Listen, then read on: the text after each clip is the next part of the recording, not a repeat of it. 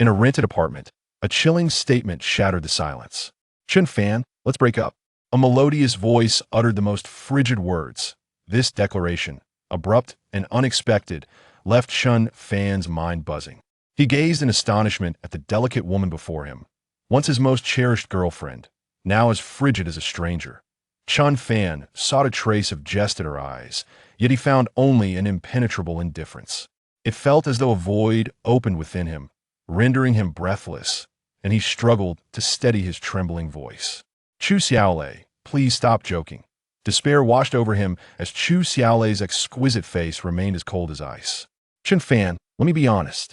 Liu Tianhao, the general manager of Guangyi Film Group, wants to sign me. He promised to elevate me to stardom, but one of the conditions is that I cannot be in a relationship. Her features were enchanting. Her brows fluttered like butterfly wings with every blink of her bright eyes. Her large, luminous eyes sparkled, and her soft, supple lips were a vivid hue. Everything about her was so beautiful. Yet now, her words were devoid of warmth. He finally comprehended why Chu Xiaolei had suddenly come to his rented apartment. Previously, he had pleaded with her multiple times to visit, but she had refused each time. With a flicker of hope still in his eyes, he asked, "So, you want to break up with me just to pursue stardom?" Chu Xiaolei nodded coldly. "You know that being a star has always been my dream, one I aspired to since I applied to Hangsheng Film University." Chun Fan hesitated, "But you have no connections. Why would Liu Tianhao choose you? Won't he expect something in return?" A fleeting doubt crossed Chu Xiaolei's beautiful gaze, only to harden into indifference. "If Liu Tianhao can make me a star, it's worth it. Chun Fan, you're just a mediocre artist. You can't offer me anything. There's no future for me with you." A glimmer of despair flickered in Chun Fan's eyes as he exhaled deeply.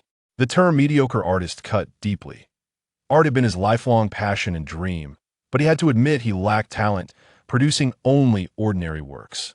He could accept his lack of artistic prowess, but hearing her call him a mediocre artist pierced his heart, especially coming from a woman he once loved so dearly. He cast one last glance at the stunning beauty before him. That it was undeniable that Chu Xiaolei had the potential to shine as a star. With the right backing, her future could indeed be radiant. Her features were exquisitely sculpted, her eyes alluring and vibrant, her nose elegant and fair, resembling a fine piece of art. Her lips were plump and tender, while her figure, accentuated by a tight white t-shirt, seemed almost to burst forth. The short blue skirt revealed long, graceful legs, captivating in their allure. As her former boyfriend, Chun Fan sometimes felt unworthy of such beauty, as if dating her were a dream, surreal and unattainable. Had the moment of their breakup finally arrived? A bitter smile crept onto Chun Fan's lips as he prepared to speak, when suddenly his vision blurred, rendering him momentarily dazed. Before him appeared a system panel. Ding! The rich dating system has been successfully bound. System explanation. The host can date women to increase their favorability. When a woman's favorability exceeds 50 points, the host can acquire one of her talents. Collected talents can be enhanced using talent points. Chun Fan's heart raced with astonishment. A dating system? It could yield monetary rewards? All it required was a favorability of 50 to gather various talents. Such an ability was extraordinarily remarkable. As Chun Fan's mind raced with disbelief, Chu Xiaolei furrowed her delicate brows, her enchanting eyes blinking in confusion as she noticed his peculiar expression. She waved her fair hand before him, pulling him back to reality. "Chun Fan, don't pretend to be innocent. You earn only 4,000 a month and have a paralyzed father. You're no match for someone like me." With a dismissive air, Chu Xiaolei produced a confidentiality agreement. This agreement includes a compensation of 300,000. Chun Fan, think about how long it would take you to earn that. Ding. System binding target. Target, Chu Xiaolei. Attractiveness, 92 points. Measurements, 89 c, 57, 89. Height, 167 centimeters. Favorability, 49. Purity, 100. Innocent and untainted. Health, healthy, no gynecological issues. Talents, painting, purple rarity. Singing, purple rarity. Acting, blue rarity. Chun Fan noticed that Chu Xiaolei's favorability towards him was only 49, that this meant he needed just a slight increase to reach 50 and acquire one of her talents. With a wry smile, he realized that his 2 years of devoted affection were not entirely in vain. He had managed to achieve a favorability of 49 points. His eyes flickered as he contemplated how to elevate Chu Xiaolei's favorability to 5-0, T present. Chu Xiaolei's most pressing desire was for him to sign the confidentiality agreement. Chun Fan sensed that if he agreed to sign, he might gain that precious point of favorability. However, the thought of simply signing the document left him feeling reluctant. All his sacrifices for Chu Xiaolei felt like they would dissipate into thin air, and he did not want to make it easy for her. Gazing at the woman who had become so unfamiliar to him, he felt a surge of resolution. If you promise me one thing, I will sign the confidentiality agreement. Chu Xiaolei paused, her beautiful eyes lighting up with curiosity. If I agree, you will sign. She had expected Chun Fan to be heartbroken, clinging desperately to their relationship, unwilling to part. Yet his response was entirely unexpected. Though his expression remained indifferent, his heart raced with anticipation. He desperately wanted to secure that point of favorability from Chu Xiaolei, especially since her talent included painting, purple rarity. This was the talent that Chun Fan, as an artist, had always dreamt of possessing. He forced himself to appear calm, concealing his anxious heart.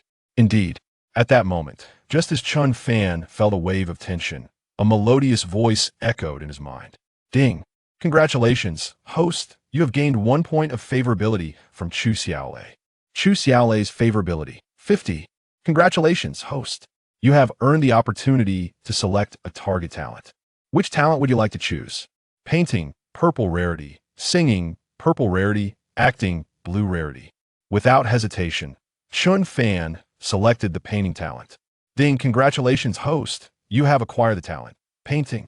Current talent unlocked. Painting. Upon realizing that he had indeed acquired a talent for painting, Chun Fan was overwhelmed with joy. This system was simply extraordinary and remarkably efficient. Congratulations to the host for successfully collecting a talent for the first time, receiving the reward system gift pack.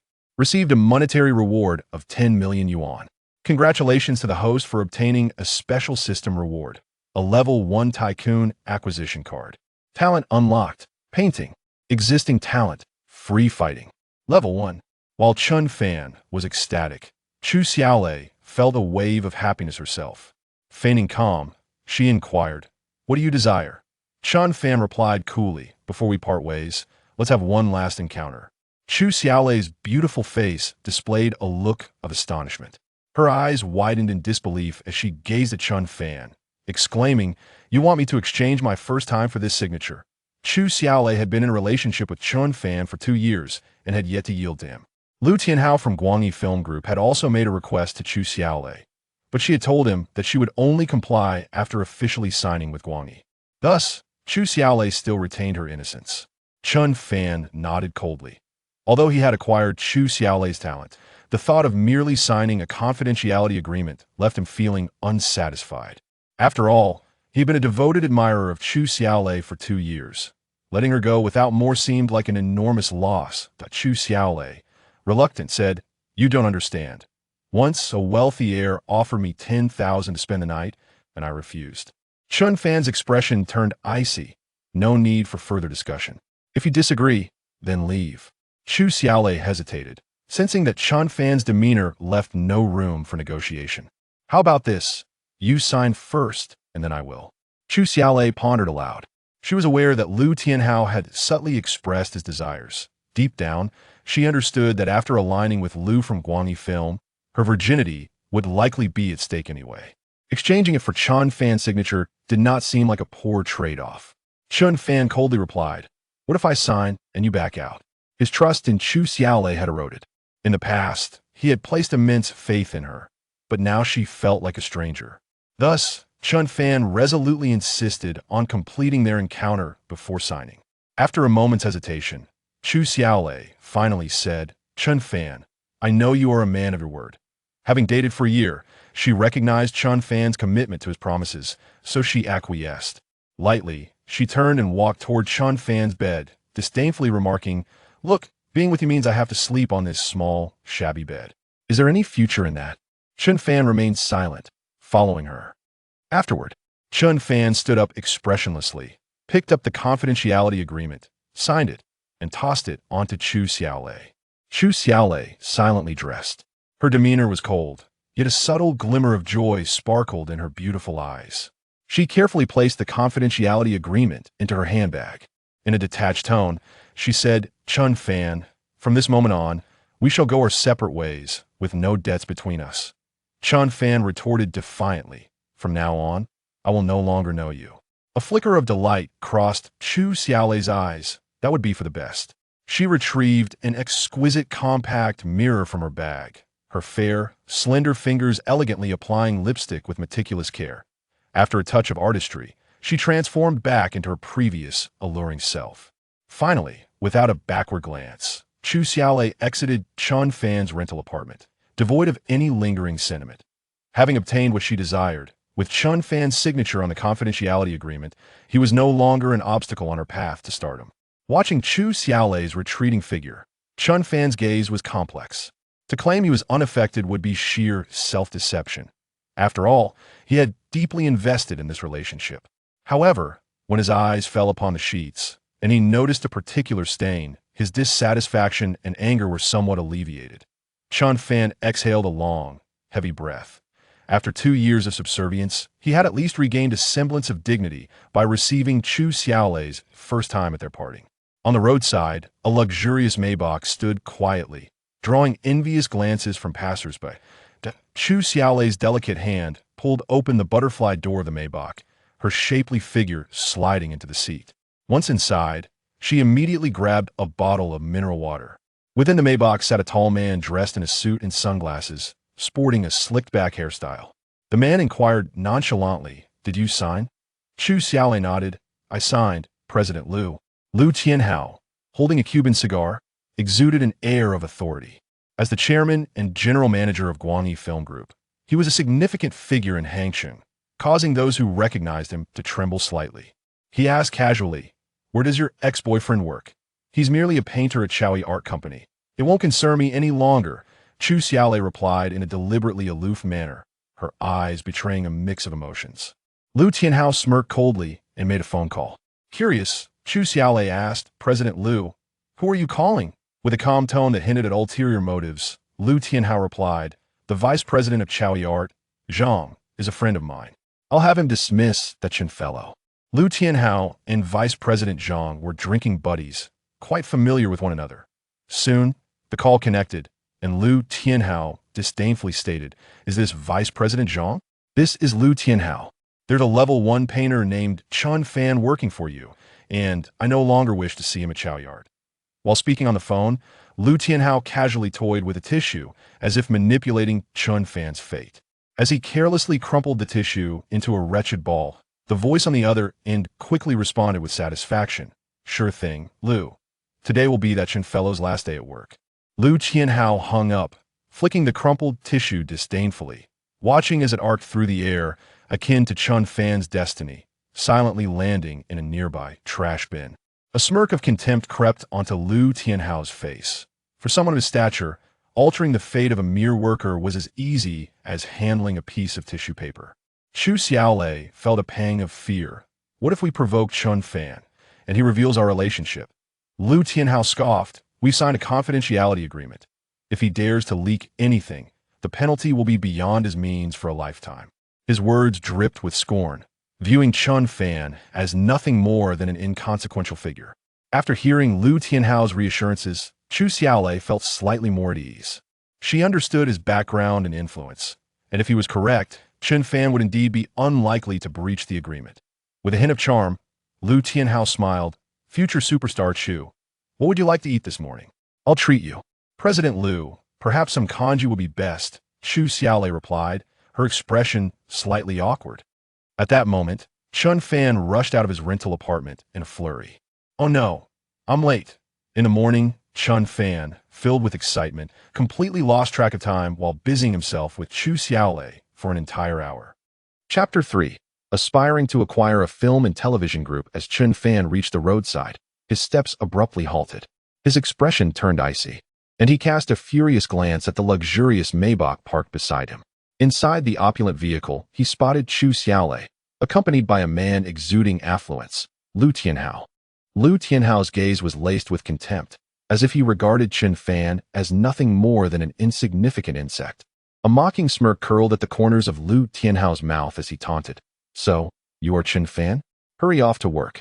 Perhaps a surprise awaits you at the office. Being late might cost you. In an ostentatious display, Lu Tianhao rested his right hand on Chu Xiaolei's delicate shoulder, suggestively squeezing it a few times, while playfully toying with her flowing hair. Chu Xiaolei's lovely face betrayed an uncomfortable expression. She did not push Lu Tianhao's hand away. Allowing him to toy with her hair, her cold gaze directed indifferently at Chen Fan. Seeing the frigid glimmer in Chu Xiaolei's beautiful eyes, Chen Fan responded with a sardonic smile. The sheets were a bit difficult to tidy up. I was delayed. At his words, a flush crept onto Chu Xiaolei's cheeks. For she understood his implication. She had recently left a vivid crimson mark upon his sheets. Turning his piercing gaze towards Lu Tianhao, Chen Fan declared with a chilling detachment. You are Lu Tianhao? Just wait. One day, I, Chen Fan, shall see you repent before me. Lu Tianhao, as if hearing the most ludicrous joke, scoffed contemptuously. In such a pitiful state, how dare you speak so defiantly? You crack me up. With a cold glance at Lu Tianhao and Chu Xiaolei, Chen Fan turned on his heel and walked away without looking back. He boarded a bus, found a seat, and sat down. His expression weighed down by a sense of melancholy. The thought that the woman he once cherished, Chu Xiaolei, was now to be a plaything for Lu Tianhao gnawed at him. Though Chen Fan convinced himself that he had severed all ties with Chu Xiaolei, an immense weight pressed upon his heart, leaving him profoundly uncomfortable. As the saying goes, a good horse does not turn back to graze on old pastures. Even if Chu Xiaolei were to plead for reconciliation, Chen Fan would not acquiesce. Nonetheless, the undeniable truth remained that Lu Tianhao had claimed a woman from right under Chen Fan's nose, marking him a clear loser in this scenario. Lu Tianhao, driving a luxury car and embracing the woman who had been his just yesterday, stood in stark contrast to Chen Fan, who could only sit humbly on a bus, his face marred by dirt and shame. The chasm of social standing between them was as vast as an abyss. No matter how hard Chen Fan tried to bridge it, he could only helplessly plummet into despair. This ignited a fierce sense of resentment and humiliation within him, fueling a desire for retribution. At that moment, Chen Fan suddenly recalled the reward from the system, a Level 1 Monopoly Acquisition Card. He quickly inquired, System, how does one utilize this Monopoly Acquisition Card? Function Description 1. This card functions akin to the acquisition card in the Monopoly game, allowing the holder to forcibly acquire any company or asset. Description 2. The Level 1 Monopoly Acquisition Card allows for the forcible acquisition of assets valued up to 100 million. The Secondary Monopoly Acquisition Card can forcibly acquire assets worth 10 billion. The Tertiary Monopoly Acquisition Card can forcibly acquire assets worth 100 billion, and so forth. Chen Fan's eyes sparkled with excitement. He had played the Monopoly game before and understood the extraordinary function of the acquisition card. Simply put, it allows one to convert another's assets into one's own. Ecstatic, Chen Fan inquired, what is the market value of the Guangyi Film Group? Can I use this primary Monopoly acquisition card to acquire it? His ambition was to take over the Guangyi Film Group, making Chu Xiaolei and Lu Tianhao his subordinates, obediently following his every command, thus avenging the humiliation he faced today. The system responded, the Guangyi Film Group, being the foremost film group in Hangqing, is valued at 400 billion. It requires the simultaneous use of 4 tertiary monopoly acquisition cards to execute a forced acquisition. A flicker of disappointment crossed Chen Fan's gaze. It appeared that acquiring the Guangyi Film Group would necessitate more monopoly acquisition cards. However, he was not disheartened. He possessed an extraordinary system. For the former Chen Fan, a target of 400 billion might have seemed like an astronomical figure, but he was no longer the same. One day, he vowed, he would make the Guangyi Film Group a part of his empire, and Lu Tianhao and Chu Xiaolei would await his retribution. Clenching his fists tightly, he felt the strength coursing through him, his nails digging into the soft flesh of his palms. He eagerly anticipated the moment he would acquire the Guangyi Film Group, envisioning the astonished expressions of Lu Tianhao and Chu Xiaolei. With a resolute determination shining in his eyes, he felt compelled to thoroughly understand the capabilities of the system. Thus, he inquired in his mind, System, what does it mean to copy the target's talent during a date? For instance, if the host dates a girl with fencing talent and the favorability exceeds 50 points, he can select one of her talents, the system replied. Chen Fan, intrigued, asked, "What is the use of talent?" "As long as you collect talents, you can utilize talent points to unlock and enhance them. For example, after obtaining fencing talent through dual cultivation, the host can use talent points to elevate the level of the fencing talent." "That's impressive," Chen Fan marveled. Ding. The host has yet to open the beginner's gift package. Would you like to open it now? Yes. Ding. The beginner's gift package has been successfully opened. Congratulations, host. You have received a monetary reward of 30 million. Chen Fan couldn't help but feel elated. Another 30 million. A figure that once seemed inconceivable was now akin to a gift bestowed upon him. Chen Fan took out his mobile phone and indeed noticed a message from the bank. "Dear Industrial Bank customer, your account, ending in XXXX, successfully received a transfer of 30,000,000 yuan from another bank on May 17th at 9 a.m. Your current balance is 40,300,000 yuan." Chen Fan understood that the extra 300,000 yuan was the compensation outlined in the confidentiality agreement. "Congratulations, host, you have acquired 10 points in the golden talent." Chen Fan was astonished and inquired, "What is the golden talent point?" The golden talent point is an essential resource within the system, which can be utilized to unlock new talents and enhance existing ones. Golden talent points can directly elevate the level of a talent, for instance, upgrading a level 1 painting talent to level 2. Intrigued, Chen Fan asked, "What is the proficiency level of someone with a level 2 painting talent?" The system meticulously responded, "A level 1 painting talent corresponds to the skill level of a 4th-year student at an art academy, equivalent to that of a level 1 artist. A level 2 painting talent reflects the ability of an inconspicuous, ordinary level 2 artist.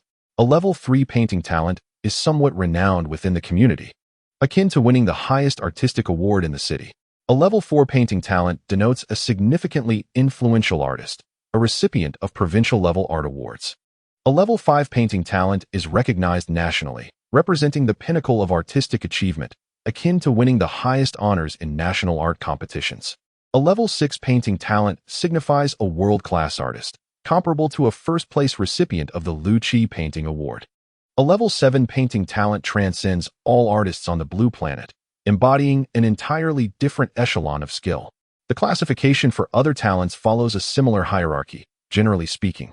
A level 6 talent represents the zenith on a global scale, such as a level 6 sprinting talent capable of claiming the title of world champion in sprinting. Chapter 4. Zhou Yufei. Chen Fan was overwhelmed with excitement, his eyes brimming with fervor. Currently, he was merely a level 1 artist at the Super Art Company, possessing only a level 1 painting talent. Since childhood, he had harbored a passion for painting, often sketching figures in his textbooks. However, his talent was mediocre. After graduating from Hangqing Art University, he had not achieved much success. Ironically, despite his lifelong passion for painting, he lacked the innate talent. To describe his abilities as ordinary would be an exaggeration. Subpar would be a far more accurate characterization. Presently, he was merely a graphic designer at a third-rate company, taking on orders for illustrations and earning a meager salary of 4,000 yuan a month. Now, the system had the potential to elevate Chen Fan's artistic talent to a world-class level, filling him with boundless exhilaration. Upon opening the system's talent book, a magnificent, golden-hued tome unfurled in Chen Fan's mind. He located the painting section. Talent available for activation. Painting. The system prompted, "Host, would you like to utilize your golden talent points to activate the painting talent?" Without hesitation, Chen Fan declared, "Use the golden talent points." "Congratulations, host. The painting talent has been successfully activated, currently at level 1. "Congratulations, host. The use of golden talent points was successful, elevating the painting talent to level 2. "Congratulations to the host. The use of golden talent points has successfully elevated the painting talent to level 3. "Congratulations to the host. The use of golden talent points has successfully elevated the painting talent to level 4. "Congratulations to the host. The use of golden talent points has successfully elevated the painting talent to level 5. Chen Fan directly utilized for golden talent points, enhancing his painting talent to the 5th level. A brilliant light burst forth in his mind, and a myriad of artistic techniques emerged vividly within. These techniques felt as familiar as riding a bicycle, mastered with ease. Chen Fan experienced a profound sense of enlightenment.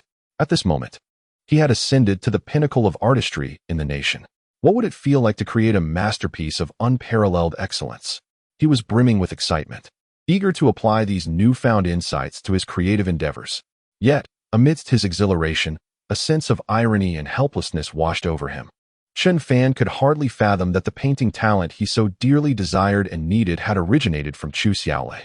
Her aspiration was to act and become a star. Yet she possessed an unknown gift for painting, leaving Chen Fan with a sense of wistfulness. Just as Chen Fan was steeling himself for action, his phone rang incessantly, like a harbinger of urgency. Upon checking, he saw it was a call from Li Yuanliang, a colleague from his art group and his closest ally at Chaoyi Art Company. Typically calm and collected, Li's voice now bore a hint of anxiety. Chen Fan, why haven't you come to work yet? You're already an hour late. Chen Fan replied with a sigh. I had an urgent matter this morning. What is going on? Li Yuanliang explained. There's an urgent task today. A client needs us to provide design sketches for 2 character illustrations. If we meet their requirements, they will outsource the character illustrations to us. I've heard the pay is quite generous. It's a significant opportunity. Chen Fan nodded. All right, I'm on the bus and will arrive in half an hour. Li Yuanliang urged.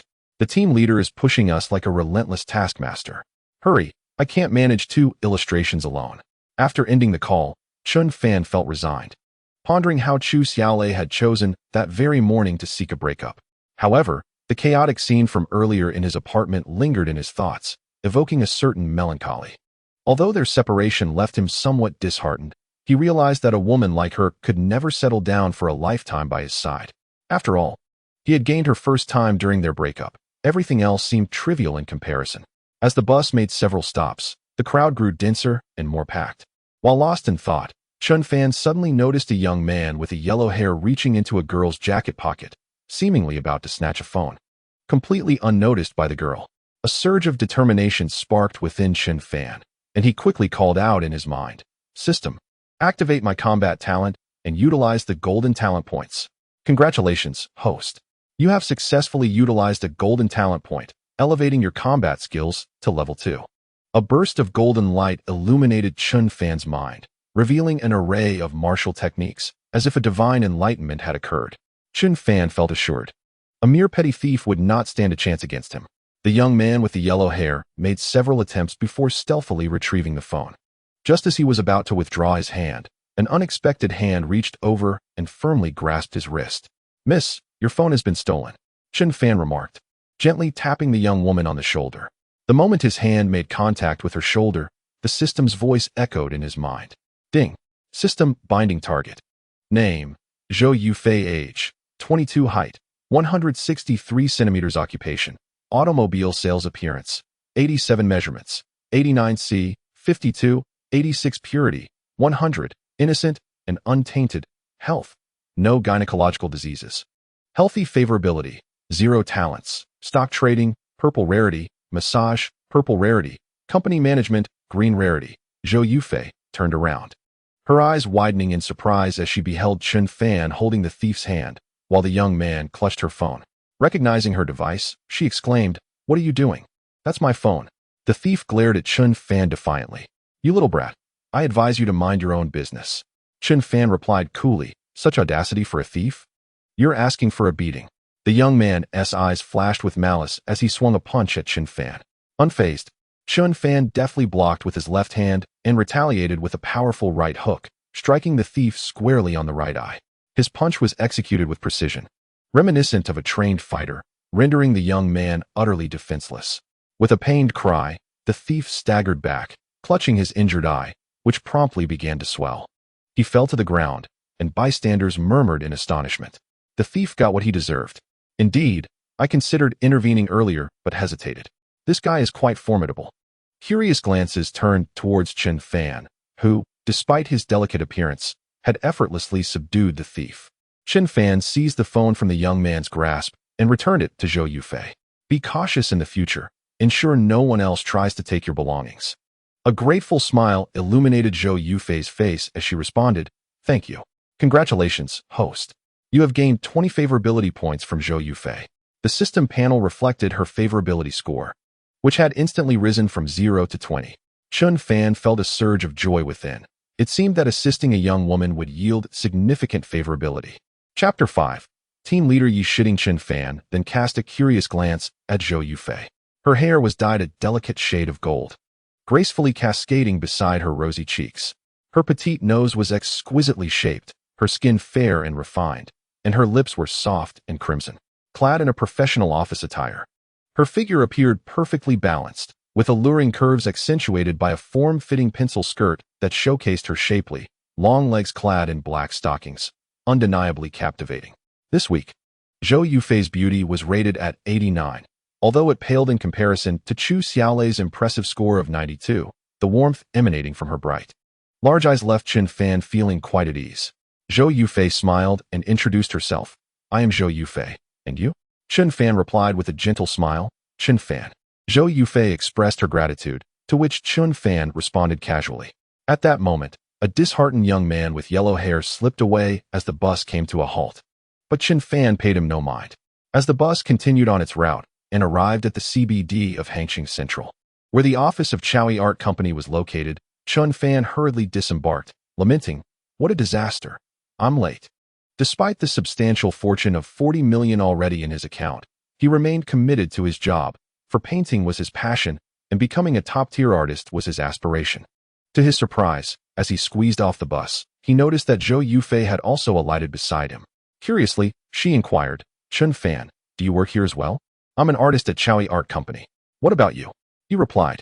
"I work in sales at Junshi 4S store," Zhou Yufei answered. As Chen Fan rushed to his office, he waved goodbye, saying, "See you." "Goodbye, and thank you for today," Zhou Yufei waved back. At that moment, a notification echoed in Chen Fan's mind. Ding! Congratulations, host. You have gained Zhou Yufei's favorability. 1. Zhou Yufei's favorability. 21.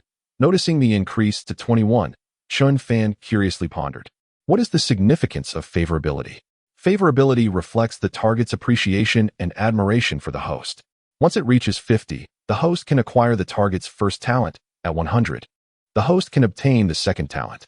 A surge of excitement coursed through Chen Fan. Having assisted Zhou Yufei once had earned him 20 points of favorability, suggesting that reaching 50 might not be as challenging as he thought. With newfound determination, he turned to catch a glimpse of Zhou Yufei's retreating figure. She possessed an admirable physique. Although her beauty did not rival Chu Xiaolei's stunning allure, her gentle demeanor and feminine charm reminded him of a beloved neighbor, making her endearing. Summoning his courage, he approached her with a smile and asked, "Zhou Yufei, may I have your phone number? I would love to arrange an outing." With a gracious smile, she responded, "Sure, I should thank you properly." With a favorable impression of Chen Fan, Zhou Yufei recognized that he had prevented her from losing her phone that day. They exchanged contact information, and Chen Fan promptly made his way to the office building of Chowie Art Company. In a spacious employee office, each workstation was equipped with a computer, while splashes of greenery adorned the space, infusing a hint of vitality into the otherwise monotonous work environment. Chen Fan's workstation was nestled in the left corner of the second art team. Upon arriving, he powered on his computer, preparing to commence his tasks. At that moment, a graceful figure clad in a sleek black business outfit approached him. Upon raising his gaze, Chen Fan beheld Yi Shitting, the leader of the second art team. Though her expression was stern and austere, it could not conceal the exquisite beauty of her features, bright, captivating eyes, a regal nose, and full, luscious lips. Beneath her shirt, a luxurious silhouette was accentuated, her slender waist exquisitely defined, while her form-fitting skirt highlighted a flawless hourglass figure. Her long legs, clad in black stockings, swayed enticingly, exuding an aura of allure. It was undeniable that the leader of the second art team was indeed the goddess of the super art company. In the corners of the office hall, several gazes lingered on Yi Shitting, filled with greedy admiration. Li Yuanliang could not resist stealing sidelong glances at the stunning team leader. Chen Fan, summoning his courage, remarked with a smile, "Leader Yi, you look exceptionally beautiful today." Yet, Yi Shitting's delicate visage remained frosty as she replied, "Chen Fan, spare me the flattery. You are 1.5 hours late today, resulting in a 10-point deduction from your performance evaluation." Chen Fan, unfazed, nodded nonchalantly. Yi Shitting continued with her icy demeanor, "We have a new client today who requires us to design sample illustrations of 2 characters. You and Li Yuanliang will be responsible for this task." As she spoke, her fair hand placed an A4 sheet on Chen Fan's desk. The page was densely populated with numerous stipulations, over a dozen demands from the client regarding the character illustrations. It was evident that this client had exceedingly high expectations, with some requirements bordering on the excessively meticulous, detailing even the strands of hair. Upon reviewing the client's demands, Yi Shiding immediately sensed that this order would not be easily fulfilled. When Li Yuanliang received the same assignment, he lamented vocally. At that moment, he was also observing Chun Fan's expression, hoping that Chen Fan would join him in expressing discontent regarding this order. Li Yuanliang hesitated to voice his objections to Yi Shiding alone, as her commanding presence was intimidating. Yet, under Yi Shiding's scrutinizing gaze, Chen Fan maintained a calm and composed demeanor. Although the client's requests were indeed quite demanding, Chen Fan now possessed a level 5 artistic talent, rendering these requirements far less daunting. He felt no anxiety whatsoever. Chen Fan nodded with poise and stated, "All right, I shall take on this assignment." Surprised by Chen Fan's composed confidence, Yi Shiding inquired, "Are you truly this assured?" With a serene demeanor, Chen Fan replied, "No problem at all." Yi Shiding was apprehensive that Chen Fan might not grasp the gravity of the situation, so she added, "This client has exceedingly high expectations, yet they offer a substantial price per piece. You must not falter. To be frank, your current skills do not qualify you for such an order." As the team leader for Chun Fan and Li Yuanliang, Yi Shiding was well aware of their artistic capabilities, which were merely those of an ordinary level 1 artist. Initially, she had considered assigning this order to another artist, but upon witnessing the client's almost unreasonable demands, every other artist promptly declined. No one dared to take on this commission. Thus, Yi Shiding was compelled to forcefully assign the order to Chun Fan and Li Yuanliang in her capacity as their leader. Chun Fan, however, responded with indifference. "Team leader Yi, I will take it. You may return to your work and not disturb us here." Yi Shiding exhibited a moment of surprise. She had not anticipated that Chen Fan would so readily accept this nearly absurd order, nor did she expect him to speak to her in such a tone. Her lips parted slightly in an attempt to articulate something, yet she refrained, merely responding with coolness, "Very well. Although I harbor no expectations for you, I do hope your submission does not bring disgrace to our company." Having spoken, Yi Shiding turned gracefully and departed. Chapter 6. Astonishing System Effects in Her Heart. Yi Shiding held little faith in Chen Fan. She remained convinced that his work would not meet the client's approval. However, with the entirety of Super Art Company unwilling to undertake this order, it had no choice but to be assigned to the two newcomers, Chen Fan and Li Yuanliang. Suddenly, a voice resonated in Chen Fan's mind. Ding! Detected that the host has captured the attention of a new target. Binding target. Name, Yi Shiding. Age, 24. Beauty score, 90. Measurements, 90D, 52. 86. Height, 167 centimeters. Purity level, 100. Innocent and untainted. Health status, no gynecological issues. Healthy. Favorability, 0. Talents, badminton, blue quality. Culinary skills, blue quality. Chen Fan was taken aback. He had not anticipated that the system would bind to Yi Shiding. It appeared that as long as he garnered the attention of a beauty, the system would respond accordingly. A stir of excitement coursed through him.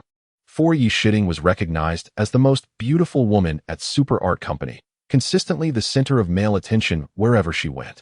Her voluptuous figure was the object of countless men's dreams. Not far away, a level 2 artist named Zhang Buxin sneered disdainfully, "A novice is merely a novice. This order is clearly a pipe dream with utterly unreasonable demands. Only you dimwits would accept it. Just wait for the spectacle you two will provide." The artists from the first group cast mocking glances at Chen Fan and Li Yuanliang.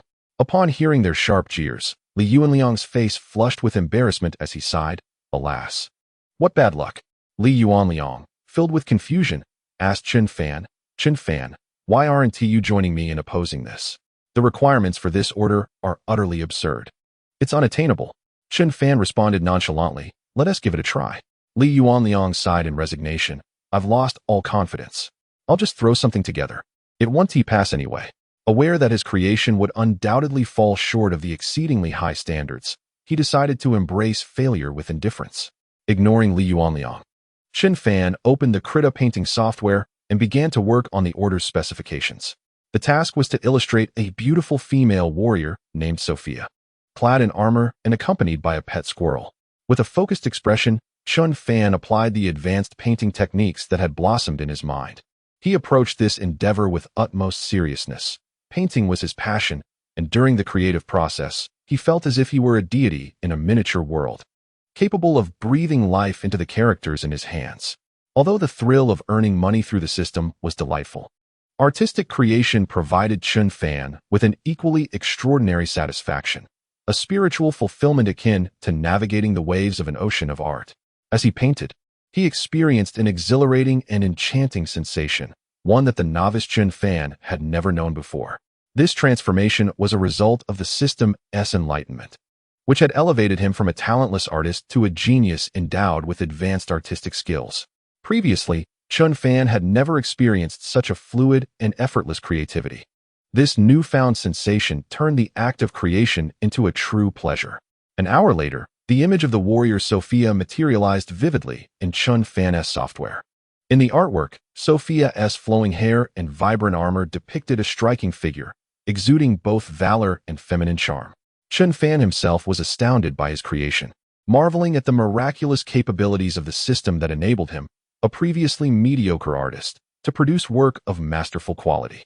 With a mix of irony and fortune, Chun Fan reflected on how the artistic talent he had long desired had been unlocked through the influence of Chu Xiaolei.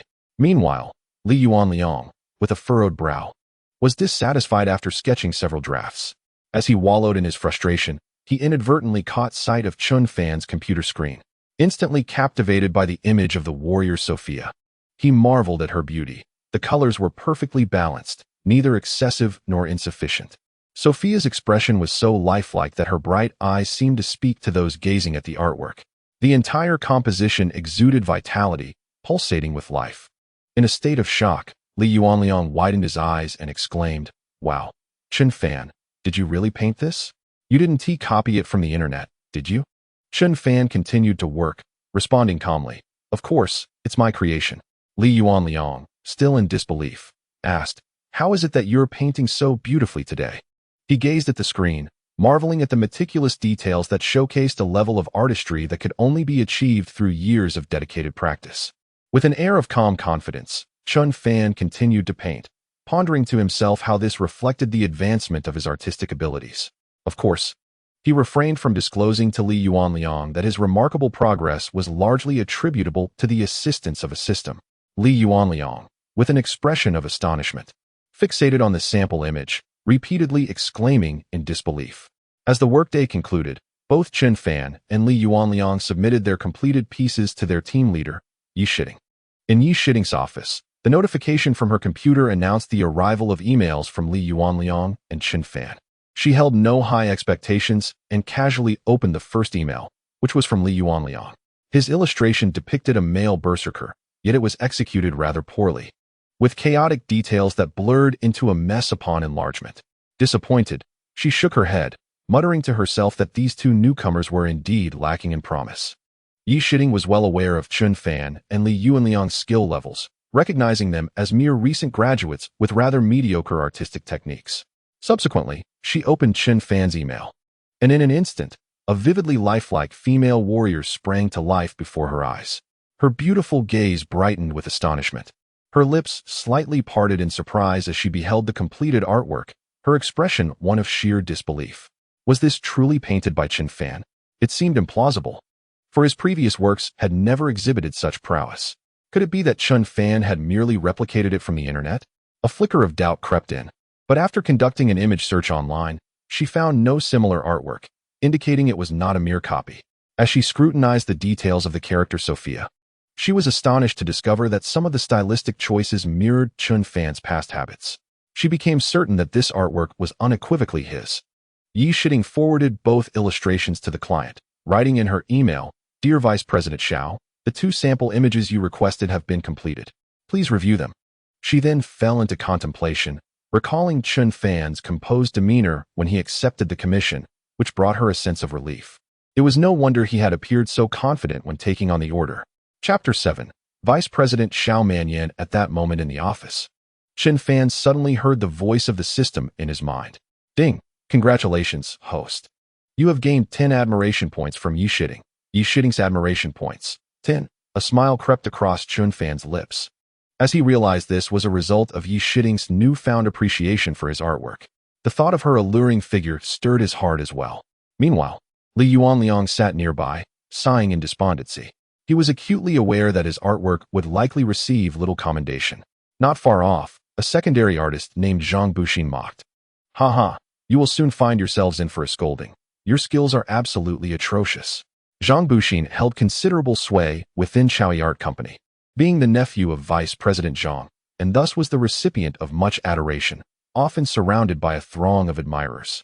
Some artists, eager to flatter, chimed in, "Indeed, the artists from their team are hardly worthy of even carrying Zhang's shoes."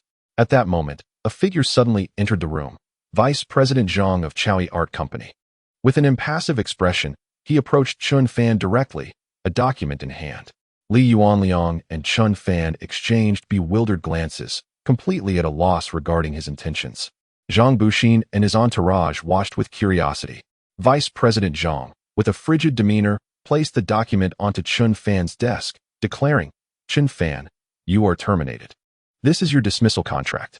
His voice was sharp and chilling, casting an eerie silence over the vast office. Li Yuanliang, who had been looking down, abruptly lifted his head. Astonished, Zhang Buxin displayed a look of surprise as well, evidently taken aback by the sudden announcement. Even Chun Fan himself was taken aback, asking, "Why?" Vice President Zhang's expression remained unyielding as he replied, "The reasons are all stipulated within the dismissal contract. Peruse it yourself." Though he did not articulate the reasons, a trace of disdain flickered in his eyes as he regarded Chun Fan with a sense of satisfaction. Chun Fan detected the contempt in Vice President Zhang's gaze. Realizing the matter was far from straightforward, suddenly, a voice echoed in his mind. "Ding! The system has detected a hidden agenda." It was Liu Tianhao, the CEO of Guangyi Film Group, who instructed Vice President Zhang to terminate the host. Chun Fan was momentarily stunned, taken aback by the system's capabilities. He recalled the earlier encounter with Liu Tianhao, who had looked at him with derision, suggesting that a surprise awaited him at the company. It seemed this so-called surprise referred to his dismissal. A sardonic smile crept across Chun Fan's face. With the identity of the puppeteer revealed, he felt a sense of assurance, though he maintained an outward calm. Internally, he vowed to one day transform Guangyi Film Group into his own enterprise, eagerly anticipating the expression on Liu Tianhao's face when that time arrived. Zhang Buxin, however, cackled derisively, "Ha. It must be that Vice President Zhang found Chun Fan's artwork to be utterly disgraceful, prompting his dismissal." Indeed, Chun Fan and Li Yuanliang had just submitted their completed illustrations to the team leader and were immediately terminated. It must have been an embarrassment, the other artists concurred, their expressions confirming this notion. What a coincidence it was. Li Yuanliang, at a loss, inquired, "Chun Fan, what should we do? Should I plead your case to Vice President Zhang?" Chun Fan calmly shook his head. "No need, it matters not." Li Yuanliang exclaimed in astonishment, "It doesn't matter?" He gazed quizzically at Chun Fan, perplexed by his nonchalant demeanor at such a moment. With an air of casual indifference, Chun Fan inscribed his signature on the termination contract. Unfazed by the circumstances, after all, he still possessed a fortune of 40 million in his bank account. Once he completed the signing, he handed the contract to Vice President Zhang, who received it with a frosty glare and declared, "Very well, from this moment forth, you are no longer an employee of Chaoyi Art Company. Please gather your belongings and proceed to the finance department to settle your salary." With an unruffled expression, Chun Fan began to tidy his possessions. Li Yuanliang observed him. A look of helplessness etched on his face. Within the company, he and Chun Fan were the sole friends, and Chun Fan's dismissal left him despondent. In a grand and opulent office building, the general manager's office of Yusai Game Company was abuzz with tension. The 50-year-old CEO, Ding Miao, was in a fit of rage. He felt a sense of frustration as he regarded Xiao Manyan, the game production director, with a mixture of admiration and exasperation. Xiao Manyan was breathtakingly beautiful, her delicate features sculpted as if from fine jade, with luminous eyes resembling clear crystals and a petite nose that added to her charm. Every detail of her appearance was flawless, lending her an ethereal quality. Her voluptuous figure strained against her white blouse, and her graceful form exuded allure with every movement, making her the goddess of Yusai Game Company. However, her status was not solely attributed to her stunning beauty. Her remarkable professional abilities also played a significant role. Since becoming a game producer, she had consistently developed several titles that became staples on global bestseller lists, earning her the title of the company's star producer. As the CEO, Ding Miao held Xiao Manyan in high regard, yet he could not suppress a look of reproach as he addressed her, Deputy General Manager Xiao. Your project White Myth has been in development for 6 months now, and there is still no sign of progress. The board has issued a final ultimatum. If White Myth does not take shape within a month, they will withdraw funding. Look at General Manager Gao. His project Kingland Continent, initiated around the same time as yours, is set to launch in 3 months, while your White Myth remains a mere shadow. How am I to explain this to the board? Ding Miao felt a pang of frustration. Both Xiao Manyan and Gao Yaoquan were esteemed producers at Yusai Game Company, and any game they crafted was guaranteed to be of the highest caliber, serving as a veritable cash cow. 6 months prior, both producers had embarked on new game projects simultaneously. Xiao Manyan aimed to create a traditional game titled White Myth, while Gao Yaoquan set out to develop a fantasy game called Kingland Continent. However, their progress diverged significantly, with Gao Yaoquan advancing rapidly and poised to profit within 3 months. Xiao Manyan has been hindered in her progress due to her inability to find the ideal concept artist, resulting in no initial form of her project materializing thus far. In stark contrast to director Gao's rapid advancement, Xiao Manyan's pace has been exceedingly sluggish, which has subjected her to mounting pressure from the higher-ups in the company. The board frequently references director Gao's Kingland Continent to exert pressure on Xiao Manyan. General Manager Ding Miao, who has often spoken kindly to Xiao Manyan, finds his patience waning.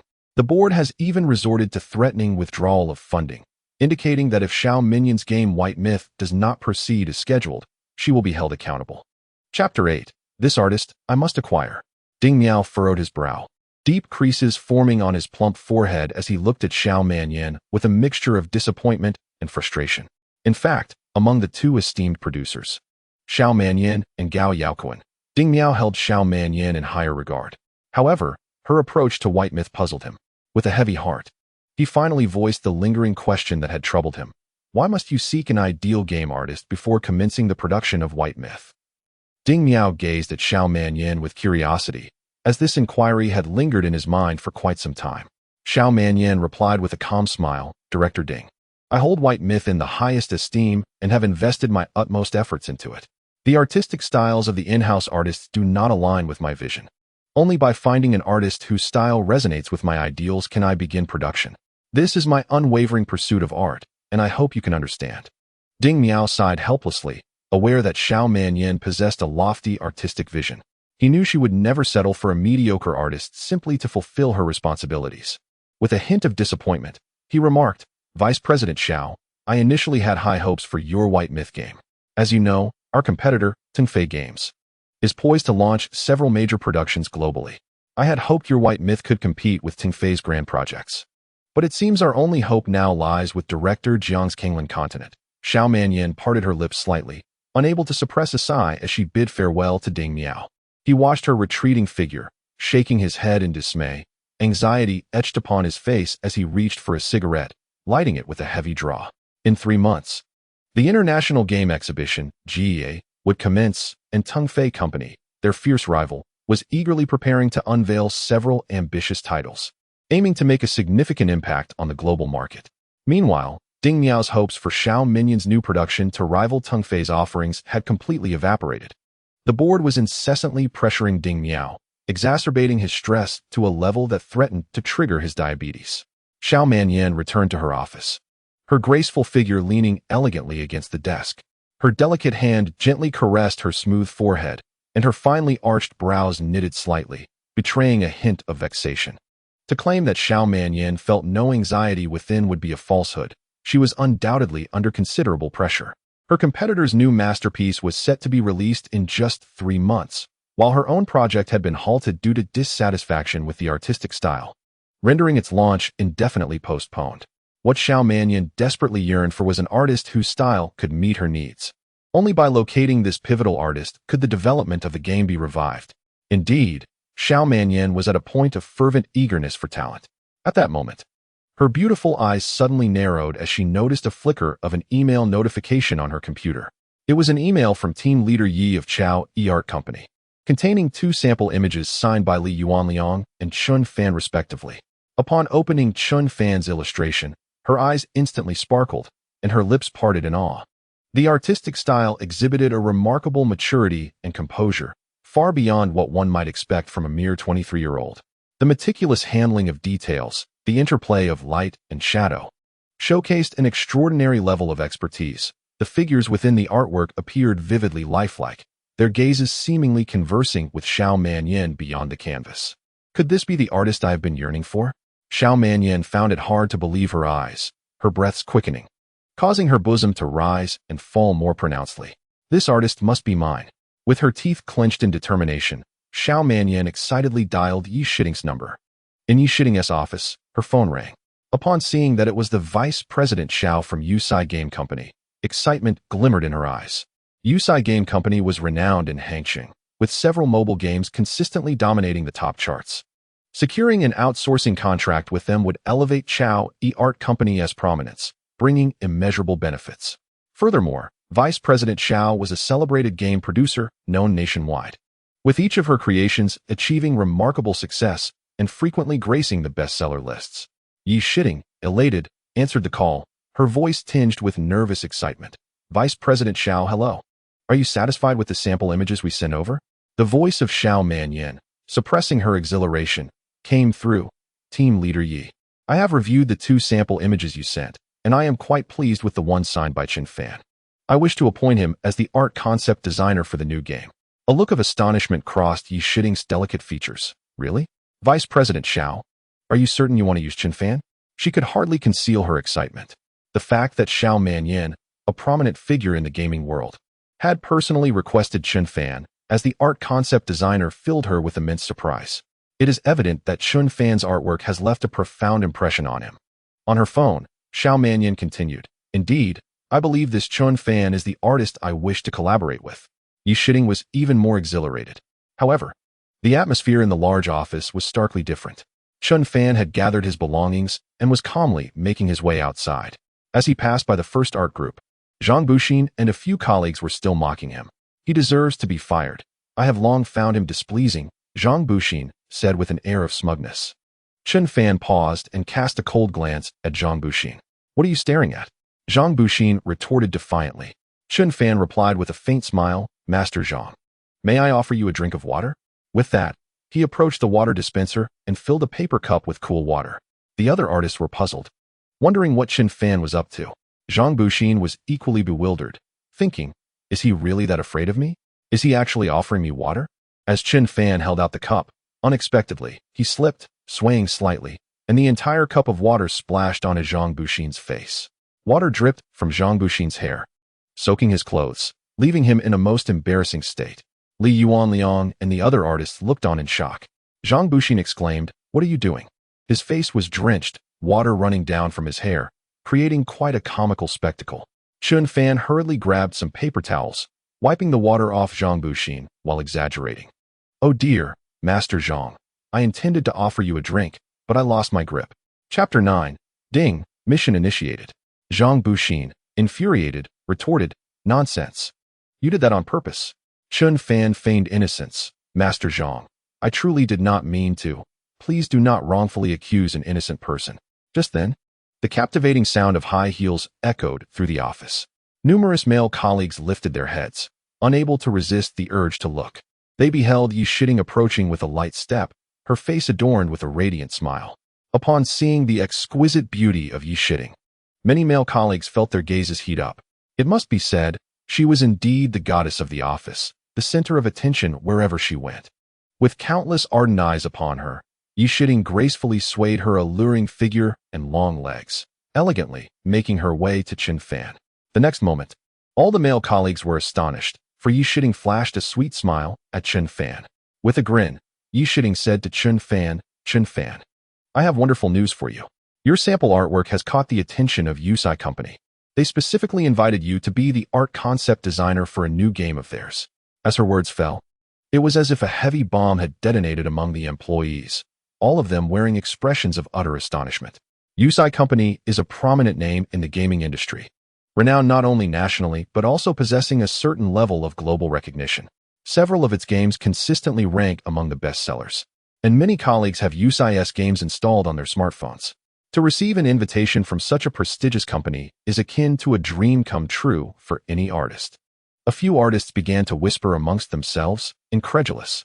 How could it be that Chun Fan's artwork had caught the attention of USI Company? Notably, it was Vice President Xiao of USI who had expressed interest, a figure reputed for his discerning and critical eye. Even Li Yuanliang was taken aback. Although he had witnessed Chun Fan's artwork firsthand and recognized the high caliber of his recent submissions, hearing the news still left him profoundly astonished. The most astonished of all was Zhang Buxin, who had just learned of Chun Fan's dismissal and was reveling in his good fortune. Now, however, he was confronted with the shocking revelation that Chun Fan's work had piqued the interest of USI Company, inviting him to become a concept artist for their games. A look of discontent crossed Zhang Buxin's face, his heart filled with uncontainable frustration. Beside him, Li Yuanliang expressed his confusion, but Chun Fan was just dismissed. The termination contract has already been signed. Yi Shitting, who had been wearing a sweet smile, felt her expression freeze upon hearing this. With wide, incredulous eyes, she asked, "What is going on? Why was Chun Fan dismissed?" Li Yuanliang, with a look of resignation, replied, "I don't know. It was just Vice President Zhang who came by to terminate Chun Fan." Vice President Zhang dismissed Chun Fan? Why? Yi Shitting was incredulous. Li Yuanliang shook his head helplessly. "I have no idea. Perhaps Chun Fan inadvertently offended Vice President Zhang at some point." Yi Shitting felt as though she had been struck by lightning. The coincidence was too outrageous. It was rare for Vice President Xiao of USI Company to notice an artist from Xiao Art Company. Yet this artist had just been dismissed. As Yi Shitting regarded Chun Fan with astonished eyes, he shrugged casually and said, "Goodbye, Team Leader Yi. I am no longer an artist of Xiao Art Company." Ignoring the surprised gazes of those around him, Chun Fan left the company without hesitation. Yi Shitting wished to persuade him to stay, her face filled with earnest intent as she said, "Chun Fan, please don't go yet. I'll ask Vice President Zhang what happened." However, Chun Fan did not look back as he walked away. After acquiring this new system, he had become indifferent to this job. As he stepped out of the company building and stood beneath the blue sky and white clouds, he exhaled deeply, as if releasing all the gloom within him. Despite having faced the unfortunate events of a breakup and being dismissed from his job, he felt an unprecedented sense of relief. At least, he could appreciate the remarkable effects of the system he had obtained. Now, Chun Fan's artistic skills were at a national elite level. The previous Chun Fan would never have been able to produce such an astonishing piece of artwork. At that moment, Chun Fan's phone rang. To his surprise, it was a call from his mother. Chun Fan answered the phone. "Mom? What's the matter?" On the other end, Su Chunling's voice hesitated. "Xiao Fan. Today marks your grandfather's birthday. The Chun family will gather at Fuyang Hotel at 8 tonight. We all must attend, so please do not forget." Chun Fan nodded. "I understand." Concerned about hurting Chun Fan's pride, Su Chunling cautiously added, "Moreover, your second uncle mentioned that your cousin Chin Chong has been promoted to the position of chief manager. We will also celebrate that tonight. If your second uncle and Chin Chong speak harshly, we must endure it and not let grandfather feel upset." Instantly, a picture of a sarcastic and spiteful youth appeared in Chun Fan's mind. He held a poor impression of his cousin Chin Chong. Chun Fan's father, Chin Jianwei, was once the owner of a prosperous food company. During those days, the family often borrowed money from him, always wearing smiles. However, 4 years ago, an unfortunate incident occurred when Chin Chong was caught cheating by his girlfriend. In a fit of rage, he assaulted her and left with a new partner. This scene was witnessed by Chun Fan's father, who, out of kindness, drove the injured girlfriend to the hospital. Alas, fate turned cruel, and he was involved in a car accident, resulting in paralysis from the waist down. The frequent hospital visits rendered him unable to manage the company, leading to its eventual collapse and draining their savings. Gradually, the second uncle's family grew distant and cold towards Chun Fan's family. What angered Chun Fan the most was that his father had suffered the accident while trying to help Chun Chong's girlfriend. Instead of expressing concern, the second uncle's family became even more indifferent and harsh, claiming that Chun Fan's father was meddling in affairs that did not concern him and that he brought this upon himself. Each time Chun Fan reflected on this incident, resentment towards his second uncle's family surged within him. Now, with Chin Chong's promotion, the second uncle's family dared to seize the occasion of grandfather's birthday to celebrate at the hotel. and Chun Fan could foresee their mocking and derisive remarks directed at his family. Su Chunling continued, Xiao Fan, when you return, please rent a car to take your father and me with you. Chun Fan replied, all right, Mom. After hanging up, Chun Fan's expression turned icy. The mere thought of his second uncle and cousin Chin Chong sparked an involuntary sense of revulsion within him. Sudden task notification startled Chun Fan momentarily. Upon discerning the task's essence, an inexplicable rage ignited within him. Indeed, life proves to be a harsh and unforgiving realm. Today, he endured both a breakup and a dismissal, leaving him in a state of discontent. Witnessing Zhou Yufei's plight of workplace bullying inexplicably stoked the flames of his indignation. Determined to aid Zhou Yufei, Chun Fan saw it as an opportunity to vent his own frustrations. The system granted a substantial task fund of 20 million. Alongside a remarkable cashback feature, expenditures during the task would yield double returns. The prospect of acquiring golden talent points upon completion further exhilarated him, having already experienced the extraordinary benefits of such points. With a swift motion, Chun Fan accessed Zhou Yufei's personal profile.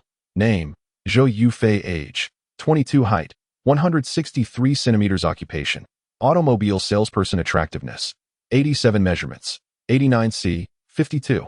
86. Purity, 100. Affection level, 21. Talents, stock trading, purple rarity, massage, purple rarity. Company management, green rarity. He promptly retrieved his phone to locate the address of the Junshi 4S dealership and set off without delay. At the Junshi 4S dealership, a supervisor named Lin Shasha, clad in a professional suit, was vociferously reprimanding Zhou Yufei. What is the matter with you, Zhou Yufei? Young Masterly merely wished to touch your hand, and you refuse? How do you expect to sell cars with such an attitude? Meanwhile, Zhou Yufei knelt on the ground, tears glistening in her eyes as she absorbed the scolding. Prolonged kneeling had left her knees, beneath her sheer stockings, red and sore. Beside Lin Shasha stood a smug young Masterly, who had just attempted to take advantage of Zhou Yufei during a test drive, only to receive a sharp slap in return. Infuriated, he had promptly lodged a complaint against her, aggravating Lin Shasha even further. Lin Shasha scornfully chastised, initially, I decided to keep you on because I found you quite attractive during the interview, hoping you would learn diligently. However, a month has passed, and you have gained not a shred of sales experience, instead losing several potential clients. With such lofty ideals, why don't you ascend to the heavens and become a fairy? Zhou Yufei, feeling aggrieved, replied, but that young Master Li was being inappropriate. Lin Shasha retorted, and you believe you have grounds for complaint? Do you think our sales champion, Wang Zhenmei, attained her title by accident? Your unwillingness to humbly learn from the champion is deeply disappointing. Young Master Li, incensed, exclaimed, who was being inappropriate? I merely intended to help you adjust your clothing. Don't slander me. At this, Lin Shasha turned and called out, Wang Zhenmei, please accompany young Master Li for a test drive of this Cadillac XT5. Immediately, a provocatively dressed woman in a tight-fitting skirt approached, her demeanor alluring as she smiled coyly. Young Master Li, let me accompany you for the test drive.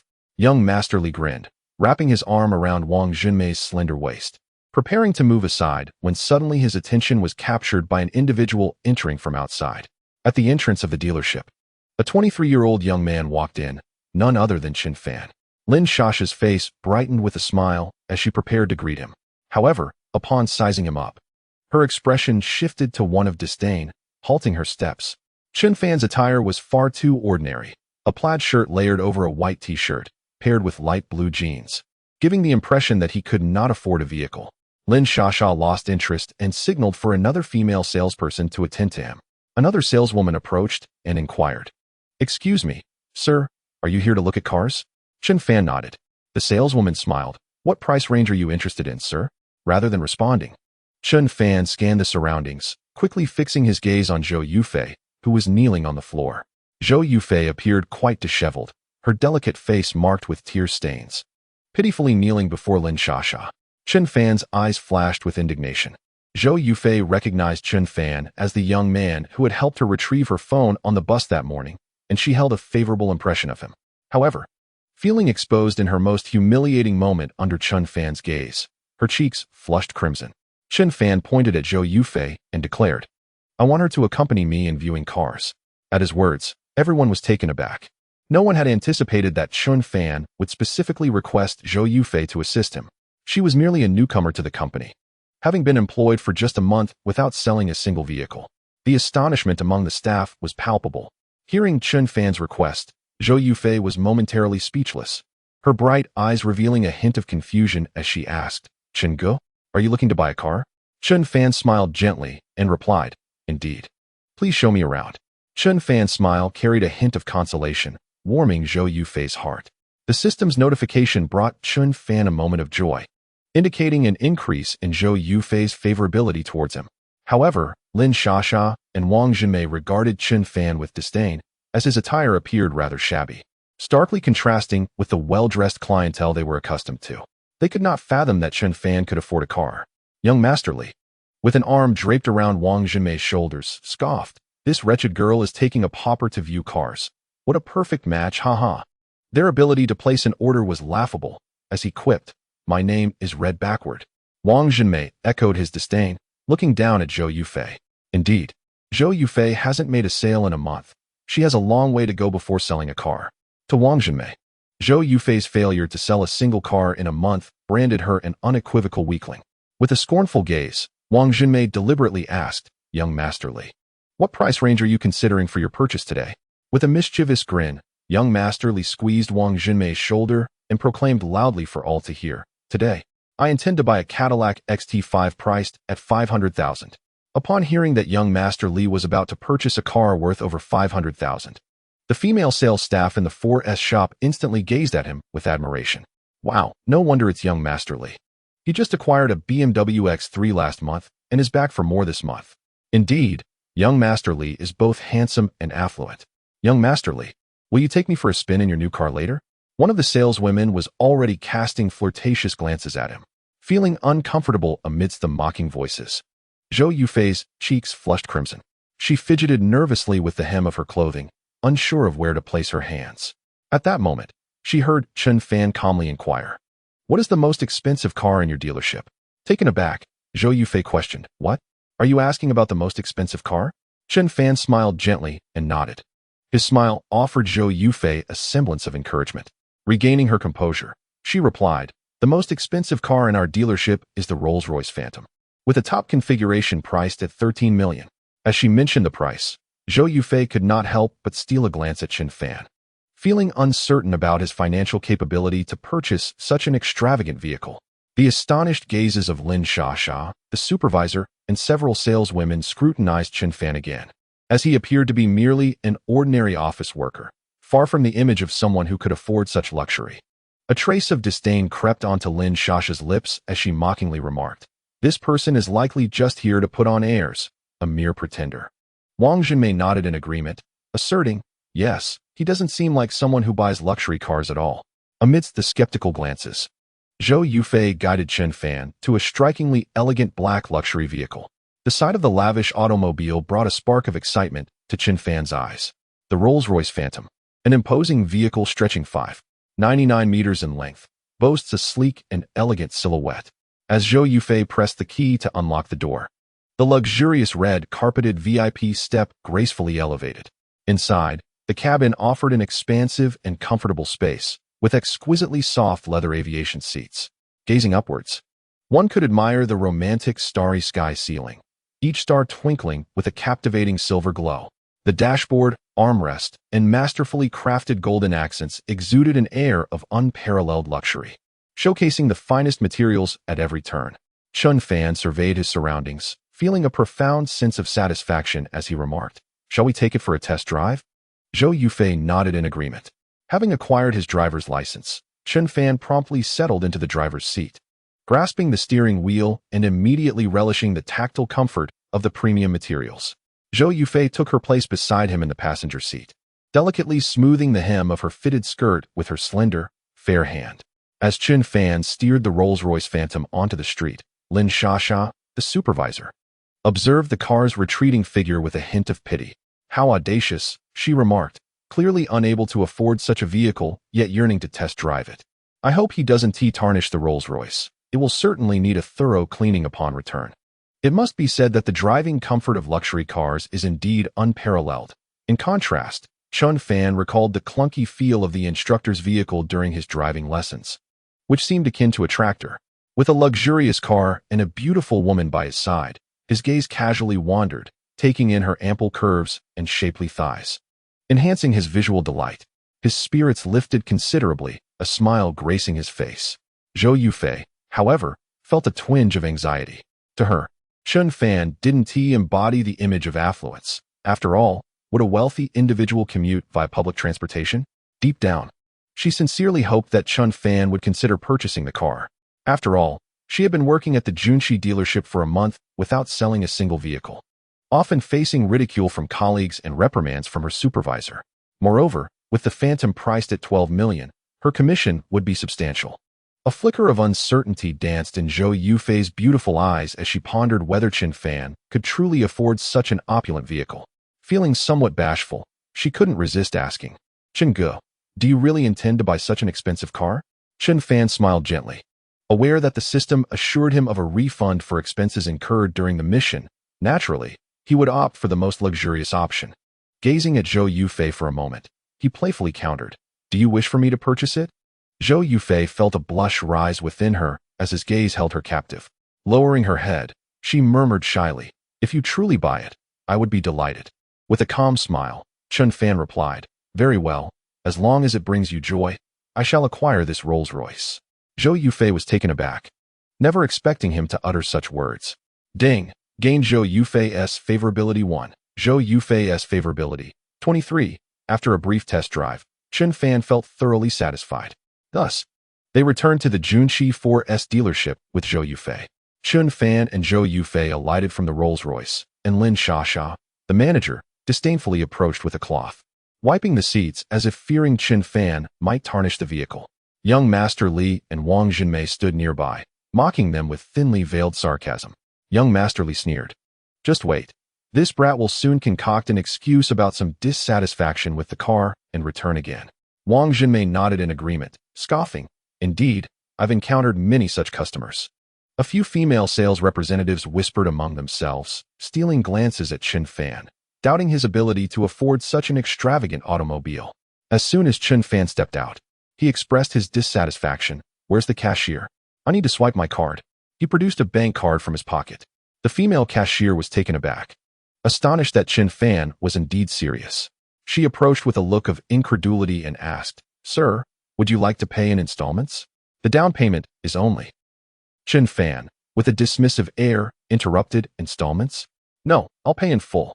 Upon hearing this, everyone was rendered speechless.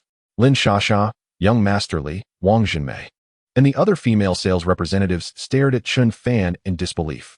They could hardly fathom that he genuinely intended to purchase the top-tier Rolls-Royce Phantom outright. The female cashier took Chun Fan's bank card and proceeded to the card machine. Young Master Li remained skeptical, asserting, "Impossible. There must be insufficient funds. And then this kid will claim he grabbed the wrong card and returned tomorrow." Chun Fan overheard young Master Li's remarks and retorted with a smirk, "How about a wager, young master? If the transaction goes through, you'll bark like a dog." Taken aback, young Master Li scrutinized Chun Fan's attire, which was rather shabby and only bolstered his confidence. He then glanced at the ordinary bank card the cashier held, a standard industrial and commercial bank card, far from the elite gold or dragon cards associated with the wealthy. Brimming with confidence, he declared, "Let us bet, the loser barks like a dog." He was resolute in his disbelief that a young man in such plain clothes could possibly afford a luxury car costing 12 million. However, the sound from the card machine left everyone in stunned silence. Beep.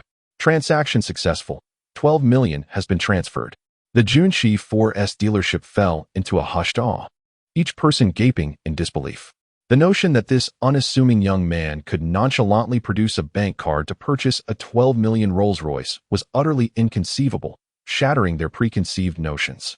Chapter 12. The 4S dealership is astounded. Even Zhou Yufei was immensely surprised, recalling that she had taken the bus to work alongside Chin Fan that very morning. Wang Jinmei cast a jealous glance at Zhou Yufei. Although she was the sales champion at Junshi 4S, she had never sold a top-tier luxury vehicle. Zhou Yufei, having sold a single Rolls-Royce Phantom, earned a commission equivalent to that which Wang Jinmei would receive from selling 20 vehicles. Moreover, selling a car was no trivial endeavor for Wang Jinmei. It required her to don a facade of amiability, uttering insincere flattery to clients.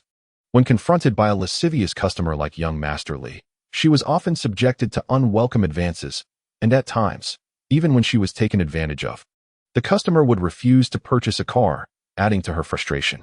In stark contrast, Zhou Yufei effortlessly sold a top-tier luxury vehicle after merely accompanying Chen Fan for a 10-minute test drive. The other female sales associates looked on with envy, their gazes brimming with admiration for Zhou Yufei. A surge of exhilaration coursed through Zhou Yufei. It was her first experience of being the object of envy and jealousy among her colleagues. Previously, she could only look on enviously as others sold cars. But now the roles had reversed, and she found herself in the position of being admired. A smile involuntarily graced her lips as she stood beside Chen Fan. Simultaneously, Chen Fan received a system notification in his mind. Ding! The host has spent 12 million yuan during the mission, successfully earning a 100 cashback. 12 million in cash has been deposited into the host's bank account. Chen Fan felt a surge of joy as he realized he had received a notification from the bank confirming the receipt of funds. However, there was a slight disappointment. If the money had been spent on himself, it would only yield a single cashback, neither more nor less. Had he spent it on the target, he would have received double the return. A hint of regret flickered within Chen Fan.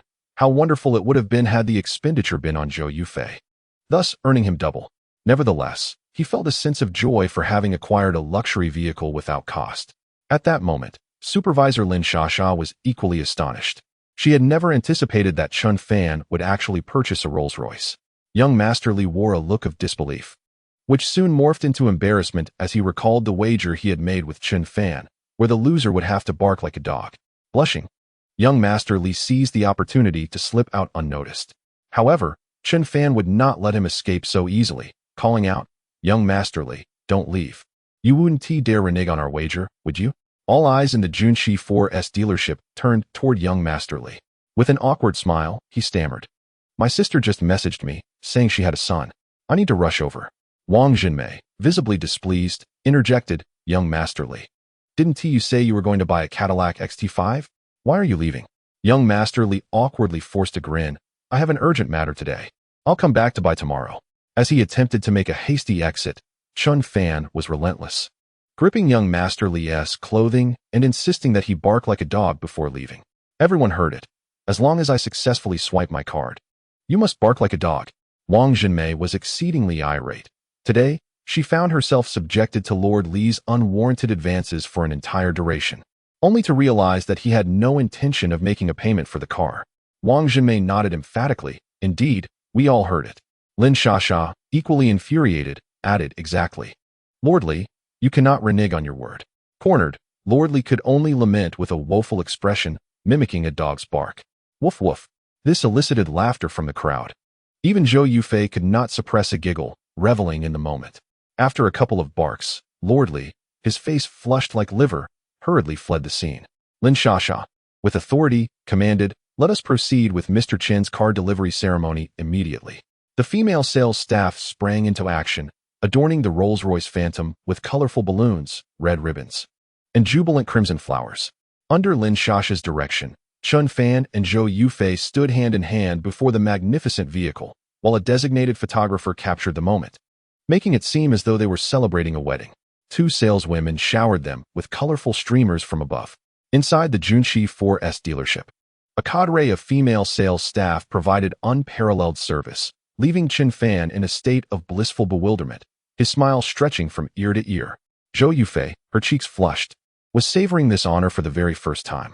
The envious glances from her fellow saleswomen filled her with an unprecedented sense of vanity and satisfaction. Previously, she had been the one casting envious looks. Now, she found herself the object of admiration. Zhou Yufei felt as though she were in a dream, fully aware that all of this was due to Chen Fan. In Chen Fan's mind, the system's voice echoed, "Ding, gained Zhou Yufei's affection level, 10, Zhou Yufei's affection level, 33. A surge of joy filled Chen Fan's heart. Zhou Yufei's affection had reached 33. According to the system's description, if the target's affection level could reach 50, he would be able to acquire one of Zhou Yufei's talents. Wang Jinmei, with a peculiar expression, quietly approached Zhou Yufei and whispered, "Little Zhou, how did you come to know this wealthy young gentleman?" Zhou Yufei replied softly, "I just met him this morning." Wang Jinmei, astonished, exclaimed, You only just met today? Yes, came the reply. A mysterious smile flickered in Wang Jinmei's eyes as she leaned closer to Zhou Yufei and whispered, "Little Zhou. It seems that Mr. Chun has taken a liking to you. I believe he came here specifically to buy a car for you. You must seize this opportunity. If you manage to attach yourself to such a wealthy individual, a life of luxury and abundance awaits you." Wang Jinmei, with her keen insight honed by countless encounters, immediately discerned that Chen Fan had indeed come to Junqi 4S dealership for Zhou Yufei. Zhou Yufei blushed, feeling bashful as she responded, "Surely not. It must be a coincidence." Wang Jinmei scoffed, "Xiao Zhou, do not feel embarrassed. This is the way of the world. You must understand that the chance of being noticed by a wealthy tycoon is not something one can easily attain." Zhou Yufei felt even more self-conscious. As Wang Jinmei departed, she discreetly winked at Zhou Yufei, saying, "If you're not interested, do pass him on to me. Introduce me to this Mr. Chun." Zhou Yufei's cheeks flushed. She finally comprehended how Wang Jinmei, the sales champion, had achieved her status. In her heart, she mused and couldn't help but steal a glance at Chen Fan. At that moment, Chen Fan was reflecting on the luxurious lifestyle of the affluent. Truly, it was a life of indulgence. The attentive service from the female sales staff at Junqi 4S dealership made Chen Fan feel quite pampered. Chapter 13. Zhou Yufei's growing affection. Supervisor Lin Shasha solemnly presented a tray, upon which lay the key to a Rolls-Royce Phantom, a registration certificate, and a top-tier VIP membership card from Junqi 4S dealership. Chen Fan felt quite satisfied with how swiftly the dealership had processed the registration. Lin Shasha, holding the tray with grace and bowing slightly, addressed Chen Fan. "Please accept the car key, registration certificate, and our VIP membership card, Mr. Chun." Chen Fan calmly accepted the key, registration, and membership card.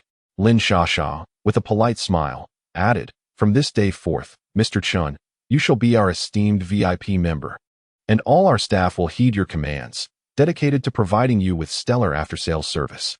The female sales staff at Junqi 4S wore polite smiles, hands respectfully placed at their waists, saluting Chen Fan. Unexpectedly, Chen Fan's expression turned cold as he inquired, "You will all heed my commands?" Lin Shasha was taken aback, uncertain why Chen Fan had suddenly changed demeanor. She could only respond with a smile, "Yes, as long as it is within our capacity. We shall certainly comply with the requests of our VIP clients." Chen Fan replied, "Then, all of you who insulted Zhou Yufei today must apologize to her." At his words, everyone was stunned, gazing at him in disbelief. Even Zhou Yufei was taken aback, her mouth agape in astonishment. She could hardly believe that Chen Fan was demanding apologies from everyone. Supervisor Lin Shasha and Wang Jinmei exchanged looks of discomfort. They had been rather harsh in their criticisms of Zhou Yufei that day, and apologizing would be quite embarrassing. Seeing that Lin Shasha and Wang Jinmei were frozen in place, Chen Fan raised his voice, reprimanding, "What is this? Am I not a VIP client? Can you not fulfill such a simple request? I witnessed you making Zhou Yufei kneel when I visited your dealership." It then dawned on Lin Shasha and Wang Jinmei that Chen Fan was avenging Zhou Yufei. They exchanged a glance and nodded in understanding. Consequently, both of them knelt before Zhou Yufei with a thud. Zhou Yufei was startled and hurriedly attempted to assist them in rising. Lin Shasha and Wang Jinmei were naturally reluctant to rise. They had to perform for Chen Fan's observation. Lin Shasha sincerely addressed Xiao Zhou, apologizing, "I am truly sorry for making you kneel. I was in the wrong, and it will never happen again." Wang Jinmei echoed her sentiments. "Xiao Zhou, I too apologize for mocking you. I was mistaken." The other female sales representatives were left speechless, and several who had previously scolded Zhou Yufei hastily bowed their heads in contrition. Zhou Yufei felt deeply moved. She never imagined that, upon Chen Fan's entrance, he would witness her kneeling before Lin Shasha while being reprimanded. Now, the tables had turned, with Lin Shasha and Wang Jinmei kneeling before her in apology, stirring a sense of bittersweet reflection within her. Undoubtedly, she understood that their willingness to apologize was entirely for Chen Fan's sake. This only augmented her fondness for him. Ding! Gained 5 points of Zhou Yufei's favorability. Zhou Yufei's favorability. 38. Chen Fan felt a surge of joy. Zhou Yufei's favorability had reached 38, inching closer to 50, which meant he would soon acquire her talent. Chen Fan felt a flutter of anticipation. Zhou Yufei quickly interjected, "It's all right. I'm no longer upset. You may rise." Yet, Lin Shasha and Wang Jinmei remained kneeling, directing their gaze towards Chen Fan, their intentions clear. They would not rise until he was satisfied. Chen Fan nodded slightly. Seeing that Chen Fan had calmed down, Lin Shasha and Wang Junmei displayed expressions of relief and stood up, thanking him. Thank you, Boss Chen. Chen Fan felt pleased with their attitude. Glancing at the clock, he noted it was nearly time to leave work. He turned to Zhou Yufei and asked, "Shall I give you a ride home?" Zhou Yufei was taken aback. "Brother Chen, you wish to drive me home?" Chen Fan nodded with a smile. "Aren't you off work soon? I might as well drive you." Waves of emotion surged within Zhou Yufei as she noticed Wang Junmei, signaling her to accompany Chen Fan. Wang Junmei's expression reminded Zhou Yufei of her earlier words about seizing opportunities. Zhou Yufei's face flushed. Lin Shasha, smiling, added, "Yes, Xiao Zhou. Since it's almost time to leave, you should go back with Boss Chen." Blushing, yet obedient, Zhou Yufei nodded. "Then I'll trouble you, Brother Chen." Slightly shy, she entered Chen Fan's car, delicately adjusting her fitted skirt with her fair, slender hands, sitting a bit stiffly in the passenger seat. Chen Fan took the driver's seat and drove away from the Junshi 4S shop. Zhou Yufei, seated beside him, felt somewhat constrained, her shoulders tense. Noticing her discomfort, Chen Fan played a soothing tune to help her relax. Zhou Yufei cautiously said, "Brother Chen, thank you so much for today." Chen Fan smiled lightly and asked, "Given how they treated you, how could you endure it?" As Chen Fan reminisced, he recalled the moment he walked into the Junshi 4S dealership, where Zhou Yufei was being forced to kneel and reprimanded. He never anticipated such fortitude in Zhou Yufei. Had it been him, he would have certainly walked away in indignation. A hint of melancholy graced Zhou Yufei's delicate face as she sighed. "There's no choice. My family needs the money." Intrigued, Chen Fan inquired, "Has something happened at home?" Zhou Yufei, somewhat bashful, replied, "Let us not discuss it. I wouldn't want to dampen your spirits." Chen Fan gently encouraged, "Please share with me. I'm genuinely interested. Consider it the beginning of our friendship." Seeing the sincerity in Chen Fan's tone, Zhou Yufei's fondness for him blossomed further. Beep. Gained Zhou Yufei's affection level. 1. Zhou Yufei's affection level. 39. Zhou Yufei slowly began. 2 years ago, my father took me to the zoo, and I touched a monkey's rear. That monkey then turned and bit a rogue, who subsequently harassed me. My father fought with that rogue, and in a moment of desperation, he accidentally blinded the rogue, injuring his nerves in the process. We now owe over 4 million in medical expenses. Even after selling our house, it wasn't enough to cover the debt. My father, overwhelmed with anxiety, fell ill and is unable to work, leaving us with a debt of 3 million. The rogue's mother is a nuisance, frequently causing trouble, claiming her son is disfigured and unable to find a wife, and insists that I marry him to care for him. As she recounted her sorrowful tale, Zhou Yufei's eyes glistened with tears that cascaded down her fair cheeks. Each time she contemplated her future, a suffocating darkness enveloped her, a sense of despair with no glimmer of hope, the weight of life's pressures overwhelming her. Chen Fan parked the Rolls-Royce by the roadside and took out a tissue to wipe her tears. Chapter 14.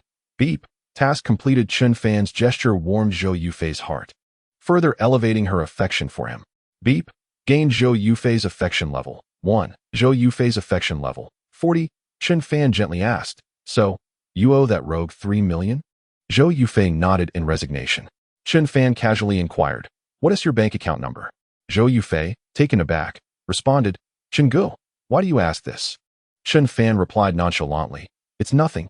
Just tell me, and I'll teach you a method to earn money and pay off your debts."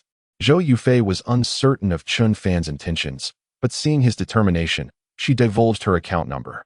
Chen Fan tapped on his phone for a moment. Zhou Yufei's phone suddenly rang. As she picked it up and glanced at the screen, her mouth fell agape in astonishment, and her bright eyes widened in disbelief. She stared at her phone, her lips quivering slightly. Just moments ago, she had received a message from the bank. Xiagua Industrial Bank. Dear Industrial Bank customer, your account, ending in XXXX, successfully received a transfer of 3 million yuan from another bank on May 17th at 6 p.m. Current balance, 30,000,020 yuan. At this moment, a voice resonated in Chen Fan's mind. Ding. Detected that the host has spent 3 million yuan on the target during the task, successfully acquiring a double cashback. 6 million in cash has been credited to the host's bank account. Chen Fan's phone also received a notification from the bank. Elated, he thought to himself that indeed, Spending money on the target was worthwhile. Zhou Yufei, astonished, asked, Brother Chun, how did I receive 3 million in my account? Did you transfer it? Seeing her bright, sparkling eyes fixed on him, Chun Fan felt an overwhelming sense of joy. He chuckled softly and inquired, is this 3 million enough to deal with that rogue? Zhou Yufei felt a surge of happiness and nodded enthusiastically. The money for treating that rogue's eye and neurological issues. My father sold our house and paid over 1 million. But we still need around 300,000. With this 3 million, we can settle that rogue. At that moment, another notification echoed in Chun Fan's mind. Ding. Mood improvement task completed. The target is now in a pleasant state. Congratulations, host, on completing the task. During the task, the host utilized a total of 15 million in task funds, and the remaining 5 million has been reclaimed. Congratulations, host. You have received a task reward, 5 points in golden talent. Congratulations, host. You have received a random reward, claw machine talent, green rarity. Congratulations, host. You have gained 5 points in affection from the target, Zhou Yufei. Zhou Yufei's affection level, 45. The system's messages filled Chun Fan with excitement. Though there was a hint of regret, he was pleased to have completed the task and received rewards. Yet disheartened that the unspent task funds had been reclaimed by the system, he lamented the loss of 5 million, pondering that if spent on Zhou Yufei, it could have yielded a return of 10 million. Clearly, in future tasks, he must ensure to exhaust the task funds. Furthermore, Zhou Yufei's affection level was still shy of 50, indicating that a few more dates were necessary. At this moment, Zhou Yufei pondered something and asked. Her beautiful eyes filled with confusion, Brother Chun, why did you give me this 3 million? Chun Fan looked at her with a suggestive smile, his gaze imbued with a hint of flirtation. His look made Zhou Yufei's cheeks flush, and she became increasingly nervous. Chun Fan slowly said, Yufei, the first time I saw you today, I was captivated. In their dynamic, Chun Fan held all the power, while Zhou Yufei found herself in a vulnerable position. Thus, he spoke boldly and candidly. Zhou Yufei's face turned crimson, her ears reddening as well.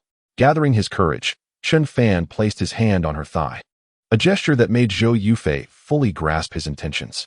Nervous and her mind in turmoil, she found herself in a fierce internal struggle.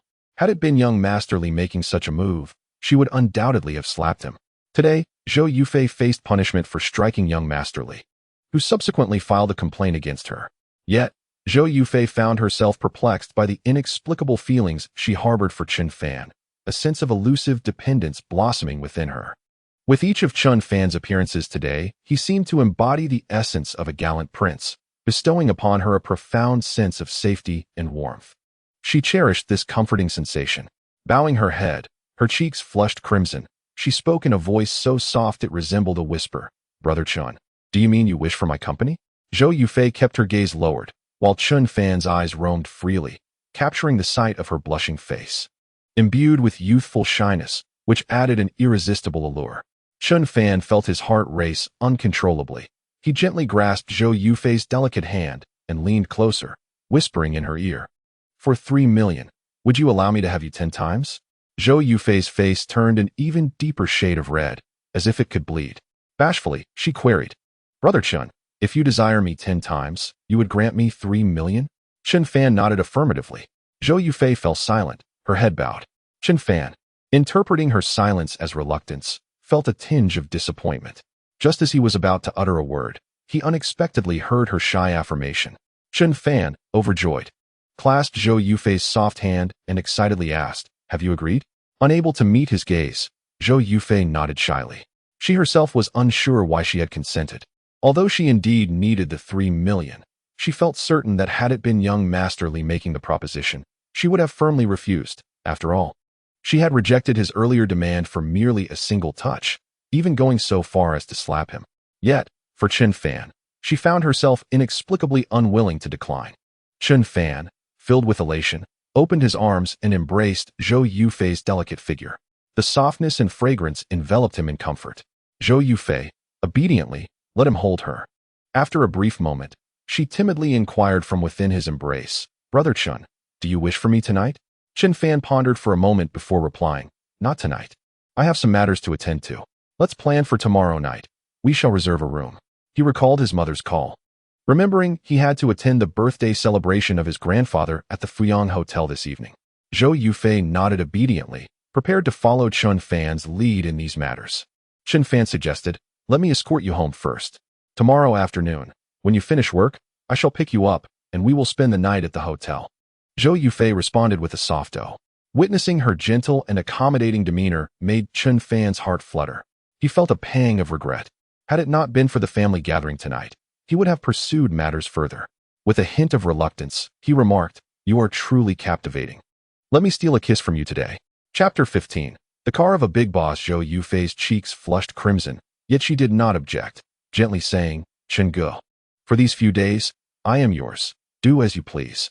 Chun Fan drew Zhou Yufei closer and indulged in a tender kiss upon her soft lips. Zhou Yufei exhibited no resistance, surrendering entirely to Chun Fan's advances. He would have continued this enchanting moment indefinitely had time not been pressing. He could not bear to part with such a gentle beauty. Zhou Yufei, her face aglow, dared not meet Chun Fan's gaze, her breath quickening, exhaling like fragrant orchids. Overwhelmed by anxiety, Chun Fan drove the Rolls-Royce Phantom to a rather dilapidated neighborhood. Zhou Yufei, feeling somewhat embarrassed, remarked, "Chen Ge, I've arrived.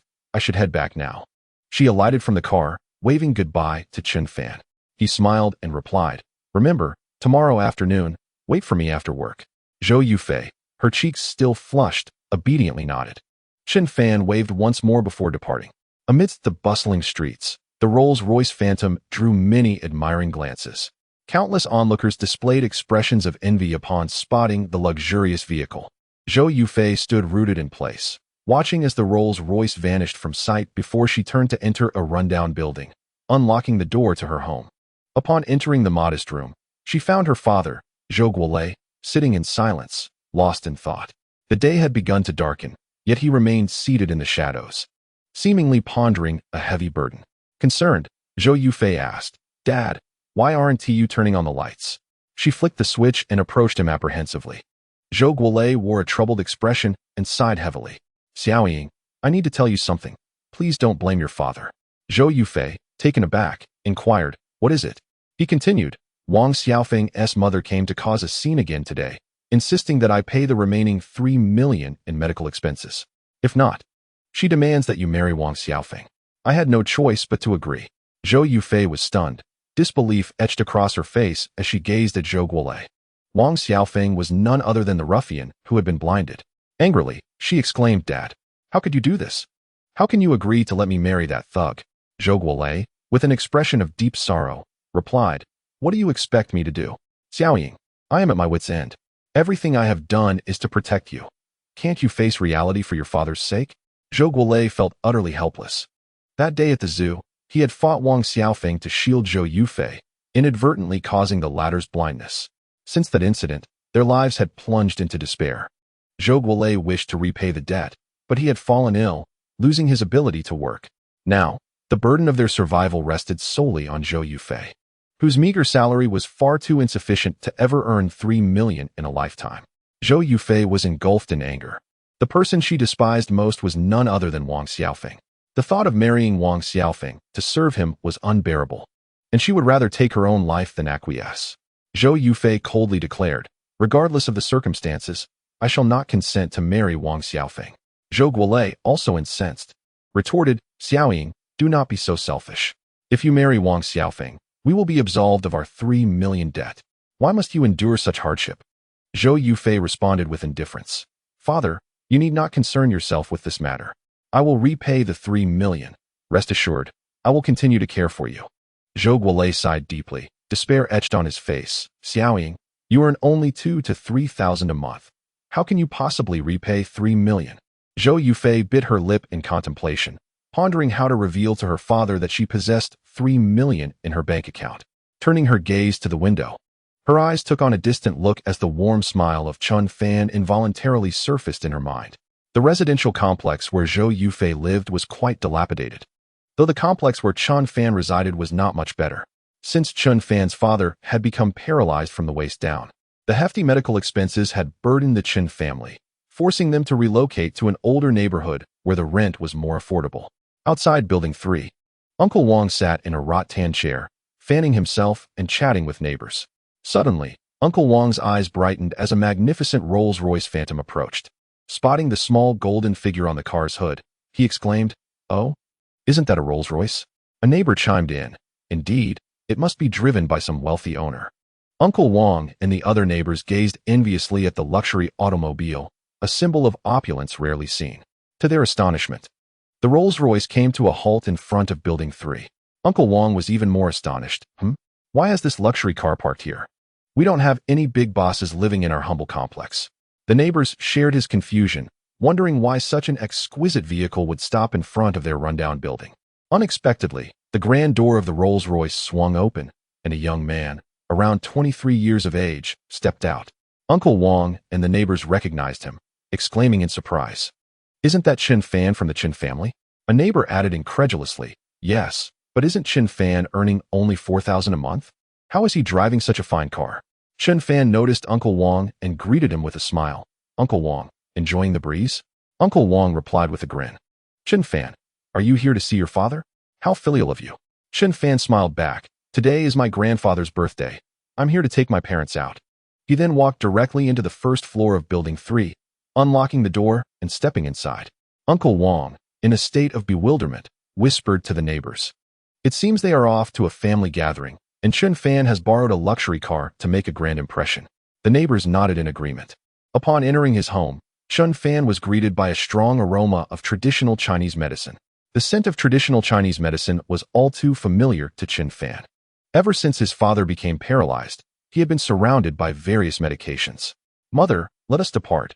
Time is running short," Chen Fan urged. Su Chunling emerged from the bedroom, pushing a wheelchair occupied by a man in his 50s, Chen Fan's father, Chen Jianwei. Though only 50, Chen Jianwei had aged remarkably over the past few years. Deep wrinkles had crept across his face, his hair had started to turn gray, and a persistent, unyielding expression of discontent lingered upon his features. "Xiao Fan, I hope you haven't forgotten to rent a car," Su Chunling remarked. Chen Fan replied with a smile, "The car is waiting outside." Chen Jianwei interjected, "We should leave promptly. Your second uncle just called to hurry us." Chen Fan responded coolly. Uncle has always relished these moments to showcase his concern. He took the wheelchair from Su Chunling's hands and pushed it outside. Su Chunling, somewhat anxious, cautioned, "Xiao Fan, today is your grandfather's birthday. Please, whatever you do, do not quarrel with Chen Chong." She was well aware of Chen Chong's sharp tongue, which often belittled Chen Jianwei's family. Chen Jianwei sighed, expressing his resentment. Before my accident, my second uncle held us in high regard, but since my paralysis, they have turned their backs on us." Su Chunling, with a hint of sorrow, replied, "There is little we can do. Our family has fallen from grace." Given Chen Jianwei's difficulty in navigating stairs, Su Chunling had specifically rented a ground floor unit for ease of access. Chen Fan wheeled his father outside, where they were met by the sight of a magnificent Rolls-Royce. Chen Jianwei, having been in business, immediately recognized the luxury vehicle, his face registering astonishment. "Xiao Fan, you didn't rent this Rolls-Royce, did you?" he asked, puzzled. Su Chunling, concerned, added, "Xiao Fan, you could have simply rented an ordinary car. Why choose such an extravagant one? How much did you spend?" Seeing the worried expression on Su Chunling's face, Chen Fan felt a pang of empathy. While she was distressed over the expenditure, he felt sorrow for her well-being. "Let us board the car first," Chen Fan replied with a gentle smile. He maneuvered the wheelchair to the side of the car, lifted Chen Jianwei into the back seat, then folded the wheelchair and stowed it in the trunk. As he held his father, Chen Fan noted how much lighter he had become. The memory of his once robust father, now a fading image. He carefully placed Chen Jianwei in the back seat of the Rolls-Royce, saying, "Dad, please hold on tight." Su Chunling settled beside Chen Jianwei, offering him gentle support. Chen Fan took his seat in the driver's position, cheerfully announcing, "We are off." As he started the Rolls-Royce and drove away, Chen Jianwei gazed around in curiosity, the starry ceiling resembling a resplendent galaxy, casting a silver glow throughout the luxurious vehicle, which exuded an air of nobility. Su Chunling could not help but marvel. Truly, it is a luxury car. The experience is simply incomparable. Suddenly, Chen Jianwei noticed the driving license placed on the front desk of the car, and to his astonishment, the name in the owner's section was none other than Chen Fan. With wide eyes, Chen Jianwei exclaimed, "Xiao Fan, why does the driving license bear your name? Is this Rolls-Royce yours?" Su Chunling, equally astonished, leaned in for a closer look. And indeed, the driving license clearly stated Chen Fan's name. Su Chunling was taken aback. She was acutely aware that Chen Fan's monthly salary was a mere 4,000 yuan, making it inconceivable for him to afford such a vehicle. She quickly questioned, Xiao Fan, you haven't engaged in any illegal activities, have you? In her mind, only through unlawful means could one suddenly acquire wealth. Chen Fan, with a calm smile, replied, Mom, what are you saying? How could I possibly break the law? Chen Jianwei's heart raced, and he urged, Xiao Fan, you're still young. I understand your desire to earn money, but it must not come at the cost of legality. Amused yet understanding, Chen Fan recognized that his parents' suspicions were reasonable given the sudden purchase of a 12 million yuan car. He reassured them, rest assured, Mom and Dad, I have benefactors assisting me. Just wait, I will earn money to honor you. Su Chunling promptly added, Xiao Fan, we are not lacking in money. We only wish for your safety. Please don't do anything foolish. Your father was just saying he wants to find you a wife. Chen Fan felt a mix of amusement and warmth at his mother's earnest words, continuing to drive towards the Fuyang Hotel. In the office of the general manager at Chowie Art Company, General Manager Wang Huachong was brimming with excitement as he hung up the phone, nearly bursting into a jubilant dance. He had just received word from Yusai Game Company that they intended to outsource the artistic illustrations for a new mobile game to Chowie Art Company, specifically requesting first-class artist Chen Fan to oversee the design. Wang Huachong paced back and forth in his office, fully aware that Yusai's mobile games were of top-tier caliber, renowned in the market, raking in astronomical sums daily. A collaboration on this new mobile game would elevate Chowie Art Company to unprecedented heights, a transformation from a humble chicken to a phoenix. Curiously, he pondered, strange. How did I not know we had such a talented artist named Chen Fan? It struck him as odd, if Chen Fan's skills were indeed that exceptional. As the general manager, he should have been aware. Unbeknownst to him, just yesterday, Chen Fan was merely an ordinary first-class artist, making his ignorance quite understandable. However, his contemplation was abruptly interrupted by Yi Shiding, who burst into the office with news that was difficult for Wang Huachong to comprehend. With his mouth agape in shock, he exclaimed, What? Chen Fan has been dismissed by Vice President Zhang. Stunned, Wang Huachong felt as though he had been struck by lightning. He could not fathom this grim tidings, having just received the splendid news of Chen Fan being designated by Yusai Company. This is utterly infuriating. A rare expression of helplessness appeared on Yi Shiding's delicate face as she slowly nodded and said, I just sent the draft that Chen Fan created to the Yusai Games team today, and then I heard the news of his termination. I have confirmed with the HR director that it was indeed a directive from Vice President Zhang to dismiss Chen Fan.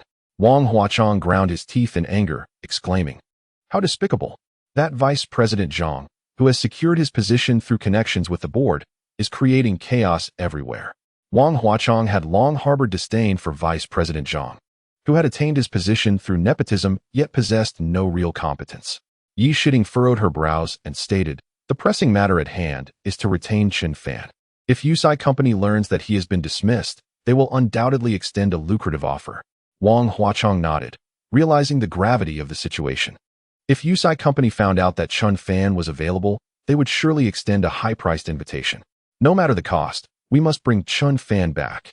Wang Huachong asserted resolutely. He took out his phone and dialed Chen Fan's number. In the Rolls-Royce, Chen Fan's phone rang. Gripping the steering wheel, he activated the speakerphone. Immediately, Wang Huachong's amiable voice resonated through the phone. Hello, is this artist Chen? Chen Fan was taken aback. He did not understand why Mr. Wang from Chowie Art Company would be calling him, let alone why he would speak in such a honeyed tone, laden with flattery. Chen Fan replied coolly, Mr. Wang, what is the matter? Wang Huachong's tone was so ingratiating that it astonished Chen Fan.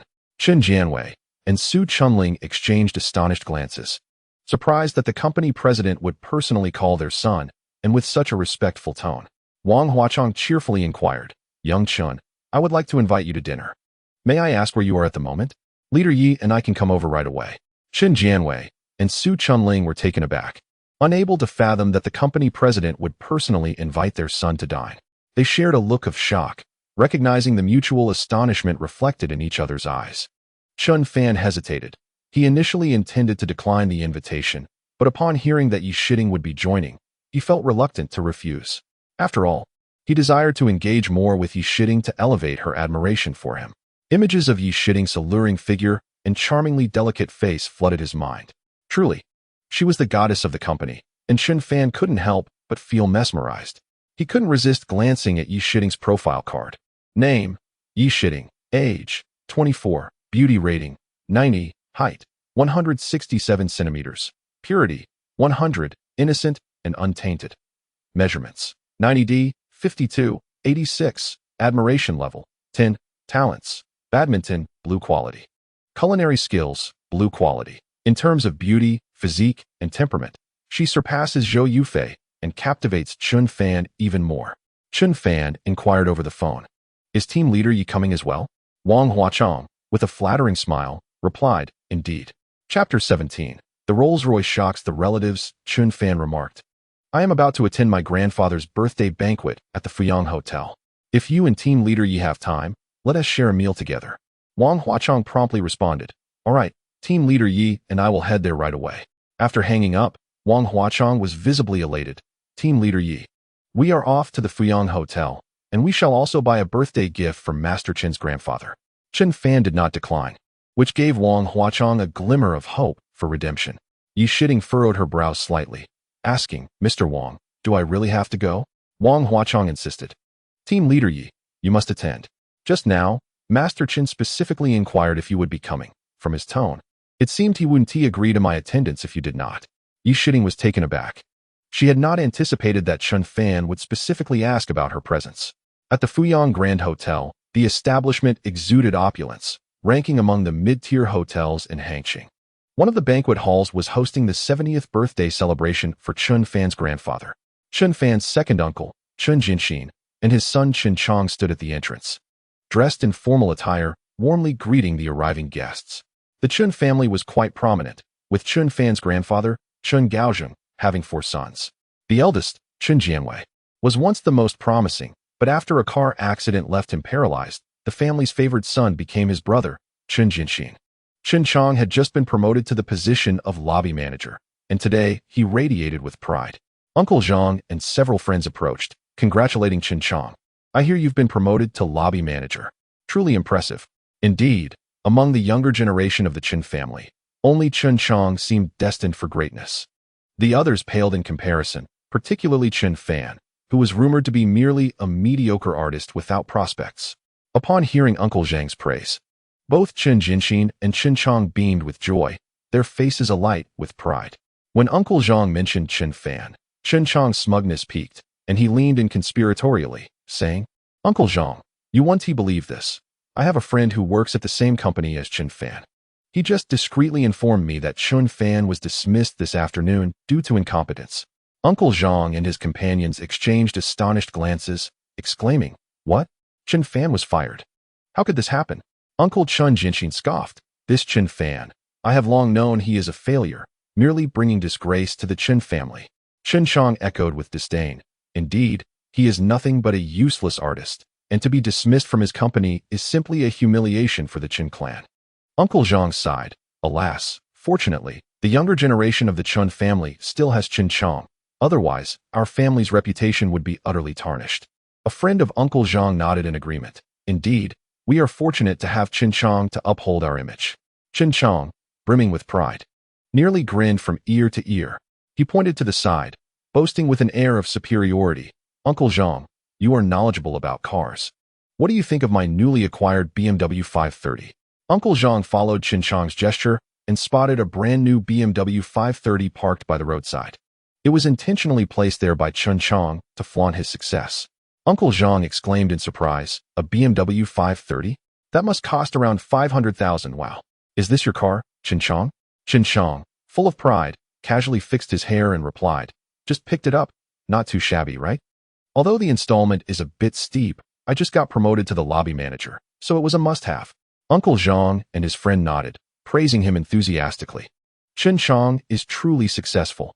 The younger generation of the Chen family relies on you. Amidst the continuous flattery, both Chen Chong and Chen Jinxin held their heads high, unable to contain their joy. At that moment, a magnificent Rolls-Royce Phantom glided smoothly into view. Upon seeing such a luxurious vehicle, Uncle Zhang and his friend's expressions turned fervent with respect. Their attention was entirely captured by the Rolls-Royce Phantom, unable to look away. Uncle Jean could not help but exclaim, "Wow, the latest Rolls-Royce, costing around 12 million. This is the true king of cars. I can't believe we're lucky enough to see it here." His friend nodded in agreement. Indeed, a genuine luxury car. It truly stands out. What an impressive sight. Chun Jianxin and Chun Chang's faces fell slightly. In the presence of the Rolls-Royce, their BMW seemed utterly insignificant. Chun Chang felt speechless. He had intended to flaunt his BMW. But in front of the Rolls-Royce Phantom, it felt like a disgrace. It was as if the Rolls-Royce had deliberately arrived just as he was showing off his BMW. A slap to his face. Uncle Jean pondered aloud. Could this luxury car be here for old Master Chen's birthday banquet? His friend replied, "Yes. Perhaps a prominent businessman is a friend of the Chen family?" Uncle Jean then asked, "Chen Chang, is the owner of that luxury car one of your friends?" Chen Chang felt a glimmer of hope. If the person driving the Rolls-Royce was someone he knew, it would give him another chance to shine in front of everyone. With that thought, he gazed at the Rolls-Royce, hoping the occupant would be someone familiar. As the crowd eagerly awaited, the elegant black door of the Rolls-Royce swung open, and the red-carpeted VIP step gracefully rose. A handsome young man emerged with poise, leaving everyone astonished upon recognizing him as Chen Fan. Upon exiting the vehicle, Chen Fan's gaze immediately fell upon his uncle, Chun Jianxin, and Chen Chang. A fleeting expression of distaste crossed his face. He harbored an intense dislike for both men. It could even be said that Chen Chang bore responsibility for his father, Chen Jianwei's, accident. Rather than offering compensation for the misfortune, Chen Chang's cold and callous demeanor only deepened Chen Fan's contempt for him. Ignoring his uncle and Chen Chang, Chen Fan proceeded to the trunk, retrieving a wheelchair and gently placing his father, Chen Jianwei, into it. Su Chunling also descended from the car, smiling as she greeted Uncle Zhang and a few friends. Intrigued, Uncle Zhang and his companions approached, inquiring, "Chen Fan, is this magnificent Rolls-Royce yours?" With a nonchalant nod, Chen Fan confirmed, "Indeed, it is." The expressions of Uncle Zhang and his friends shifted to one of disbelief. Such a luxury vehicle, worth over 10 million, symbolized status and was beyond the means of ordinary individuals. They had anticipated a prominent figure or at least a wealthy magnate to emerge from the luxury car. Yet it was the seemingly unremarkable Chen Fan who stepped out, leaving them incredulous. Uncle Zhang and his acquaintances were well aware that following Chun Jianwei's accident and subsequent paralysis, the family's financial situation had drastically declined. How could they possibly afford such an extravagant vehicle? Meanwhile, Chun Jianxin and Chen Chang wore expressions of dismay, their own prominence eclipsed by the arrival of the Rolls-Royce. Chun Jianxin incredulously remarked, "How is this possible? Isn't their family still in debt for medical expenses? How could they afford such an expensive car?" Chapter 18. Is this car yours? A glimmer of skepticism flickered in Chen Chang's eyes as he approached, coldly stating, "Chen Fan, your family hasn't even settled the medical bills, right? There's no need to pretend. Did you rent this Rolls-Royce Phantom just to show off?" Chen Chang was convinced that the car must have been rented, and Uncle Zhang and his friends nodded in agreement, now believing this explanation to be plausible. The notion that Chen Fan could afford such a luxury vehicle was utterly unbelievable to them. Only the idea of a rental made sense. Chen Jianxin, having come to the same conclusion, approached with a stern expression, admonishing, "Chen Fan, why are you so vain? Wouldn't it be better to use the money spent on a luxury car to pay off some of your father's medical bills? You have truly disappointed me." Betraying my earnest concern, with a frosty demeanor, Chen Fan retorted, "Uncle, if you are truly concerned about my father's medical expenses, then repay the 100,000 you owe him, or kindly remain silent." Before the family's misfortunes, they had been relatively well off. But Chun Jianxin had often come to borrow money, and even now, he still owed Chun Fan's family over 100,000. After the accident involving Chun Fan's father, his uncle Chen Jianxin not only refused to repay him for medical expenses, but also pretended as if nothing had happened, which left Chen Fan deeply infuriated. When Chen Fan confronted his uncle, Chun Jianxin's face flushed with anger. "Chen Fan, do you have no sense of family upbringing? How dare you speak to your uncle in such a manner?" Chen Chang, equally enraged, retorted, "Chen Fan, you are utterly pathetic. Renting a Rolls-Royce to show off does not make you successful. Look at my BMW. I bought it. My name is on the registration." In a fit of rage, Chen Chang opened the door of his BMW and retrieved the registration to showcase it to Uncle Zhang and his friends. When they saw the owner's name, Chen Chong, they nodded in approval, praising him. Chen Chong is indeed grounded. This is what true success looks like. Indeed, no matter how luxurious a rented car may be, it is ultimately an illusion, and Chen Fan was subjected to ridicule, disappointing everyone around him. In the realm of comparison, Chen Fan was a source of shame for the Chen family when juxtaposed with Chen Chong. Gradually, Chen Chong's expression softened, and the triumphant smirk of a victor returned to his face. He fixed a cold, derisive gaze upon Chen Fan, filled with contempt. Chen Fan, concede defeat before me. You are nothing but a waste. Chen Chong had anticipated that Chen Fan would react with anger and lash out. However, to his surprise, Chen Fan regarded him with disdain, as if observing a clown. With a frosty demeanor, Chen Fan remarked, "Is a BMW truly worthy of boasting? You are the real jester." This time, it was Chen Fan who remained unperturbed, while Chen Chong's fury escalated. Who is the jester? Renting a Rolls-Royce makes you even more of a fool. Chen Fan dismissively replied, "Who said I rented a Rolls-Royce? This car is mine." Stunned, Chen Chong stared at Chen Fan in disbelief. He could not fathom that this phantom Rolls-Royce belonged to Chen Fan. Knowing the financial difficulties faced by Chen Fan's family, with his father still owing over 100,000 in medical bills and Chen Fan himself earning a mere 4,000 a month, and having recently been dismissed from his job, Chen Chong was resolute in his determination to expose Chen Fan's deception. With an icy demeanor, he challenged Chen Fan. "If you claim this Rolls-Royce is yours, do you dare show me the registration?" Chen Fan replied with a sneer, "Then how about we wager? The loser must shine the other's shoes." Taken aback, Chen Chong had not anticipated Chen Fan's audacity to propose a bet. His mind began to race, contemplating a strategy from the 36 stratagems to feign bravado. He believed that Chen Fan was merely putting on a front, appearing fierce and arrogant while being terrified underneath. The more he observed Chen Fan's body language, the more convinced he became that Chen Fan was pretending. He realized that by accepting the bet, he could shatter Chen Fan's facade of deceit. With narrowed eyes, Chen Chong declared, "Who is afraid? I will take you on in this wager. If this Rolls-Royce were yours, I would gladly polish your shoes." Chen Chong exuded confidence, feeling triumphant as he anticipated that Chen Fan would soon be exposed. Uncle Zhang, unable to bear the scene, urged, "Chen Fan, do you not feel humiliated enough? Do not gamble. Being publicly revealed as a renter of this vehicle would be utterly disgraceful." Zhang's friends echoed his sentiments. No one believed that Chen Fan could afford such an opulent automobile. They all assumed he had merely rented it to save face. Yet, amidst their scrutinizing gazes, Chen Fan remained unfazed, responding, "Very well, let us gamble." Calmly, he opened the car door and produced a vehicle registration certificate, displaying it for all to see. Uncle Zhang and his companions leaned in for a closer look. The certificate clearly stated, brand model, Rolls-Royce Phantom, owner, Chen Fan. Black and white, plain as day. This top-tier luxury vehicle truly belonged to Chen Fan. Everyone was left astounded, struggling to comprehend how it was possible for him to afford such an extravagant car. Uncle Zhang exclaimed in disbelief, "Chen Fan, is this Rolls-Royce genuinely yours?" Chen Fan replied nonchalantly, "I have always claimed it as mine. It is not my fault you chose not to believe." Chen Jianwei and Su Chunling, hand in hand, were equally exhilarated.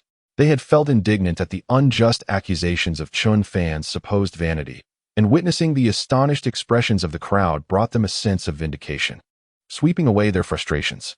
At this moment, the most stunned of all were naturally Chen Chong and Uncle Chen Jinxing. Both stood speechless, their lips trembling as they struggled to articulate a response. Chen Fan approached Chen Chong with an air of composure, arms crossed. "So, what do you say? A wager is a wager. You know what must be done." He extended a foot, his intent unmistakable. He expected Chen Chong to polish his shoes. Enraged, Chen Chong gritted his teeth, unwilling to concede. He still refused to believe that Chen Fan could afford a $12 million Rolls-Royce. He was all too aware of Chen Fan's background and concluded that unless by some magic, it was impossible for him to possess such a luxury vehicle. In defiance, Chen Chong retorted, "Your registration certificate must be a forgery. These days, one can create a fake certificate for merely 100 yuan. You might deceive others, but not me." He would rather die than admit the car belonged to Chen Fan. Looking around, Chen Chong spotted 2 traffic police officers clad in fluorescent green uniforms, equipped with various law enforcement tools. He rushed over and reported, "Officers, I suspect someone is using a fake registration certificate. This move altered the expressions of everyone present. Chun Jianwei and Su Chunling exchanged anxious glances, instinctively tightening their grip as beads of sweat formed in their palms. They too felt uncertain. The sudden revelation of Chun Fan's ownership of a Rolls-Royce had left them perplexed. At this moment, Chen Chong unexpectedly summoned the traffic police, causing Chun Jianwei and Su Chunling to feel a twinge of fear. After all, if the driving license turned out to be counterfeit, it would be an immense embarrassment. Uncle Chen Jinshin observed quietly, and upon noticing the tense expressions of Chun Jianwei and Su Chunling, a smug smile spread across his face. Uncle Chen Jinshin was convinced that the driving license must indeed be fake. Otherwise, why would Chen Fan's parents be so anxious? Chapter 19. The Worthless Chen Fan. Uncle Chen Jinshin remarked coldly, "Chen Fan, who would have thought that your honest admission of renting a car to maintain appearances would lead to your downfall? Now, it has come to light that you are using a forged license. This is a criminal offense, and you have deeply disappointed your uncle." Uncle Zhang and several friends also changed their expressions, taken aback by the turn of events. They looked at Chen Fan with a mix of pity and concern. Chen Chong, accompanied by 2 traffic officers, approached Chun Fan with a bold declaration. "Comrades of the traffic police, this is the one. He is using a fake driving license to deceive others." One of the officers, exuding righteousness, stepped forward and saluted, saying, "Hello, please present your driving license and identification." Chen Fan, appearing unfazed, retrieved both documents from the car and handed them to the officer. The officer then produced a police terminal and scanned the driving license. With a beep, the information immediately displayed on the device. Given that the traffic police system is interconnected nationwide, any counterfeit would be easily detected with a simple scan. After a thorough examination, the officer returned the driving license and identification to Chun Fan with an indifferent expression. He saluted once more, stating, "Thank you for your cooperation. Your driving license is valid and was registered just this afternoon." Chen Chong was utterly dumbfounded, rendered speechless. He could hardly believe that even the traffic police acknowledged Chun Fan's driving license. This meant that the Rolls-Royce Phantom indeed belonged to Chen Fan, without any room for dispute. Uncle Chen Jinshin also appeared dazed, his face flushed, unable to accept the spectacle before him. Turning to Chen Chong, the officer sternly warned, "Comrade, I must advise you that making false accusations carries legal consequences. If the other party pursues this, you could be charged with defamation." After delivering a stern verbal reprimand, the 2 officers departed. Once the traffic police left, the expressions of everyone present were nothing short of captivating. Chen Jianwei and Su Chunling breathed a sigh of relief, their faces reflecting sheer ease. Uncle Zhang and his friends were equally astonished, having confirmed that this luxury vehicle, the Rolls-Royce, indeed belonged to Chen Fan. The most dramatic expressions, of course, belonged to Chen Chong and Uncle Chen Jinshin. Their faces fluctuated between red and pale, looking as ghastly as raw liver, their demeanor deflated like a punctured balloon. Chen Fan stood before Chen Chong with a smile, arms crossed, extending his foot towards him once more. "Chen Chong, it seems it's time for you to polish my shoes." With a mocking smile adorning his face, Chen Fan's tone remained resolutely unwavering, showing no intention of letting Chen Chong off the hook. Uncle Zhang and his companions gazed at Chen Chong in astonishment, their expressions reflecting disbelief. Chen Chong's countenance turned ghastly pale as he glanced at his second uncle, Chun Jinshin. The latter sighed in resignation, offering a subtle glance in response. With a sorrowful expression, Chen Chong reluctantly bent down, retrieving a handkerchief to wipe Chen Fan's shoes. This spectacle left everyone utterly astounded. The once illustrious and seemingly invincible Chen Chong, belonging to the younger generation of the Chen family, was now bowing his head to polish the shoes of a younger man. Suddenly, a woman's voice broke through the tension, filled with incredulity. "Chen Chong, what are you doing?" The flowers she held in her hands tumbled to the ground in shock. Turning to see the source of the voice, Chen Chong's heart sank. The woman was his girlfriend, Sun Xiaoxue, the daughter of their company's manager. She had come to celebrate the 70th birthday of Chen Chong's grandfather, but was struck dumb upon witnessing her boyfriend kneeling to clean the shoes of a young man. The humiliation was unbearable for her. As the favored daughter of the manager, she held significant influence within the company, yet here was her boyfriend, Chen Chong, demeaning himself in such a manner. In a state of panic, he rushed to grasp Sun Xiaoxue's hand, pleading, "Xiaoxue, you misunderstand. Her disdainful expression cut him off. What do you mean? My boyfriend cannot be polishing someone else's shoes. With a resounding slap, Sun Xiaoxue struck Chen Chang's face, leaving a vivid red imprint. Furious, she turned on her heel and walked away. Chen Chang gazed helplessly at her retreating figure, feeling utterly desolate. Meanwhile, Chun Fan remained indifferent, pushing Chun Jianwei's wheelchair and saying, "Dad, let us go inside." "All right," Chun Jianwei replied, his face betraying no emotion, yet within him, a tempest brewed. Memories of the past flooded his mind. Years ago, Chen Chang had harmed his former girlfriend without a care, and it was on the way to the hospital for her that Chun Jianwei had suffered a life-altering accident, resulting in his paralysis. This tragedy not only left him physically impaired, but also brought about a chilling indifference from relatives and friends. If Chun Jianwei claimed he felt no resentment towards his nephew, it would be a falsehood. Out of respect for family ties, he had refrained from uttering harsh words to Chen Chang. Yet the latter and his father had consistently treated Chun Jianwei and Chun Fan with scorn and disdain. Though unspoken, Chun Jianwei harbored a lingering animosity towards Chen Chang and his father. Witnessing Chen Chang kneel and clean Chun Fan's shoes had, surprisingly, provided Chun Jianwei with a sense of relief. Now, as he observed Chen Chang being slapped by his girlfriend, a complex array of emotions surged within him. For the first time, he felt an unprecedented sense of liberation, as if a heavy burden had been lifted from his heart. This sense of ease is a gift from his son, Chun Fan. Chun Jianwei displayed a look of both gratitude and deep emotion. Since the accident, this was the first time he had felt such a liberating sensation. Presently, Chun Jianwei was imbued with a sense of pride, stemming from his son, Chun Fan. Despite being confined to a wheelchair, he could not suppress his excitement and straightened his back, revealing a smile. The birthday hall was already filled with numerous guests, all relatives and friends of the Chen family.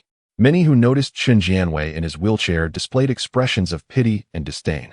Others were curious, observing how Chun Jianwei sat upright today, a smile gracing his face as he greeted several guests.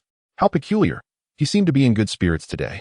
Indeed, it was strange. Since the accident, such smiles had become a rarity. Chun Fan pushed Chun Jianwei's wheelchair to the main seat, greeting his grandfather, Chen Gaozhong. Before taking a seat at the table, the celebrant, Chen Gaozhong, aged 70, bore white hair and a beard. Though time had etched wrinkles upon his once youthful visage, he still radiated vitality and warmth. Upon seeing Chun Jianwei in the wheelchair, a flicker of pity crossed his smile. When he glanced at Chen Fan, a shadow of disappointment briefly flickered in his eyes. Among the younger generation, Chun Fan was merely an unremarkable painter, seemingly without promise. Chapter 20. My gift is on the way. Chen Gaozhong had 4 sons. His eldest, Chun Jianwei, had once been the most promising, but since the accident, he had fallen into despair, leaving his father with only disappointment and regret. Following Chun Jianwei's misfortune, Chen Gaozhong had devoted all his connections and resources to support his second son, Chen Jinxin, and his grandson, Chen Chang, hoping they would lead the Chun family to prosperity. At the banquet, many guests noticed the glimmer of disappointment in the celebrant's eyes, prompting several to express their heartfelt sentiments. Alas, the once illustrious Chun Jianwei had been the pride of the family, but since the accident, he had been unable to rise again. Indeed, the Chun family's future now rested solely on Chun Jinxin and his son, Chen Chang. The others were seen as hopeless. It was said that Chen Chang had been promoted to the position of lobby manager at their company, promising a bright future ahead. Indeed, Chen Chang was far more capable than Chun Jianwei's son, Chen Fan. At that moment, Uncle Chun Jinxin and Chen Chang entered, accompanied by Uncle Zhang and several friends, taking their seats at the table. Upon seeing them, some guests immediately began to gossip. Look, there are Chun Jinxin and his son, Chen Chang, the most promising members of the Chun family now. Hearing such comments should have filled Chun Jinxin and Chen Chang with pride. However, the earlier incident outside the hotel cast a shadow over their joy. Chen Chang glared coldly at Chen Fan, his heart simmering with anger. He had intended to flaunt his BMW 530 in front of everyone. To everyone's astonishment, Chen Fan drove a Rolls-Royce Phantom worth over 10 million, completely captivating the attention of the crowd. In comparison, his BMW appeared as a mere jester, failing to dazzle and instead causing him considerable embarrassment. To make matters worse, his girlfriend witnessed the scene of him polishing Chun Fan's shoes, leaving Chen Chang with nowhere to hide his shame. Never before had Chun Chang experienced such humiliation. The more he pondered, the angrier he became, wishing for an opportunity to publicly embarrass Chen Fan. At that moment, the banquet in the hall had already commenced, with waitstaff bustling about, serving an array of delectable dishes, while the guests engaged in cordial conversations. Many guests presented gifts, all of which were valuable items meticulously prepared for the birthday celebrant. Uncle Chen Jinshin signaled to Chen Chang, who promptly retrieved his carefully chosen gift. Chen Chang had prepared a sculpture made of Xiuyan jade, exquisitely carved into a lifelike representation of the birthday star.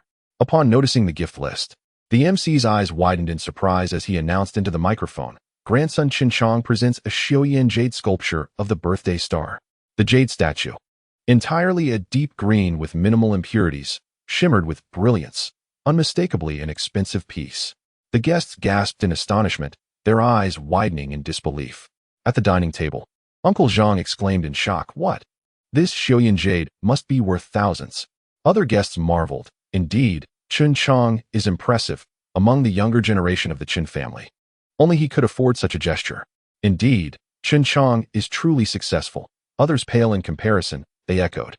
Seated in the honorary position, Chen Gao stroked his beard with a smile, saying benevolently, "Xiao Chang, your filial piety brings me great joy. There's no need to spend so lavishly."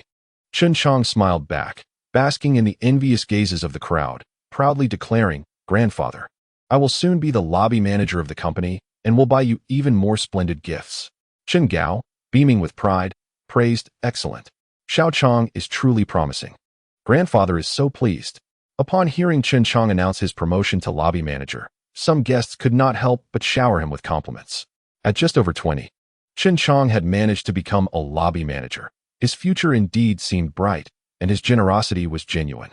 However, Chen Chang's gaze shifted coldly towards Chen Fan. "I wonder what brother Chen Fan has prepared for grandfather. Why not present it for everyone to see?" The banquet hall fell silent in an instant. Many guests exchanged puzzled glances, bewildered by Chen Chang's sudden and frigid confrontation with Chen Fan, which appeared to be a deliberate provocation. Yet, Chen Jianwei and Su Chunling instantly understood. Chen Chang was intent on making Chen Fan uncomfortable.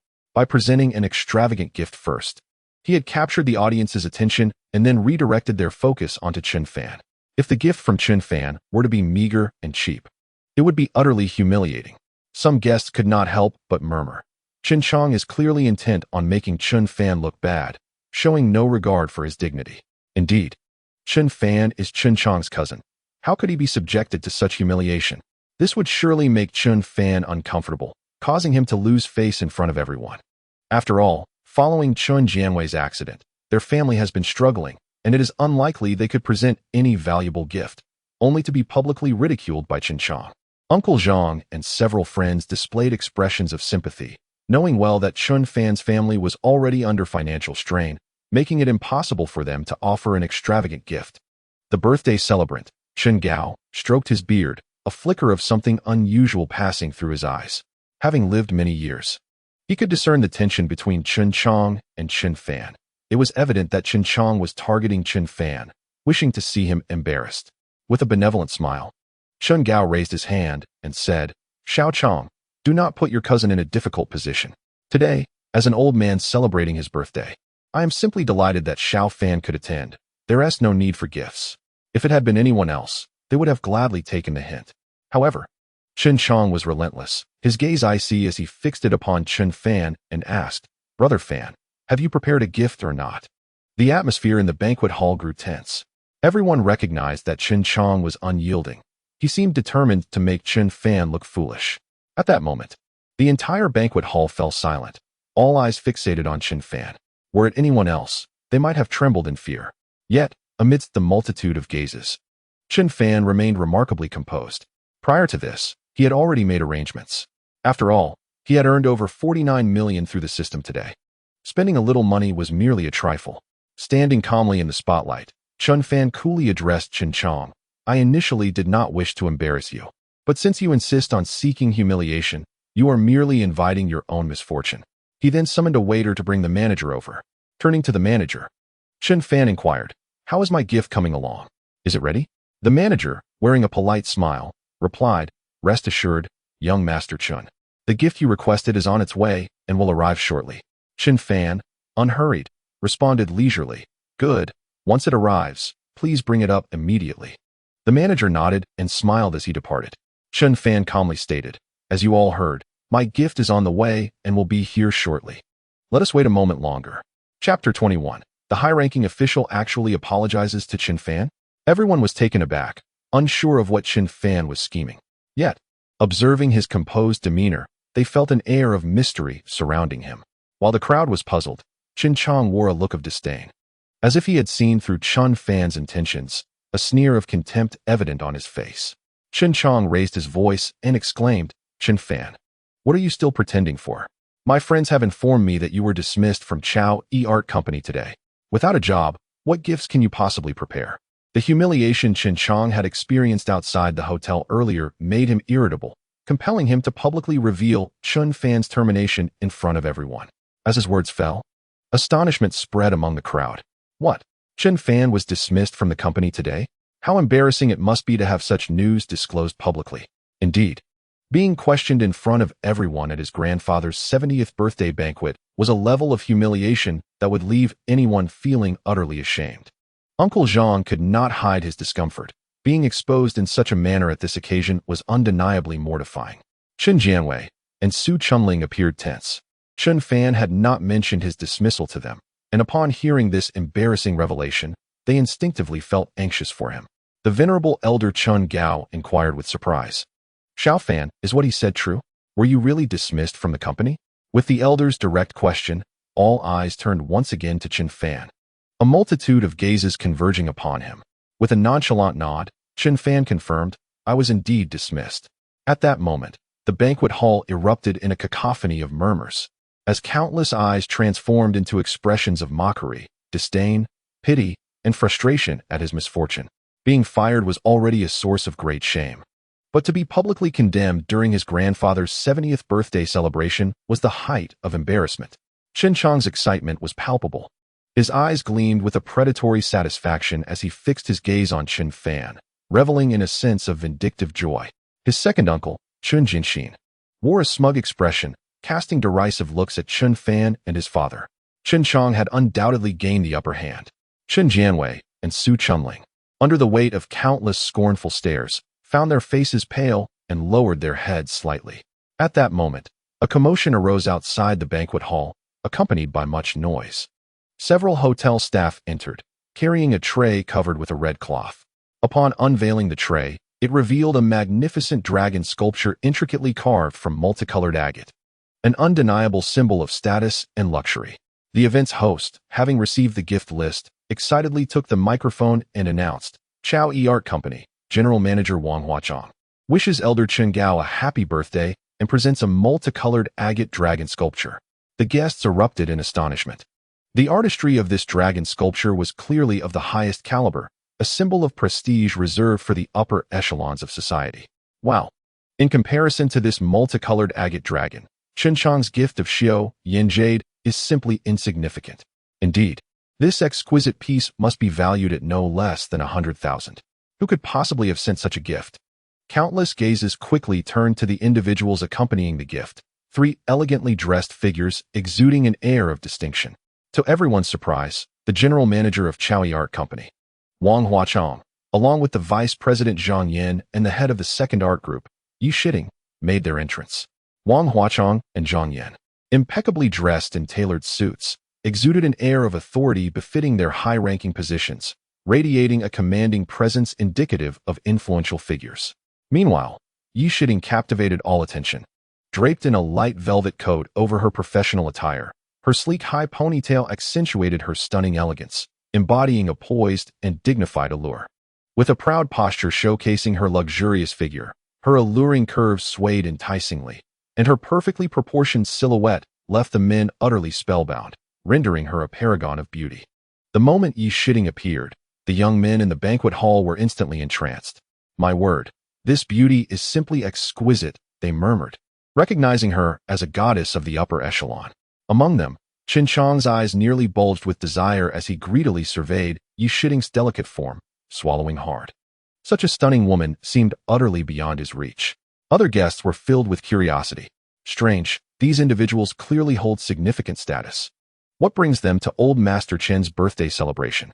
At the main table, Chun Gaojing wore a puzzled expression as he regarded the trio. The Chen family did not belong to a prominent lineage and rarely interacted with notable figures. If these three seemingly distinguished individuals had indeed come to extend their congratulations, Chun Gaojing would feel immensely honored. With a beaming smile, he stood to greet them. Wang Huachong approached Chun Gaojing with a warm smile, reminiscent of a high-ranking official on an inspection visit, as he warmly clasped Chun Gaojing's hand. You must be old Master Chen. I am Wang Huachong, the general manager of Chaoyi Art Company. This is our vice president, Zhang Yan, and our art group leader, Yi Shiting. We have come specifically to celebrate the old gentleman's birthday and to formally invite Chen Fan back to our company. The decision to dismiss Chen Fan was entirely a misunderstanding, and we sincerely apologize to artist Chen Fan. Having served as a general manager for over a decade, Wang Huachong spoke with the gravitas of a leader, exuding warmth and persuasive authority. Chen Gaozhong, the birthday celebrant, was momentarily taken aback, bewildered by his words. Mr. Wang, are you suggesting that you have come to invite Chen Fan back to your company? Wang Huachong displayed his characteristic leader's smile, nodding affirmatively. Indeed. We are here to apologize to artist Chen and express our hope that he will return to the company. The revelation left everyone astonished. Just moments ago, they had mocked Chen Fan, claiming his dismissal was a source of shame. Now, the general manager, vice president, and team leader had all personally come to extend an earnest invitation for Chen Fan to return. It was nothing short of astonishing. The guests could not contain their astonishment. What is happening? The general manager, vice president, and a team leader have all come to offer a personal apology? This is utterly extraordinary. Indeed, how could Chen Fan possibly receive such treatment? It is simply unimaginable. Uncle Zhang also wore an expression of astonishment. Such privileges are likely reserved for the nation's top artists. How could it be bestowed upon Chen Fan? The ones most taken aback, of course, were Chen Chong and his second uncle, Chen Jinxin. The two were left speechless, their mouths agape in utter disbelief. Chen Chong was struck dumb. Just moments ago, he had finally relished the thrill of vengeance, only to be met with such a swift reversal. Chapter 22. The enchanting Xiao Manyan Chen Chong, fuming, bared his teeth in frustration. What is this super art company doing? They dismissed Chen Fan, and now they seek to welcome him back? Are they toying with me? His anger was palpable, feeling as though he was being manipulated entirely. Amidst the gazes of the crowd, Yi Shiting revealed a sweet smile, stepping forward to Chen Fan and extending her hand. So, Chen Fan, are you willing to return to the company? President Wang informed me that upon your return, your salary will be tripled, you will have a private office, and an assistant will be assigned to you. As Chen Fan took her hand, he immediately felt the remarkable softness of her delicate fingers. He smiled, poised to respond, when suddenly a commotion erupted from outside the door. A staff member clad in a qipao cautiously approached, cradling a ceremonial tray, upon which rested a statue of a pine tree crafted entirely of pure gold. The sight of the golden pine left the guests wide-eyed with astonishment. My goodness, that pure gold pine must weigh at least 1 kilogram. This gift is extravagantly precious. My heart cannot bear such opulence. Who could possibly be behind such a lavish offering? Curiosity swept through the crowd, eager to discover the identity of the individual presenting such a valuable gift. The host, having received the gift list, excitedly took the microphone. From Yusai Game Company, production director Xiao Manyan wishes a happy birthday to the esteemed Chen Gaojing, accompanied by a pure gold pine statue weighing 1,200 grams. Following the staff member in the qipao was a tall and stunning beauty, clad in a black trench coat over a fitted blazer, complemented by tailored trousers and elegant high heels. Her figure rivaled that of a model, and beneath the crisp white shirt, her voluptuous form was enticingly evident, swaying gently with a serpentine grace. Her fair, exquisite face was adorned with sunglasses, and her rosy lips were pursed, exuding an alluring charm. The guests were once again stirred into a frenzy. This game director, Xiao Manyan, was no less beautiful than Yi Shiting, perhaps even surpassing her in allure. Xiao Manyan commanded an impressive presence, and the guests could not help but display expressions of infatuation. Wow! First, an extraordinary beauty appeared, and now another even more stunning one has arrived. What on earth is happening today? Could it possibly be related to Chen Fan? Upon hearing the name of Xiao Manyan, the game director of Yusai Company, Wang Huachong and Zhang Yan's expressions instantly changed, and Yi Shiding's delicate face also revealed a look of astonishment. Wang Huachong quickly comprehended the situation, moving closer to Yi Shiding and lowering his voice to say, "As I suspected, Yusai Gaming Company has caught wind of Chun Fan's dismissal. They are here to poach him."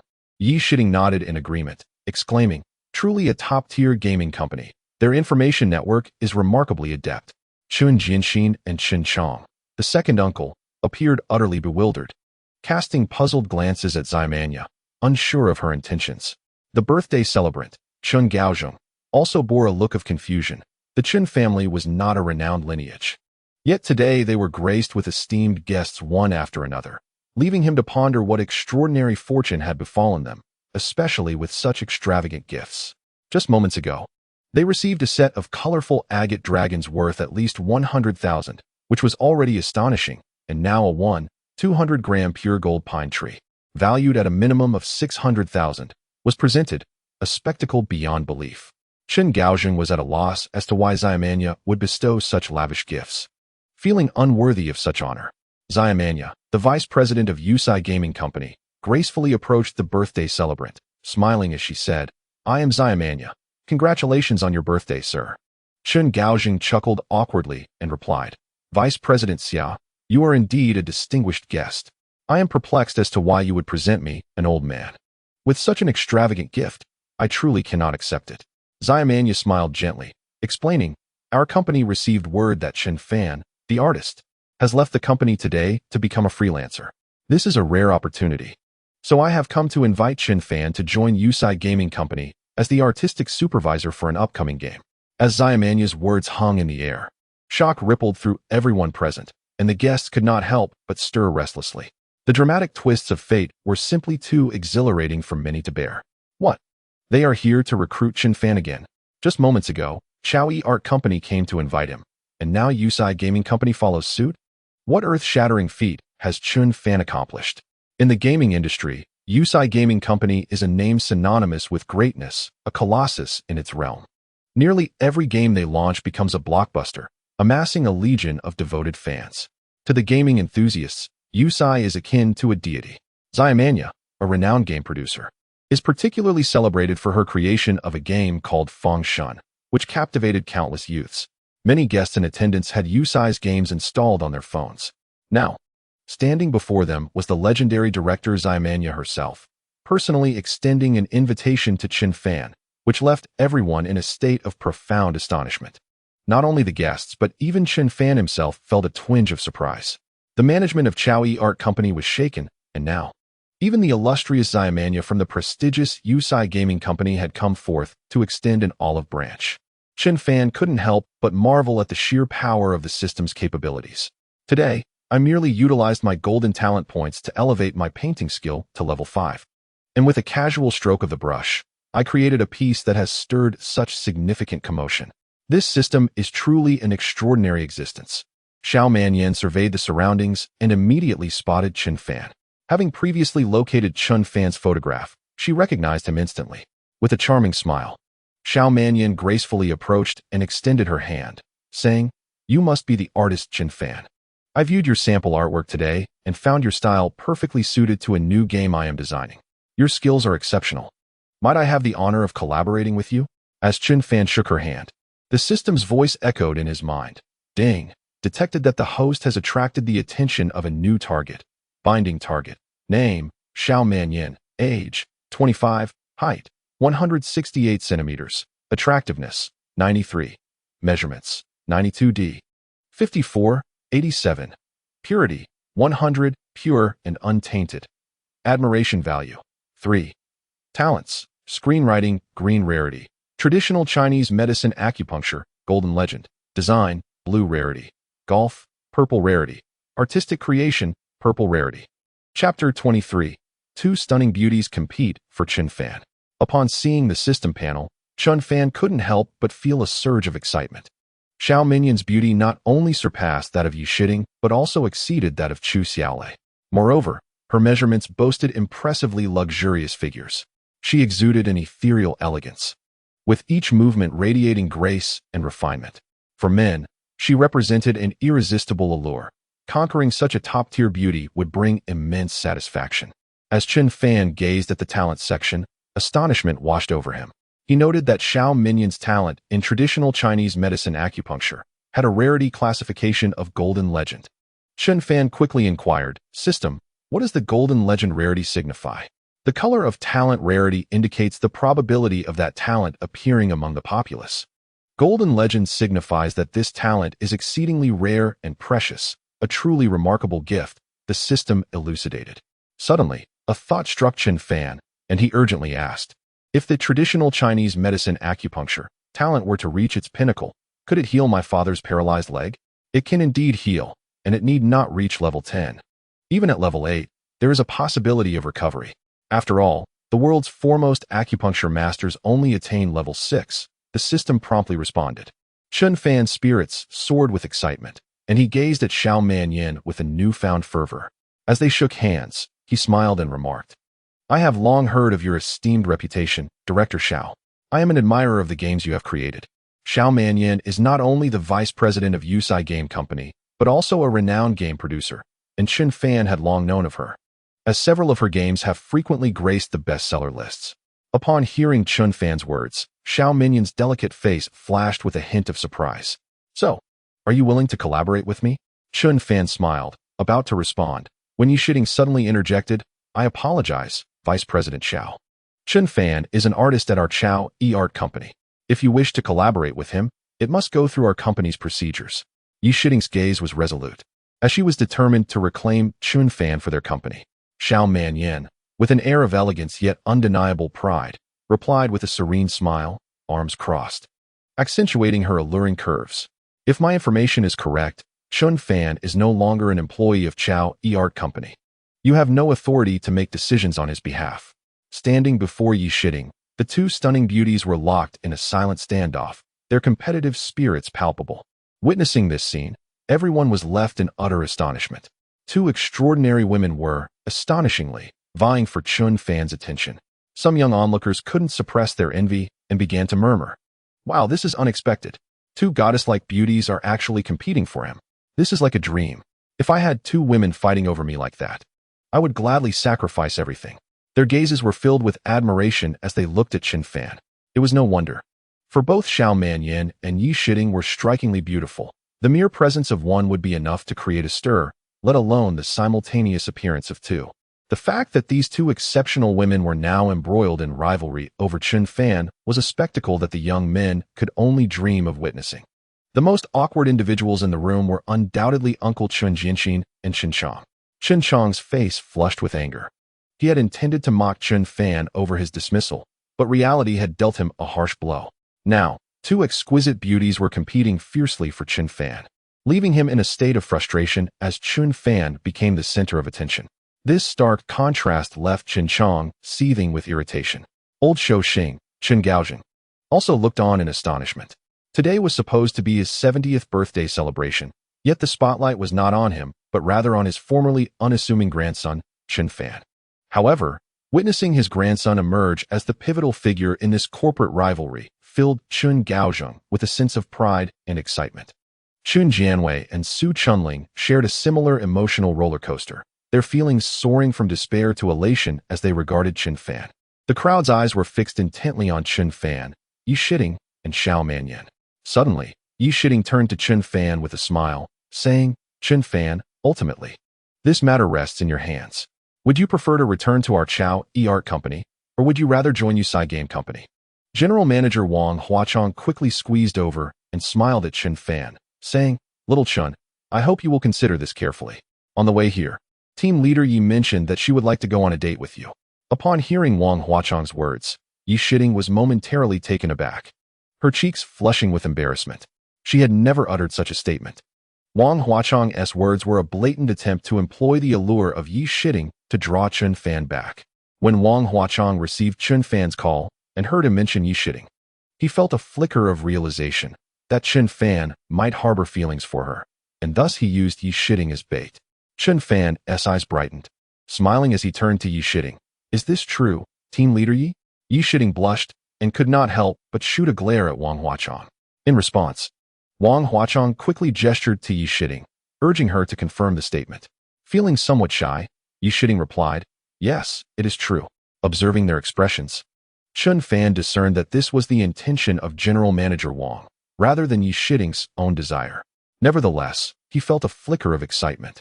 Even if it was not Yi Shiding's personal wish, simply getting her to agree to a date would not be a daunting task, given the extraordinary capabilities of his system. Unexpectedly, Xiao Manyan let out a light laugh and remarked, "What difficulty is there in dating? I could accompany you on a date as well."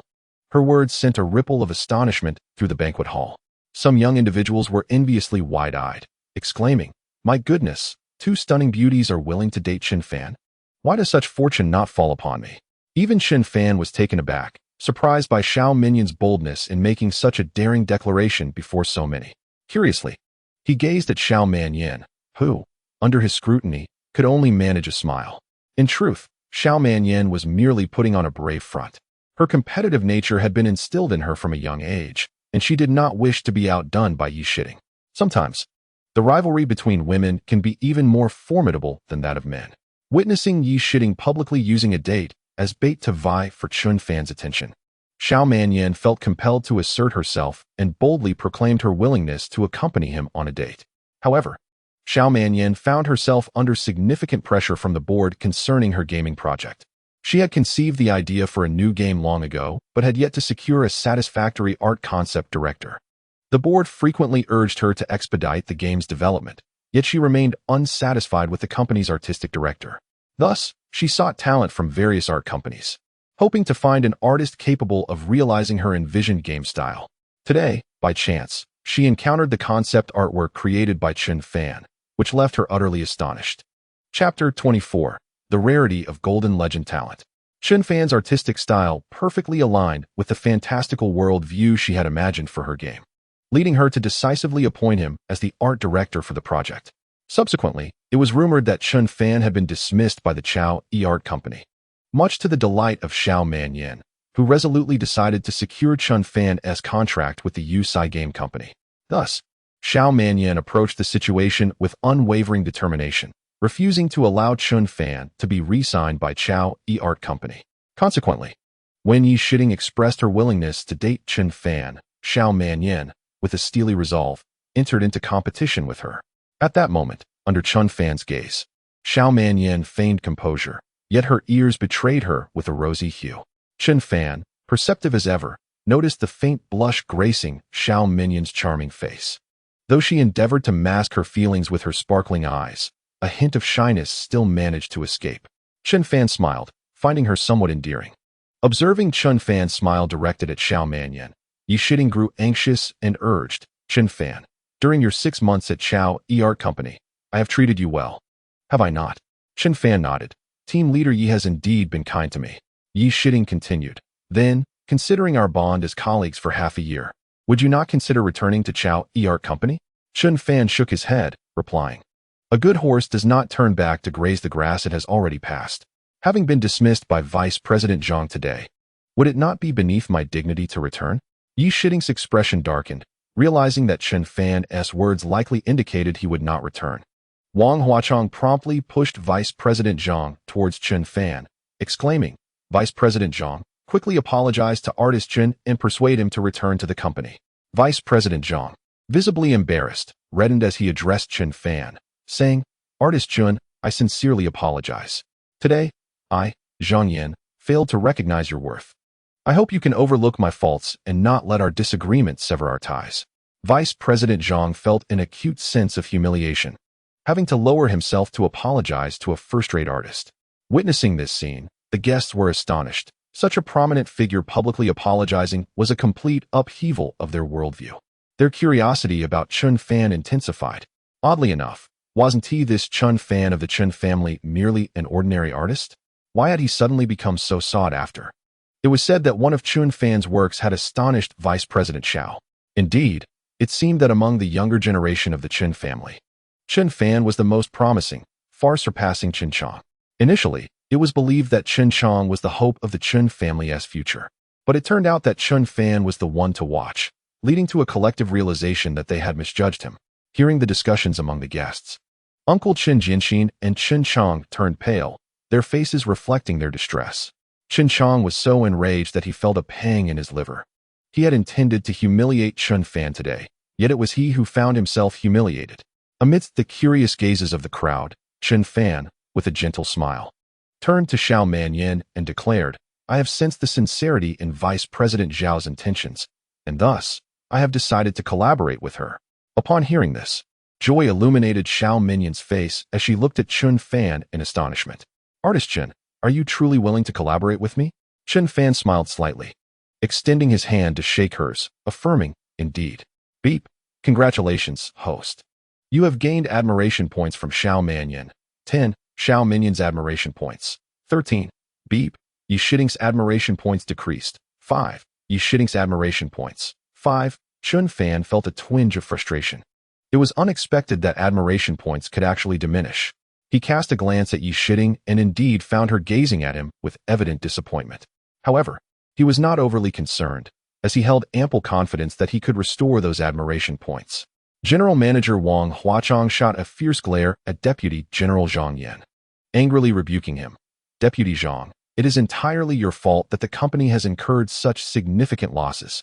Wang was infuriated. Had Chen Fan not been dismissed, Chao Yi Art Company would have gained immense recognition and a substantial signing fee. To his dismay, Deputy Zhang had chosen today to terminate Chen Fan, consequently causing the art company to lose a veritable cash cow. Wang was on the brink of exasperation, fully aware that the current predicament of the company stemmed solely from Zhang's decision to dismiss Chen Fan. Deputy Zhang, equally disheartened, wore a sorrowful expression. He had not anticipated that merely dismissing a level 1 artist could have such ramifications. He had underestimated Chen Fan's capabilities. Regret washed over him, and he wished he could weep for the mistake he had made. Given another chance, he vowed he would never dare to dismiss Chen Fan again. Xiao Manyan exclaimed excitedly, "Chen Fan, please report to our Yusai Game Company tomorrow morning. We need to discuss a work contract." Chen Fan nodded in acknowledgement. "Vice President Xiao, remember your promise about our date."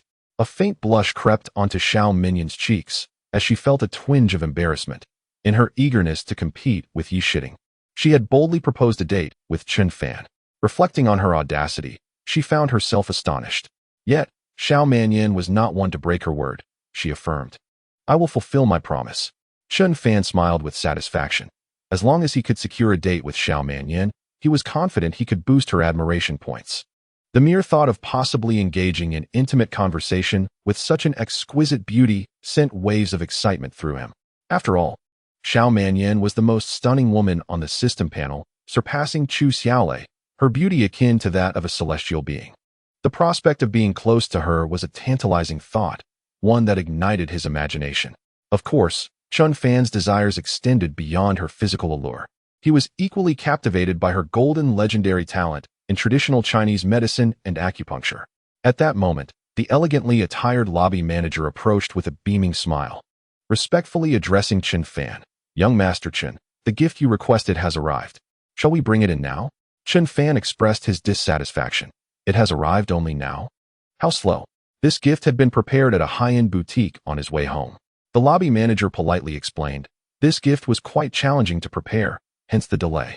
Chen Fan nodded, "Bring it in." The lobby manager respectfully smiled and said, "Very well." With a gracious demeanor, he instructed a waiter and then handed over the gift list to the host. Shortly after the waiter exited the banquet hall, the sound of fireworks erupted outside the hotel. A procession of elegantly attired staff members reverently carried a 3-meter-long sandalwood frame, exquisitely carved with dragons and phoenixes, radiating an air of grandeur. Upon this frame rested a magnificent landscape painting crafted from the finest flower dragon jadeite. The jadeite, a harmonious blend of azure and white, possessed a silky smoothness, emanating a delicate luminescence that hinted at its top-tier quality. Chapter 25, a gift that astounded all. The host announced with palpable excitement. "It is my esteemed honor to present the birthday gift from Master Chen Fan, a landscape painting of flower dragon jadeite, entirely carved from the most premium flower dragon jadeite." The piece illuminated the banquet hall with its opulence. Guests stared in awe, their eyes wide with astonishment at the majestic painting. Those knowledgeable in the art were left trembling with excitement, exclaiming, "Look at the purity and translucence. It is nothing short of a masterpiece. Such an extraordinary gift. Its value must be astounding. This is indeed a birthday present from Chen Fan? How remarkable! The sheer prestige and magnificence of the flower dragon jadeite painting left everyone spellbound. Its grandeur possessed a might that seemed to rival the mountains and rivers, captivating all present. Such an imposing presence was beyond the comparison of mere ordinary objects. The staff members, who bore the precious painting with utmost caution, moved slowly, their hearts racing with trepidation. A mere scratch could spell disaster for them. Once they gently placed the flower dragon jadeite painting at the center of the gift table, they collectively exhaled in relief, their anxiety alleviated. Chen Jianxin and Chen Chong, the second uncle and nephew, exchanged incredulous glances, feeling an acute sense of embarrassment. Earlier, Chen Chong had presented a valuable Xiuyan jade sculpture of the birthday star, which, although worth thousands, paled in comparison to the flower dragon jadeite painting. It was as if a beggar's broken bowl stood beside an emperor's golden chalice, utterly incomparable. In stark contrast, even the colorful agate dragon presented by General Manager Wang Huachong and the pure gold pine and cypress offered by Director Xiao Manyan dimmed in significance. At that moment, Xiao Manyan, Wang Huachong, Zhang Yan, and Yi Shiding gazed at Chen Fan with profound astonishment. They had believed their own gifts to be the pinnacle of luxury. Yet they were astounded to discover that Chen Fan's personal offering surpassed all others in value, standing as a singularly distinguished presence. Beep. Congratulations to the host. You have gained admiration points from Xiao Manyan. 1. Xiao Minyan's admiration points. 14. Beep. Congratulations to the host. You have gained admiration points from Yi Shiding. 1. Yi Shiding's admiration points. 6. Chen Fan wore a satisfied expression, having invested over $1 million in this exquisite birthday gift. Although it was somewhat extravagant, witnessing the astonished expressions of everyone in the banquet hall made it all worthwhile. The birthday celebrant, Chen Gaozheng, gazed in sheer astonishment at the magnificent and noble gift, never having dreamed that he would receive such a precious offering. Moreover, the surprises kept cascading throughout the day, each more exhilarating than the last, leaving him feeling as though he were in a dream, having lived a full life. Today marked the most fantastical and thrilling day for Chen Gaozheng. Remarkably, all of this was brought forth by his previously unassuming grandson, Chen Fan. With a benevolent gaze directed at Chen Fan, Chen Gaozheng felt a mix of nostalgia and guilt. Ever since Chen Jianwei's tragic accident rendered him paralyzed, Chen Gaozheng had devoted his resources to support Chen Jianwei's sons, Chen Jianxin and Chen Chong, leaving him with a sense of indebtedness towards both Chen Jianwei and Chen Fan.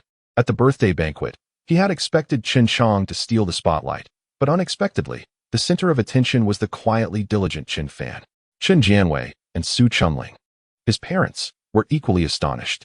They were acutely aware that Chen Fan's monthly salary was merely 4,000, making the presentation of such a treasured gift seem utterly impossible.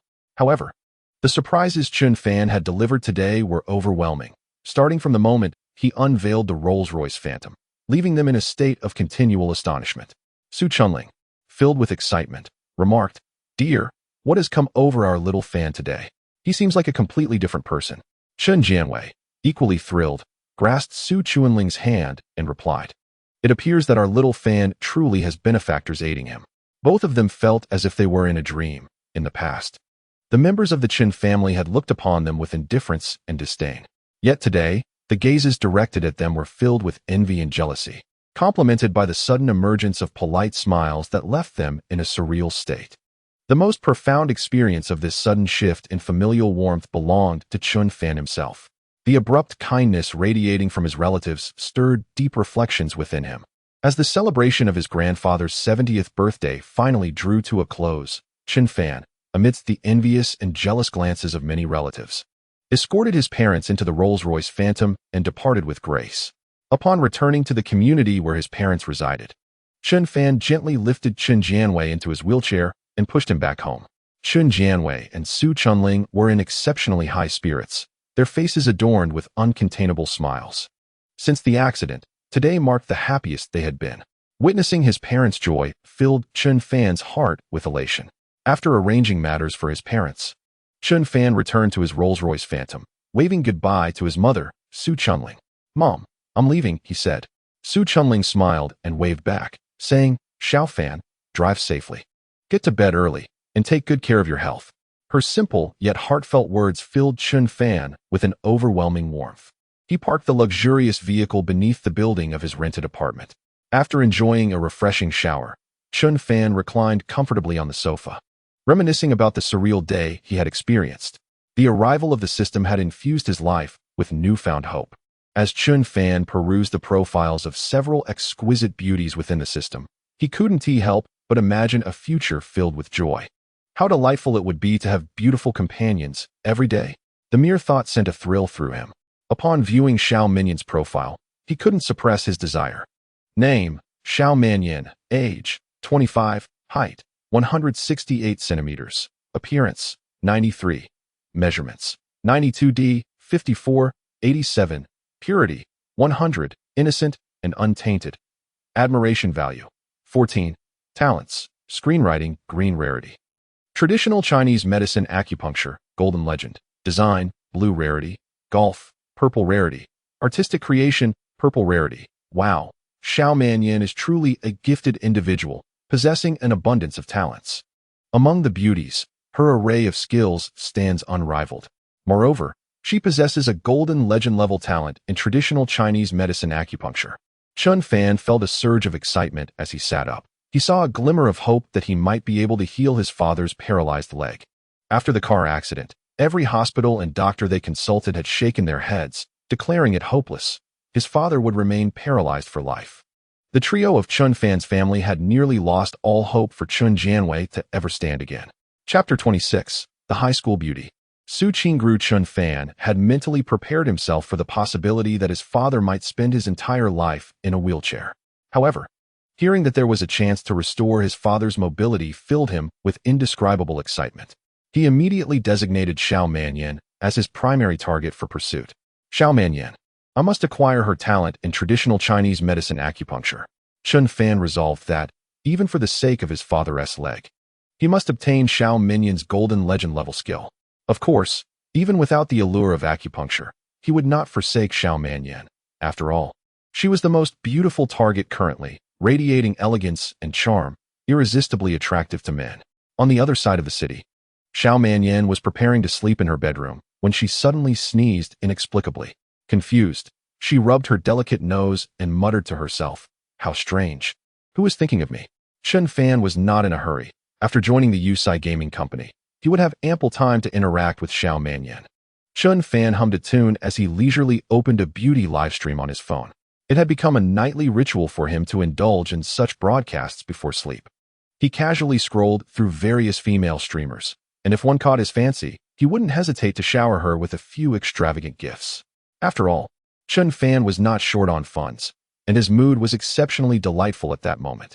Suddenly, he came across a streamer named Xiao Roair, whose face seemed vaguely familiar. A frown creased his brow as he felt he recognized her, yet the memory eluded him momentarily. After a moment of contemplation, a look of astonishment crossed his face. Wasn't she the campus beauty, Su Qingru? This girl, adorned with a pure and innocent smile, was indeed the acknowledged belle of his high school, a year his junior, yet captivating the entire campus with her charm. Chun Fan held a fond impression of Su Qingru. She was strikingly beautiful in a wholesome manner, without any airs. He recalled an incident from their school days when a paper airplane he had launched accidentally struck her chest, much to the amusement of onlooking classmates, rendering him a target of ridicule for some time. Reflecting on that memory, he found it to be a cherished recollection. As he reminisced, Chun Fan couldn't help but glance at Su Qingru's figure, only to be taken aback by the transformation. The once flat figure had now blossomed into alluring curves. Goodness, has she matured so splendidly? Chun Fan sat up in surprise. The slender Su Qingru from high school had evolved into a woman of enchanting allure, yet her youthful innocence still shone through her delicate features, and her soft smile retained a hint of the romantic elegance of yesteryears. Truly, she was the campus beauty, still as captivating as ever, stirring his heart. Chun Fan began to watch Su Qingru's livestream attentively, soon realizing that she was still a novice in the world of streaming, lacking a considerable following. Her speech was somewhat inexperienced, unable to utter the suggestive phrases that would entice affluent viewers to bestow gifts upon her. At that moment, a hint of embarrassment colored her cheeks. In her dormitory, 3 roommates were also present, one of whom, named Tang Yusin, was also broadcasting. In stark contrast, Tang Yusin's streaming style was boldly provocative, effortlessly spouting risque jokes that delighted a wealthy admirer who lavished her with gifts. Before long, she had received several extravagant rockets. Her laughter infectious, Tang Yusin even rose to perform a sultry dance for her benefactor, tugging down her already form-fitting t-shirt to accentuate her enticing curves. A roommate named Zhao Wan watched in awe, exclaiming, "Wow, Tang Yusin, you've snagged a big spender. In just an hour of streaming, you've received 10 rockets." Tang Yusin beamed with pride. "It just goes to show my charm." Zhao Wan then glanced back at Su Qingru's stream, her expression turning sympathetic as she remarked, "Su Qingru can't even compare. She hasn't received a single valuable gift." Su Qingru offered a slightly awkward smile, admitting, "Indeed, I am not very skilled at live streaming." Zhao Wan replied with a hint of disdain, "Just look at your streaming room. There are hardly any viewers." Meanwhile, in Tang Yusin's room, the barrage of comments is so overwhelming that one can hardly keep track.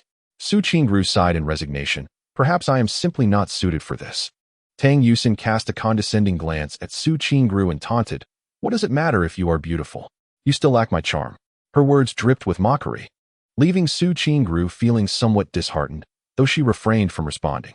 Tang Yusin had always considered herself the most attractive girl in their class, yet she often felt overshadowed by Su Qingru's presence. Thus, she harbored a lingering resentment towards Su Qingru, frequently seizing opportunities to deliver biting jabs. Zhao Wan interjected, "That's not quite right. Among us in the dormitory, Su Qingru is undoubtedly the most beautiful. She shouldn't be lacking in popularity. Why not engage in a PK? Perhaps you could ride on someone else's coattails." A PK involves competing against other streamers in real time, where the side that receives more gifts triumphs. Some smaller streamers can indeed gain a bit of traction through PKs. Su Qingru fumbled with the mouse, struggling to find the PK entry. Zhao Wan took the mouse from her, deftly navigating to initiate the PK. Su Qingru faced off against several streamers, but lost each time, leaving her somewhat disheartened. Zhao Wan, feeling helpless, advised, "Su Qingru, you should say something to endear yourself to the audience. Just a bit of flattery will do." Tang Yusin, reveling in her triumph, mocked, "Su Qingru, where has your allure vanished to? Your popularity is dismal. Look at me. I just received a massive rocket. Thank you, dear sponsor." Su Qingru sighed, her spirits dampened. She found herself unable to utter the saccharine phrases Tang Yusin so effortlessly delivered, leaving her in a state of anxious frustration. At that moment, a viewer in the chat, using the username Oil Drilling Head, inquired, "Little Ro, are you Su Qingru?" Su Qingru was taken aback. Someone in the streaming room actually knew her real name. She quickly responded, "Yes, I am Su Qingru. Do you know me?" The viewer, Oil Drilling Head, was in fact a nickname for Chen Fan. Chen Fan chuckled and replied in the chat, "You are from the 4th middle school, right? I was once your senior." At that revelation, Su Qingru understood. This Oil Drilling Head was indeed a senior, which explained his familiarity with her name. Meanwhile, Chen Fan heard a voice from the system echoing in his mind. Beep, detected that the host has gained the attention of a new target. Bound target, Su Qingru. Name, Su Qingru. Age, 21. Occupation, senior student. Attractiveness, 93. Height, 165 centimeters. Measurements, 91D. 53, 86. Admiration value, 0. Purity, 100. Naturally pure and untainted. Health, healthy, no gynecological diseases. Talents, acting, purple rarity. Singing, purple rarity. Dancing, green rarity. Chapter 27. Su Qingru and the Anchor PK. Upon activating the target panel, Chen Fan felt a surge of excitement. Su Qingru was the belle of his high school, the embodiment of his youthful dreams. He reminisced about those innocent nights in adolescence when he often fantasized about Su Qingru's pure visage, imagining himself perfecting his craft under the spell of youthful infatuation. Could it be possible that his dreams might come to fruition now? Just the thought filled Chen Fan with unparalleled exhilaration as he gazed ardently at Su Qingru's voluptuous figure. Beep, detected that the host is keenly interested in the new target, initiating a personal task. Task description, the dreamlike pure goddess from high school, with memories tinged by regret. A serendipitous reunion presents an opportunity to mend the past. Can the host transform dreams into reality? Task objective, the host must elevate Su Qingru's admiration value to 90 and acquire one of her talents. Task reward, 5 points of golden talent. Task funding, 20 million. With a return of double the amount spent on the host's own expenses and a quadruple return on expenditures concerning the target, Chun Fan examined the task description. Brimming with anticipation, the prospect of 20 million in task funding, coupled with the potential for double returns, seemed almost within reach. At that moment, Su Qingru, intrigued by the oil drilling head, inquired, "Hello, senior. May I ask if we are acquainted?" Hearing her question, Chun Fan was engulfed by memories. During high school, he had been an unnoticed boy, and Su Qingru certainly did not recognize him. Their sole intersection had been that fateful incident when a paper airplane he launched had inadvertently struck her chest. Naturally, he could not divulge this embarrassing detail. Instead, he typed in the chat, "You don't know me. I am merely an ordinary senior." Su Qingru felt a tinge of disappointment. She had hoped for a shared connection with the senior. Nonetheless, she maintained her smile, saying, "It's quite a coincidence to meet you online." At that moment, Zhao Wan approached, catching sight of Su Qingru engaged in conversation with a senior. Zhao Wan scoffed, "Su Qingru, why are you chatting with such a lowly senior? This fellow clearly has only a level 1 status and doesn't even possess a fan badge. What could possibly be of interest?" Chun Fan, having previously watched beautiful women livestream without ever gifting, naturally held a low rank. Today marked his debut in watching Su Qingru's stream, hence he had no fan badge. Su Qingru herself had only streamed a handful of times, with merely a few fans, countable on one hand. Behind her, Tang Yusin mocked, "Exactly. I never waste my energy on low-level fans. I only engage with those who bear fan badges. Su Qingru, if you continue this way, no one will gift you at all."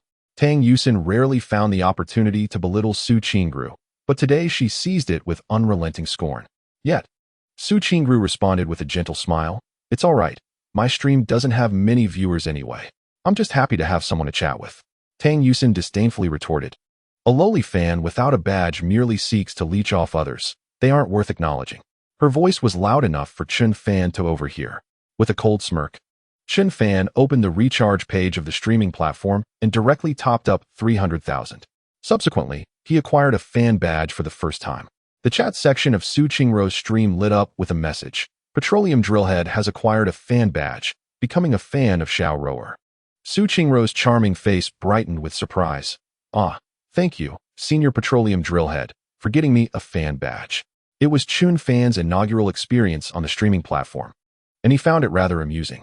Moreover, it was the fan badge of the school goddess from high school, which filled him with an exhilarating sense of excitement. Zhao Wan shook her head in disdain. "You're so thrilled over just a fan badge. It's merely a few bucks in gifts." Meanwhile, in Tang Yusin's stream, a wealthy patron gifted an enormous rocket. Tang Yusin deliberately announced, "Thank you, rich brother, for gifting me another big rocket. Sending hearts to you." Her words were intentionally aimed at Su Qingru and Zhao Wan, with an air of triumph in her tone. Su Qingru furrowed her brows. Tang Yusin's piercing remarks left her feeling quite uncomfortable, clearly targeting her.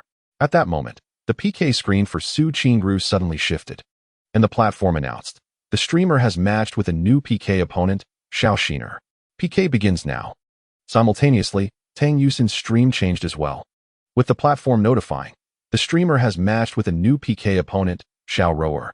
PK begins now." Su Qingru, Zhao Wan, and Tang Yusin were all taken aback. Su Qingru was matched with Tang Yusin. Su Qingru's beautiful eyes widened in astonishment. "What a coincidence. I can't believe I've matched with Tang Yusin." Tang Yusin was equally surprised, but soon wore a smug smile. "Su Qingru, just give up. There's no way you can win against me in this PK." Zhao Wan sighed. "Indeed, Su Qingru, your popularity is merely in the dozens, while Tang Yusin boasts a staggering 5,000. You are bound to lose." At that moment, Chun Fan heard a notification from the system in his mind. "Ding. Target female detected as being targeted by others. Temporary mission activated. Mission description. Target individual Su Qingru is being targeted by her roommate Tang Yusin, who intends to humiliate Su Qingru through a live PK. Mission objective. Assist Su Qingru in achieving victory in the PK. Mission reward. Cash prize of 500,000 yuan. And 3 golden talent points." Chun Fan was taken aback. Wow. The system not only has long-term personal missions, but also temporary ones. Nevertheless, he felt a surge of excitement, for the rewards appeared exceedingly enticing. Tang Yusin, eager to flaunt her charm before Su Qingru, exuberantly addressed the live stream. Dear affluent brothers, support Xiao Xiner. Shower me with gifts so my opponent knows just how formidable I am. In a bit, Xiao Xiner will dance for everyone. Upon hearing Tang Yusin's promise of a dance, the audience in her live stream erupted with excitement. Quick, send gifts. Xiao Xiner is about to dance again. Her previous performance was so captivating it nearly got her banned. Yes, wealthy brother, send a few big rockets. This time, who knows, Xiao Xiner might lower her outfit even more. One affluent viewer, known as Big Bean Tiger, held a kingly status in Xiao Xiner's live stream, with his messages appearing in bold, red font. Big Bean Tiger confidently typed, Xiao Xiner, make sure to pull your outfit down a bit more during the dance. Tang Yusin giggled mischievously and nodded. Big Bean Tiger, you're so naughty. I promise to pull it down just for you. Big Bean Tiger's heart swelled with joy, and he promptly sent another big rocket. Tang Yusin, brimming with pride, loudly mocked Su Qingru. Su Qingru, look. My Big Bean Tiger has sent me another rocket. Chapter 28. Su Qingru in shock. Tang Yusin's voice dripped with sarcasm, leaving Su Qingru feeling quite vexed. She gently furrowed her brows and let out a soft sigh. Zhao Wan noticed Su Qingru's discontent and sighed. There's nothing we can do. Tang Yusin has captured the attention of a wealthy benefactor who showers her with rockets daily. At that moment, the user named Oil Driller typed in the chat, Su Qingru, do you wish to win the PK? Su Qingru, upon seeing Oil Driller's message, forced a smile and shook her head. Sigh, the opposing streamer has a wealthy supporter. I cannot win against her. Oil Driller remained unperturbed, casually typing, just tell me if you want to win. Su Qingru, still lacking hope, replied, of course I want to win, but I shall leave it to fate. Oil Driller typed, then I shall assist you. Su Qingru was slightly taken aback, yet thinking of Tang Yusin's affluent supporter, she remained doubtful of her chances. Forget it. Her stream has thousands of viewers, while mine only has dozens. I cannot prevail. Zhao Wan shook her head. What a dream to think you can win against Tang Yusin. She rarely loses in PKs. Tang Yusin turned back with a mocking smile, exclaiming, come on, do you really think you can defeat me? I'm so terrified. In front of the screen, Chun Fan beamed with delight as he generously gifted an interstellar battleship. A large rocket costs 1,000, while an interstellar battleship is valued at 10,000. Suddenly, a system notification popped up in Chun Fan's mind.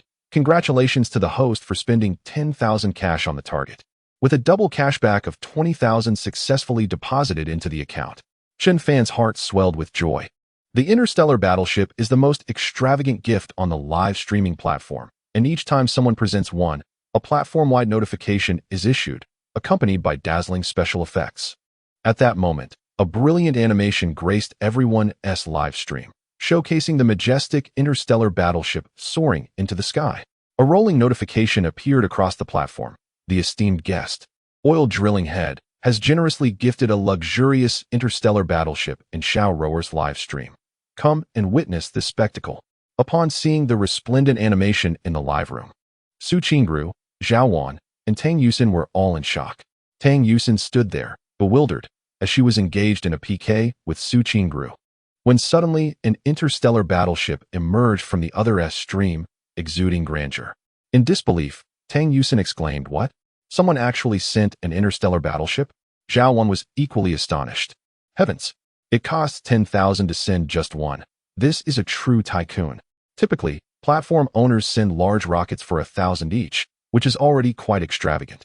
Few dare to send interstellar battleships due to their cost-effectiveness. Sending large rockets is usually sufficient to excite the streamer. Su Qingru was so astonished that she covered her mouth with her delicate hand, unable to believe her eyes as she gazed at the live stream. Zhao Wan quickly leaned in to see. Let me take a look. Who is the mogul sending the interstellar battleship? Upon closer inspection, she was left utterly stunned, her jaw dropping in disbelief. What? It's actually that loser, Oil Drilling Head, who just sent it. Both Zhao Wan and Tang Yusin found this hard to fathom. Zhao Wan felt a profound sense of regret. Just moments ago, they had mercilessly ridiculed Oil Drilling Head, calling him a freeloader who wouldn't even spend on a fan badge. Oil Drilling Head had been frugal, chatting with Su Qingru for quite some time before reluctantly purchasing a fan badge. Zhao Wan had looked down upon him. Little did she expect that this Oil Drilling Head would make such a bold move by gifting an interstellar battleship. Zhao Wan was deeply shaken, unable to grasp the reality of the situation.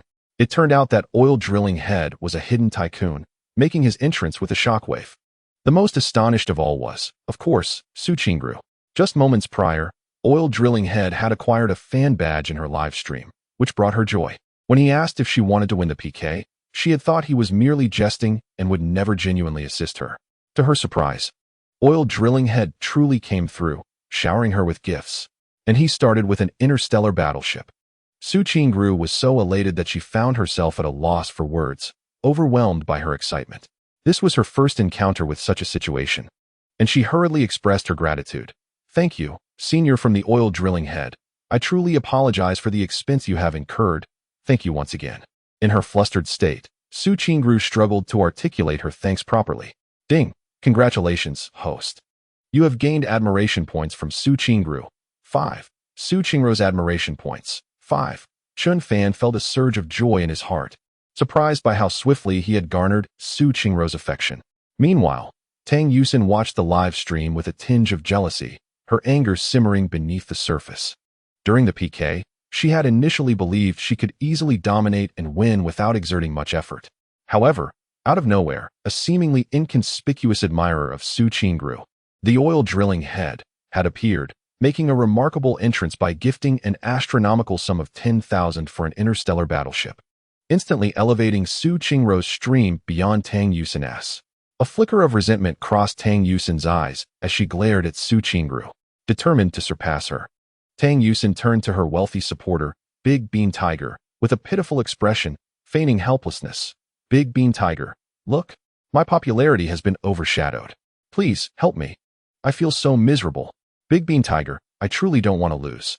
This sentiment was genuine. Tang Yusin was unwilling to accept defeat at Su Qingru's hands, as they had been secretly competing against each other. Big Bean Tiger, reveling in his superiority, replied in distinguished red text, "If I help you in the PK, will you agree to go on a date with me?" Tang Yusin paused, fully aware of his implication.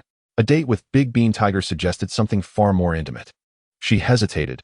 Despite his frequent requests for outings, she had always withheld her consent, deliberately keeping him at bay. Yet, the thought of losing to Su Qingru was intolerable. After a moment of contemplation, Tang Yusin clenched her teeth and nodded. "All right, if we win the PK, then I will go on a date with you, Big Bean Tiger."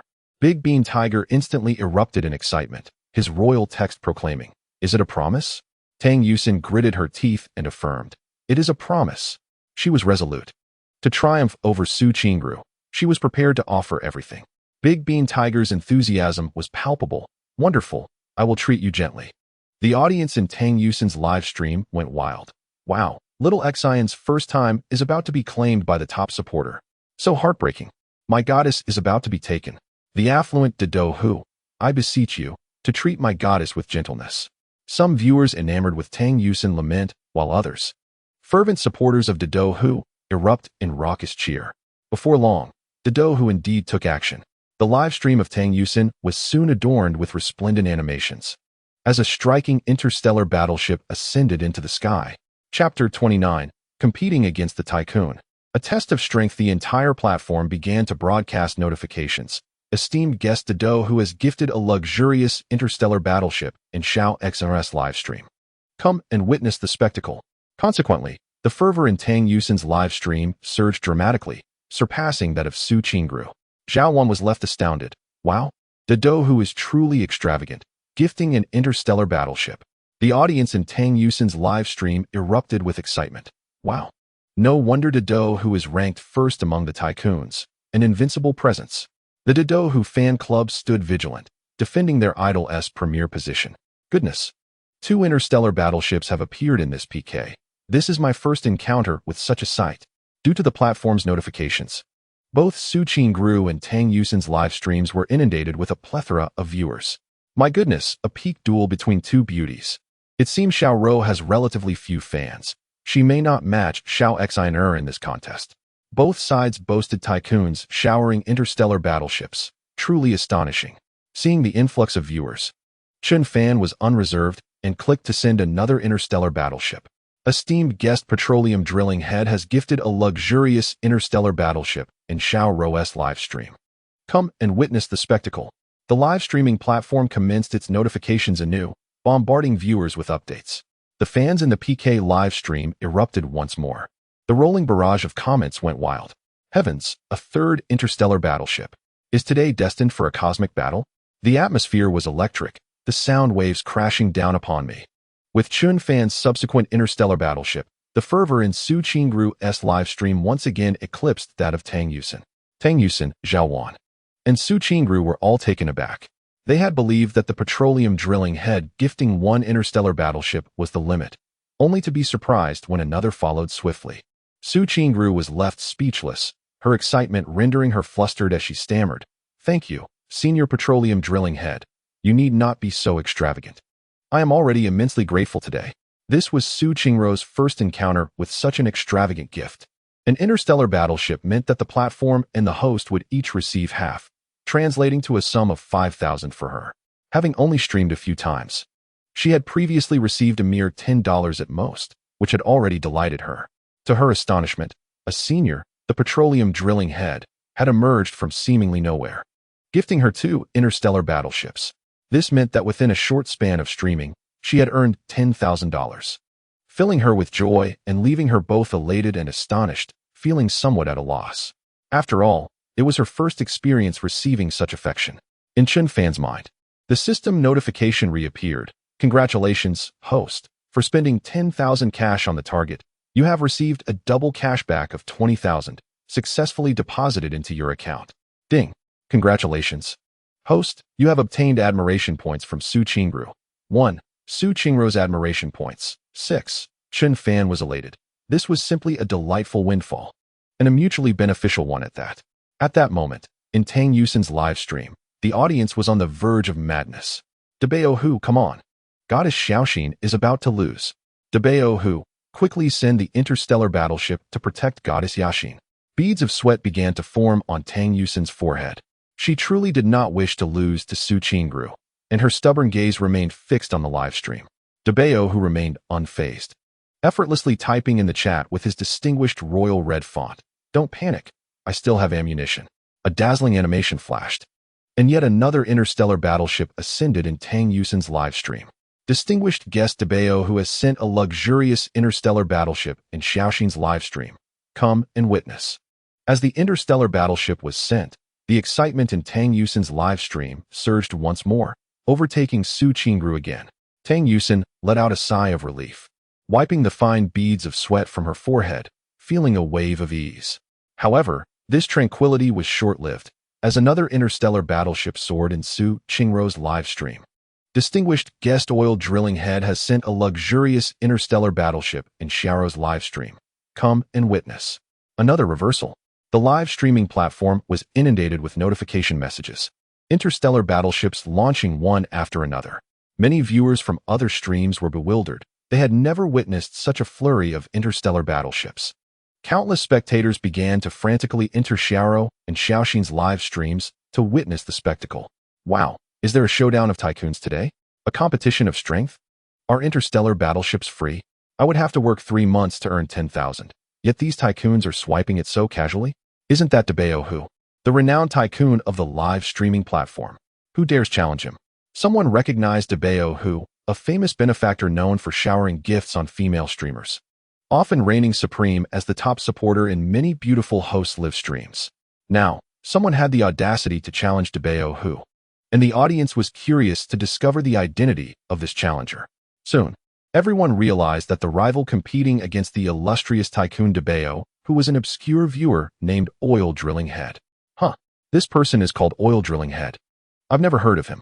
Indeed, Oil Drilling Head supports a streamer named Xiao, who is also a newcomer. A novice streamer and a new viewer actually think they can compete with Xiaoxin and Dabao Hu? It seems like a dream. Soon, everyone began to regard the partnership between Daidahu and Xioxiner with optimism, as Xioxiner was also a prominent streamer, making their collaboration a formidable alliance. In contrast, the oil driller and Xioxiner were unfamiliar faces to the platform's audience, evoking a sense of novelty. The spectators, eager for entertainment, unanimously believed that Daidahu and Xioxiner were destined for victory in this competition. Indeed, even as Tang Yusin's livestream popularity was once again eclipsed, Daidahu remained unfazed and confidently typed, "Watch closely. Xioxiner is bound to be taken down by me." In no time, Daidu sent forth a luxurious interstellar battleship. Esteemed guest Daidu has gifted a magnificent interstellar battleship in Xioxaner's livestream. Come and witness the spectacle. As the battleship ascended, Tang Yusin's room regained its heat. The excitement in the livestream soared, as the once rare sight of interstellar battleships now appeared in rapid succession, akin to a festive celebration. Truly, Daidu was remarkable. I have yet to witness him lose to anyone. It was evident that today marked Daidu's day of glory. How splendid it was. We were fortunate to be witnesses to Daidu's moment of triumph. Let us take screenshots for memory. Observing the frenzied chat in the livestream, Tang Yusin breathed a sigh of relief, believing that Daidu would indeed assist her in securing victory. Chapter 30. This tycoon is no weakling after all. Tang Yusin had made significant sacrifices. If Daidu helped her win this PK, she would accompany him to a hotel. Su Qingru and Zhao Wan sighed. Su Qingru had never harbored any hopes of defeating Tang Yusin. After all, Tang Yusin was a leading streamer, reigning atop the tycoon leaderboard, a level far beyond her reach. Su Qingru smiled and said, "Senior oil driller, there's no need to send more. I am already quite content today." Su Qingru spoke truthfully. This senior, whose origins were unknown, had already gifted her 3 interstellar battleships, leaving her heart elated. Chun Fan gazed at his phone screen, a subtle smile gracing his lips, and casually typed, "Do not fear. We are just beginning." With a few taps on the screen, he effortlessly dispatched 5 interstellar battleships. Esteemed guest oil driller has sent a luxurious interstellar battleship in Xioxaner's livestream. Come and witness the spectacle. The notifications continued to scroll across the platform. Relentless in their frenzy, the issuance of these 5 interstellar battleships left everyone in stunned silence. That was a sum of 50,000 yuan, so carelessly bestowed. Tang Yusin was left in a daze, unable to believe her eyes as she stared at the screen, witnessing the dazzling animations in Xioxaner's livestream. Each battleship's ascent felt like a resounding slap against her face. Her complexion turned pale, and her lips trembled. Zhao Wan was equally astonished. Her mouth agape and her expression one of utter bewilderment. Su Qingru, who is this senior of yours? How can he so casually bestow interstellar battleships, as if they cost nothing? Zhao Wan's heart brimmed with envy. Su Qingru had amassed several thousand yuan merely from this brief live stream. She felt utterly foolish, for when the oil drilling head first appeared in the live broadcast, she had derisively mocked him as a penniless individual who was too stingy to even procure a fan badge. Little did she realize that he could spend lavishly on top-tier interstellar battleships without a hint of remorse. Zhao Wan's heart was a tumult of jealousy and admiration as she gazed enviously at Su Qingru's livestream. Su Qingru was equally taken aback, feeling both honored and overwhelmed. "Senior, please stop. You're being too extravagant," she exclaimed. Chen Fan typed nonchalantly, "Don't worry, Junior. With me as your senior, I will ensure you triumph in this PK." Upon reading Chen Fan's message, Zhao Wan's eyes sparkled with admiration, her tone exaggerated as she exclaimed, "Wow. This senior exudes such masculinity." A hint of emotion flickered in Su Qingru's eyes. Such masculine words wielded a potent charm for a delicate girl like her. Not to mention, Chun Fan's willingness to spend so much on interstellar battleships for Su Qingru was a testament to his protective nature, instilling her with a profound sense of security. Feeling touched, Su Qingru said, "Thank you, senior. I don't even know how to express my gratitude." Ding.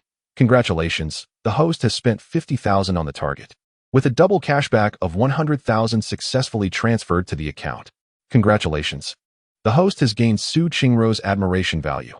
3. Su Qingru's admiration value. 9. Seeing the system's cashback and Su Qingru's admiration value steadily rising. Chun Fan felt an immense sense of satisfaction, a smile gracing his face. At that moment, his continuous gifting of interstellar battleships had stirred a tempest within the live stream, captivating the attention of all present. Countless comments surged forth, a cacophony of excitement reflecting the viewer's frenzy. What on earth? Who is this oil drilling head?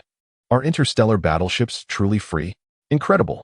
Is this a new viewer, someone who has never been acknowledged before, yet appears to be a wealthy magnate? No way. Is the day of the great doubted tiger's rise being ruthlessly crushed?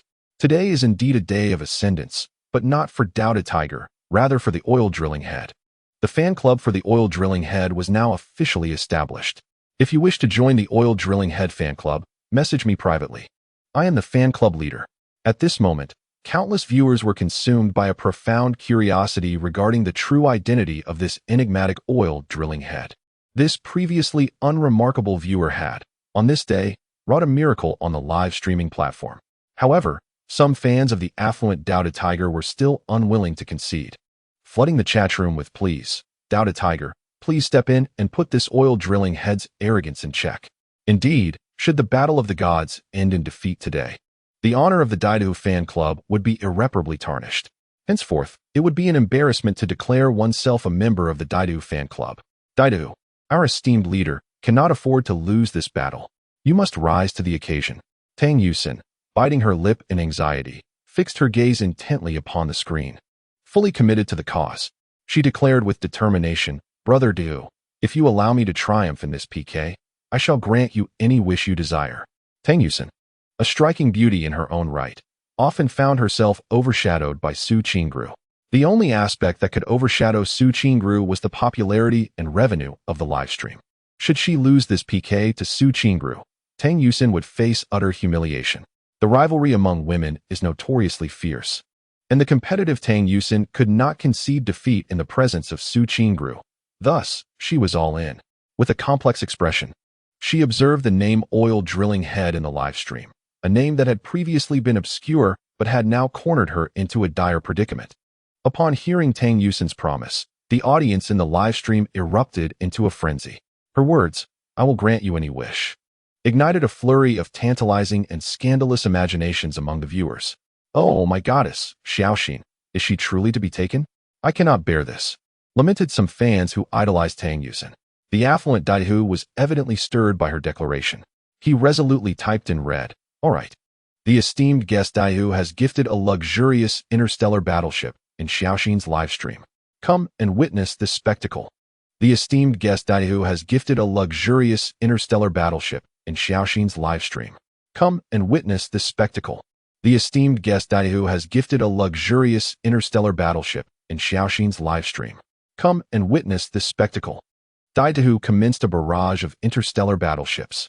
In mere seconds, 6 battleships ascended in Tang Yusin's livestream. The excitement surged once more. The audience was engulfed in a frenzy. I can hardly breathe from excitement. Someone call an ambulance. Chapter 31. Su Qingru in astonishment. The Battle of the Gods, an unequivocal clash of titans. Daihu has once again secured his throne, with the challenger now lying defeated at his feet. I hereby declare the dissolution of the Oil Drilling Head Fan Club. I relinquish my position as its leader and rejoin the Daidu Fan Club, becoming a steadfast guardian of Daidu. The Oil Drilling Head is but a fledgling, trembling before our affluent Daidu. Haha. Some viewers, brimming with exhilaration, began to mock and taunt. They renewed their faith in Daihu's opulent prowess, confident that none could challenge his throne. Tang Yusin gazed at the live stream as the heat surpassed that of Su Qingru, her eyes glistening with excitement. Once again, she had triumphed over Su Qingru, and she longed to weep, seeking solace for her fragile heart. Wiping away her tears, Tang Yusin exclaimed, Brother Daodu, I shall express my heartfelt gratitude to you. Daodu, with a sense of pride, typed in bold red letters, I await your thanks. Chen Fan, witnessing Daodu's message, couldn't help but smile with satisfaction. He too felt a surge of excitement. He had yet to indulge fully in his spending spree. With a task budget of 20 million, he had only expended 80,000 so far, merely a drop in the ocean, with ample resources at his disposal. Enthusiastically, Chen Fan began tapping fervently on his phone, sounding the charge. From that moment forth, luxurious interstellar battleships ascended from Su Qingru's live stream as if they were free of cost. Esteemed guest oil driller has gifted a magnificent interstellar battleship in Xiao Ro's live stream. Come and witness it. The message repeated thrice, each time amplifying the astonishment. Chen Fan, in one breath, sent forth 100 interstellar battleships. Everyone was left in utter disbelief, staring at the spectacle. 100 interstellar battleships? 1,000,000 just like that? My heavens, who is this oil driller? I hereby announce the re-establishment of the Oil Driller Fan Club. I remain the proud leader of the Oil Driller Fan Club. Loyalty is my badge of honor. I shall never betray. The war of deification is upon us, an absolute war of deification. Today, the live streaming continent shall witness the birth of a new king, as the very forests chant the name of the new monarch, Oil Driller. The barrage of comments in the live stream surged with fervor, scrolling rapidly. On the live streaming platform, gifting 10,000 in a day was already considered extraordinary wealth. Yet, this mysterious viewer, emerging from the shadows, had astonishingly gifted 1 million in a single sweep, a feat that was nothing short of sensational. Increasing numbers of curious spectators flocked to discover the identity of the one who had bestowed such extravagant gifts, propelling Xiao Rou's live stream to the pinnacle of popularity across the platform. Su Qingru felt as though she were in a dream, having streamed a few times before. Each had been met with silence, devoid of any chatter. Yet today, inexplicably, she had become the top streamer on the platform, leaving her both astonished and overwhelmed. As she beheld the torrent of comments flooding the live stream, she found herself at a loss for words, flustered and uncertain of how to respond.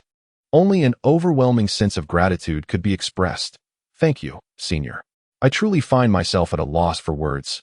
Thank you, Senior. Su Qingru was nearly in tears, her earlier discomfort exacerbated by Tang Yusin's biting sarcasm. When the enigmatic senior had appeared, she held little hope, merely exchanging a few casual words. To her astonishment, this senior had been remarkably generous, effectively quelling the fervor of Tang Yusin's livestream. Su Qingru's heart brimmed with appreciation for this senior. Ding! Congratulations, host. For spending 1 million cash on the target, receiving a double cashback of 2 million, which has been successfully transferred to your account. Congratulations, host. For acquiring Su Qingru's admiration points. 20. Su Qingru's admiration points. 29. Seeing the cashback and Su Qingru's admiration points, Chun Fan felt an immense sense of satisfaction. A smile gracing his lips. This must be the joy of the affluent. Not only did he capture the attention of the campus goddess, but he also garnered the adoration of countless viewers, all with the mere flick of his fingers. As 100 interstellar battleships emerged, Tang Yusin was engulfed in despair. She gazed helplessly at the jubilant livestream, her eyes gradually misting over. This revelry felt like a public execution for her, clinging to her last shred of hope. She implored Doubted Tiger, "Brother Doubted Tiger, could you help me win this PK? I promise to be yours forever, at your beck and call." The audience in the livestream curiously turned their attention to the affluent Doubted Tiger. Doubted Tiger, the moment to prove your worth has arrived. The throne of the wealthiest must not be relinquished. The Doubted Tiger fan club will never surrender. Almost everyone held their breath, fixated on the screen, eager to witness the wealthy Doubted Tiger continue the battle by dispatching more interstellar battleships. After a brief interval, Doubted Tiger sent a message in the prestigious crimson royal font. Though the vibrant letters now appeared somewhat hesitant, Doubted Tiger typed, "I apologize, I just received a call. My wife is giving birth, and I must rush to the hospital." With that, Doubted Tiger's avatar darkened, and he inexplicably logged off. The audience erupted in outrage, exclaiming, "How despicable! Doubted Tiger has cowardly fled. Who could blame him? After all, he had spent 1 million. How could one possibly compete with that?" Tang Yusin stared blankly at the live stream, tears streaming down her face in frustration. Today, she had intended to humiliate Su Qingru using the affluent Doubted Tiger, only to find herself the one humiliated. Overcome with shame, she felt unworthy of staying in the dormitory and abruptly ended the live stream, weeping profusely. In Su Qingru's live stream, Chun Fan casually typed, "Why did he run away? I still haven't spent enough. How dull." Chun Fan was equally perplexed. With a task budget of 20 million, he had only spent just over 1 million before his opponent fled. His remarks left the audience astonished once again. What? He hasn't spent enough? This is utterly enviable. The world of the wealthy is simply unimaginable. Versailles, it is truly Versailles. Without even making a genuine effort, the wealthy have been frightened away. This is what true affluence embodies. Wealthy individuals, do you seek companionship? Grant me an opportunity.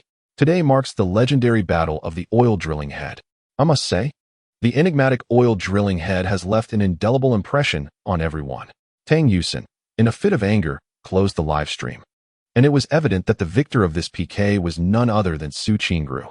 Su Qingru could be said to have achieved both fame and fortune, garnering numerous fans who were drawn to her due to Chun Fan, winning the PK, and not to mention the generous gifts bestowed upon her by Chun Fan. After the revenue share from the live streaming platform, she had amassed an astounding sum of 540,000 today. Chapter 32. He didn't ask you out? Su Qingru felt as though she were in a dream. Her monthly living expenses were merely 1,000 yuan, and she lived frugally. often hesitating to purchase even a few cosmetics. She never anticipated that a casual live stream could yield such a staggering income. Zhao Wan was equally envious, discreetly inquiring, Su Qingru, does this senior of yours perhaps have feelings for you? Su Qingru's cheeks flushed as she replied, I don't think so. I'm not acquainted with this senior.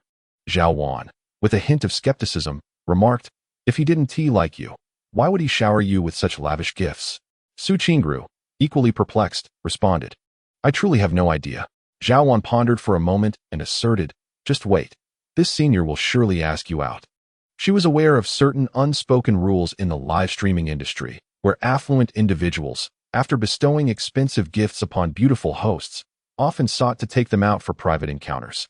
Just like the earlier instance with the Do who persistently gifted Tang Yusin in hopes of winning her affections.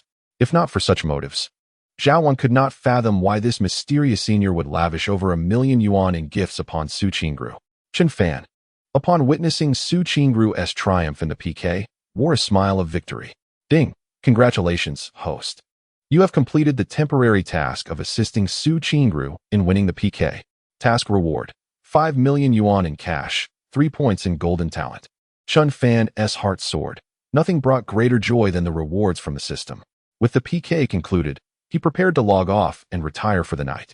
He sent Su Qingru a private message. Junior, you won the PK. Are you happy? Su Qingru promptly replied, thank you, senior.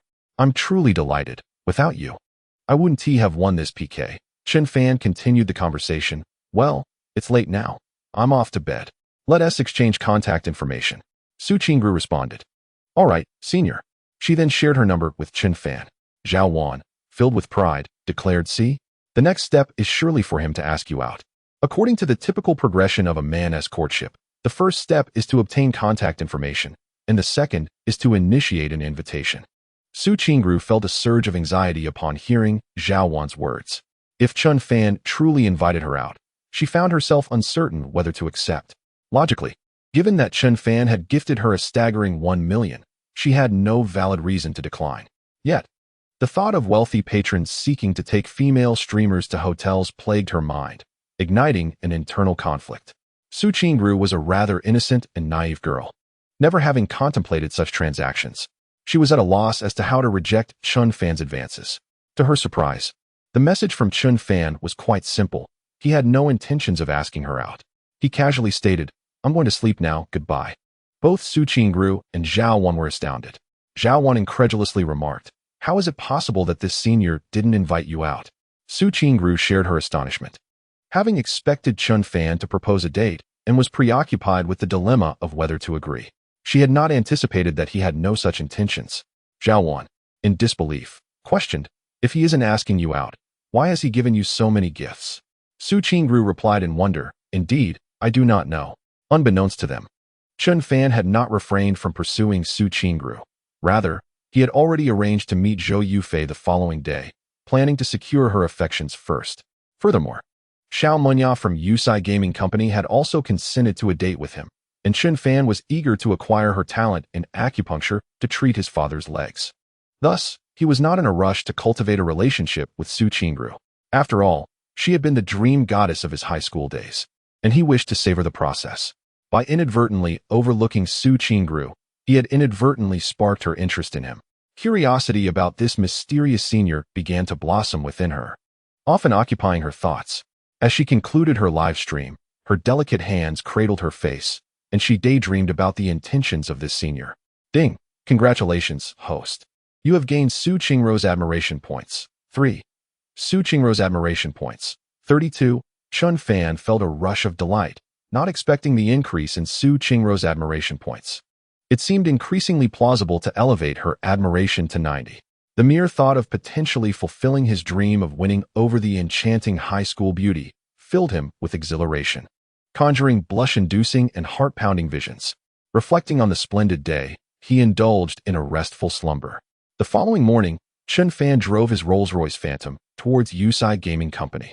Though he was to sign a contract with the company that day, his thoughts were entirely consumed by Zhou Yufei. He had meticulously planned to go on a date with her after work, and the mere thought of her gentle and obedient demeanor stirred his heart. Recalling the sweetness of her lips during their previous encounter heightened his excitement. making him yearn to relive that moment once more. This evening, Chun Fan eagerly anticipated savoring Zhou Yufei's essence. As he approached the Yusai Game Company, he retrieved his phone and called Xiao Manyan. "Are you almost at the company?" Xiao Manyan inquired over the line. "I will arrive in a few minutes," Chun Fan replied. "I will send my assistant to fetch you." "I am currently in discussion with General Manager Wang," she stated. After ending the call, Chun Fan drove his Rolls-Royce Phantom towards the parking lot of Yusai Game Company. The security guard, upon seeing the dazzling Rolls-Royce, was so astonished that he dropped his instant noodles, neglecting to pick them up as he hurriedly lifted the gate. Fearful of scratching the luxury vehicle, the Rolls-Royce came to a graceful halt, and Chun Fan stepped out, whistling nonchalantly. Upon lifting his gaze, he beheld a magnificent skyscraper. Imposing and grand, the company's logo shone brightly. Yusai Games. This renowned game company was housed within the towering edifice. Yusai Games is a distinguished first-rate gaming enterprise, celebrated throughout Hangqing. In Xia Country, Yusai Games and Tongfei Games stand as two globally recognized top-tier gaming companies, their blockbuster titles perennial fixtures on bestseller lists worldwide. Securing a position at Yusai Games had once been Chun Fan's cherished dream. Meanwhile, within the office of the general manager at Yusai Games, Ding Miao wore a troubled expression. "Vice President Xiao, I have received alarming news. Tongfei Games is set to launch 3 major productions in 3 months at the Global GA Games Expo. The board has been increasingly anxious, and the pressure on me is mounting. If your game cannot resume development, I fear the budget will be slashed by half. Please prepare yourself for this possibility." To Ding Miao's surprise, Xiao Minyan's face radiated joy as she replied, "Rest assured, General Manager Ding, I found the ideal game artist yesterday. The production of White Myth will soon restart." Upon hearing her words, Ding Miao's expression shifted to one of astonishment. "Are you saying that you found the qualified artist you had been searching for over half a year, just yesterday?" he asked incredulously. Xiao Minyan's beautiful eyes sparkled with excitement as she nodded. Ding Miao, perplexed, inquired, "What is their background? What level of artist are they?" Xiao Manyan responded, "They are a level 1 artist from Chao E-Art Company." Ding Miao's face fell in disappointment. "What? Just a level 1 artist?" He felt a lack of confidence and was quite disheartened. Chao E-Art Company was a relatively insignificant firm, and a level 1 artist from such a small company was unlikely to possess exceptional skills. However, Xiao Manyan remained assured.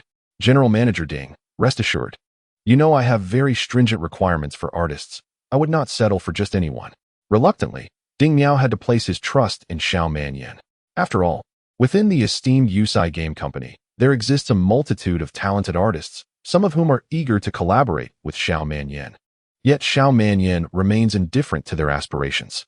Ding Miao, too, is filled with curiosity, pondering what caliber of artist could possibly satisfy the notoriously discerning Xiao Manyan. With a resigned nod, Ding Miao remarked, "Very well, since you have found a suitable art director, let us expedite the game development." Xiao Manyan nodded in agreement. Upon parking his vehicle, Chun Fan strolled leisurely towards the Yusai Game Company's office building. Having already elevated his artistic talent to level 5 through the system, he felt no trepidation regarding his new role. On the contrary, Chun Fan was brimming with creative fervor, eager to apply his advanced artistic skills to his work. Having nurtured a passion for painting since childhood, the ability to produce works of art had long been his aspiration. Thus, he approached this opportunity with an eager spirit, ready to showcase his talents. Outside the entrance on the first floor, a petite and delicate young woman awaited him. She wore glasses and was elegantly attired in a fitted blazer that accentuated her alluring figure. Her shoulder-length hair framed her face, imparting an air of intellect and gentleness, while a subtle hint of playfulness added to her charm. Chun Fan, intrigued, inquired, "Are you Assistant One?" When Ryu regarded him with curiosity, asking, "And you are?" She scrutinized Chun Fan closely, her expression revealing her bewilderment. Earlier, Xiao Manyan had instructed Wen Ryu to descend and welcome the esteemed artist, whom she held in high regard. Xiao Manyan had even paused the game project for 6 months in pursuit of the ideal artist, rather than hastily selecting a well-known figure to undertake the task. Given Xiao Minyan's stringent standards and the lengthy search for the perfect candidate, Wen Ryu envisioned the artist to be a distinguished man in his 40s or 50s, complete with a well-groomed beard and an aura steeped in artistry. However, as she assessed Chun Fan, who donned a casual blue plaid shirt over a white t-shirt, paired with light blue jeans and sneakers, He resembled nothing more than an amiable neighborly boy, a far cry from her preconceived notion of a seasoned artist. Noticing the look of confusion in Wenryu's eyes, Chun Fan casually introduced himself, stating, "I am Chun Fan, summoned here by Vice President Xiao." Wenryu's expression shifted to one of astonishment as she exclaimed, "You are the artist, Chun?" She could hardly believe that the fastidious Xiao Manyan had chosen such a youthful, boy-next-door figure as the artist she so highly regarded. Beep detected that the host has gained the attention of a new target, binding target. Wenryu. Name, Wenryu. Age, 22. Occupation, art assistant. Attractiveness, 89. Measurements, 87C, 53. 86. Admiration level, 0. Purity, 100. Health status, healthy, free from any gynecological diseases. Talents, Go, blue rarity. Culinary arts, green rarity. Composition, blue rarity. The system binding Wenryu took Chun Fan by surprise. He was aware that the system did not bind to just any female. Typically, only those with an attractiveness rating of 85 or higher would trigger such a binding notification. With a faint smile, Chun Fan remarked, "What? Do I not resemble an artist?" Wenryu, feeling a bit shy, shook her head. "It's not that. It's just that you differ from my expectations." Curious, Chun Fan inquired, "What did you imagine?" Wenryu replied, "I thought the person Vice President Xiao sent for me would be a bearded gentleman in his 40s or 50s. Chun Fan chuckled, finding her demeanor rather endearing. Wenryu led him into the elevator, ascending to the upper floors. While she was certain that Chun Fan was the artist Vice President Xiao had sought, a lingering doubt resided in her mind. This Chun Fan appeared far too young, almost like a recent university graduate, perhaps lacking substantial work experience. Could someone of his caliber truly bear the weight of the artistic director for White Myth? Wenryu knew well how seriously Vice President Xiao approached the game White Myth. Pondering silently, she discreetly stole a glance at Chun Fan.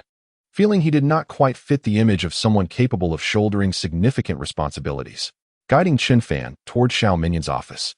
They passed by another office where several female employees were huddled by the window, animatedly discussing something. Intrigued, Wenryu approached and asked, "What are you all talking about?" One of her colleagues, Shen Hong, replied with palpable excitement, "Wenryu, you have to see this. A Rolls-Royce Phantom has parked in our company lot today." Wenryu gasped in disbelief. "What? A Rolls-Royce Phantom has appeared in our parking lot?" Curiosity piqued, she joined the others and, following Shen Hong's pointing finger, spotted the luxurious and imposing Rolls-Royce quietly stationed in the parking area. Even in stillness, it emanated an extraordinary aura of nobility and elegance. The sight of the magnificent Rolls-Royce ignited a spark of admiration in the eyes of the female employees. Another colleague, Li, exclaimed excitedly, "Wow! I heard this car costs over 10 million. Who could possibly drive such a vehicle to our company?" Wenryu pondered aloud, "Indeed. Even our company's board chairman does not drive a Rolls-Royce." At this moment, Shen Hong and several female colleagues noticed Chun Fan and curiously inquired, "Wenryu, who is this young gentleman?" Wenryu proceeded to introduce him, saying, "This is Chun Fan, the artist who has just joined our company." Shen Hong, intrigued, asked, "So, Xiao Chun, did you just come up from downstairs?" Chun Fan nodded nonchalantly, replying, "Indeed." Shen Hong continued, "Have you seen anyone driving a Rolls-Royce?" Chun Fan, somewhat speechless, had not anticipated that a Rolls-Royce Phantom would captivate the attention of these female employees to such an extent. Chapter 34. You have finally arrived, desiring not to show off in front of these women. Chun Fan smiled faintly and shook his head, saying, "I am unaware. I did not see anyone." Shen Hong and Li displayed expressions of disappointment. They had assumed that since Chun Fan was new, he might have caught sight of someone in a Rolls-Royce. Wenryu, recalling that Xiao Manyan was still waiting for Chun Fan, promptly guided him towards Xiao Minyan's office. As they passed through a large office area, a man in an elegant suit, complete with a tie, sunglasses, ear studs, and a meticulously groomed beard, accompanied by several subordinates, emerged. Upon spotting this stylishly dressed man, Wenryu nervously remarked, "Director Gao." This director was Gao Yaoquan, the producer of the game Kanglan Continent. Kanglan Continent and White Myth were significant upcoming releases from Yusai Gaming Company, with Gao Yaoquan and Xiao Manyan serving as the two leading game producers, thus placing them in a competitive relationship. Noticing Wenryu with Chun Fan, Gao Yaoquan adopted a tone of disdainful mockery, asking, "Assistant 1, who is this person? I don't recognize him." When Ryu had no choice but to introduce, "This is Chun Fan, the new artist invited by our deputy general manager Xiao." Gao Yaoquan paused, removing his sunglasses to scrutinize Chun Fan with curiosity. Upon observing Chun Fan's rather shabby attire, Gao Yaoquan's expression shifted to one of contempt as he remarked, "Is this truly the artist that Deputy General Manager Xiao has searched for half a year to find?" Chun Fan felt somewhat speechless, realizing that after the awakening of the system yesterday, he had been too busy to purchase a proper outfit. Still clad in his old plaid shirt and jeans while standing before this avant-garde director, which indeed made him appear quite shabby. It seemed he ought to find time to acquire a more presentable wardrobe. Contemplating this, Chun Fan nodded impassively, affirming, "That would be me." Gao Yaoquan, with a mocking tone, queried, "May I ask what level of artist you are?" Although Chun Fan possessed a 5th-level talent in painting, he had not yet taken the examination for the new artist certification, so he was still classified as a 1st-level artist. Unfazed, Chun Fan responded, "I am a 1st-level artist." As soon as Chun Fan's words fell, Gao Yaoquan erupted into exaggerated laughter, exclaiming, "What? A 1st-level artist? Haha. Has Deputy General Manager Xiao resorted to desperate measures by hiring a 1st-level artist for the new game's artistic direction?" Behind Gao Yaoquan, his subordinates joined in, bursting into uproarious laughter. It is utterly amusing that Xiao Manyan has been so determined to find her ideal artist, even to the extent of delaying progress for half a year, only to end up with such an incompetent painter. I had anticipated that Vice President Xiao would seek out a seasoned artist for this role, yet she ended up choosing a complete novice. I can't wait to witness the predicament that Vice President Xiao will find herself in once our game, Kanglan Continent, is launched. She may find herself at a loss for where to hide her face. Upon hearing these derisive remarks, when Ryu, visibly irritated, spoke up, "Director Gao, please refrain from mocking our studio team." Her cheeks flushed with anger, as Director Gao Yaoquan consistently belittled Xiao Minyan's creative vision, always competing with her. Chun Fan, however, had encountered such situations many times before and responded calmly, "It appears your studio is not as impressive as you believed."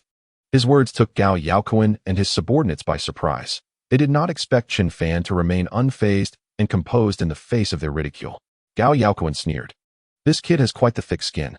His subordinates quickly joined in the laughter. At that moment, an employee approached with palpable excitement, exclaiming, "Director Gao, have you heard? A Rolls-Royce Phantom has parked in our company lot today." Instantly, astonishment spread across Gao Yaoquan and his subordinates' faces. "What? A Rolls-Royce Phantom? How is that possible? No one in our company drives a Rolls-Royce." Indeed, even President Ding only drove a standard Rolls-Royce. Curious, Gao Yaoquan urged, "Let's go take a look." He led his subordinates to the window, craning their necks to catch a glimpse of the luxurious vehicle in the parking lot. Incredible. It truly is a Rolls-Royce. It looks absolutely stunning. I've never seen one in person before. It must have just arrived today. They speculated about the identity of the impressive owner. Their curiosity piqued. Meanwhile, when Ryu guided Chun Fan towards Xiao Minyan's office, with a hint of uncertainty, she inquired, "Artist Chun, are you truly just a level 1 painter?" Chun Fan nodded nonchalantly, "Indeed." This revelation left when Ryu feeling even more disheartened. The savior she had hoped for the studio turned out to be merely a 24-year-old level 1 artist. A sense of disappointment washed over her. Notification: when Ryu's admiration value decreased. 5. When Ryu's admiration value. 5. Chun Fan was somewhat speechless, surprised that his admiration value could actually turn negative. However, he was not overly concerned, as he possessed a system that could easily rectify this. Soon, when Ryu led Chun Fan into a cozy, elegantly decorated office, at a sophisticated mahogany desk of a deep brown hue, he immediately spotted the graceful Xiao Manyan, diligently reviewing a contract.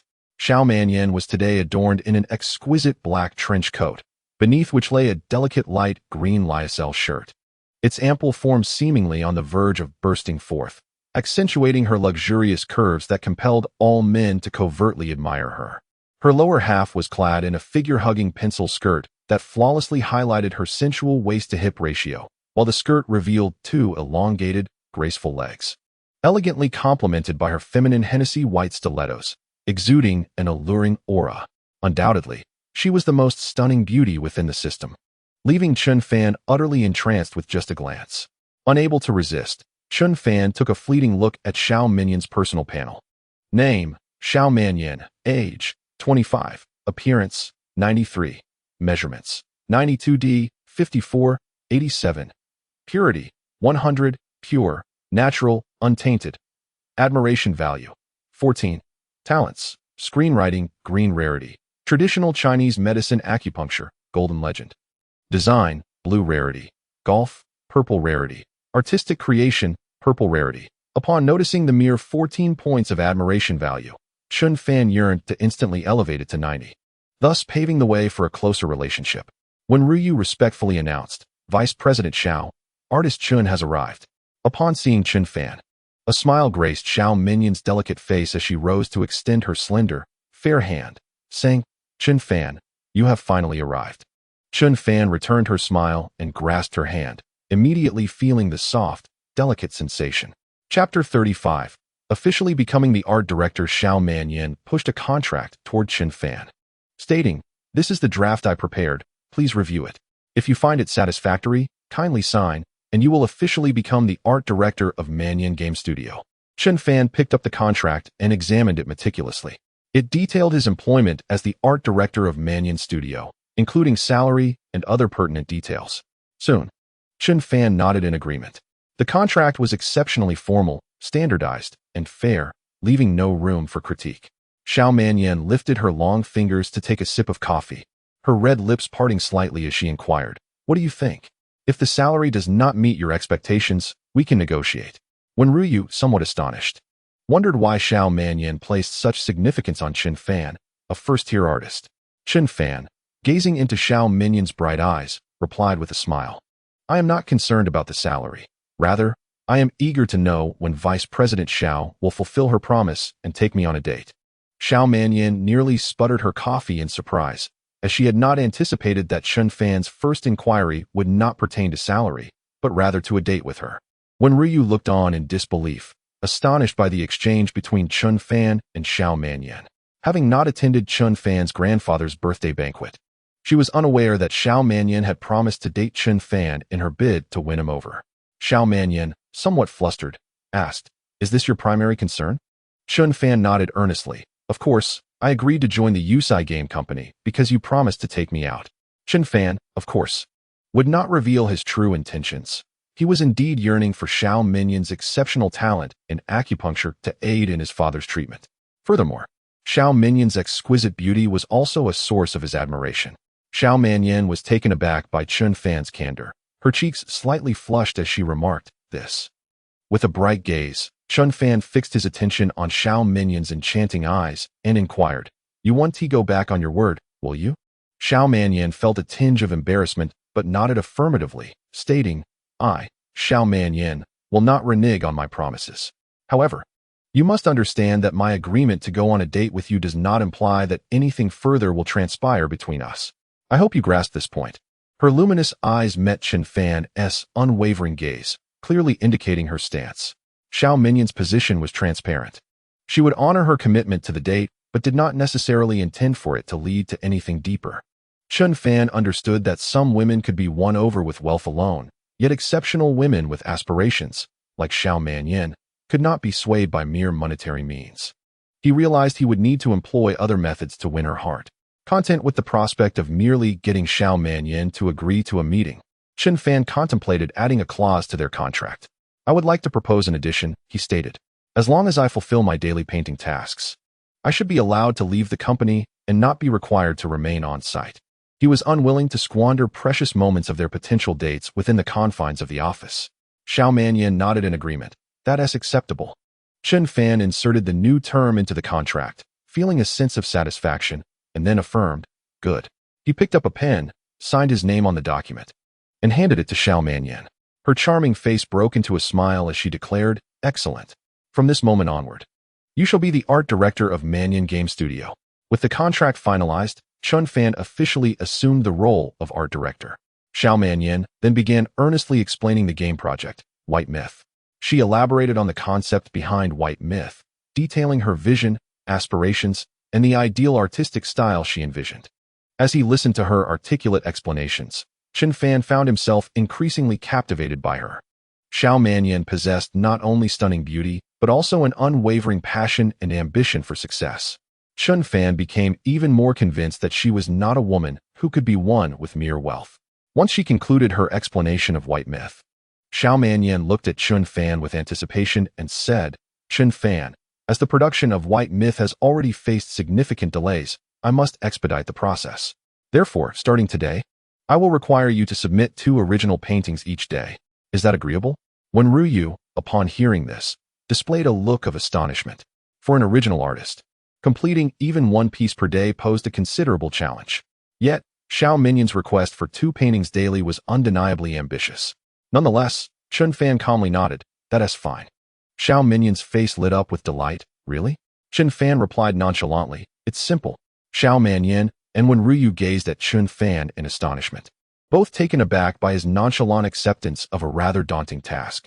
Chun Fan's ease in handling the situation filled Xiao Manyan with a mix of surprise and delight, particularly as the delays in the progress of the White Myth game had subjected her to considerable pressure from the board.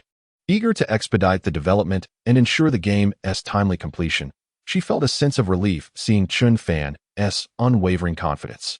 After discussing the work details, Xiao Manyan personally escorted Chun Fan to the solitary office designated for him.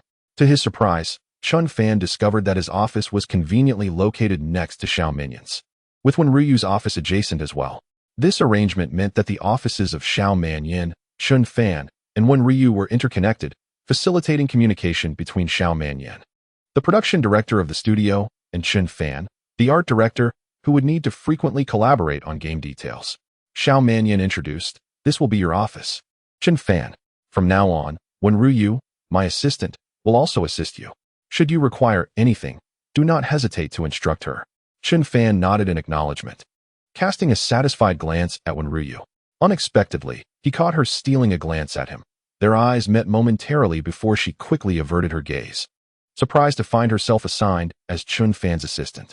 Wen Ryu, a graduate in the art field herself, was a level 3 artist, and she felt a twinge of dissatisfaction at being made an assistant to someone of a level 1 artist caliber. However, she refrained from voicing her discontent, pouting slightly in resignation.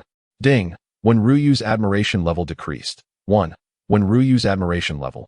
6. Chun Fan was at a loss, noticing that Wen Ruyu's admiration for him had diminished, suggesting that she held little faith in his capabilities. After settling Chun Fan in, Xiao Manyan and Wen Ryu departed.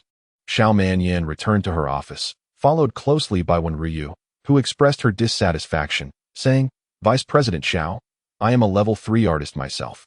How could you assign me to assist a level 1 artist?" Xiao Manyan chuckled lightly, replying, "Director Chen may not have pursued certification yet, but I have personally reviewed his work and believe his skills are exceptional, with an artistic style that suits the game perfectly." Wen Ryu remained somewhat skeptical, asking, "Really?"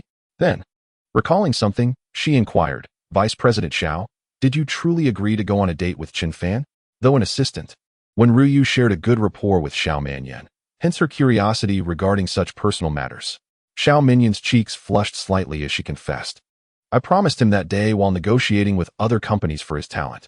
At this moment, Chun Fan was comfortably seated in the office of the art director, preparing to commence his work.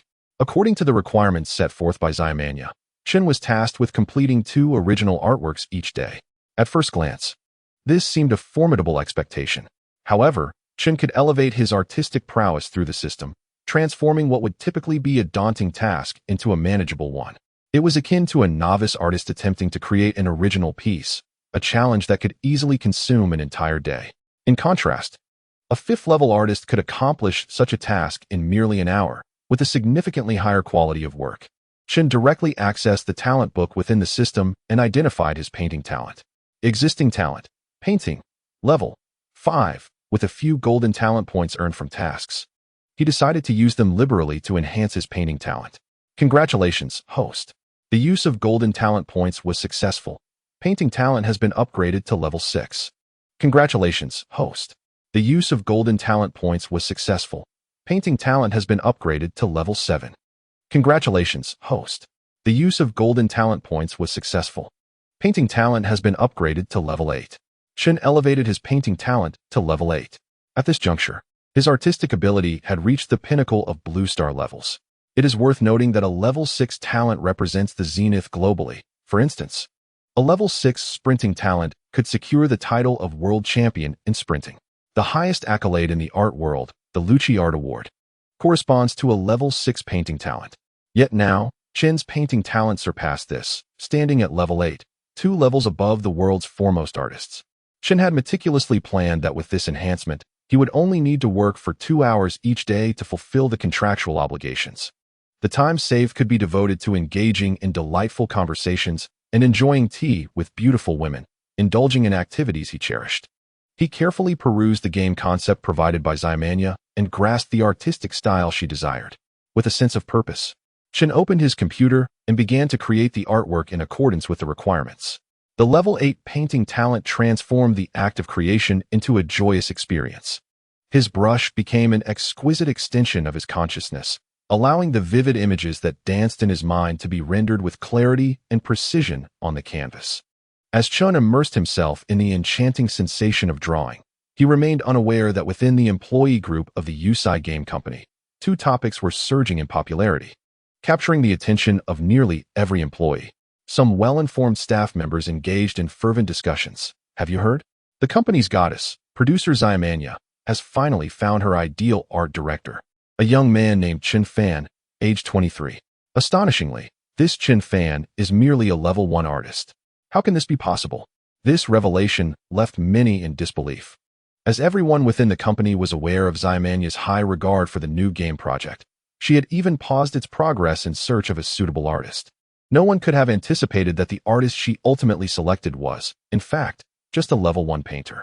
The esteemed game company, Yusai Games, has never been known to recruit entry-level artists.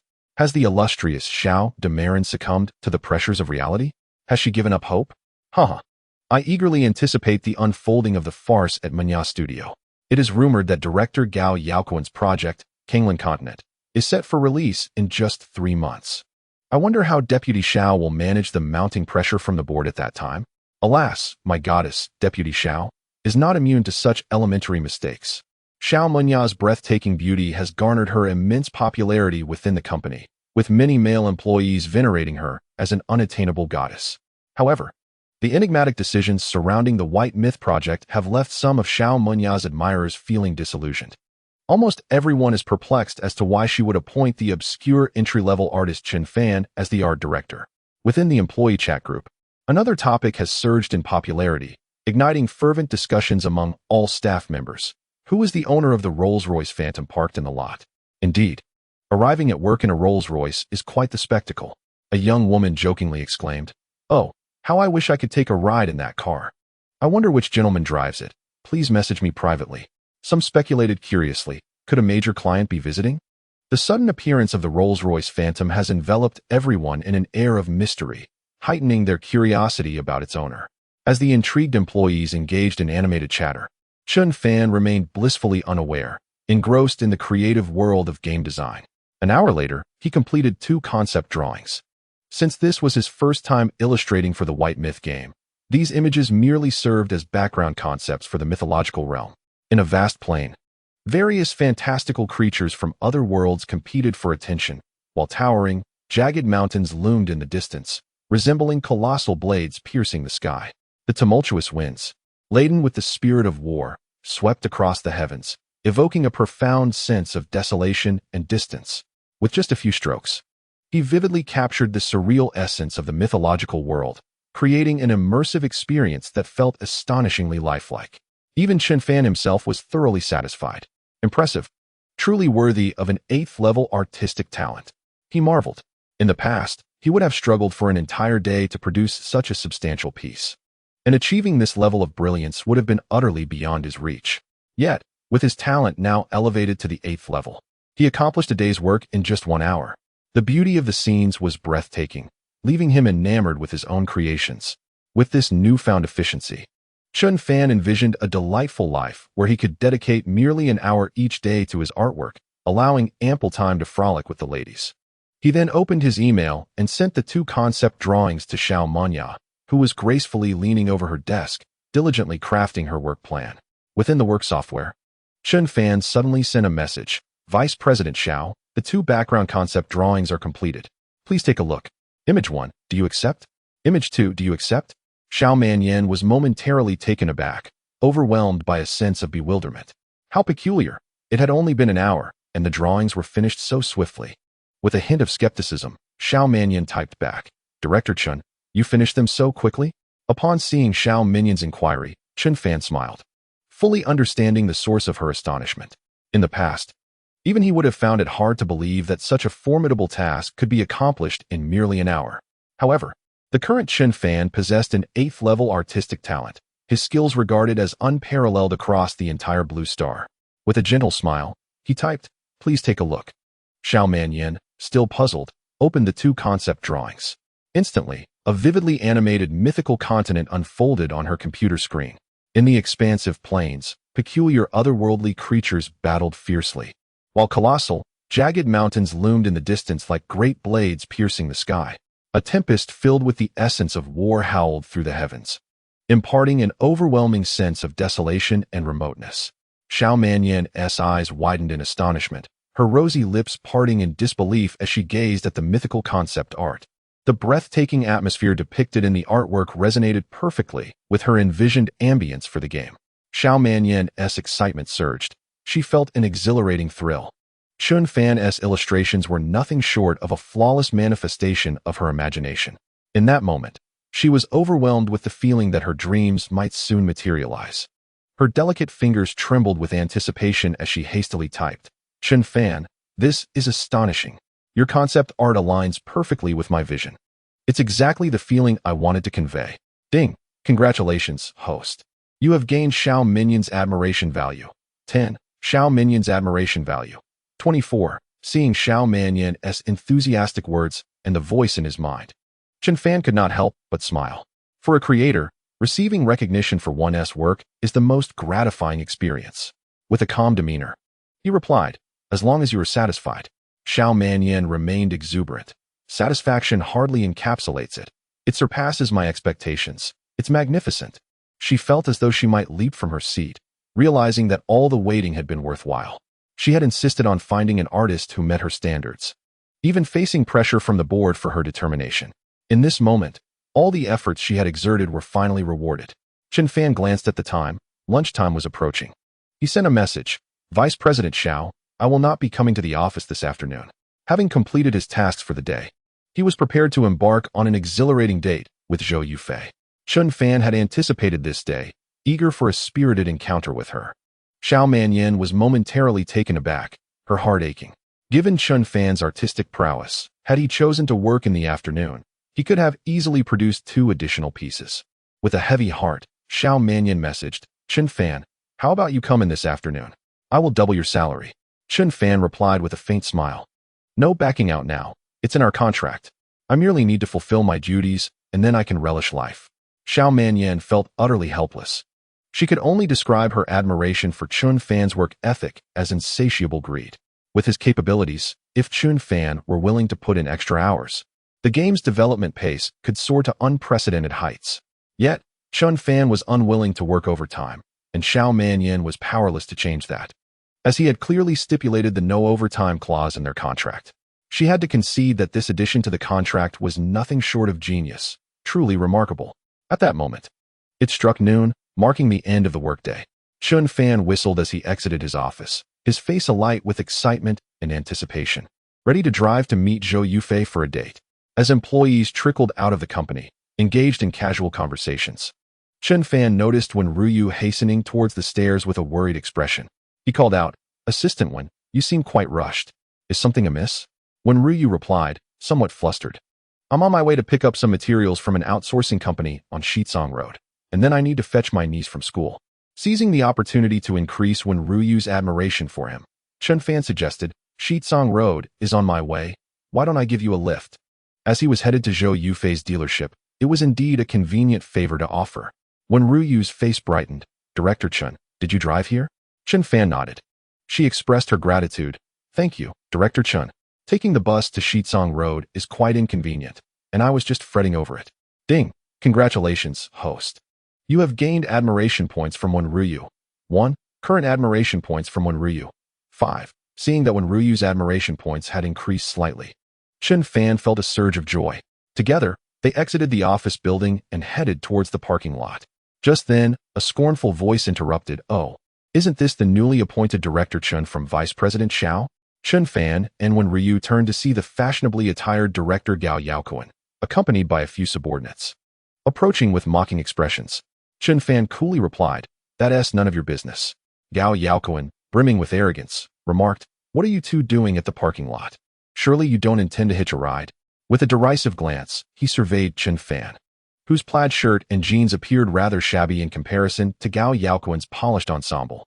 Gao Yaoquan deduced that since when Ryu did not own a vehicle and based on Chen Fan's attire, he assumed Chen Fan could not afford a car either, concluding that they were there merely to seek a ride from someone else. A subordinate of Gao Yaoquan, named Wang Xiaodan, chuckled. They must be hoping to hitch a ride on Vice President Zhao's vehicle, haha, with a sense of pride. Gao Yaoquan produced the car key and activated a luxurious Range Rover, exclaiming, "Assistant Wen, where shall I take you? I shall drive you myself." His expression radiated arrogance, while his gaze greedily roamed over Wen Ryu's ample figure.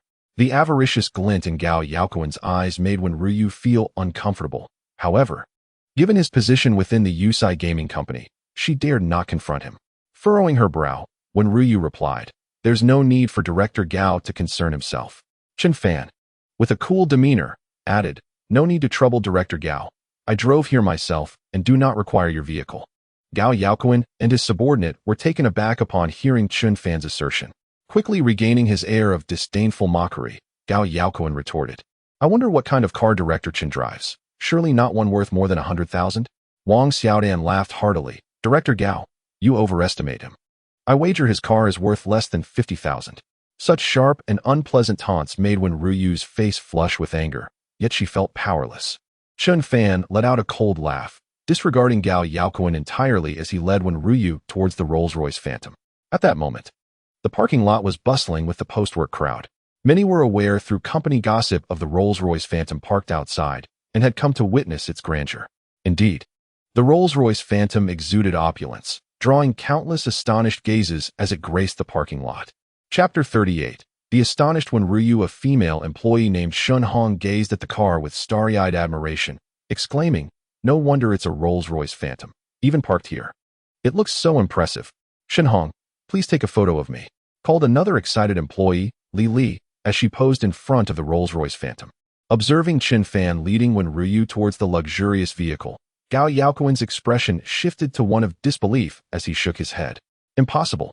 How could he possibly be driving a Rolls-Royce? Wang Xiaodan scoffed. "Director Gao, look at his pitiful appearance. It must be that shabby Hongguang Mini behind it." Following Wang Xiaodan's gaze, Gao Yaoquan indeed spotted a Hongguang Mini parked behind the Rolls-Royce Phantom, a modest vehicle that could be purchased for just a few thousand. Gao Yaoquan's smug smile returned. Exactly. With his impoverished demeanor, the Hongguang Mini suits him perfectly. Wen Ryu, hand in hand with Chen Fan, assumed they were approaching the Hongguang Mini. Blushing slightly, she inquired, "Chen Fan, is that your car, the Hongguang Mini?" Feeling somewhat embarrassed, she grappled with her vanity. It was simply too humiliating to enter a Hongguang Mini alongside a man in front of a crowd, especially when compared to other women who entered luxury cars such as Mercedes-Benz, Land Rovers, or Porsches. However, if Wen Ryu were to enter a Wuling Mini, she would surely become the subject of ridicule among other women. At that moment, Wen Ryu felt a twinge of hesitation, reluctant to board Chen Fan's vehicle. Yet, Chen Fan smiled gently and said, "You will soon understand." He led Wen Ryu directly to where Shun Hong and Li were still taking photographs and remarked with a serene smile, "Have you two finished taking pictures?" Shun Hong and Li exchanged glances of disdain and replied, "Do you also wish to take pictures? Please wait your turn until we are done." Chen Fan responded nonchalantly, "I am not here to take pictures. I intend to drive away. You are obstructing my path." Shun Hong's expression shifted to one of astonishment as she exclaimed, "You plan to drive away? Surely you jest. This is a Rolls-Royce." Li looked on with skepticism. "Chen Fan, are you certain you are not mistaken?" When Ryu felt a sense of embarrassment, she had assumed that Chen Fan's car was the nearby Wuling Mini, and now he audaciously claimed to be driving a Rolls-Royce. The thought of being exposed was mortifying. Gao Yaoquan and Wang Xiaodan approached with smug expressions, eager to witness Chen Fan's impending embarrassment. To their astonishment, Chun Fan calmly produced a key adorned with the double R emblem and pressed a button. The headlights of the Rolls-Royce Phantom illuminated instantly, the front compartment opened automatically, and the elegant golden mascot gracefully ascended. The electric doors opened silently, and the red-carpeted welcome steps extended automatically. Every detail radiated luxury and prestige, exuding an aura of unparalleled refinement. Onlookers in the parking lot were left utterly speechless, their eyes wide with disbelief. Shen Hong, in utter disbelief, murmured, "It cannot be. The enigmatic individual who drives a Rolls-Royce to work is none other than the new recruit?" Li Li's eyes widened even further. Is it truly his Rolls-Royce Phantom? Shen Hong gazed at Chun Fan in shock, recalling how she had mocked him in the chat group mere moments ago, unaware that he was indeed the illustrious owner of the Rolls-Royce. From a distance, curious onlookers were equally astonished. Just moments ago, the company chat had been abuzz with speculation about the mysterious owner of the Rolls-Royce, while many had derided the newcomer, Chun Fan, dismissively labeling him as merely a junior artist. Little did they know, this seemingly ordinary newcomer had arrived at work driving a Rolls-Royce Phantom. Gao Yaoquan and Wang Xiaodan were equally taken aback. They had assumed Chun Fan was driving the Wuling Mini behind the Rolls-Royce and had intended to join in on the mockery. Instead, they were confronted with the reality of him driving the pinnacle of luxury, the Rolls-Royce Phantom. This was nothing short of a slap in the face for them. Gao Yaoquan's face fluctuated between red and pale, humiliated by the revelation. At this moment, Chun Fan, with a hint of derision, turned to Gao Yaoquan and said, "Director Gao, do take a look. Do you think my car surpasses 100,000? Countless gazes immediately shifted toward Gao Yaoquan, who felt an overwhelming sense of embarrassment, fully aware that Chun Fan was mocking him. Just moments ago, Gao Yaoquan had confidently mocked that Chun Fan's vehicle would undoubtedly cost no more than 100,000. Now, the riddle is unveiled. He was driving a Rolls-Royce, a luxury car worth over 10 million. Gao Yaoquan finds himself in an awkward position. Despite being a leading producer at the Yusai Gaming Company, where he holds a high status, at this moment, he is publicly ridiculed by Chun Fan, unable to retort, which leaves him feeling utterly humiliated. Chun Fan, disregarding Gao Yaoquan, takes Wen Ruyu's hand and steps into the Rolls-Royce. The most astonished of all is undoubtedly Wen Ruyu. She had anticipated that she would be getting into a Hongguang Mini with Chun Fan, certain that other women would mock her. To her surprise, not only is she not embarrassed, but she also notices the envious and fervent gazes from the surrounding women directed at her. Wen Ruyu's vanity is immensely gratified. Women are inherently like this. Being able to enter a luxury car in front of the crowd instills in them a profound sense of pride and satisfaction.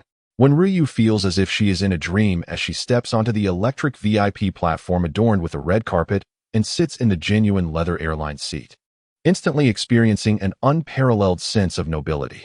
The starlit ceiling cascades a romantic silver glow, accentuating her rosy cheeks and making her appear enchanting. Ding! Congratulations, host. You have gained 20 admiration points from Wen Ruyu. Current admiration points from Wen Ruyu. 15. A voice from the system resonates in Chun Fan's mind, bringing him joy as he realizes he has garnered 20 admiration points. Shen Hong and Li Li gaze at him with starry eyes, nearly bursting with excitement. Wow, Assistant 1. I envy you so much. I wish I could just sit in there for a moment. Assistant 1, what is it like sitting in this leather seat? Wow, the starlit ceiling is so luxurious and romantic. Chun Fan casually takes his place in the driver's seat, pressing a button that silently closes the electric door. Only then does Wen Ruyu, astonished, inquire, "Director Chun, is this Rolls-Royce yours?"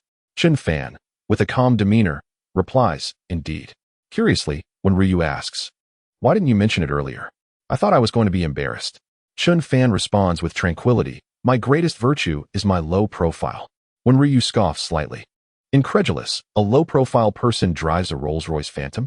Chun Fan chuckles, "Hold on tight. We're off." As Chun Fan presses the accelerator, the prestigious Rolls-Royce glides away from the parking lot amidst the envious stares of onlookers. Throughout the journey, Wen Ruyu steals glances at Chun Fan, who now embodies an aura of mystery in her eyes. Chapter 39. A date with Zhou Yufei in the morning. Her curiosity about Chun Fan was merely piqued. She couldn't understand why Vice President Xiao held Chun Fan, a top-tier artist, in such high regard. Now, discovering that Chun Fan drives a top-of-the-line luxury vehicle only deepens the veil of mystery surrounding him. Ding! Congratulations, host. You have gained 2 points of favorability with one Ryu. Current favorability with one Ryu, 17. Along the way, when Ryu's favorability towards Chun Fan unexpectedly increased by 2 points, leaving him pleasantly surprised. After escorting Wen Ryu to Shitsong Road, he bid her farewell and drove towards the Junshi 4S store where Zhou Yufei was located. As Wen Ryu watched the luxury car recede into the distance, her eyes sparkled with curiosity. Even while still en route, Chun Fan was already brimming with excitement. He reminisced about his bold approach to Zhou Yufei the previous day, recalling her shy and obedient demeanor, which stirred a wave of exhilaration within him. Ding! New task. Heartfelt connection initiated. Task description. The system has detected that the host is about to embark on a formal date with the target. To ensure a delightful dating experience, a perfect date task has been activated. Task objective: to evoke a shared sense of happiness during the date. Allowing both the host and the target to feel genuine joy, the system provides a task fund of 20 million. The system offers a cashback feature. Expenses incurred by the host during the task will be refunded at double the amount spent on themselves, and at quadruple for expenses on the target. Task reward: activation of the charm panel. Allowing the host to increase their charm value and enhance attractiveness to the opposite sex. Upon reading the task description, Chun Fan felt a mixture of excitement and astonishment. What purpose does the charm panel serve? He inquired eagerly. The host can utilize points to enhance their charm value. An increased charm value boosts the host's appearance and attractiveness, allowing the opposite sex to feel favorable impressions simply by seeing the host. Current progress of the heartfelt connection task: 0. Does this imply that I can rely on my looks? Chun Fan was filled with joy. Until now, he had to depend on spending money or talent to win the favor of the opposite sex. With an increased charm value, he could swiftly garner affection based solely on his appearance. What a delightful prospect. Meanwhile, within the Junshi 4S store, a female salesperson was pleading with Supervisor Lin Shasha for a half-day leave. Please, Supervisor Lin, I only need half a day off. Lin Shasha, however, shook her head sternly. Xiao Wang, you know our store is short-staffed. How can you take leave so easily? The salesperson, with a forlorn expression, resigned herself to the reality of her situation. At that moment, a Rolls-Royce Phantom came to a smooth stop outside the store. Upon seeing the luxurious vehicle, Lin Shasha's face broke into a smile as she rushed out to greet him. Mr. Chun, what a pleasure to see you. Please come in for a cup of coffee. Chun Fan stepped out of the car with a gentle smile. No, thank you. I'm here to see Zhou Yufei and to request a half-day leave for her. If possible.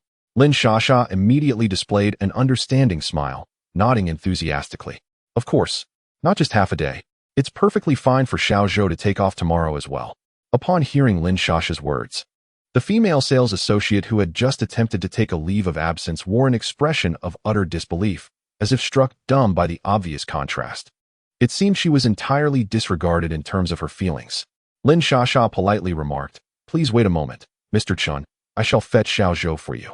The saleswoman, unable to secure her leave, cast a look of envy and jealousy towards Zhou Yufei.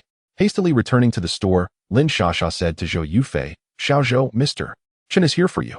Shortly thereafter, Zhou Yufei emerged from the Junshi 4S dealership, her cheeks flushed with a hint of shyness as she nervously played with her fingers. Brother Chun, you've come, she said sweetly. Upon seeing Zhou Yufei, Chun Fan couldn't help but be captivated. Clearly, she had taken great care in her appearance.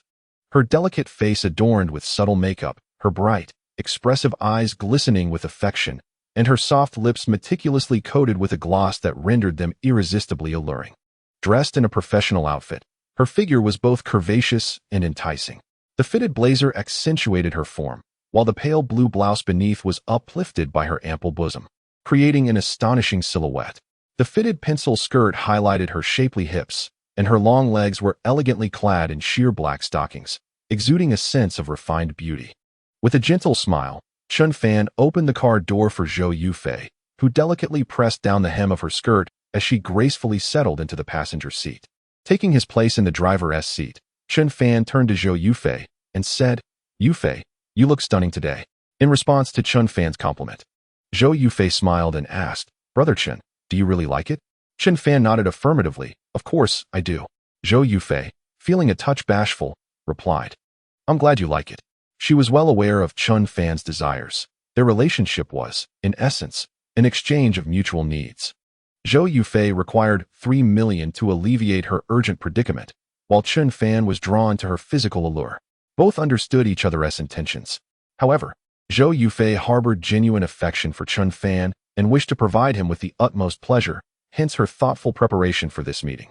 Witnessing Chun Fan's evident enjoyment brought her joy as well.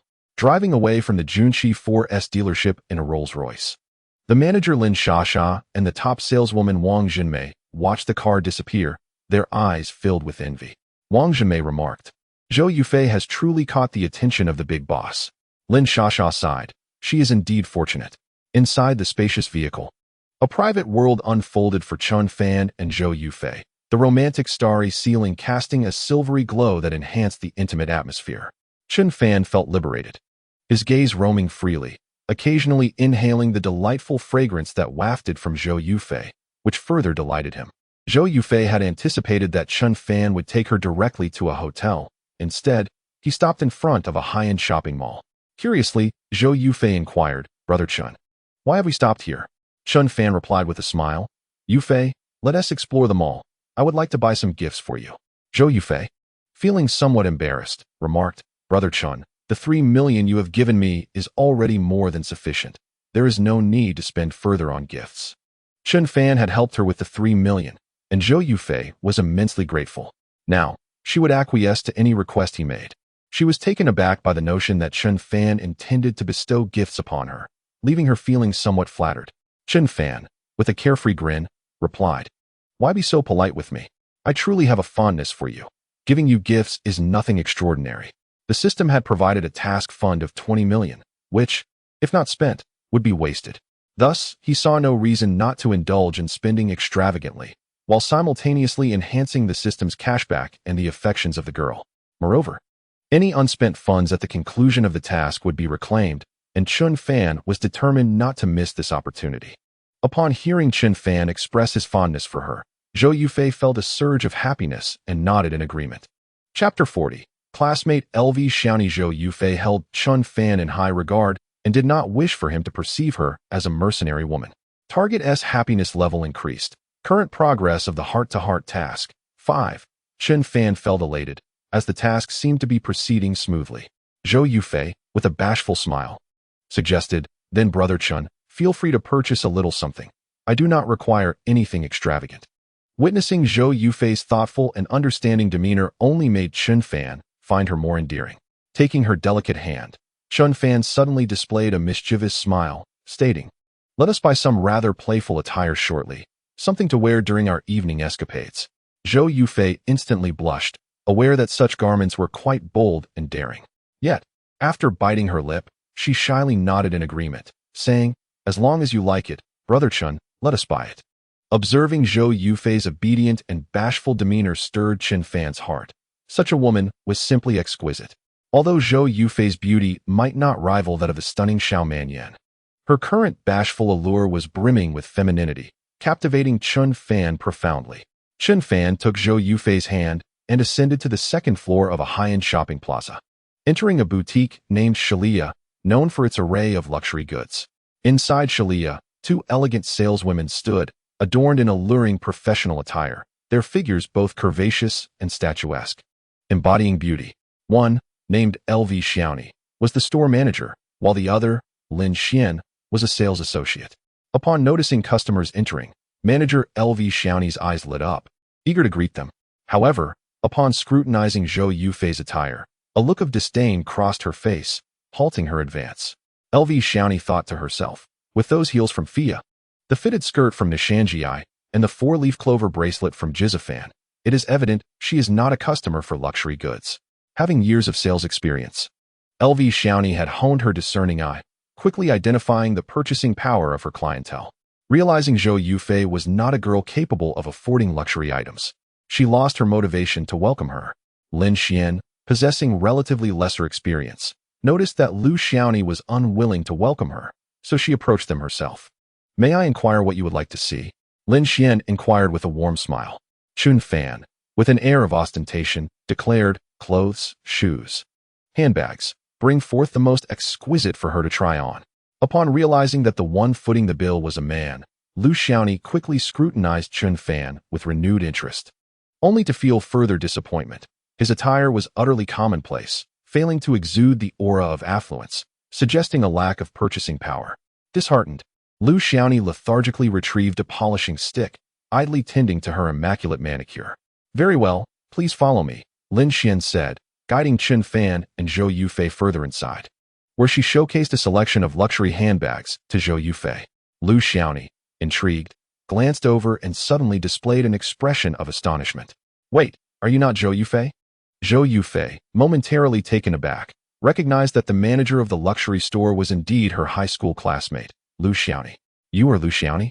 Zhou Yufei exclaimed, realizing that Lu Xiaoni had been too preoccupied with observing their outfits to notice her face upon entering the store.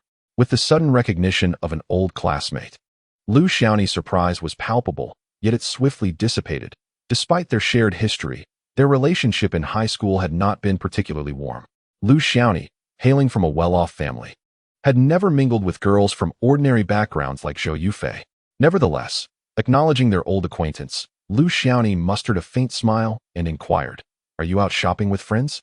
Zhou Yufei's cheeks flushed slightly, as her relationship with Chun Fan was somewhat awkward to discuss, so she merely nodded. Lu Xiaoni, maintaining a polite demeanor, responded, "Feel free to browse." With that, she turned her attention back to meticulously perfecting her vibrant nails.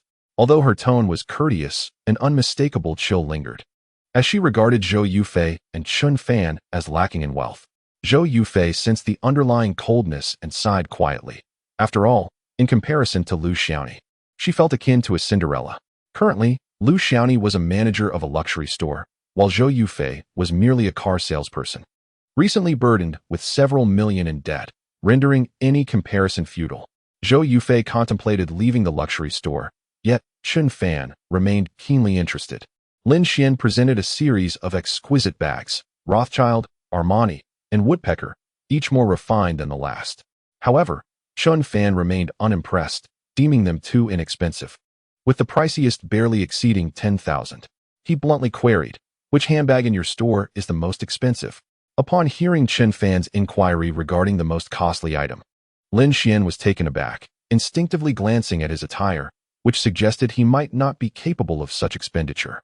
Certainly, Lin Xian refrained from speaking outright, and instead presented an exquisite Hermes orange Birkin bag, stating, "The most expensive item in our store is this Hermes Supreme Collection, a globally limited edition Birkin bag priced at 1.2 million. Upon hearing the staggering price, Lu Xiaoni cast a scornful glance in Lin Xian's direction. Her beautiful eyes shimmered with a hint of derision. She could hardly believe that Chun Fan and Zhou Yufei would purchase such an extravagant Birkin bag. As she elegantly tended to her crimson manicured nails, a suppressed scoff escaped her pristine nose, though it was still audible to Zhou Yufei. The sound of her former classmate's muted derision caused Zhou Yufei's cheeks to flush. Suddenly, she heard Chun Fan's concerned voice asking, "Yufei, what do you think? Do you like this bag?" Zhou Yufei quickly shook her head, exclaiming, "It's far too expensive. I can't." Despite her hasty denial, her eyes sparkled with fervor, greedily admiring the Birkin bag. This limited edition piece held an irresistible allure for women. There was not a single woman who did not yearn to possess it. In truth, the moment Zhou Yufei laid eyes on the Hermes Birkin, she was captivated, akin to a man's instinctive admiration upon encountering an extraordinary beauty, completely beyond her control. Although her heart longed for it, reason reminded her that such an opulent bag was beyond her reach, prompting her to shake her head. Chun Fan chuckled, having discerned that Zhou Yufei indeed harbored a deep fondness for the bag, but she was reluctant to be perceived as a woman motivated by material desires. "Just tell me if you think the bag is beautiful," he said calmly. Zhou Yufei's eyes sparkled with delight as she nodded. "Yes, it's beautiful." Chun Fan nodded in satisfaction and declared, "Then wrap it up. I'll take it." Chapter 41, The 1.2 million Birkin bag. Upon hearing Chun Fan's words, Zhou Yufei, Lin Xian, and Lu Xiaoni all displayed expressions of astonishment. This was a bag worth 1.2 million, and he was so nonchalantly deciding to purchase it? Zhou Yufei gazed at Chun Fan in disbelief, her eyes wide with surprise. While it could be argued that Chun Fan's generous gift of 3 million the previous day was driven by his desire for her, Zhou Yufei had already assured him of her commitment. Chun Fan need not present her with any further extravagant gifts, she would be devoted to him. Yet, she had not anticipated that he would bestow upon her such a precious present. Lu Xiaoni, the manager of the Shalia fashion boutique, also widened her beautiful eyes in astonishment. Staring at Chen Fan, she had assumed that Chen Fan was merely indulging Zhou Yufei by bringing her in to browse. Lu Xiaoni had harbored no hopes of making any sales to the pair. To her surprise, Chen Fan's first move was nothing short of astounding. Without batting an eye, he decided to purchase the 1.2 million Birkin bag. Lin Xian, the sales associate, was equally stunned, realizing that her best monthly commission might barely exceed 10,000. 1,200,000. Lin Xian would need to work for a decade to earn that amount. She initially thought Chen Fan had misheard the price and awkwardly asked, "Sir, are you certain you wish to wrap it up? This particular limited edition Hermes Birkin bag is priced at 1,200,000. However, Chen Fan, with a beaming smile, turned to Zhou Yufei and said, "As long as Yufei likes it, I shall buy it for you." Zhou Yufei, taken aback, exclaimed, "Brother Chen, are you really going to give me such an extravagant gift?" With a calm smile, Chen Fan replied, "This is merely the beginning. I will buy you a few beautiful outfits afterward." Zhou Yufei's delicate face displayed a mix of surprise and joy, her smile involuntarily emerging. Current mood enhancement progress. 10.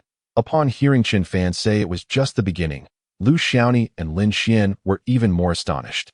Lu Xiaoni curiously examined Chen Fan a few times, reaffirming that his attire was rather ordinary, far from that of a wealthy individual. A hint of doubt crossed Lu Xiaoni's face as she questioned whether Chen Fan had the means to settle the bill. Just days ago, she had encountered a customer pretending to be affluent, showcasing luxury items but then sneaking away under the pretense of using the restroom when it was time to pay. Chen Fan turned to Lin Xian and instructed, "Please fetch some higher-end clothing for her to try on. There's no need to bring out the cheaper items, as they likely won't be appealing." With ample funds for the task, he preferred not to waste time on inexpensive merchandise. Lin Xian was further astonished from Chen Fan's words. It seemed he was only interested in purchasing expensive items, disregarding the less costly ones entirely.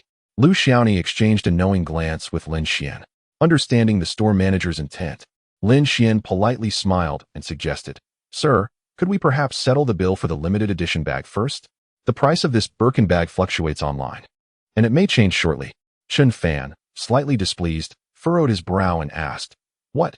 Do you doubt my financial capability?" Lin Xian quickly bowed her head in apology. "I'm sorry, sir. This bag is truly in high demand.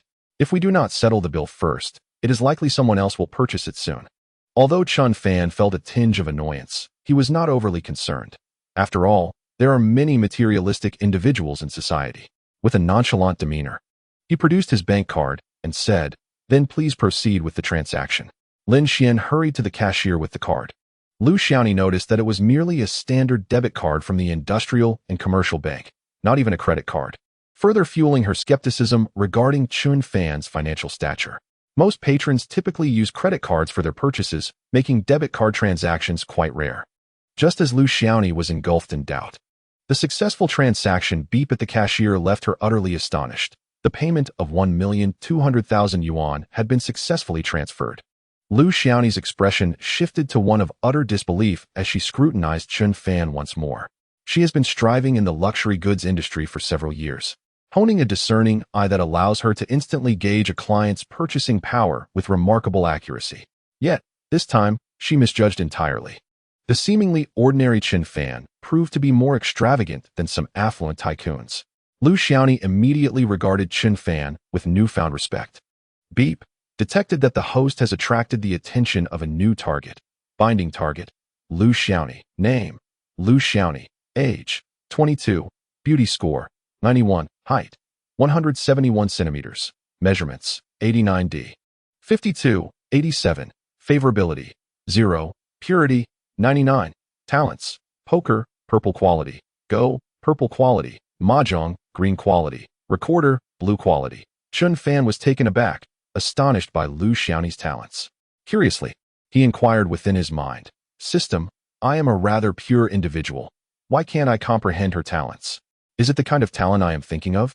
The system is also a very pure system. It does not know either. The system's response nearly caused Chen Fan to roll his eyes, for he had not anticipated such a system. He gazed at Lu Xiaoni with newfound interest. It must be said that Lu Xiaoni was indeed a stunning woman. Her alluring, fox-like eyes possessed a soul-stirring charm.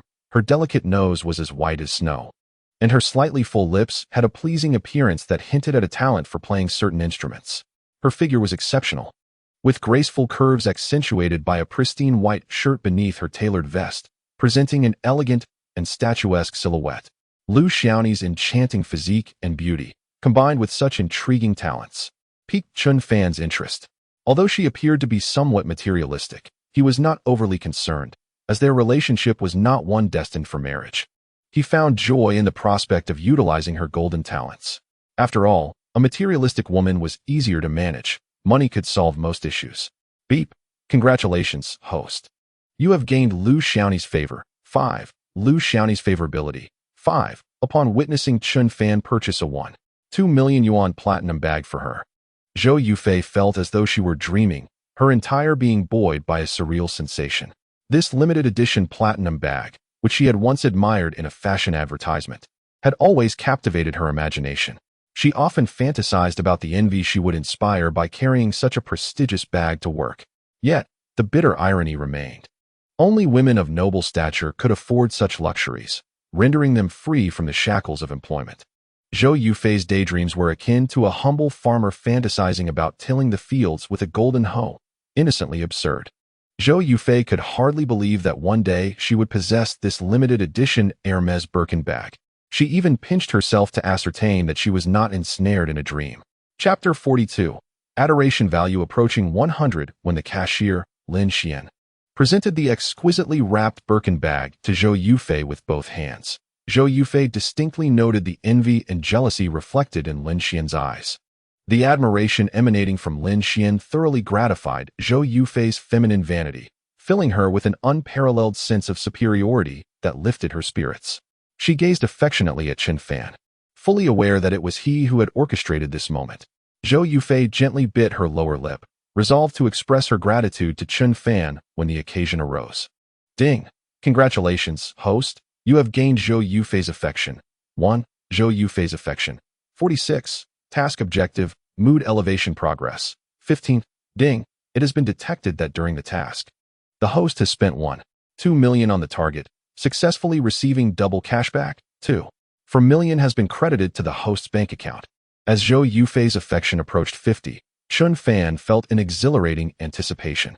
The cashier, Lin Xian, gazed at Zhou Yufei with envy. To many women, this limited edition Birkin bag represented more than just a mere accessory. It was a symbol of status, a dream cherished by all. Whenever a woman is seen carrying such a coveted bag, it elicits astonished and envious glances from those nearby. Men may never comprehend the profound impact a fine handbag can have on a woman. Witnessing Chun Fan's willingness to spend such a considerable sum on Zhou Yufei's Birkin filled Lin Xian with a mix of admiration and jealousy. Though men may lack an understanding of handbags, their readiness to invest 1.2 million for a woman's gift illustrates the depth of their affection. Lin Xian was unaware that Chun Fan merely sought to accrue some cashback and affection points, hence his ease in the matter. Upon seeing Zhou Yufei's adoring gaze fixed upon the limited edition Birkin, Chun Fan's joy was palpable. With a smile, he inquired, "Yufei, do you like it?" Zhou Yufei's eyes sparkled with fervor as she replied, "Thank you, Chingu. I adore it. I have dreamed of having such a bag." Her gaze brimmed with evident affection, stirring Chun Fan's heart. Had it not been for the presence of Lu Xiaoni and Lin Xian, he would have been tempted to embrace her right then and there. Chun Fan nodded and said to Lin Xian, "All right, please fetch some lovely outfits for her to try on." Just as Lin Xian was about to comply, Lu Xiaoni approached with a polite smile, saying, "Little Lin, take a break. I will personally attend to Mr. Chun." Lin Xian was taken aback, but, respecting the manager's directive, stepped aside. Lu Xiaoni respectfully presented a golden VIP card, delicately cradling it in her hands as she offered it to Chun Fan, smilingly stating, "Mr. Chun, at our Shalia fashion boutique, a purchase of 1 million grants you ownership of a golden VIP card, which entitles you to a 10% discount." Chun Fan accepted the golden VIP card, harboring no objections to Lu Xiaoni's personal service, as he had developed a modicum of interest in her. While he did not intend to regard Lu Xiaoni as a primary focus, enhancing her favorability during his mission involving Zhou Yufei seemed a delightful prospect. After all, one should not decline a gift generously offered. Lu Xiaoni's innate talent instilled in Chun Fan a compelling desire to explore further. He nodded and remarked, "Very well. Could you introduce her to some upscale attire, store manager?" Lu Xiaoni beamed with a warm smile, saying, "Ah, Zhou Yufei, my old classmate. You were stunning in high school. And you appear even more radiant now." Zhou Yufei chuckled modestly. "Oh, I am nowhere near as beautiful as you. You were the most exquisite in our class." Zhou Yufei found herself speechless, reflecting on how Lu Xiaoni had previously exhibited indifference, only to transform into a picture of warmth after a platinum handbag purchase. She recognized that this change was due to Chun Fan's presence, prompting her to engage in conversation with Lu Xiaoni. Lu Xiaoni appraised Zhou Yufei for a moment, then advised, "Your figure is quite lovely. However, your hip measurement is a bit generous. To accentuate your assets, I recommend you try on this Prada handcrafted embroidered dress. Its waist-cinching design will enhance your waist-to-hip ratio magnificently." Lu Xiaoni, as a seasoned luxury store manager, articulated her insights with remarkable clarity. Zhou Yufei's cheeks flushed slightly as she nodded in agreement. Lu Xiaoni promptly retrieved a white dress and paired it with a charming white straw hat. When Zhou Yufei emerged from the changing room adorned in the flowing white gown, she appeared enchanting and graceful, eliciting an astonished expression from Chun Fan, who found it difficult to divert his gaze. It must be said that Lu Xiaoni possessed an exceptional sense of fashion. Zhou Yufei, transformed in the dress, radiated a dreamlike elegance, her bashful visage complementing her ethereal appearance, utterly captivating Chun Fan. Noticing Chun Fan's unwavering, fervent gaze, Zhou Yufei shyly inquired, "Brother Chun, do you like it?" Chun Fan could not help but swallow hard, nodding as he replied, "Indeed, how much is this?" Lu Xiaoni responded, "This is Prada's latest model, priced at 45,000. Chun Fan promptly affirmed, "I'll take it." Upon hearing Chun Fan's decisive response, both Lu Xiaoni and Lin Xian displayed expressions of delight. Witnessing Chun Fan's casual purchase of the platinum handbag earlier had dispelled any doubts they held about him. A look of joy illuminated Lu Xiaoni's face. "Beep. Congratulations, host. You have gained 1 point in Lu Xiaoni's favorability. 6 points. Beep. Task objective. Zhou Yufei's happiness level has risen. Current task progress. 20. Chun Fan felt a surge of joy upon receiving the system notification. Utilizing a portion of the task funds to simultaneously enhance the favor of two beautiful women was akin to hitting two birds with one stone, coupled with the cashback. It was indeed a trifecta of benefits. Therefore, Chun Fan decided against visiting other stores for the time being, as the cost-effectiveness would significantly diminish if there were no suitable targets to bind to. He resolved to indulge a bit more at the Shalia fashion boutique. Thus, he addressed Lu Xiaoni, "Could you please bring out some more high-end clothing? I intend to make several purchases." Lu Xiaoni beamed with delight and eagerly nodded in agreement. Following her expert fashion advice, Chun Fan proceeded to acquire over a dozen sets of international luxury brand attire for Zhou Yufei, along with a pair of exquisite red high heels designed by a renowned European designer. The total cost for these garments amounted to 2,400,000. Beep. Congratulations, host. You have gained 1 point in Lu Xiaoni's favorability. Congratulations, host. You have gained 1 point in Lu Xiaoni's favorability. The notifications of Lu Xiaoni's increasing favorability echoed in Chun Fan's mind, filling him with excitement. Chapter 43. A Keen Eye. Task Objective. Zhou Yufei's happiness level has risen. Current heart-to-heart task progress. 50. The progress of Zhou Yufei's personal task was steadily advancing. Although he had mentally prepared himself, Chun Fan's astounding spending power left Lu Xiaoni, Lin Xian, and Zhou Yufei utterly astonished. It had been a long time since Lu Xiaoni encountered a client so willing to spend lavishly. Chun Fan seemed oblivious to the value of money, purchasing items that caught his eye without hesitation.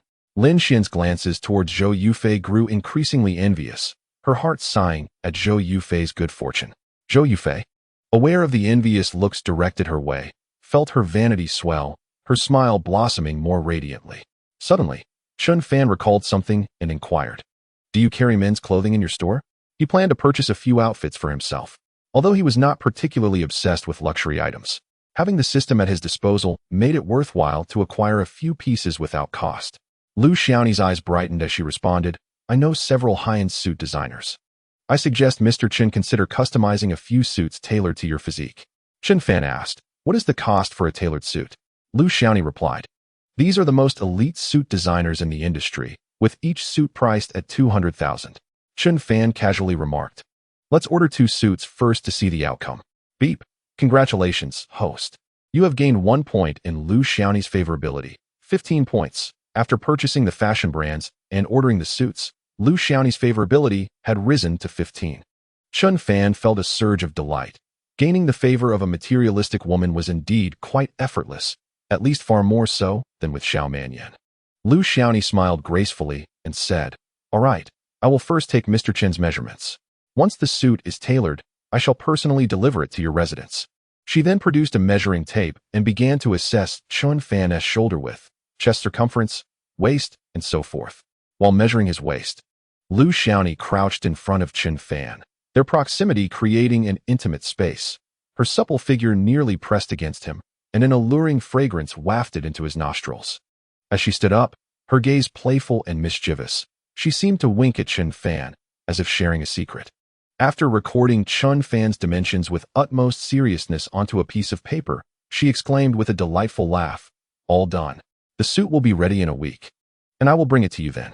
Chen Fan nodded, suddenly struck by a thought, and with a mysterious smile, he inquired, Does your shop carry any amusing little outfits?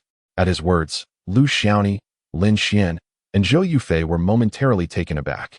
Lin Xian gazed at Zhou Yufei in surprise, while Zhou Yufei's cheeks flushed a deep crimson. Though she had prepared herself mentally, she still felt shy. However, Lu Xiaoni wore a knowing smile and respectfully replied, Mr. Chen truly has an eye for unique items. I happen to have a few in stock. The higher the status of the clientele, the more they appreciated playful indulgences. And as the manager of a luxury boutique, Lu Xiaoni certainly possessed some rare treasures. She returned from the inner room with several small outfits, meticulously wrapping them for Chen Fan. At the checkout, the total came to 4,100,000. Chen Fan handed over his bank card, which Lu Xiaoni accepted with both hands in a gesture of respect, processing the transaction at the register. A beep signaled the successful transaction. 4,100,000 had been transferred. Ding! Congratulations, host, you have gained Lu Xiaoni's favor. 1. Lu Xiaoni's favor. 16. Ding! Congratulations, host. You have gained Zhou Yufei's favor. 1. Zhou Yufei's favor. 47. Task objective. Joy level increased. Current progress on the heart-to-heart mission. 70. Ding! Detected that the host spent 4,300,000 during the task, successfully obtaining double cashback. 8,600,000 has been credited to the host's bank account. Ding! Detected that the host spent 1 million on himself during the task, successfully obtaining double cashback.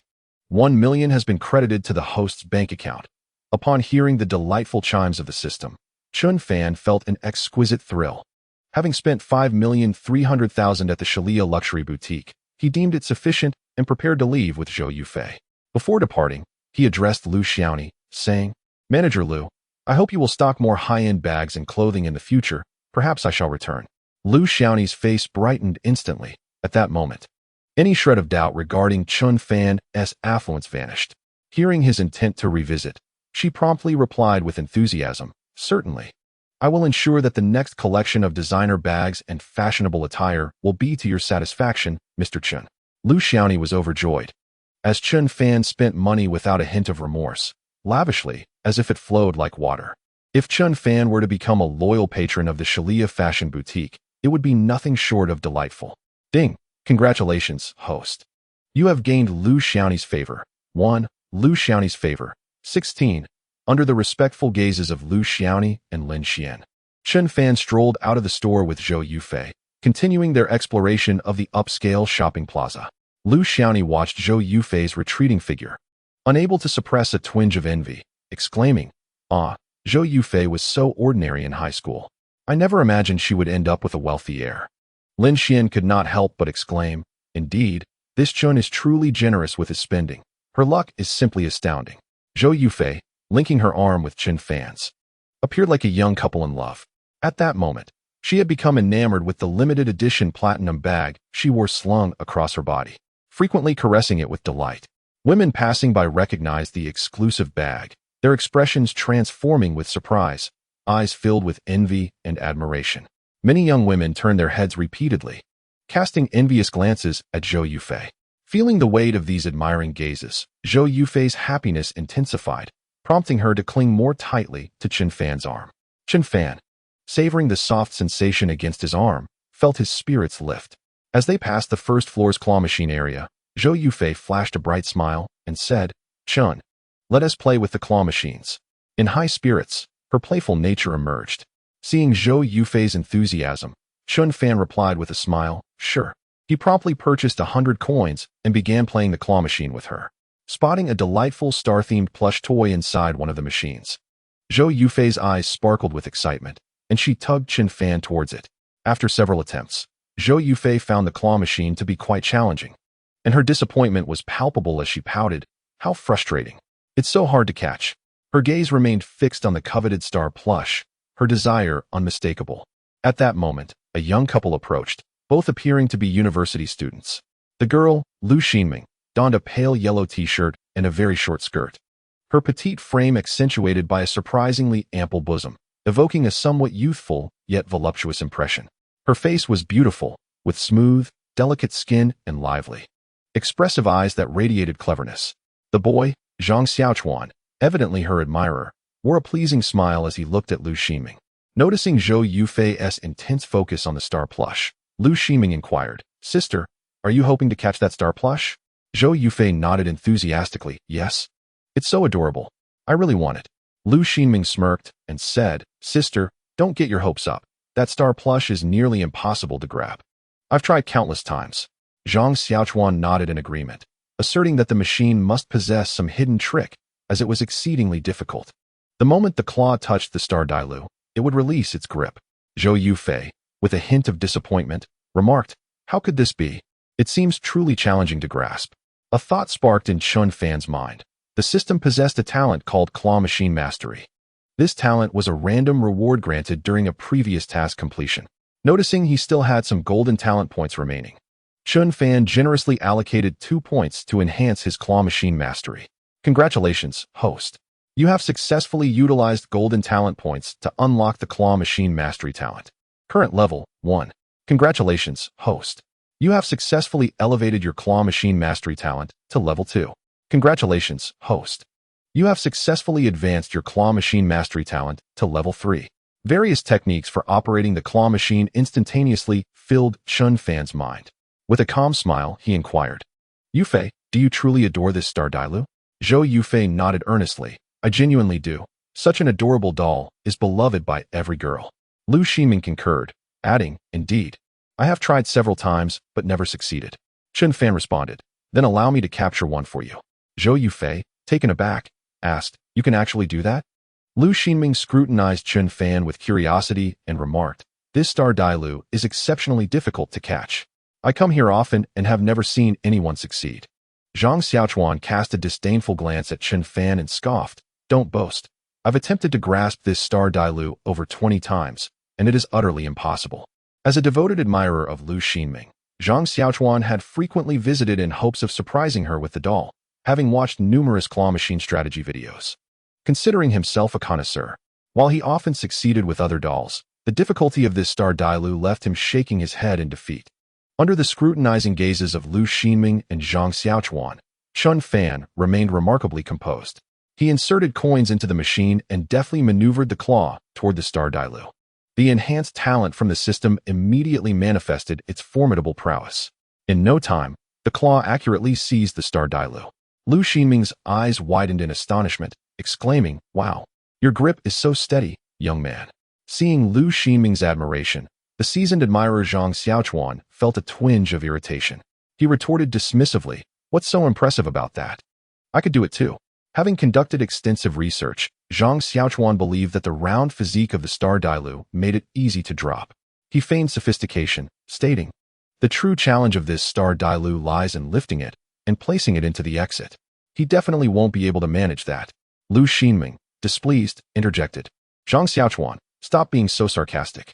Can't you support him instead?" Zhang Xiaochuan, feeling a surge of jealousy at Lu Xinming's defense of Chen Fan, retorted, "I can guarantee 100% that he won't succeed. Does cheering even matter?" At that moment, Chen Fan skillfully controlled the claw and executed a deft maneuver. A vibrant cascade of neon lights erupted from the claw machine's outlet, accompanied by celebratory sounds proclaiming, "Congratulations on successfully capturing the toy." The adorable figure of Xing Dailu slid out from the exit.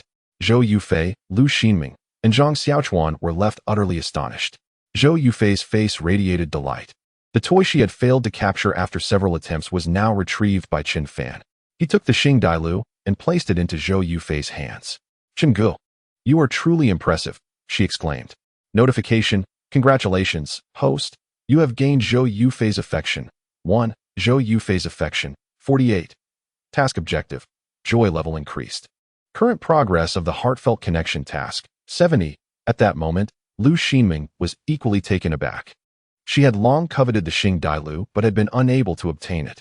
Consumed with thoughts of capturing it, she never anticipated that this young man would outpace her and generously gift it to Zhou Yufei.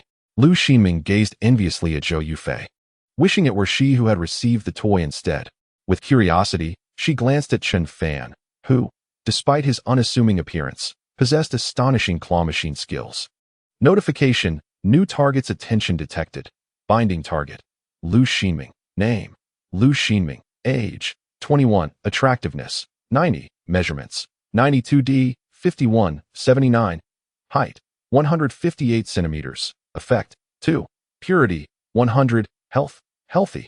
Free from any gynecological issues. Talents: esports, purple quality. Board games, blue quality. Billiards, blue quality. Qin Fan was somewhat surprised. He had merely played with the claw machine and unexpectedly garnered the attention of a new girl. He certainly did not mind, as in his eyes. This was a treasure to be exploited for both money and talent points. Thus the more, the merrier. However, he was astonished to discover that Lu Xinming, with her petite stature of 158 centimeters, had such an impressive figure, truly a remarkable embodiment of youthful beauty. Lu Xinming exclaimed in surprise, "Wow, you are so amazing. You succeeded on your first attempt." Among the group, the most shocked was undoubtedly Zhang Xiaochuan. In his quest to become a worthy admirer of Lu Xinming, he had watched countless tutorial videos and meticulously documented his notes, dedicating himself to mastering the skills necessary to capture the Xing Dailu. His earnest efforts were aimed at one day impressing Lu Xinming by personally presenting her the toy she adored. Just moments ago, he was absolutely certain that Qin Fan would fail to capture it. To his astonishment, the outcome delivered a resounding, silent slap to his face. Qin Fan turned to Zhang Xiaochuan with a faint smile and remarked, "Were you the one who said I could never catch it?" Zhang Xiaochuan's face flushed with embarrassment.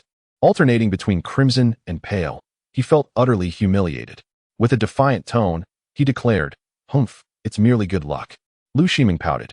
Her eyes filled with envy as she gazed at the star Dilu in Zhou Yufei's hands, her expression brimming with longing.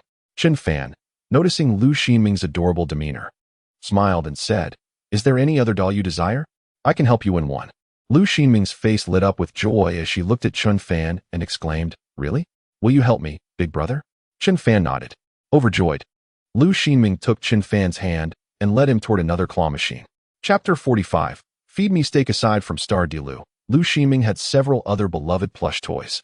Qin Fan casually inquired, "Which one do you like?" "Just point it out." Lu Xinming, brimming with excitement, pointed haphazardly. "This cute bunny, that Hello Kitty, that Gigi Bear, that eating dog, and that little Bing Bing." She named about 10 dolls in one breath, leaving Qin Fan astonished. Lu Xinming was truly a doll enthusiast, effortlessly recalling the names of so many toys. Qin Fan, surprised, asked, "You like so many dolls?" Lu Xinming eagerly nodded. "Can you help me win one, big brother?" Qin Fan chuckled, "Of course." However, Zhang Xiaochuan, filled with jealousy, sarcastically retorted, "Be careful not to burst your bubble. It was just luck after all." At that moment, Zhang Xiaochuan was irked by Qin Fan. As an ardent admirer, he could scarcely tolerate his goddess showing enthusiasm for another man. Witnessing Lu Xinming's excitement towards Qin Fan infuriated Zhang Xiaochuan, prompting him to mock Qin Fan with a biting tone. Qin Fan, unfazed, inserted a coin into a claw machine and began to attempt to grasp an eating dog. Zhang Xiaochuan continued his sarcastic remarks, "Just watch, it's bound to drop. There's no way it won't." Yet the outcome left Zhang Xiaochuan in a state of shock. The machine's exit illuminated with a dazzling array of colors, accompanied by a celebratory announcement. "Congratulations, you have successfully won a doll." A delightful aiding dog slid out of the machine. Lu Xinming, Zhang Xiaochuan, and Zhou Yufei all stared in astonishment at the scene. If Chun Fan's earlier success with Star de Lu could be attributed to mere luck, then winning yet another rare doll was undeniably beyond the realm of chance. Lu Xinming gazed at Chun Fan with admiration in her eyes, filled with awe. Chun Fan picked up the aiding dog and handed it to Lu Xinming, saying, "This is for you." Lu Xinming squealed with delight, hugging the aiding dog and planting several kisses on it. "This is wonderful. So soft and fragrant." Ding. Congratulations, host. You have gained Lu Xinming's admiration value. 1. Lu Xinming's admiration value. 3. Zhang Xiaochuan's expression darkened considerably. He still refused to concede, muttering, "How can this guy have such incredible luck?" Hearing Zhang Xiaochuan's words, Chun Fan casually retorted, "Are you jealous or envious?" This seemingly innocuous remark struck a nerve with Zhang Xiaochuan, infuriating him further. Chun Fan continued to assist Lu Xinming in winning more dolls. One by one, rare dolls gracefully slid from the claw machine into Lu Xinming's embrace. The system's innate talent once again showcased its remarkable prowess. Each doll was captured with uncanny precision. Within mere moments, Lu Xinming was blissfully cradling a cute bunny, a Hello Kitty, a Gigi bear, an Aiden dog, and a little ice bear. The continuous chime of increasing admiration points for Lu Xinming resonated in Chun Fan's mind, a melodious sound to his ears. Soon, Lu Xinming's admiration points had already reached 10. She felt an unprecedented joy, as the coveted rare dolls she had long desired were now truly nestled in her arms, as if she were in a dream. She was nearly overwhelmed by her treasures. With a joyful laugh, Lu Xinming said, "Thank you, big brother. What is your phone number? In case I see a doll I want in the future, I might ask for your help again." Chun Fan, having the same intention, promptly exchanged contact information with Lu Xinming. Afterward, Lu Xinming flashed him a sweet smile and said, "Goodbye, Chun Gu. Let us hang out again soon." Chun Fan waved back. "Goodbye." Delighted, Lu Xinming left with her pile of plush toys, while Zhang Xiaochuan quickly followed suit. Eager to please, "Xinming, are you tired? Let me carry a few of your dolls." Lu Xinming, without looking back, replied, "No need." By this time, it was afternoon, and Chun Fan took Zhou Yufei to an upscale Western restaurant for a romantic candlelit dinner. The ambience of the high-end eatery was incredibly enchanting, with impeccably dressed waiters exuding politeness and wearing charming smiles, providing Chun Fan and Zhou Yufei with top-notch service. Bathed in the romantic light, Zhou Yufei's cheeks flushed with a lovely hue, her charming smile making her even more captivating. Under Chun Fan's instruction, a waiter presented Zhou Yufei with a lavish bouquet of red roses. Gazing at the exquisite blossoms, Zhou Yufei felt as though she were in a dream. Her heart raced with excitement. Only days ago, she had been toiling away for a meager salary of 3,000 yuan, enduring reprimands from her supervisor and mockery from colleagues. Yet today, she sat leisurely in a luxurious restaurant, adorned with an exquisite platinum handbag, savoring sumptuous cuisine, cradling radiant roses, and basking in the attentive service of the waitstaff, while receiving envious glances from other women. The contrast was staggering. Zhou Yufei knew deep down that all of this was made possible by the smiling man seated before her. She raised her wine glass and lightly clinked it against Chun Fan's, saying, "Chun Gu, thank you. I am truly happy today." Chime. Congratulations, host. You have gained Zhou Yufei's affection. 1. Zhou Yufei's affection. 49. Task objective. Increase in happiness level. Current task progress. 85. Observing Zhou Yufei's affection nearing 50 and the steadily rising task progress, Chun Fan felt a surge of excitement within him. With a twinkle in his eyes, Chun Fan gazed at Zhou Yufei and said, "Yufei, your steak looks absolutely delectable. Do feed me a bite." Zhou Yufei felt no hint of repulsion at this intimate interaction. Rather, her heart swelled with joy. Moments earlier, when Chun Fan exchanged contact information with Lu Xinming, a pang of disappointment had gripped her, stirring feelings of rivalry with other girls. She yearned to maintain a close relationship with Chun Fan. With a smile dancing in her beautiful eyes, Zhou Yufei obediently sliced a piece of steak, poised to bring it to Chun Fan's lips with her fork. Yet, Chun Fan chuckled and shook his head, insisting, "Feed me with your mouth." Taken aback, Zhou Yufei's cheeks flushed crimson as she shyly replied, "What if someone sees us?" Amused by her bashful demeanor, Chun Fan reassured her, "Fear not. No one knows us here." Casting a timid glance around, Zhou Yufei noticed that no one was paying attention. For reasons unknown, she licked her lips, gently grasped the steak with her mouth, leaned forward, and, blushing, closed her eyes as she offered it to him. Chun Fan felt a surge of excitement and leaned in closer, their faces gradually drawing near. As Zhou Yufei placed the steak into Chun Fan's mouth, their lips brushed lightly, sending a delightful shiver through her entire being. Embarrassed, she retreated to her seat, casting furtive glances around, only to find a young waiter frozen in place. Holding a tray aloft, his eyes wide with astonishment as he stared at her. Chapter 46. The private butler Zhou Yufei's face flushed deeply, and she playfully chided, "Chen Ge. Someone saw us." Yet Chen Fan, unfazed, chuckled, "It's nothing." He savored the tender, juicy steak, relishing its exquisite flavor, which seemed to carry the sweetness of Zhou Yufei's lips. Her delicate demeanor filled him with immense delight. From a distance, the young waiter was utterly captivated, enviously observing Chen Fan, thinking how well this lad knew how to indulge himself. It was no wonder the waiter was astonished. Zhou Yufei was adorned in high-end international brands, clutching an expensive limited-edition platinum handbag. In stark contrast, Chun Fan's attire appeared unremarkable, concealing his true identity. The sight of such a glamorous beauty feeding Chun Fan's steak ignited a whirlwind of envy and jealousy within the young waiter.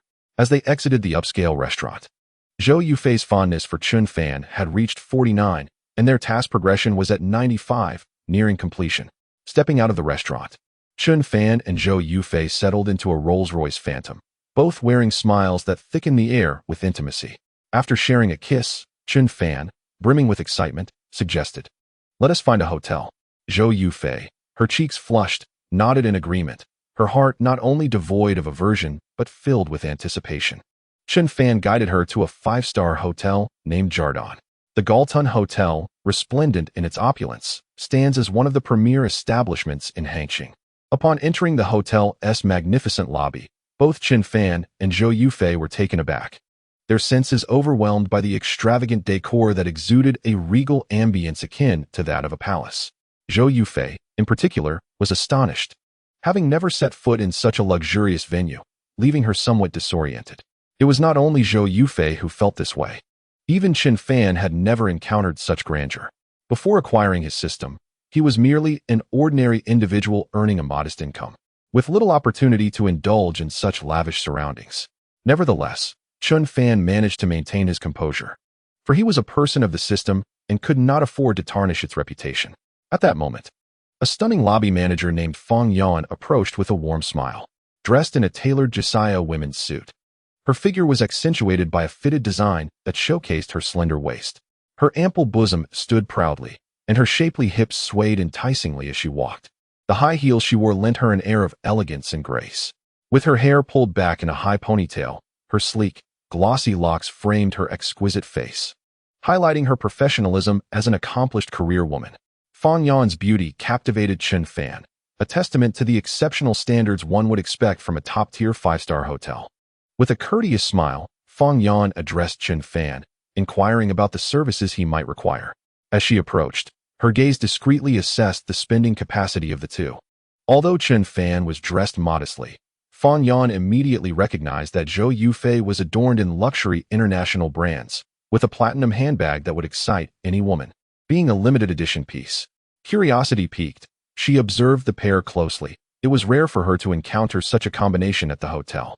Most guests were affluent gentlemen accompanied by women in ordinary attire, yet here was Chun Fan with a partner draped in high-end fashion, which intrigued Fong Yan. Zhou Yufei's ensemble, likely worth over 2 million, stood in stark contrast to Chun Fan's appearance. As she affectionately clung to Chun Fan's arm, exuding a charming demeanor, Fong Yan found herself increasingly curious about him. Under Fong Yan's inquisitive gaze, Chun Fan casually inquired, "What is the most expensive suite you have here?" Fong Yan's surprise was palpable. She had not anticipated that this seemingly unassuming young man would inquire about the priciest accommodation. Zhou Yufei was equally startled, having assumed Chun Fan would request a standard room rather than the most luxurious suite available. Quickly suppressing her astonishment, Fong Yan responded with a professional smile. The most opulent suite at the Galton Hotel is the Presidential Suite, which offers the finest services available. Chun Fan, intrigued, asked, What services are included? Fang Yan introduced. You will enjoy the services of a personal butler, tailored to meet your individual needs, such as arranging for a private chef or makeup artist. Additionally, you will have exclusive access to a private elevator and parking space, ensuring your utmost privacy. Furthermore, all bars, gyms, and swimming pools at Gilton will treat you as a distinguished guest. Chen Fan inquired, "Can I personally designate my butler?" Fang Yan responded, "We have professionally trained butlers whose caliber is undoubtedly exceptional. Of course, you may select from among them." Chen Fan gazed at Fang Yan's charming face and proposed, "How about you serve as my personal butler?" Fang Yan was taken aback. "Me?" Curiosity sparkled in her eyes as she regarded Chen Fan, surprised by his directness and boldness. Beep. Detection of host acquiring new target's attention. Target bound. Fang Yan. Name. Fang Yan. Age. 25. Attractiveness. 91 measurements. 91D 50. 81. Height. 166 centimeters. Favorability. 0. Purity. 100. Health. Healthy, free of any gynecological diseases. Talent. Antique appraisal. Blue rarity. T-art. Blue rarity. A voice echoed in Chen Fan's mind, announcing the binding of the target. He felt a surge of delight, akin to the manager of the Shalia fashion boutique, LV Xiaoni. Chen Fan realized that dating two women concurrently would enhance both of their favorability ratings with a single expenditure, a splendid twofold gain. Fang Yan, still intrigued, asked, "Why did you choose me as your personal butler?" Chen Fan replied nonchalantly, "I find you quite impressive, and you seem very agreeable. Is there an issue?" Pleased by Chen Fan's compliment, Fang Yan felt a flicker of joy within her. She smiled politely and said, "Very well, as long as you reside in the presidential suite. I shall personally provide all services at the Gilton Hotel for you." Chen Fan nodded in satisfaction, producing his bank card. "Then please reserve the finest presidential suite for me, just for a month to test it out." Fang Yan expressed surprise. "Sir, you haven't even inquired about the price." She was perplexed. It was quite unusual for someone to make a booking without asking about costs, especially for a month. Despite her vast experience, she couldn't help but wonder if he was genuinely there to spend. Chen Fan then realized, I forgot to ask about the price."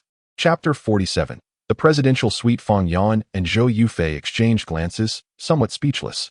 Other customers typically asked about the price first. Yet Chen Fan had forgotten to do so entirely. Fang Yan paused and, adopting a calm and composed tone, stated, "Sir, our presidential suite at Gilton is among the best in Hangzhou, with a daily rental rate of 150,000, totaling 5 million for a month." She endeavored to soften her tone, hoping not to startle Chen Fan. In the past, some wealthy clients had appeared affluent, but would hastily request the presidential suite without a second thought. Upon hearing the price of the presidential suite, many were taken aback, retreating in surprise. Zhou Yufei could not help but express her astonishment. The cost of 4,500,000 per month was simply unimaginable to her. When Fang Yan revealed the price, her bright, curious eyes turned to Chen Fan, eager to see his reaction. To Fang Yan's surprise, Chen Fan hardly blinked as he handed her his bank card, instructing her to proceed with the check-in. Clutching the card, Fang Yan approached the front desk, still incredulous at the young man's demeanor, so different from that of the usual clientele. As the transaction was successfully processed, a wave of delight washed over her, and her curiosity about Chen Fan's true identity began to grow. "Ding! Congratulations, host, you have gained Fang Yan's favor." 2. Fang Yan's favor. Tooting. It has been detected that the host has spent 4,500,000 on the target during the task, successfully earning a double cash back. 9 million has been credited to the host's bank card. The notification in Chen Fan's mind brought him secret joy. There was no sound sweeter than that of favorability and cashback. Fang Yan respectfully returned the bank card to Chen Fan, along with a shimmering VIP card. With a sweet smile, she said, "Mr. Chen, this is our VIP card from the Gilton Hotel. All your future expenditures will enjoy discounts." Chen Fan, with a calm demeanor, accepted the bank card and VIP card, replying, "The VIP status is appreciated, but I have no need for discounts." Both Fang Yan and Zhou Yufei were momentarily taken aback, wondering if there truly existed someone who did not desire a discount. Little did they know that the system offered double cash back, and Chen Fan was eager to spend more to reap greater rewards. Fang Yan smiled softly and nodded. "Mr. Chen, you are quite humorous." With the formalities completed, Chen Fan instructed, "Now, please lead us to the presidential suite." Fang Yan bowed respectfully, saying, "Please follow me." She turned and guided Chen Fan and Zhou Yufei down the red carpet towards the exclusive elevator for VIPs. The two exchanged glances and smiled. Their hands intertwined as they followed Fang Yan. Her graceful silhouette, with long, lustrous black hair swaying rhythmically with each step, embodied elegance. Soon, Fang Yan ushered Chen Fan and Zhou Yufei into an opulent presidential suite reminiscent of an emperor's chamber. Both were struck by awe, gazing upward at the resplendent decor. A massive crystal chandelier sparkled with ethereal light, while the lavishly sculpted walls exuded an indescribable aura of nobility, representing the perfect union of art and taste. A luxurious bathtub adorned with velvety red rose petals awaited, while the bed's pristine linens were artfully arranged into elegant swans poised for flight. The private bar, stocked with an array of fine spirits, beckoned to guests for indulgence. Every detail of the presidential suite radiated an air of aristocratic elegance, showcasing an extraordinary taste. Zhou Yufei widened her beautiful eyes, curiously gazing at the opulent presidential suite, a sight she had only ever witnessed on television or in her fantasies. The sheer grandeur and luxury before her felt surreal, as if she were in a dream. What astonished Chen Fan most was the sight of an enormous wall-mounted aquarium, home to an array of exquisite marine fish. Delicate jellyfish floated gracefully, azure blue devils swam alongside vibrant mandarin fish, and clownfish with their striking red and white hues danced among the vivid goldfinch wrasses. A stunning display of colorful aquatic creatures competed for attention, joyfully gliding through the water, creating a mesmerizing spectacle. Upon seeing the beautiful fish, Zhou Yufei's eyes sparkled with delight. Wow, such beautiful fish. She rushed to the aquarium, captivated by the enchanting fish. Chen Fan nodded in agreement, feeling thoroughly satisfied. He understood why this presidential suite commanded a staggering fee of 150,000 yuan per day. The maintenance cost of such an aquarium alone would likely daunt any ordinary office worker. Fang Yan smiled gently and remarked, "You may freely use all the amenities in the presidential suite. May I inquire if you are satisfied, Mr. Chen?" Chen Fan nodded and replied with a grin, "Manager Fang, I am very satisfied." Witnessing the joy and excitement of both Chen Fan and Zhou Yufei filled Fang Yan with a sense of pride. She held great confidence in the quality of the presidential suite. With a polite smile, Fang Yan performed a graceful curtsy and said, "I shall not disturb your rest any longer. There is a dedicated intercom on the crystal coffee table for you to reach me at any time. Should you require any services, please do not hesitate to call. I hope you both create wonderful memories." She courteously exited the room, closing the door behind her. The luxurious presidential suite transformed into a private haven for Chen Fan and Zhou Yufei, a world where no one could intrude. They exchanged smiles, enveloped in a romantic sense of happiness. Chen Fan entered the private bar, poured 2 glasses of French Bordeaux wine, and offered one to Zhou Yufei. "Ding! Congratulations, host. You have gained Zhou Yufei's favor. 1. Zhou Yufei's favor. 50. Congratulations, host. Favor has reached 50, granting you an opportunity to choose a talent. Which talent would you like to select? Stock trading, purple grade. Massage, purple grade. Company management, green grade." After a moment's contemplation, Chen Fan chose stock trading, purple grade, deeming it the most valuable talent. "Ding! Congratulations, host. You have acquired the talent. Stock trading, current talent activated. Stock trading." Chen Fan, now possessing an 8th level painting talent, had begun to appreciate the formidable benefits of the system's talent enhancements. If the talent for stock trading were to reach its pinnacle, would it not elevate one to the status of a formidable titan in the stock market? Subsequently, Chen Fan gently wrapped his arms around her slender waist, and together they approached the wall-mounted aquarium, savoring the fragrant and exquisite red wine while admiring the splendid ornamental fish. This was a romantic moment exclusively shared between the two. In Chapter 48, the delectable midnight snack, Zhou Yufei excitedly pointed to a blue-bodied, golden-tailed fish, exclaiming, "Brother Chen, that fish is truly beautiful. What about you? Which fish do you find most stunning?" Chen Fan, however, gazed at Zhou Yufei's lovely face, his eyes twinkling with warmth as he replied, "Yufei, in my eyes, you are the most beautiful." His words filled Zhou Yufei's heart with joy, causing her cheeks to blush as she responded, "Brother Chen, you are so kind to me. Today, I am entirely yours." With newfound boldness, Zhou Yufei asked, Brother Chun, what would you like me to do? Chun Fan smiled gently. Just follow my instructions. Zhou Yufei nodded, a mix of nervousness and anticipation evident in her demeanor. Chun Fan surveyed the surroundings and spotted a grand bathtub adorned with crystals, filled with vibrant red rose petals, creating a romantic and enchanting atmosphere. With excitement, Chun Fan suggested, let us indulge in a petal bath first. One by one, their garments fell to the floor as they stepped into the tub brimming with petals. After a brief moment, Chun Fan stood up. An hour later, tranquility returned to the presidential suite. Zhou Yufei felt no remorse, as her affection for the man beside her blossomed. Chun Fan, wearing a smile, said, let us take a moment to rest. All right, I will listen to you, Brother Chun, Zhou Yufei replied sweetly. Chun Fan picked up the intercom on the crystal coffee table, pressed the switch, and inquired, Manager Fong, can you hear me? Soon, the melodious voice of Fong Yan resonated through the intercom. I am here. How may I assist you? Mr. Chun? Chun Fan was pleasantly surprised by the efficiency of the device. He replied with satisfaction, we are feeling a bit hungry. Please have the kitchen prepare a delightful late-night snack for us. Before long, Fong Yan arrived, pushing a dining cart and ringing the doorbell of the presidential suite. Upon opening the door, Chun Fan was greeted by an extravagant spread on the cart. Fresh strawberries and other fruits adorned with delicate flowers, alongside mouth-watering desserts. The main dishes looked equally delectable, flavorful fried spring rolls, green vegetables paired with sweet and sour fish, tender braised shrimp, and exquisite French truffles accompanied by foie gras.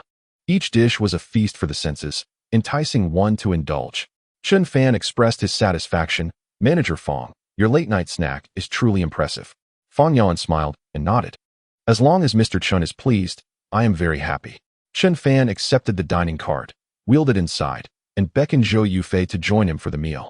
At that moment, Zhou Yufei, clad in a bathrobe, presented a captivating sight. Fong Yan cast a curious glance, as the lobby manager of the five-star Jilton Hotel. She was well acquainted with the nuances of elegance. Fong Yan dared not linger too long, executing a graceful curtsy before exiting the room, saying, Mr. Chun, once you have finished your supper, simply push the dining cart outside the door. We have staff who will collect it. Chun Fan nodded in agreement, understood. Once Fong Yan departed, Chun Fan and Zhou Yufei indulged in the exquisite culinary offerings of the presidential suite. After an intense session of physical activity, both felt a pang of hunger and relished a hearty meal. The late-night dishes in the presidential suite proved to be exceptionally delectable, leaving both Chun Fan and Zhou Yufei thoroughly satisfied.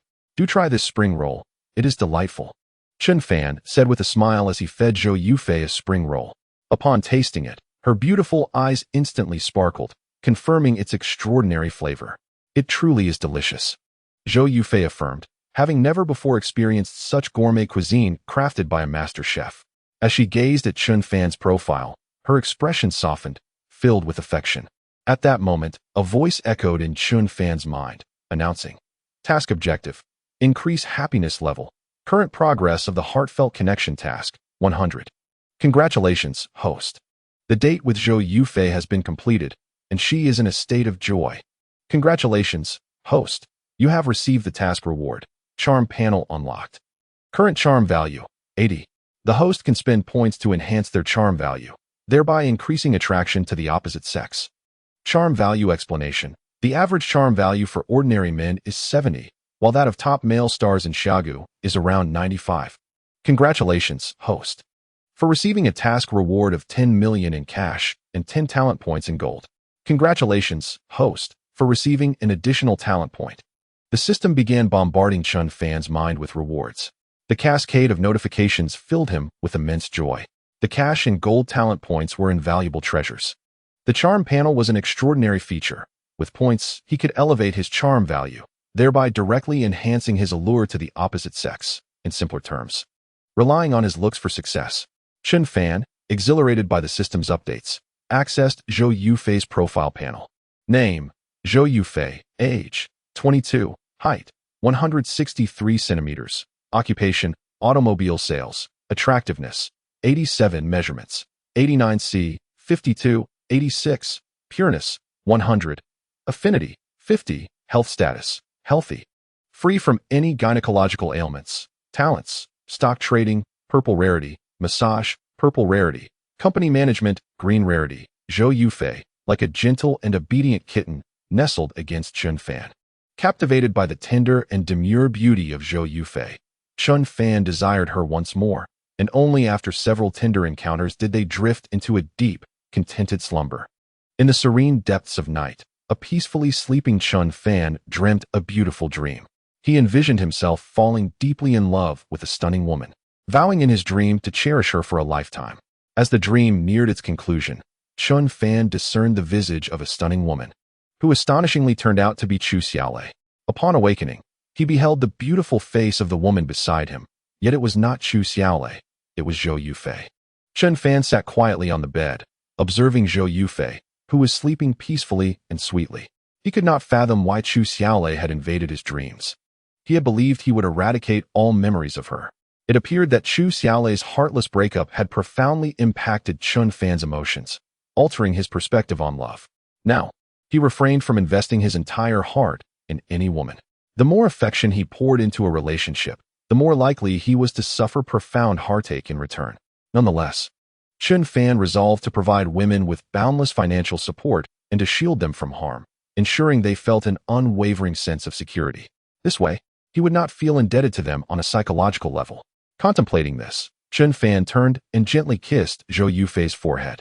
Chapter 49. Growth After a Night of Fervor. Both individuals slept soundly. It was not until 9 the next morning that Chun Fan was roused by a phone call. Bleary-eyed, he glanced at his phone to find it was a call from Xiao Manyan. The previous night's revelry had been so intense that even the alarm had failed to stir him. A pang of anxiety gripped him. Answering the call, he was greeted by Xiao Manyan's melodious voice, albeit tinged with displeasure. "Director Chun, why are you late for work on the very next day?" Even through the phone, Chun Fan could almost envision Xiao Manyan's icy demeanor. He could only respond with a conciliatory smile. "Vice President Xiao, I had a minor issue, but rest assured, I will not neglect the daily task of producing 2 original artworks." Upon hearing his voice, Xiao Manyan seemed to soften slightly. "Director Chun, I'm not trying to pressure you. It's just that, as you know, the progress of this game is already lagging behind, so we need to catch up." After hanging up, Chun Fan felt a twinge of helplessness. Despite being a wealthy individual with a cashback system, the necessity of work left him somewhat speechless. However, he was unwilling to abandon his job. After all, Chun Fan harbored a fervent obsession with artistic creation, deriving immense satisfaction from the expression of art through painting. Moreover, the alluring Xiao Manyan possessed a significant allure for him, particularly her remarkable talent in acupuncture, which could heal his father's legs, a skill Chun Fan greatly coveted. Conquering a woman of Xiao Manyan's artistic aspirations could not be achieved solely through wealth. He would need to impress her with his own talents. Thus, he resolved to continue working at the Yusai Game Company for a while longer. At least until he had won Xiao Manyan's heart, he would not depart. With this determination, Chun Fan shook Zhou Yufei awake, playfully calling, "Sleepyhead, it's time to rise." Zhou Yufei, still drowsy, lazily rubbed her eyes, exuding a certain naive clarity. However, upon catching sight of Chun Fan, a gentle smile instantly illuminated her face. "You are the little sloth." Chun Fan chuckled. "The little sloth ought to rise." "It's already past 9. Zhou Yufei's cheeks flushed with surprise as she swiftly checked the time, her face falling in dismay. "Now I'll be late." With a look of feigned grievance, she pouted at Chun Fan, playfully scolding, "It's all your fault for asking so many times last night." Chun Fan, his eyes sparkling with mirth, replied, "Who could resist your allure?" It necessitated multiple requests. Zhou Yufei, pouting yet unable to suppress her laughter, was endearing. Chun Fan picked up the intercom and spoke to Fong Yan. "Manager Fong, please prepare breakfast for us." The melodious voice of Fong Yan came through the intercom. "It will be ready shortly." Before long, Fong Yan appeared at the door, pushing a cart laden with a sumptuous breakfast. After enjoying their meal, Chun Fan drove Zhou Yufei to the Junshi 4S dealership. Just before exiting the car, Zhou Yufei, her cheeks flushed, said, "Brother Chun, call me whenever you think of me." Seeing her charmingly feminine demeanor, Chun Fan felt his heart flutter. He pulled Zhou Yufei close for a brief kiss before saying, "All right, you should hurry to work." Zhou Yufei pecked him on the cheek and said, "Goodbye, dear." With a look full of affection, she watched the Rolls-Royce disappear before turning to walk towards the Junshi 4S dealership. Inside, Lin Shasha and Wang Jinmei had already arrived and were gossiping eagerly. Noticing Zhou Yufei's slightly awkward gait, Wang Junmei remarked in a tone of a seasoned observer. It seems our little Zhou had quite the experience yesterday. Lin Shasha, the store manager, added with a knowing glance. Indeed, little Zhou has finally matured. Both women wore enigmatic smiles. However, their expressions shifted to astonishment when they noticed the orange handbag Zhou Yufei was carrying.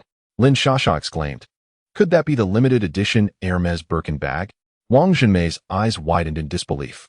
The status of this Birkin bag among women is akin to that of a luxury car among men, wielding an irresistible allure. Wang Junmei gasped, "Indeed, it's that Birkin bag. My goodness, how could little Zhou possess such an expensive handbag?"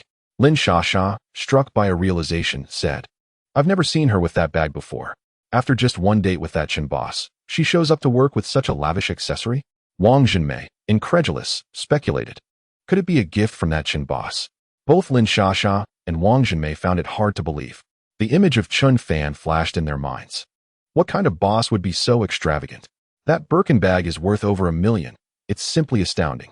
Zhou Yufei limped into the Junshi 4S store and immediately caught sight of the store manager, Lin Shasha, the sales champion, Wang Junmei, and several other female sales associates, all gazing at her platinum bag with envious fervor. Lin Shasha, astonished, inquired, "Xiao Zhou, is this platinum bag a gift from Boss Chen?" Zhou Yufei couldn't suppress a smile. She had to admit that the intense admiration in their eyes greatly satisfied her vanity.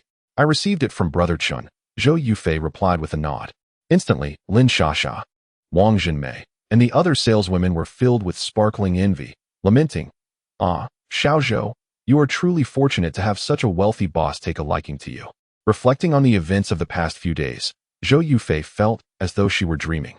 As her female colleagues continued to admire her bag, she couldn't help but smile. At that moment, a woman in her 50s, with a harsh demeanor, named Zhang Dahua, strode into the Junshi 4S store. Upon seeing Zhang Dahua, Zhou Yufei's good mood evaporated instantly, recalling how her father, Zhou Guolei, had accidentally blinded the ruffian Wang Xiaofeng. Zhang Dahua was none other than Wang Xiaofeng's mother. The moment she entered the store, her icy gaze fixated on Zhou Yufei. Lin Shasha, Wang Junmei, and the other colleagues looked on in astonishment, unsure of her intentions. Zhou Yufei coldly confronted her. "What are you doing here? This is my workplace. Do not cause a scene." Unfazed by the onlookers, Zhang Dahua rasped loudly, "Zhou Yufei, your father Zhou Guolei has agreed to marry you off to my son Wang Xiaofeng, but he claims you do not consent?" Hearing Zhang Dahua's words, Lin Shasha and Wang Junmei exchanged astonished glances, taken aback by this revelation. Zhou Yufei, infuriated, retorted, "Why on earth would I marry Wang Xiaofeng? If you need medical expenses, I can transfer them to you. I still owe you $3 million, am I correct?" Zhang Dahua nodded with a smirk. "Indeed. Now that your father is unable to work, your family surely cannot afford $3 million, so you must marry my son." Zhou Yufei, her lips trembling with anger, declared, "I will repay you the $3 million right now." Zhang Dahua was taken aback, incredulous. "Your family sold their house long ago. How could you possibly repay $3 million? Her disbelief was palpable. She knew the Zhou family had been drained of resources to settle debts, having even sold their home. Zhou Yufei tapped her phone a few times and transferred the $3 million that Chun Fan had given her to Zhang Dahua. Then, she displayed the transaction record to Zhang Dahua, exclaiming angrily, "Look closely. The $3 million has already been transferred to you. From this moment on, our Zhou family owes your Wang family nothing." Suddenly, a notification sound chimed on Zhang Dahua's phone, and she hastily picked it up, her expression transforming to one of shock as she realized the $3 million had indeed arrived. Zhang Dahua was taken aback, fully aware that the Zhou family was in dire straits, utterly bereft of funds, a situation that could be aptly described as being at the end of their rope. It was precisely for this reason that Zhou Guolei had reluctantly consented to marry off Zhou Yufei to Wang Xiaofeng. To her astonishment, Zhou Yufei effortlessly transferred $3 million to her. Lin Shasha and Wang Junmei, her colleagues, were equally astonished by Zhou Yufei's lavishness, which left them in disbelief. Lin Shasha leaned in closer, whispering in Wang Junmei's ear with astonishment. "Could this money possibly be from that Boss Chen?" Wang Junmei nodded in agreement. "It must be from that Boss Chen. It could not be anyone else." Envy flickered in Wang Junmei's eyes as she glanced at the platinum bag worth over $1 million that Zhou Yufei held. Her jealousy palpable as she remarked, Little Zhou has truly struck gold with that boss Chun. Several colleagues cast envious glances at Zhou Yufei, who just days prior had been ridiculed by them as a novice car salesperson, barely scraping by on a meager 2,000 yuan salary each month. However, since her encounter with Chun Fan, Zhou Yufei had undergone a remarkable transformation, adorned in trendy designer brands, clutching a luxurious bag worth millions, and now nonchalantly producing a sum of 3 million, leaving her colleagues both in awe and envy. Zhou Yufei coolly stated, "The money has already been transferred to you, and I owe the Wang family nothing. Please leave and do not disrupt my workplace." Zhang Dahua, however, was unrelenting, exclaiming loudly, "While this money can cure my son's illness, his appearance is marred, and his neurological issues will last a lifetime. You must marry my son and care for him for the rest of his days." Zhang Dahua's incessant demands incensed Zhou Yufei, causing her to tremble with anger. "On what grounds do you expect me to care for him for the rest of his life? Wang Xiaofeng assaulted me at the zoo, and my father accidentally blinded him. That was his own doing." Zhang Dahua scoffed, "If you don't marry him, who will? My son will never be able to work again, and no other woman will want him. You must take responsibility and bear children for the Wang family." Zhou Yufei was so furious that tears streamed down her face.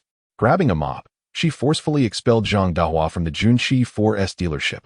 "Leave. Even if you were to kill me, I would never marry your son."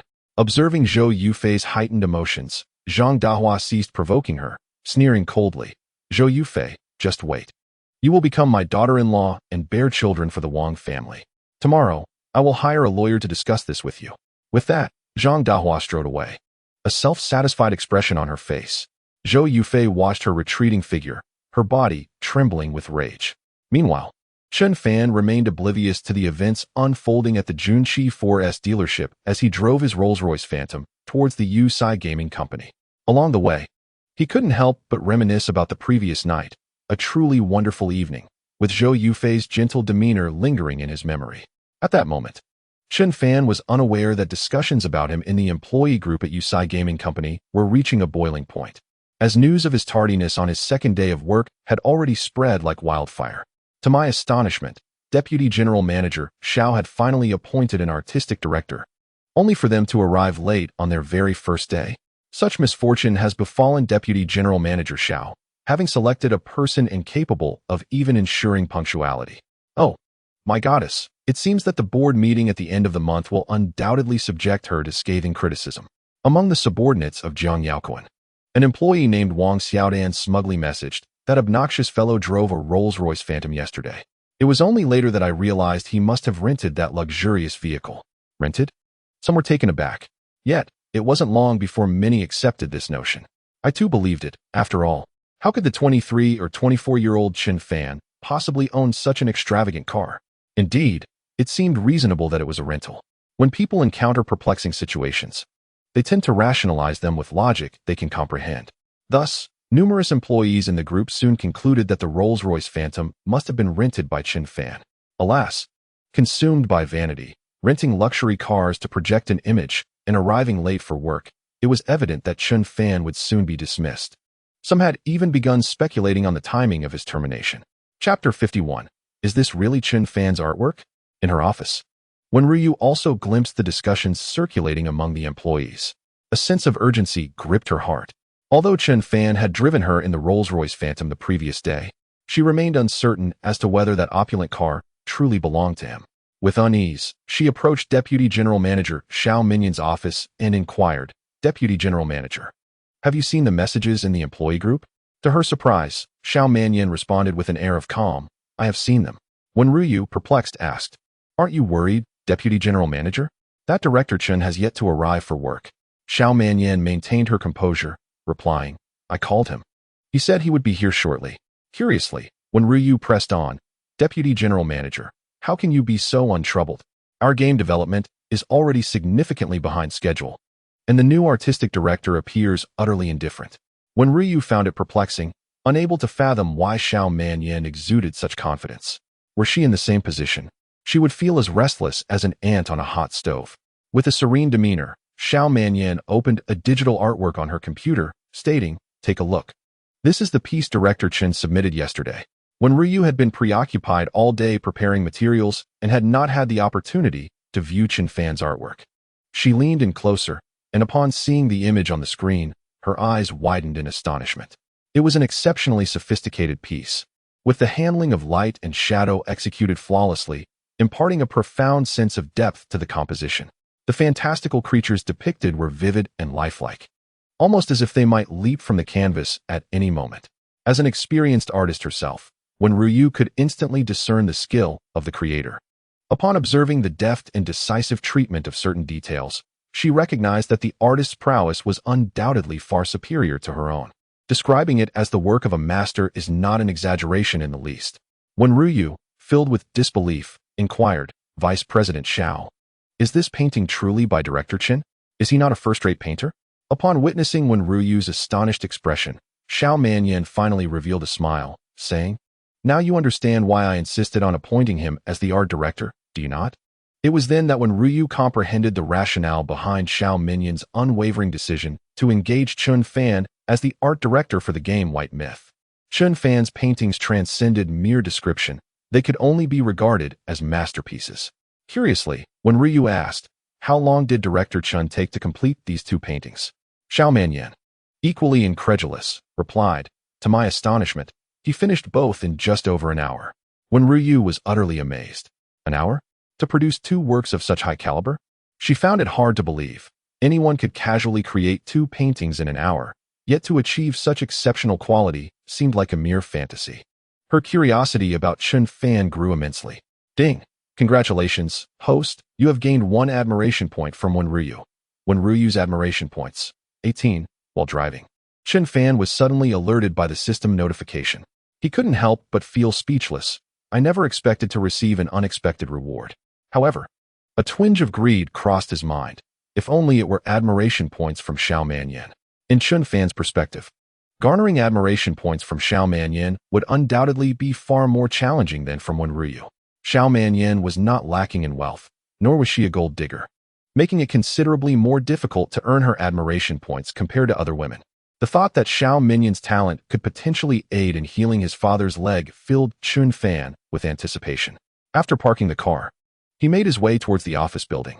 Within the company's employee group, discussions about stocks were ongoing. It's risen. The Leizhenzi AI concept stock is soaring again. Haha, truly the king of speculative stocks. Goodness, Leizhenzi AI has skyrocketed, up 5 points today. Time to increase my holdings. I sense it will rise again tomorrow. Indeed, I have also increased my holdings. I just heard a stock guru online say that Leizhenzi AI is being heavily speculated and is expected to rise another 10 points. At Yusai Game Company, not investing in stocks meant lacking common ground with other employees. Many would buy stocks simply to fit in with small groups, treating it as a conversation starter. Among these, the Leizhenzi AI concept stock had emerged as the hottest speculative stock. In a mere 3 months, its price surged from 25 to 67. This meant that an investment of 250,000 would now yield a return of 670,000. Furthermore, the stock's upward momentum showed no signs of abating. Many traders even estimated that the stable range for Leizhenzi AI concept stock was around 124, indicating nearly half of its growth potential still remained. For investors, isn't this akin to filling a sack with money and indulging in ribs at every meal? Some employees, who made modest purchases, are now filled with regret. How vexing it is. If only I had bought a little more. As the employees fervently discussed stocks in their group, Chen Fan entered Xiao Minyan's office with a broad smile. He happened to overhear when Wenru and Xiao Manyan engaged in stock discussions as well. Due to the prevailing atmosphere in the company, both Wenru and Xiao Manyan had invested significantly in stocks. Wenru lamented, "If I had known, I would have purchased more shares of Thunderbolt AI. Among my various stocks, only Thunderbolt AI is in the green." Xiao Manyan nodded in agreement. Indeed, who could have anticipated Thunderbolt AI's immense potential? I also bought too little. At that moment, Chen Fan felt a spark of inspiration. Having recently acquired a talent for stock trading from Zhou Yufei, he pondered that perhaps he could offer some insight to Xiao Manyan and Wenru, potentially earning their admiration. With that thought, he activated his talent book and spent golden talent points to unlock the stock trading talent. Congratulations, host. You have successfully activated the stock trading talent using golden talent points. As the golden points were utilized, the previously dormant stock trading talent illuminated. Congratulations, host. Your stock trading talent has been upgraded to Level 2. Congratulations, host. Your stock trading talent has been upgraded to Level 7. To prevent any errors, Chun Fan directly elevated his stock trading talent to Level 7, surpassing even the most formidable securities experts on the planet. He opened the stock trading software and began analyzing the candlestick charts. Armed with top-tier financial knowledge, Chun Fan could effortlessly discern the future trends of the stocks. He quickly realized that the surge of Thunderbolt AI concept stocks was a scheme orchestrated by capitalists to artificially inflate prices, enticing greedy retail investors to pour in their money, only to reap their profits at the opportune moment. The time for harvesting was swiftly approaching. Although Chun Fan did not know the exact timing of this harvest, he could sense that it hinged upon the whims of the capital behind the scenes. If they wished to reap their profits, it could happen at any moment. Calmly, Chun Fan inquired, Vice President Xiao, Assistant 1, how much Thunderbolt AI did you purchase? When Ruyu immediately expressed her regret, I only bought 20,000 and was planning to buy more. Xiao Manyan, somewhat excited, chimed in. I invested 200,000 and have already made several tens of thousands in profit these past few days. Chun Fan replied nonchalantly, I advise you to sell quickly. Thunderbolt AI is on the brink of a significant collapse. Upon hearing this, both Wen Ruyu and Xiao Manyan displayed skepticism. When Ruyu questioned, Director Chun, how do you know? I see others still increasing their positions. Xiao Manyan, with curiosity in her beautiful eyes, gazed at Chun Fan. Indeed, some financial experts are analyzing that Thunderbolt AI is a sunrise industry, with ample room for further growth. At that moment, Director Jiang Yaoquan proudly shared a screenshot of his earnings in the employee group. To everyone's astonishment, he had invested $1.5 million in Thunderbolt AI and was reaping substantial profits, having already garnered $1 million in earnings. Jiang Yaoquan, exuding self-satisfaction, added a smug sunglasses emoji, declaring, haha, bow down to me, the stock god. Thunderbolt AI has nearly made $1 million. The employees immediately exhibited expressions of envy and admiration. Wow, Director Jiang, grant me a touch of your fortune. You're incredible, they exclaimed. Your insights are always so precise. We should follow your investment choices from now on. Indeed, please share your stock picks with us in the future. The flattery poured in as employees heaped praise upon him. Jiang Yaoquan, basking in their admiration, remarked, of course. Any female colleagues who wish for my guidance as a stock god can message me privately. When Ruyu and Xiao Manyan also saw Jiang Yaoquan's earnings screenshot, when Ruyu immediately expressed her envy, saying, Chun Fan, look at Director Jiang. He has made $1 million solely from Thunderbolt AI, and you want us to sell.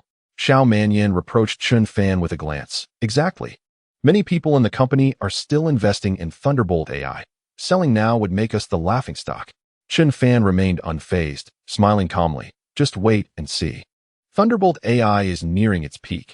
The 30-day and 7-day moving averages are perilous, and the recent capital flows have shown some irregularities. At that moment, the fashionably dressed Jiang Yaoquan swaggered into Xiao Minyan's office, overhearing Chun Fan's remarks. He immediately scoffed. Chun, are you envious of my profits? Are you here to speak ill of Thunderbolt AI? Chun Fan replied nonchalantly, just wait and see, Director Jiang.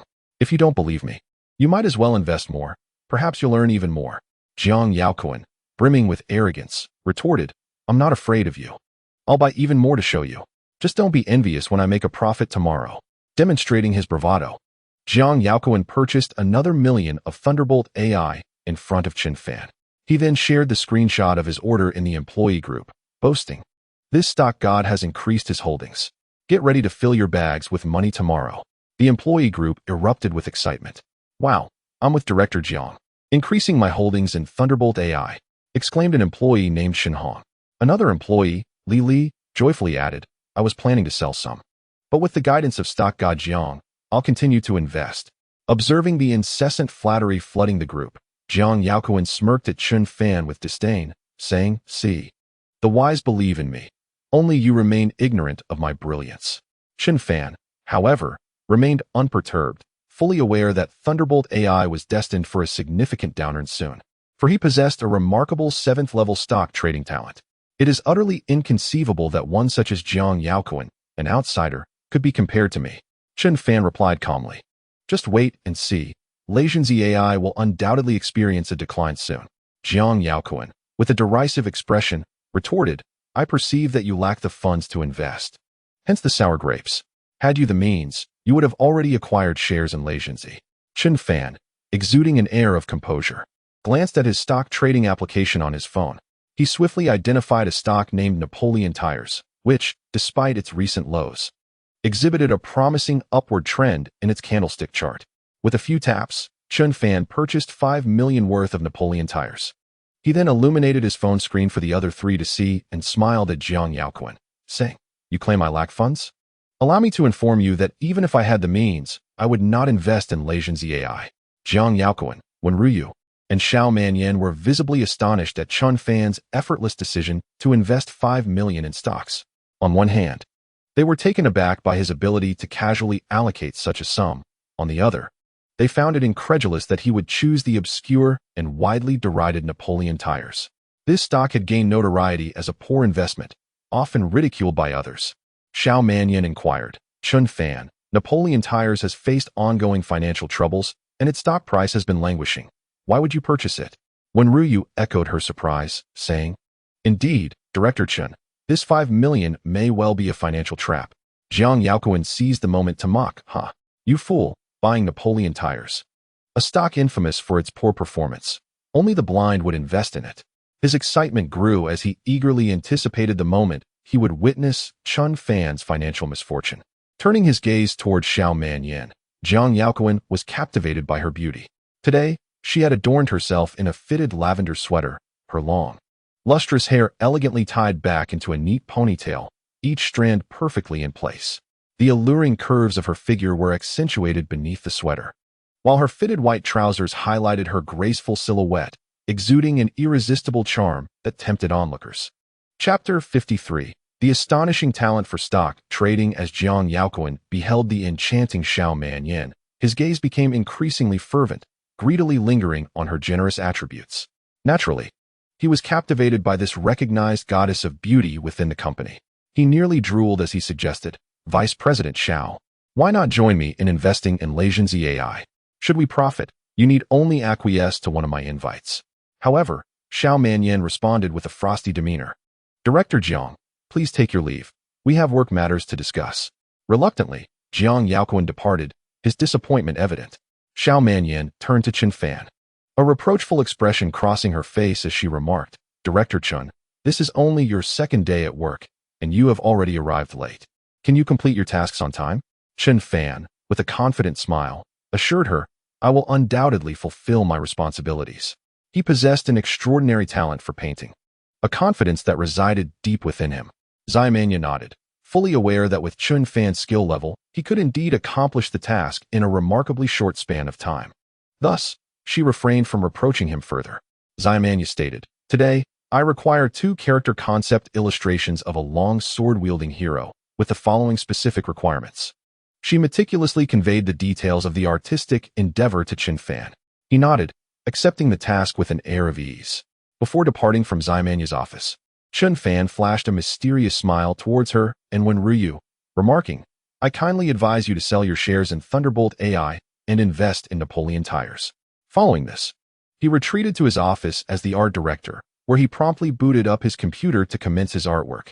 Both Wenruyu and Zaimanya were perplexed by Chen Fan's words. The shares of Thunderbolt AI were immensely popular among investors, while Napoleon Tires was infamously regarded as a worthless stock.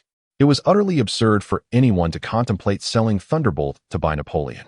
Wenruyu scoffed, "I think I'll stick with Thunderbolt AI. Buying Napoleon Tires would invite ridicule."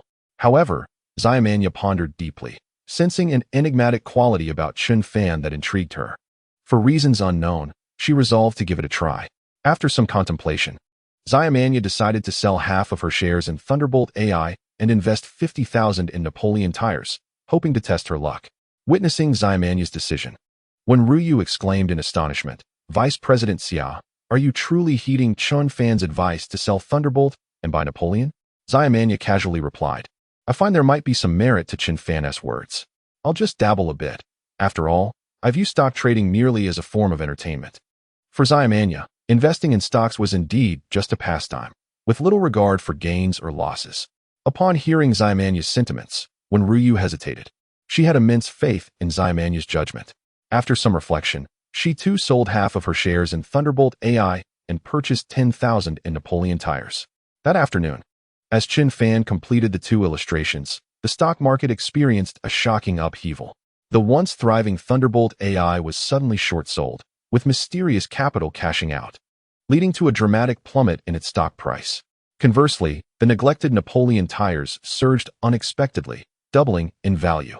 When Ryu stared at the candlestick chart on her phone, astounded, she found it unbelievable. Chen Fan's prediction was astoundingly accurate. It was almost too incredible to fathom. Had she not witnessed it with her own eyes, she would have suspected Chen Fan was the mastermind behind the scenes. With her phone in hand, she rushed into Xiaomanya's office, exclaiming, "Vice President Xia, have you seen the candlestick chart?" Xiaomanya, puzzled, inquired, "What is going on?" She had been engrossed in her work and had not frequently checked her stock trading software. When Ryu, unable to contain her excitement, exclaimed, "Just look at the K-line chart. It's astonishing." Upon glancing at her phone, Xiao Minyan's bright eyes widened in disbelief. How is this possible? Lei's NCAI plummeting? Napoleon tires surging? Xiao Minyan could hardly believe what her eyes were revealing. The coincidence was too striking. She had just sold Lei's NCAI in the morning, only for it to drop dramatically in the afternoon. Conversely, she had purchased Napoleon tires in the morning, and now it was soaring. The improbability of it all left them both astounded. With relief, Xiao Minyan and when Ryu agreed that they were fortunate to have heeded Chen Fan's advice, which spared them losses on Lei Zinci stocks while allowing them to reap substantial profits from Napoleon stocks. Perplexed, Xiao Minyan pondered aloud. How did Chen Fan know that Lei Zinci would decline and Napoleon would rise? She found it remarkable that Chen Fan's predictions had proven entirely accurate, leaving her in wonderment about his uncanny abilities. Both when Ryu and Xiao Minyan felt grateful for Chen Fan's guidance and were filled with curiosity about how he discerned the market trends. Ding! Congratulations, host. You have gained Xiao Minyan's admiration value. 2. Current admiration value of Xiao Minyan, 26. Ding! Congratulations, host. You have gained Wen Ryu's admiration value. 2. Current admiration value of Wen Ryu, 19. In Chen Fan's mind, the notifications of increasing admiration values from Xiao Minyan and Wen Ryu echoed. A slight smile graced his lips, indicating that his plan to garner admiration through stock trading prowess was bearing fruit. Checking his phone, Chen Fan's excitement surged. Napoleon tires had skyrocketed by half, meaning his initial investment of 5 million had now transformed into 7.5 million. At that moment, when Ryu eagerly opened the employee group chat, "Let us see what everyone is saying." As she anticipated, the chat was filled with lamentations, echoing her own thoughts. "I can't believe it. I borrowed 100,000 to invest in Lei Zinci AI this morning, and now I've lost half of it." Another employee lamented. "Damn it, this is infuriating," cried a distressed female employee named Shinhong. "Director Jiang, where are you? Speak up. I only followed your lead to increase my investment this morning." Another female employee, Li, tearfully added, "Director Jiang, you must take responsibility. I had planned for a grand dinner tonight, but it seems I'll have to settle for noodles instead." Jiang Yaoquan could no longer conceal his own exasperation and replied with a wry smile, "You can't blame me. I'm the one suffering the greatest loss here. I invested 1 million in Lei Zinci AI this morning, and now I'm the one in the worst position." Frustration gnawed at Jiang Yaoquan. Had it not been for Chen Fan's provocation, he would not have flaunted his investment by increasing it by 1 million. As the cries of despair flooded the employee group chat, when Ryu and Xiao Minyan could hardly contain their laughter. Simultaneously, they felt an even greater sense of relief for having listened to Chen Fan's counsel, unable to resist the urge to show off. When Ryu shared a screenshot of her trading actions from the stock app in the employee group chat, when Ryu feigned luck as she exclaimed, "Oh, how fortunate I was to sell Thunderbolt at its peak this morning and to have correctly purchased Napoleon tires. He. In Chapter 54, Does Xiaomanya bring breakfast to Chen Fan? A screenshot of the trading records clearly reveals that when Ryu liquidated her assets at the highest price of Thunderbolt AI, cleverly avoiding losses amidst the impending market crash. Simultaneously, she entered the market at the lowest point for Napoleon tires, reaping maximum profits during the subsequent surge. The finesse of these maneuvers was nothing short of extraordinary. Upon viewing the screenshot shared by Wen Ryu, the employees of Yusai Gaming Company were utterly astounded. Such precision in trading would surely leave even seasoned investors with their jaws agape. "How did you achieve this, Assistant One? It's simply remarkable," Could it be that the true stock market genius is not Jiang Yaoquan, but rather you? Exclaimed a colleague. If you could execute trades like this daily, wouldn't a seaside villa be within reach? Shun Hong lamented in disbelief, typing furiously, Assistant 1, why didn't you share your insights with us sooner? In the employee chat group, many were consumed with envy, their eyes nearly bulging in disbelief. It was no wonder, as comparison breeds discontent. Almost every employee had incurred significant losses today, each lamenting their misfortune. Witnessing when Ryu not only evade losses, but also profit handsomely from Napoleon tires left many feeling a mix of admiration and jealousy. The chat was inundated with messages of envy and resentment, filling Wen Ryu with a sense of pride and vanity. Ding! Congratulations, host. You have gained 2 favor points from Wen Ryu. Current favor points with Wen Ryu, 21. At that moment, Wen Ryu held Chun Fan in even greater esteem. Jiang Yaoquan also caught sight of the screenshot Wen Ryu had shared and quickly realized, goodness. This assistant Wen must have taken Chun Fan's advice to sell Thunderbolt AI and buy Napoleon tires. Jiang Yaoquan had witnessed Chun Fan's purchase of Napoleon tires in Ximanya's office and had heard Chun Fan predict the decline of Thunderbolt AI. At that time, Jiang Yaoquan had dismissed Chun Fan's words. To his astonishment, every one of Chun Fan's assessments had proven to be accurate. How infuriating! This Chun fellow is exceptionally lucky. Jiang Yaoquan seethed, his forehead brimming with frustration. Naturally, he was reluctant to believe that Chun Fan possessed any market insight, attributing it solely to sheer luck. At this juncture, Chun Fan entered Ximanya's office with a calm smile, saying, Vice President Xia, I have completed the 2 sample images today and have sent them to your email for your review. Ximanya nodded, replying, all right. As she opened her email, she quickly discovered the 2 illustrations of ancient heroes. The depicted warriors wielded golden blades amidst rustling leaves, gallantly slaying a demon. Every detail was rendered with such vividness that it resembled a lifelike photograph, the blood from the vanquished demon seemingly ready to burst forth from the screen. Xiao Minyan's beautiful eyes instantly sparkled with joy as she nodded in satisfaction, saying, Director Chun, your artwork is truly remarkable. I am now filled with confidence in the game White Myth. Wen Ryu also leaned in for a closer look, utterly astonished. The meticulous attention to detail, complemented by the interplay of light and shadow, was nothing short of masterful. Wen Ryu couldn't help but exclaim, wow. I can hardly believe this is the work of a first-tier artist. A melodic prompt echoed in their minds. Ding. Congratulations, host. You have gained Xiao Minyan's favor. 1. Current favorability of Xiao Minyan. 27 Ding. Congratulations, host. You have gained Wen Ryu's favor. 1. Current favorability of Wen Ryu. 22. Chun Fan smiled and remarked, today's task is complete, so I will be heading home now. Xiao Minyan nodded, and as Chun Fan turned to leave, she suddenly called out, Chun Fan. Thank you for today. With a twinkle in his eye, Chun Fan inquired, what are you thanking me for? Xiao Minyan replied with a smile. You helped us sell the AI for Thunder God and purchase Napoleon tires. This operation not only spared us from losses, but actually resulted in a profit. Xiao Minyan's words held truth. Today, a stock market could only be described as a disaster.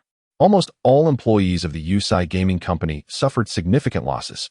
In the face of such a crisis, merely avoiding losses was akin to a miraculous feat yet.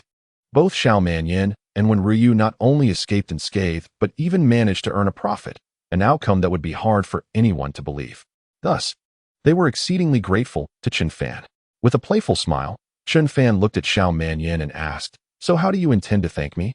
Taken aback, Xiao Minyan noticed the peculiar glint in Chun Fan's gaze and bashfully responded, did I not promise to go on a date with you? However, Chun Fan shook his head, saying, that was a prior agreement, it doesn't count.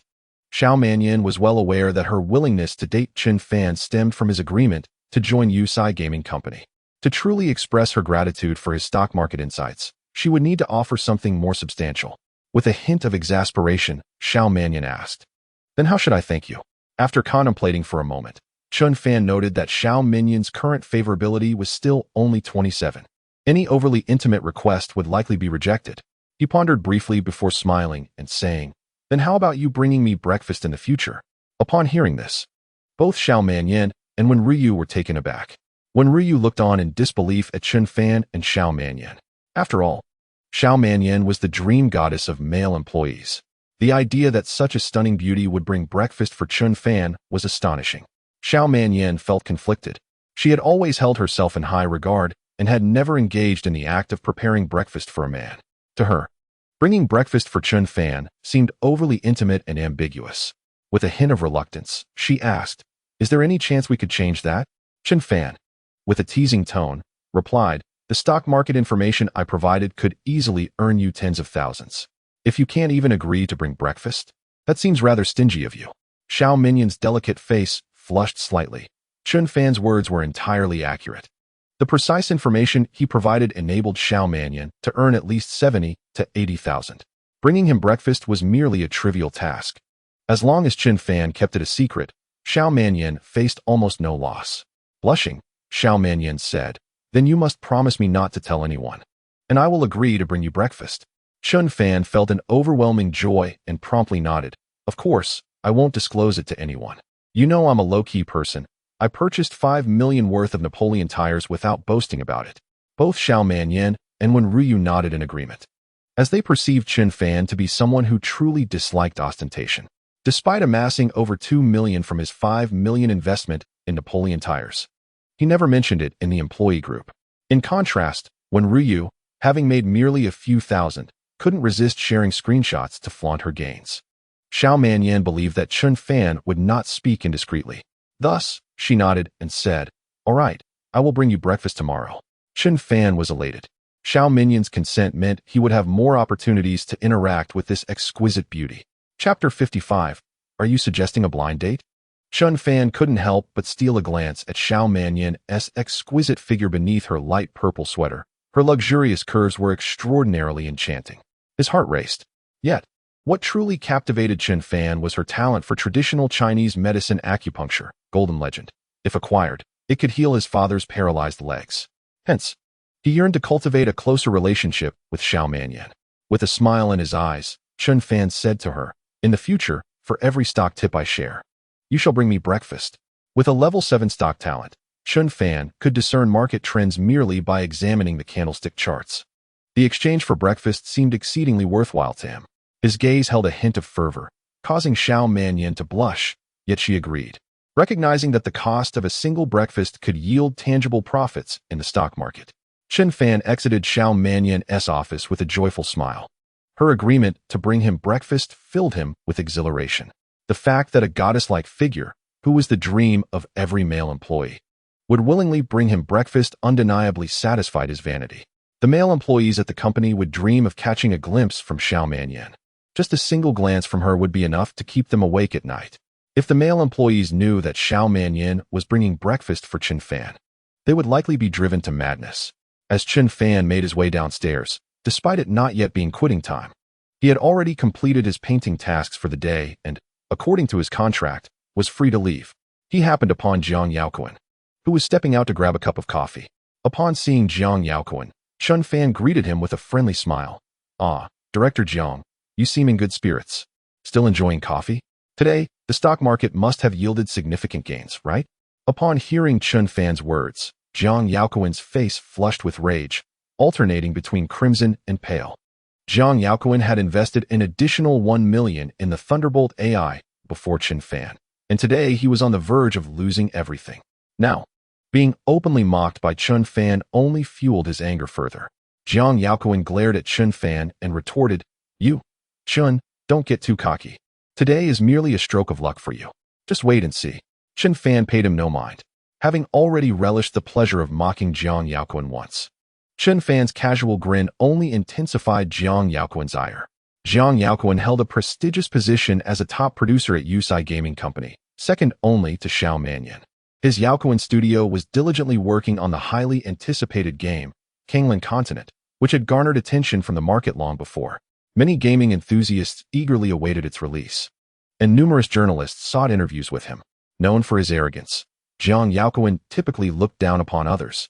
Yet he found himself consistently provoked by someone as insignificant as Chun Fan, a mere junior artist. As Chun Fan settled into the spacious comfort of his Rolls-Royce Phantom, preparing to meet Zhou Yufei for yet another enchanting date, his phone suddenly rang. To his surprise, it was his mother, Su Chunling, calling. He quickly answered, "Mom, what's the matter?" Su Chunling's voice was tinged with excitement. "Xiao Fan, I have wonderful news to share with you. What news? Chen Fan inquired.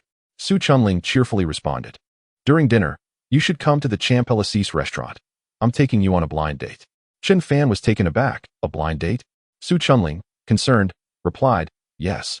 You're not getting any younger. It's time to settle down. Chen Fan hurriedly asked, with whom am I going on this date? Su Chunling joyfully explained. It's with an old friend of mine who moved to the United States with her daughter over a decade ago. Back then, you two had an informal betrothal. I thought that would be the end of it after they moved, but they've recently returned to the country, and I called to inquire. They've agreed to meet you. Chen Fan was rendered speechless and quickly protested. Mom, there's no need. This is the modern age. We don't engage in such practices. Su Chunling, somewhat irked, insisted, you must come this afternoon. I heard her daughter is a attorney lawyer and exceptionally beautiful. If you could bring her home, it would certainly benefit you. With that, Su Chunling hung up in frustration. Chen Fan felt utterly helpless. As someone with a system, he had no trouble finding a girlfriend. Yet, he could not disregard his mother's command. As the clock neared 6 in the afternoon, Chen Fan drove his Rolls-Royce Phantom into a parking lot near the Champelasis restaurant. He then made his way toward the establishment, spotting his mother, Su Chunling, waiting outside. Chen Fan initially intended to decline the invitation outright. However, upon witnessing the caring smile on his mother's face and her slightly hunched back due to age, he found himself unable to suppress the urge to leave. Mom, didn't Dad come? Chen Fan inquired. Su Chunling shook her head and replied, your father has difficulty walking, so he decided not to join us. Chen Fan then asked, has the other party arrived yet? Not yet, she responded. We agreed on 6 o'clock. They should be arriving shortly. Chen Fan replied calmly, let us go upstairs first. Supporting Su Chunling, they entered the elegant private dining room at the Champelasis restaurant. The establishment was adorned in a sophisticated black and white palette, exuding an air of refinement. Sculptures and floral arrangements surrounded the room, adding to its gracefulness. As the clock struck past 6, the other party had yet to arrive, leaving Chen Fan feeling somewhat displeased. Punctuality was expected. Mom, who exactly are we waiting for? He asked. Su Chunling smiled and said, do you remember Li Xueli? Is it her? Chen Fan recalled that in his childhood, his mother had a close friend with whom she shared a sisterly bond. This aunt frequently brought along a little girl named Li Xueli, with whom Chen Fan often played. However, his memories of Li Xueli were not particularly fond. There was an incident where she had jabbed a toothpick into his family's dog's paw, and despite her denial, she had blamed him, leading to a scolding by Su Chunling. This incident left a lasting negative impression of Li Xueli in Chen Fan's mind. He later learned that the aunt and Li Xueli had moved to the United States. In his youth, Li Xueli had even sent him a letter, expressing gratitude for taking the blame for her mistake with the toothpick. Chen Fan was taken aback to discover that he and Li Xueli had been informally betrothed, albeit in a verbal manner. Su Chunling appeared genuinely delighted, evidently fond of Li Xueli. Xiao Fan, you must make a good impression on her. She is a attorney lawyer from the University of Pennsylvania in the United States and has already attained the position of associate senior lawyer. When they arrive, you must be welcoming. Chen Fan scoffed. They are late, and you expect me to be welcoming? Chapter 56. Li Xueli's Su Chunling, however, provided an excuse. Perhaps they are not familiar with the area since they just returned to the country. Li Xueli has always been kind and polite since childhood. Do you remember when you hurt the puppy with a toothpick? At that time, despite being so young, Li Xueli spoke up for you, asking me not to scold you. Chen Fan was at a loss for words. It was, after all, Li Xueli who had harmed the dog with the toothpick. Yet, he chose not to argue with his mother and merely sighed inwardly. Chen Fan and Su Chunling waited for 20 minutes, until 6:20 p.m., when Li Xueli and her mother finally arrived. Li Xueli's mother, of a similar age to Su Chunling, appeared somewhat plump, radiating warmth with a charming smile and dressed in an opulent manner. The moment Chen Fan laid eyes on Li Xueli, he couldn't help but feel a spark of intrigue.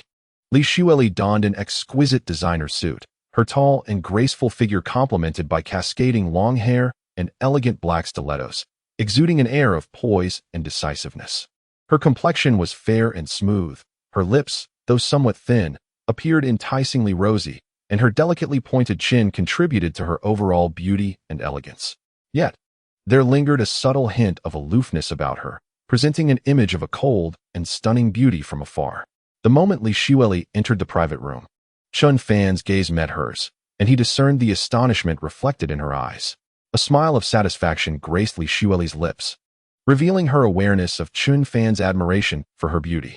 Su Chunling, upon seeing Li Xueli, immediately expressed her fondness with sparkling eyes, remarking, "So this is Xueli. She is so tall and truly beautiful. If Xiao Fan could marry her, he would be incredibly fortunate." Li's mother observed Chun Fan with a profound gaze that revealed nothing of her feelings, neither affection nor disdain, and exchanged some polite pleasantries.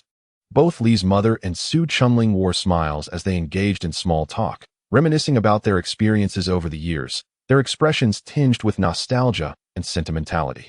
Chun Fan summoned a waiter, ordering an array of fine red wine, French pepper duck breast, vegetable salad, Spanish chilled tomato soup, bogus seafood tower, and foie gras truffles. Once the dishes were served, Chun Fan invited everyone to partake, personally pouring glasses of wine for several guests. Li Xueli sat with an air of indifference as Chun Fan offered her a full glass of wine. She merely uttered a curt "thank you," treating him as if he were a mere server. Li's mother and Su Chunling engaged in polite conversation until they finally broached the topic of the betrothal between Chun Fan and Li Xueli. Su Chunling, her face alight with joy, exclaimed, "Dear elder sister, after all these years, you have finally returned. Xiao Fan and Xueli's engagement can now progress. Do you still consent to this arrangement?" Li's mother appeared somewhat awkward, her expression betraying her hesitation, caught in a difficult position. "Allow me to address this, mother," Li Xueli interjected coolly. Observing her detached demeanor, Chun Fan began to grasp her intentions. Li Xueli's frosty gaze met Chun Fan's, laced with a hint of disdain. Chun Fan casually swirled his glass of wine, his expression one of amusement as he regarded Li Xueli. With her chin held high in a condescending tone, she declared, "Chun Fan, it has been many years since we last met, and we have both changed considerably. To be frank, if you wish for me to marry you, I have 3 conditions. First, I expect my husband to earn no less than 5 million annually. Second, I will only agree to bear 1 child. And third, we may only be intimate 3 times a month. If you can meet these conditions, I would consider a deeper relationship. If not, I must be candid with you.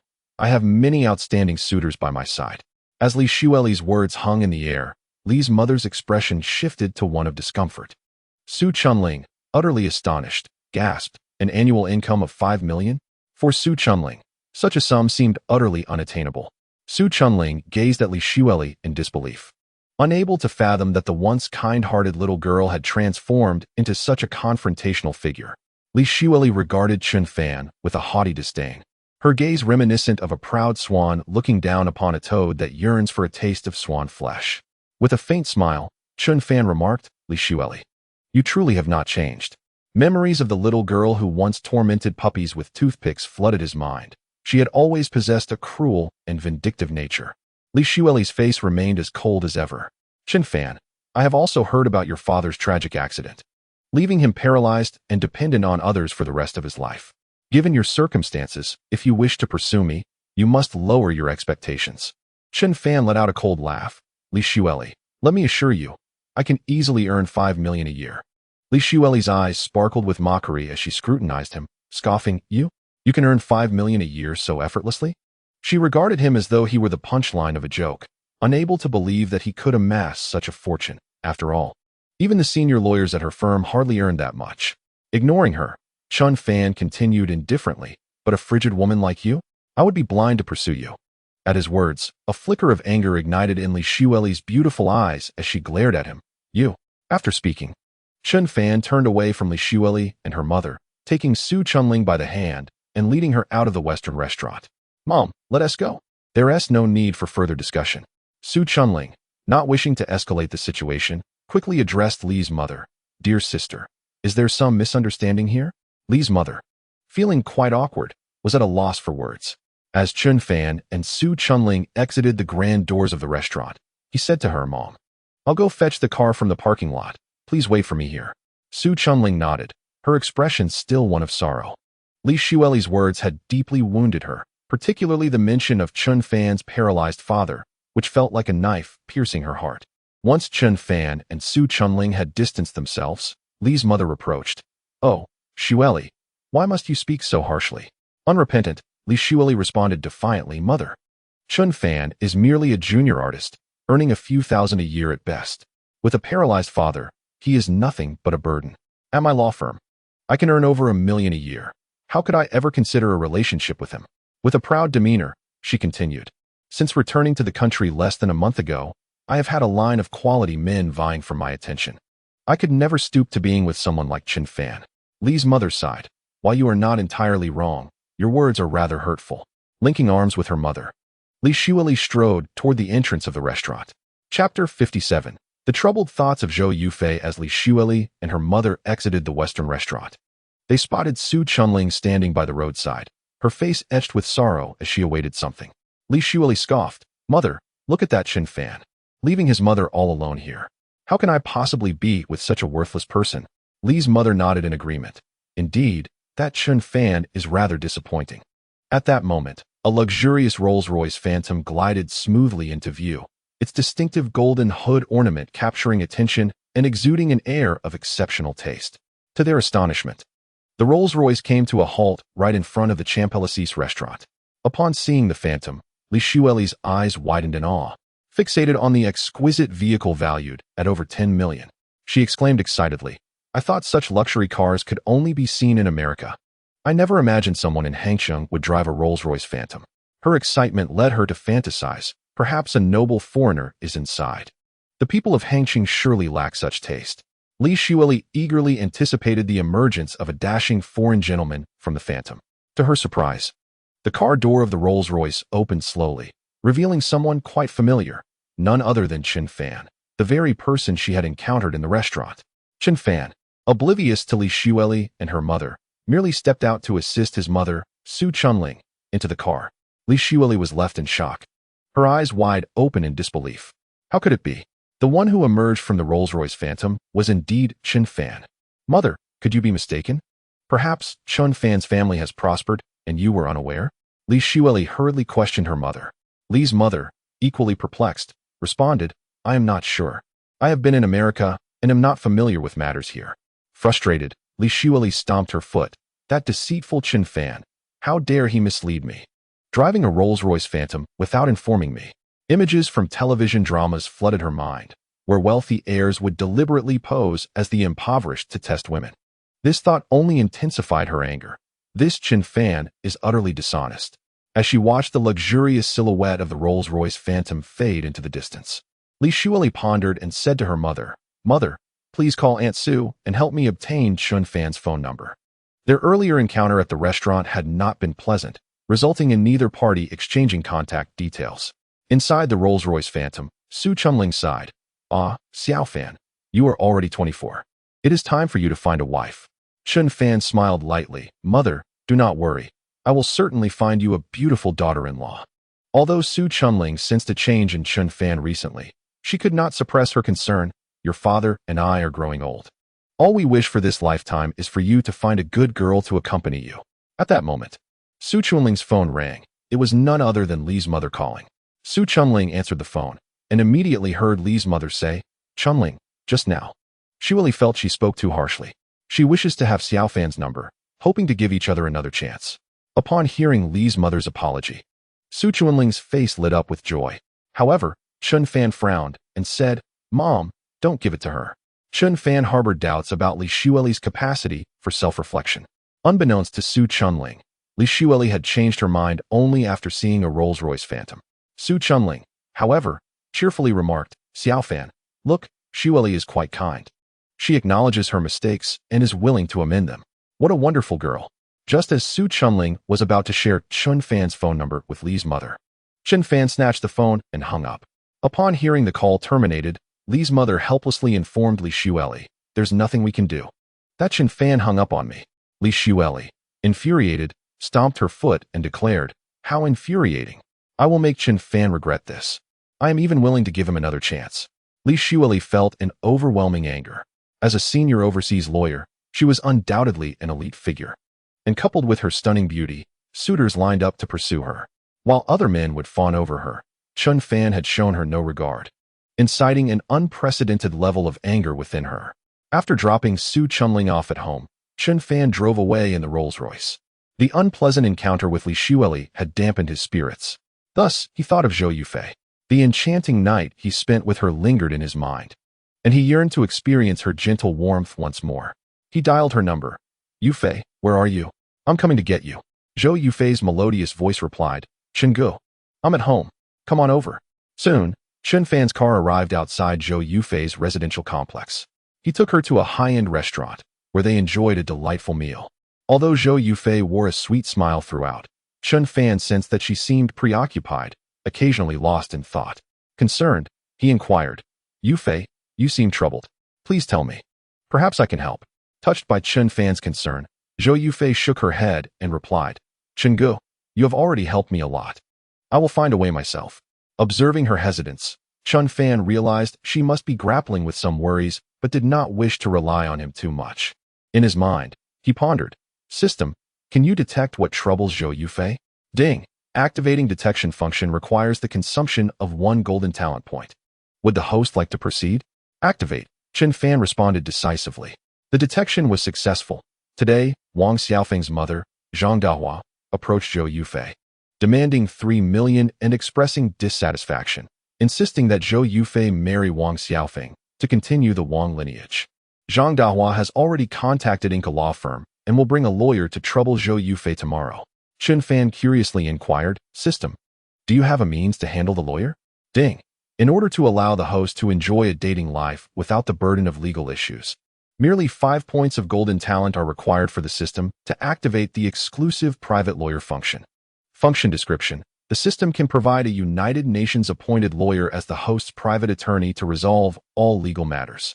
A United Nations appointed lawyer? Is our nation's legal system going to recognize that? Chen Fan asked, aware that legal systems between countries do not always interconnect. For instance, a lawyer from country A may not be acknowledged in country B. The system-appointed lawyer possesses a level 10 legal talent, specially designated by the United Nations Anonymous Foundation, and is qualified to practice in our nation, with all legal actions strictly adhering to our national laws. Chapter 58. The Private Exclusive Lawyer Level 10 Legal Talent. Chen Fan was utterly astonished. He understood that in the system's talent book, a level 6 talent was already considered among the world's elite. A level 10 talent United Nations appointed lawyer would undoubtedly surpass any lawyer in our nation. Consequently, any future commercial or legal challenges could be effortlessly handled by this private attorney. With such a level 10 talent, Chen Fan could rest easy. Indeed, may I ask if the host consents to expend 5 points of golden talent to activate the exclusive private lawyer function? Yes. No. Chen Fan promptly selected yes. Ding. Congratulations to the host. The exclusive private lawyer function has been successfully activated. The United Nations appointed lawyer has departed via private jet and will arrive in Hangqing tomorrow morning. This exclusive private lawyer is entirely created by the system, forever loyal to the host. The host can rest assured in entrusting legal affairs to him. Chen Fan was filled with joy. Having a top-tier lawyer who would be eternally loyal to him assured him of peace regarding legal matters. Observing Zhou Yufei's despondent mood, he casually asked, Yufei, has the Wang family come to trouble you again? Zhou Yufei initially hesitated to burden Chen Fan further, but upon hearing his concerned tone, she could no longer hold back her emotions, her eyes instantly glistening. Today, that scoundrel's mother came to the Junshi 4S store, claiming she wanted to find a lawyer.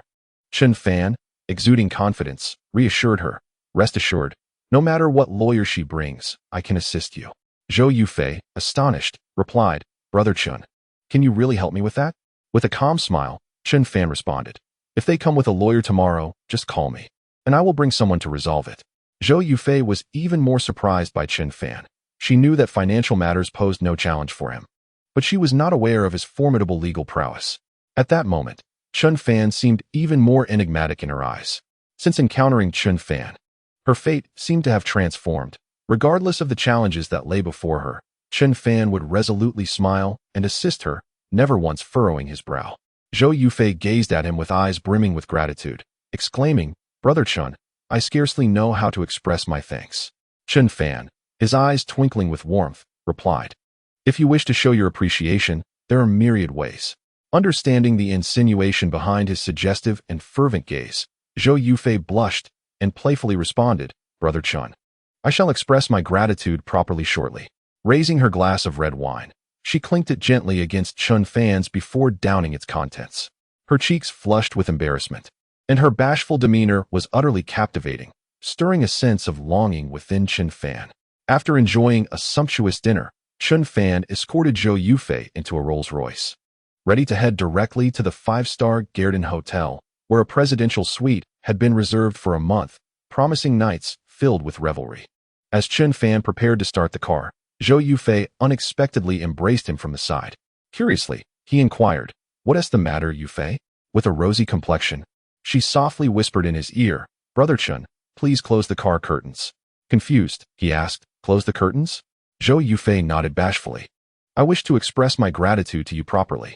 Understanding her intent, Chen Fan felt a surge of excitement as he pressed the button, and the luxurious electric curtains of the Rolls-Royce Phantom descended, obscuring the view from the outside world.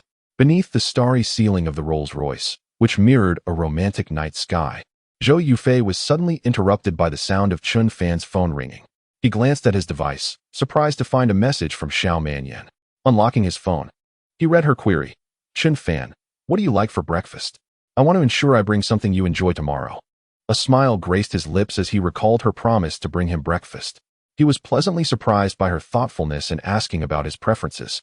However, the timing of her message seemed rather unfortunate. He responded, "Please bring me some fresh meat noodles from Yupingxiang chain, along with a few other items." Xiao Manyan quickly replied, "All right, I will bring it for you tomorrow morning." Chen Fan responded with a smile, "Breakfast brought by the beautiful Xiao will surely be delightful. I look forward to it." Xiao Manyan sent back a smiley face, indicating that Chen Fan's compliment had brightened her mood. With a smile, Xiao Manyan mused to herself, "I didn't expect Chen Fan to be so sweet-tongued." Engaging in conversation with him brought her a sense of joy. Eager to continue their chat, she was taken aback when Chen Fan abruptly ceased replying. This left her puzzled.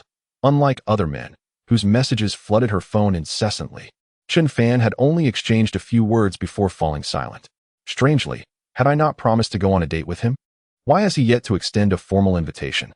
Xiao Manyan pondered, her delicate brows slightly furrowed.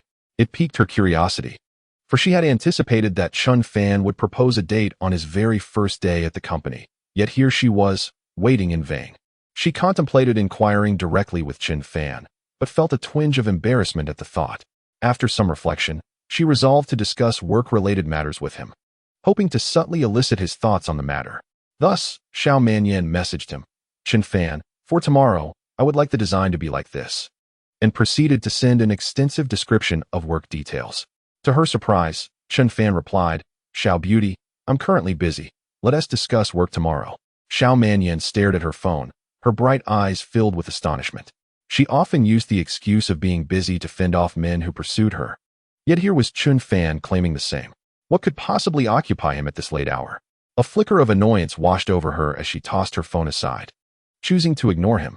Just as she did, the device buzzed anew with an incoming message. Her expression brightened with delight, a hint of smugness crossing her lips as she thought, "Humph, this Chen Fan claims to be busy yet still wishes to chat with me?"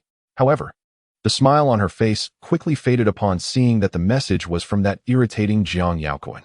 He sent a flattering smile accompanied by the message, "Beautiful Vice President Xiao, could we chat for a moment?" along with an eager emoji. Xiao Manyan replied curtly, "I'm going to take a shower." Jiang Yaoquan responded with a heartbroken emoji, seemingly at a loss. Chapter 59. This Mr. Chen is a VIP. An entire hour later, the Rolls-Royce Phantom finally glided away. Upon arriving at the five-star Jilton Hotel, Chen Fan parked in the exclusive spot and took the soft hand of Zhou Yufei as they entered the grand lobby. The lobby manager, Fang Yan, immediately greeted them with a polite smile. "Mr. Chen, welcome back. Is there anything you require today?" Dressed in a light blue-fitted suit that exuded grace and elegance, Fang Yan's figure was nothing short of alluring, with her exquisite features enhanced by delicate makeup. Her skin was as pale as snow, and her lips were adorned with a subtle gloss that made her radiate beauty. Upon seeing Fang Yan again, Chen Fan was captivated by her charm. He replied with a gentle smile, "Nothing in particular. Just send us some high-end late-night snacks shortly." Fang Yan nodded with an elegant smile and escorted Chen Fan and Zhou Yufei to the exclusive VIP elevator. Once they entered the presidential suite, she performed a courteous curtsy and departed, wishing them a delightful time. Chen Fan and Zhou Yufei were utterly relaxed, savoring a fine red wine while admiring the exquisite ornamental fish in the wall-mounted aquarium. Chun Fan embraced the soft, delicate form of his beloved, inhaling her enchanting fragrance, reveling in the bliss of the moment. As their emotions deepened, Chun Fan took Zhou Yufei by the hand and led her towards the grand bed. It was yet another splendid night. Chun Fan indulged in Zhou Yufei multiple times before they finally drifted into a deep slumber in each other's arms. The following morning, Chun Fan recalled that Xiao Manya had promised to bring him breakfast, prompting his decision to arrive at work on time.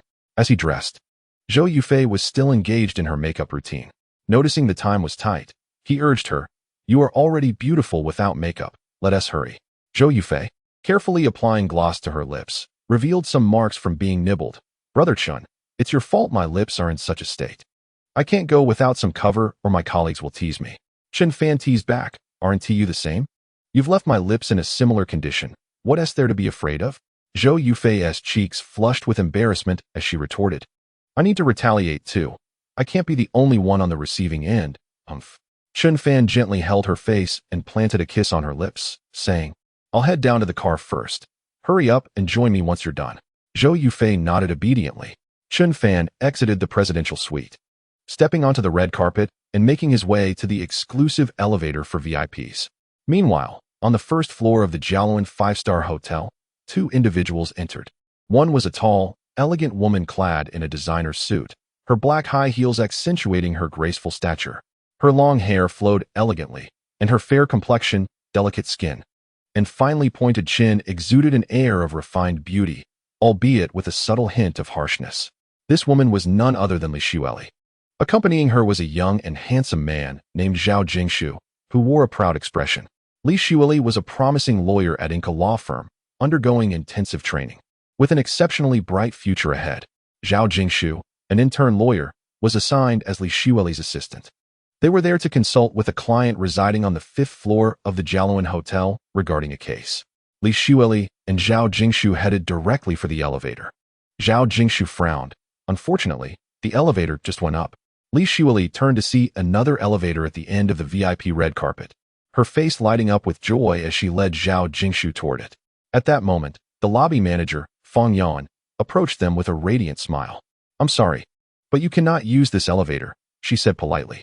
With a charming smile, she was captivating. Zhao Jingshu found himself entranced, unable to tear his gaze away from her alluring figure. Yet, Li Xueli responded with displeasure, "Why can't we use this elevator? There's no one here." Although Fang Yan maintained her polite demeanor, her tone was resolute. "This elevator is reserved for VIPs only.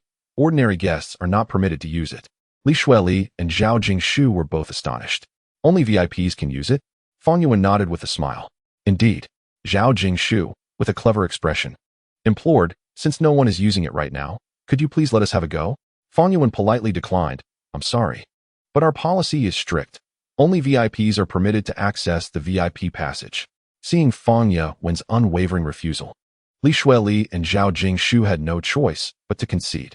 They gazed enviously at the exclusive elevator reserved for VIPs, both yearning to experience what it felt like to traverse such a prestigious passageway, undoubtedly a sensation of great distinction. As Li Xueli and Zhao Jingshu indulged in their fantasies, the door of the VIP elevator swung open, and a young man, approximately 23 years old, stepped out. The moment Li Xueli laid eyes on him, her beautiful eyes widened in disbelief. It was actually Chun Fan. She felt incredulous, having sensed that the VIP passage was under constant surveillance, indeed reserved solely for esteemed guests. Why was Chun Fan emerging from the VIP pathway? This revelation left her utterly perplexed. Zhao Jingshu, noticing Chun Fan sauntering out nonchalantly from the VIP passage, was filled with confusion. He thought Chun Fan appeared too youthful, lacking any semblance of a VIP. In a fit of indignation, Zhao Jingshu exclaimed, "Why didn't you stop this person from using the VIP passage?" He felt a surge of frustration. Was this not a blatant display of preferential treatment? They were barred from the VIP passage while Chun Fan strutted out with ease. Upon seeing Chun Fan, Fang Yuan's smile widened as she explained, "This gentleman is a distinguished guest residing in our hotel's presidential suite. He certainly qualifies to use the VIP passage." Her words left Li Xueli and Zhao Jingshu in shock. Zhao Jingshu's eyes widened in disbelief. He could hardly fathom that this unassuming young man was staying in the presidential suite. Li Shueli was even more astounded, realizing that the man she had dismissed during their blind date yesterday was, in fact, residing in a five-star hotel's presidential suite.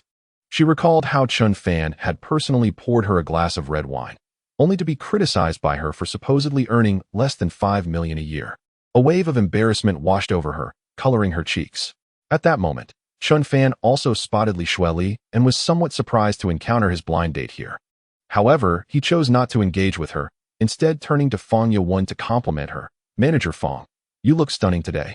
Fang Yuan responded with a radiant smile. "Mr. Chun, did you rest well last night?" Chun Fan casually stretched and replied, "It was exceptionally comfortable." Chapter 60. The company goddess actually brings breakfast to Chun Fan? Seeing Chun Fan ignore her while praising another beautiful woman made Li Shueli a bit irate. She felt convinced that Chun Fan was deliberately trying to provoke her as a means to disguise his affection for her. Angrily, she called out, "Chun Fan, don't think that chatting with beautiful women will make me upset. Yesterday, I had already afforded you an opportunity, yet you failed to seize it." Now, Fang Yan and Zhao Jingshu were astonished. Naturally, they were unaware of the acquaintance between Chun Fan and Li Shueli. Observing Li Shueli's animated demeanor, it appeared there might be an untold story between them. Chun Fan was left speechless, surprised by Li Shueli's relentless entanglement. Coldly, he remarked, "Li Shueli, we share no connection. Do not delude yourself. The farther you are from me, the better." With that, he disregarded her and proceeded to the parking lot to retrieve his car. As Chun Fan's silhouette faded from view, Li Shueli trembled with indignation. "Chun Fan, you deceitful scoundrel, you shall pay for this." Zhao Jingshu expressed his astonishment. "Li, so this fellow is a fraud." A sense of relief washed over Zhao Jingshu. It was no wonder this young man flaunted himself in the presidential suite. He felt a modicum of comfort, believing Chun Fan was not as formidable as he seemed. Li Shueli continued her tirade. "Yesterday, I went on a blind date with him. I approached him with sincerity, laying bare my expectations, yet he withheld the truth. He drives a Rolls-Royce Phantom and resides in a presidential suite, but chose to conceal such significant details, pretending to be a poor boy, a grand deceiver."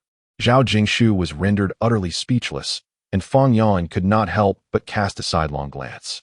Chun Fan arrived at the entrance of the Jardinton Hotel in his Rolls-Royce and patiently awaited the arrival of Zhou Yufei, whose graceful figure emerged shortly thereafter. After escorting Zhou Yufei to the Junshi 4S dealership, he bid her farewell. "If the Wang family sends a lawyer to trouble you, do not hesitate to call me." Zhou Yufei nodded appreciatively and, with a gentle kiss on his cheek, said, "I will remember, dear. Take care." Only then did Chun Fan head towards the Yusai Gaming Company. In the parking lot of Yusai Gaming Company, a feminine Mini Cooper glided to a halt. The door opened, and Xiao Menya emerged with an elegant poise. Several young male employees, upon catching sight of her, immediately became captivated. Today, Xiao Menya donned a striking black Valentino long coat, accentuating her tall and graceful figure. Beneath it, she wore a light green DeLonghi blouse, her alluring curves accentuated by a slender waist cinched with a black belt, which further emphasized her enchanting silhouette. The black pencil skirt revealed a pair of long, exquisite legs, gracefully clad in elegant high heels, enhancing her statuesque presence. "Wow, she truly is the goddess of our company. She is stunning. Indeed, if only she would glance my way, her gaze could be utterly lethal." The male employees gazed at Xiao Menya with admiration, compelled by her magnetic allure. Some observant employees noticed something unusual, their expressions shifting to surprise. "Wait, why does our goddess have breakfast with her today?" Others immediately turned their attention back to Xiao Menya. At that moment, it was astonishing to see Xiao Manyan, with her delicate and fair hands, carrying a breakfast. It was a bag from a renowned chain restaurant, containing a steaming bowl of fresh meat noodles, along with eggs, soy milk, strawberries, and other delightful treats. A truly lavish breakfast. Wang Xiaodan expressed his surprise. "Director Jiang, look, Vice President Xiao is acting quite unusually today. I've never seen her bring breakfast before. Why is she doing so now?" Jiang Yaoquan, known for his trendy and avant-garde style, was equally taken aback. As the company's goddess, Xiao Minyan's every move was closely observed by countless male employees. Many knew that she typically did not have the habit of bringing breakfast.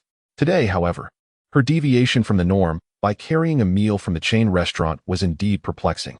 Jiang Yaoquan pondered. Perhaps Vice President Xiao is pressed for time today and couldn't eat breakfast. Wang Xiaodan nodded in agreement, accepting this explanation. Xiao Manyan, with breakfast in hand, ascended the stairs toward her office, trailed by several male employees whose eager and curious gazes were fixed upon her. She could sense their intense stares, which made her cheeks flush. If they were to discover that this breakfast was intended for Chen Fan, it would surely incite a commotion among the entire staff. Blushing, Xiao Manyan thought to herself that she must keep this secret hidden. As she passed by the Human Resources Department, she encountered Shun Hong and Li Li just as they were exiting. Upon seeing the breakfast in Xiao Minyan's hands, Shun Hong exclaimed in surprise, "Vice President Xiao? Who is this breakfast for?" Li Li echoed her astonishment. "Yes, who is so fortunate as to receive breakfast personally delivered by Vice President Xiao?" Xiao Manyan quickly offered an awkward smile, saying, "It's not for anyone else. I'm just in a hurry today and didn't have time to eat breakfast myself." Shen Hong then realized, "I see. No one could possibly be so fortunate." Li Li nodded in agreement and laughed. It seems there was a misunderstanding. Indeed, it makes sense. With a goddess like Vice President Xiao, it's only natural for others to bring her breakfast, not the other way around. Xiao Manyan, feeling a bit embarrassed, hastily quickened her pace. As she passed by Chen Fan's office, she noticed his door was still closed, indicating he had not yet arrived. With breakfast in hand, she entered her own office and let out a sigh of relief. After a short while, Chen Fan arrived and walked into his office. Xiao Manyan summoned Assistant Wen Ruyu, saying, "Assistant Wen, please take this breakfast to Chen Fan and tell him it's from me." Upon seeing the sumptuous breakfast, Wen Ruyu's eyes widened in surprise. "Vice President Xiao, you really brought breakfast for Chen Fan?"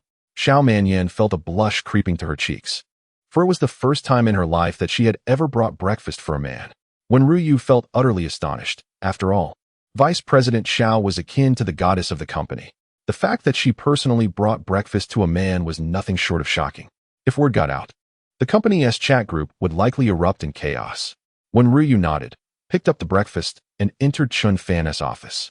Upon seeing Wen Ruyu, Chen Fan appeared somewhat surprised. With a mysterious smile, Wen Ruyu placed the breakfast on Chen Fan's desk and said, "Assistant Chen, you are indeed fortunate. This breakfast was personally brought to you by Vice President Xiao, and I was tasked with delivering it." To Wen Ruyu's astonishment, Chen Fan shook his head and replied, "Take it back." Wen Ruyu inquired why. Chen Fan explained, "If Vice President Xiao brought me breakfast, she should deliver it to me personally." He was unwilling to let Xiao Manyan dismiss this matter so casually. Chapter 61, delivered personally with no other choice. Wen Ruyu took the breakfast back to Xiao Manyan's office. "Vice President Xiao, Director Chen does not want it. He insists you deliver it to him personally." Xiao Manyan's eyes widened in disbelief. "What? He wants me to personally deliver it?" Xiao Manyan found it inconceivable, as Chen Fan's superior. How could a dignified vice president be expected to hand-deliver breakfast to a subordinate? With a sigh of resignation, she pondered for a moment and instructed, "Xiao Qian, please keep watch in the corridor for me. If the coast is clear, I will take the breakfast over." Many had already noticed Xiao Manyan's unusual behavior of bringing breakfast, and should anyone witness her entering Chen Fan's office with it, it would be difficult to explain. When Ryu understood Xiao Manyan's intentions and peeked outside the door, promptly announcing, "Vice President Xiao, the corridor is empty. It's safe." Xiao Manyan quickly grabbed the breakfast and hurriedly made her way into Chen Fan's office, taking just a few seconds to reach him since his office was conveniently located next door. Despite the short distance, she felt a flutter of anxiety. Her nervous breathing caused the luxurious fabric of her pale green Dylanway shirt to rise and fall dramatically, inadvertently drawing Chen Fan's gaze toward her. How magnificent! How perfectly rounded! Chen Fan was taken aback. The sight was undeniably enticing. Noticing Chen Fan's somewhat indiscreet gaze, Xiao Manyan playfully scolded, "Director Chen, where are you looking?" Feeling slightly embarrassed, Chen Fan averted his gaze and smiled. "Vice President Xiao, you look exceptionally beautiful today." Chen Fan's compliment brought a smile to Xiao Manyan's heart. She forced herself to maintain composure and placed the breakfast on the desk, stating, "Director Chen, this is the breakfast I brought for you, delivered personally. Are you satisfied now?" Seeing the enchanting Xiao Manyan personally deliver the breakfast filled Chen Fan with immense satisfaction. He smiled and nodded. "Of course, I am quite pleased." Xiao Manyan replied with a smile, Do give it a try. Is it to your liking? With a hint of anticipation, she watched Chen Fan, eager to hear his praise for the delicious breakfast she had brought. As Chen Fan opened the breakfast, the lid of the fragrant meat rice bowl lifted, releasing an enticing aroma that enveloped him, a delightful scent that was simply irresistible.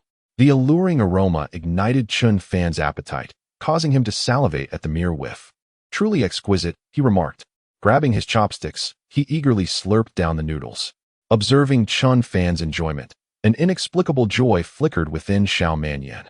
Suddenly, a thought crossed her mind, prompting her to curiously inquire, "What were you occupied with when I messaged you last night?" In that moment, a hint of perplexity flashed in Xiao Minyan's beautiful eyes as she reiterated, "By the way, what were you truly busy with last night when I sent you the message?" She reminisced about the previous evening, when she had intended to discuss work matters with Chen Fan, only to be surprised by his abrupt reply that he was busy, hastily ending their conversation. This left her bewildered, unable to fathom what could possibly demand his attention late at night. Upon hearing Xiao Minyan's question, Chen Fan was momentarily taken aback, his mind conjuring the scene from the previous night.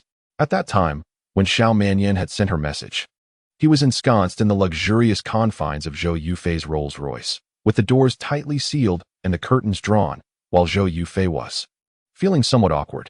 He could not divulge the truth to Xiao Manyan and was contemplating what excuse to fabricate when Shun Hong from the Human Resources Department unexpectedly entered the office, carrying a document. "Director Chun, a document from HR requires your signature," she stated, placing the file on his desk. Shun Hong inadvertently noticed the breakfast Chen Fan was consuming, which appeared remarkably familiar. Director Chun, that breakfast looks quite familiar," she exclaimed, her face filled with astonishment. "Isn't that the breakfast Xiao Manyan has? How could it possibly be in Chen Fan's possession? Did the revered goddess of the company, Vice President Xiao, specifically bring breakfast for him today?"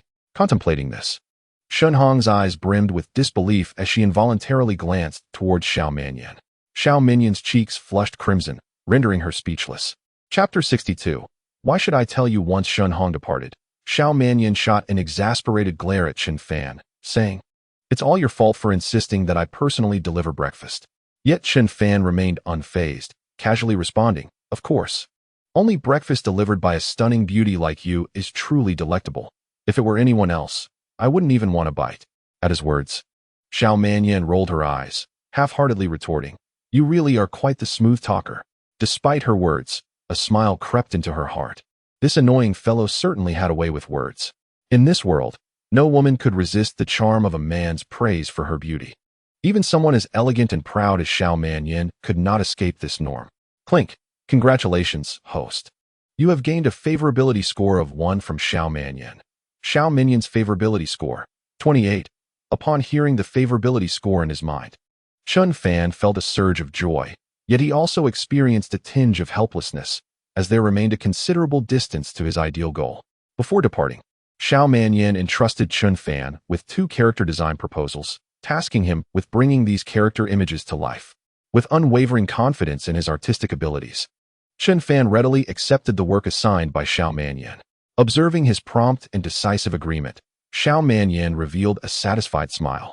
Presently, Xiao Manyan harbored no doubts about Chen Fan's artistic prowess. The artworks he submitted were unexpectedly exceptional, leaving her thoroughly pleased. These remarkable creations instilled Xiao Manyan with immense confidence. Previously, due to the sluggish progress of the White Myth game project, she had been deeply concerned about its future. However, with Chen Fan's addition to the studio, Xiao Manyan felt revitalized confidence in the prospects of White Myth. After briefing Chen Fan, Xiao Manyan swayed her curvaceous hips and departed. Chen Fan then opened his computer and commenced his artistic endeavors for the day. Just as he became fully immersed in the delight of artistic creation, the stock market opened, and the once tranquil company employee chat erupted into a clamor. Wang Xiaodan, a subordinate of Jiang Yaoquan, was the first to lament, "Oh my. Why is the stock price of Thunderbolt AI still falling today? What are we to do?" Following closely, Shun Hong echoed the lament. "Exactly. I just invested 20,000 in Thunderbolt AI yesterday, and now it has plummeted for 2 consecutive days. I'm suffering a great loss."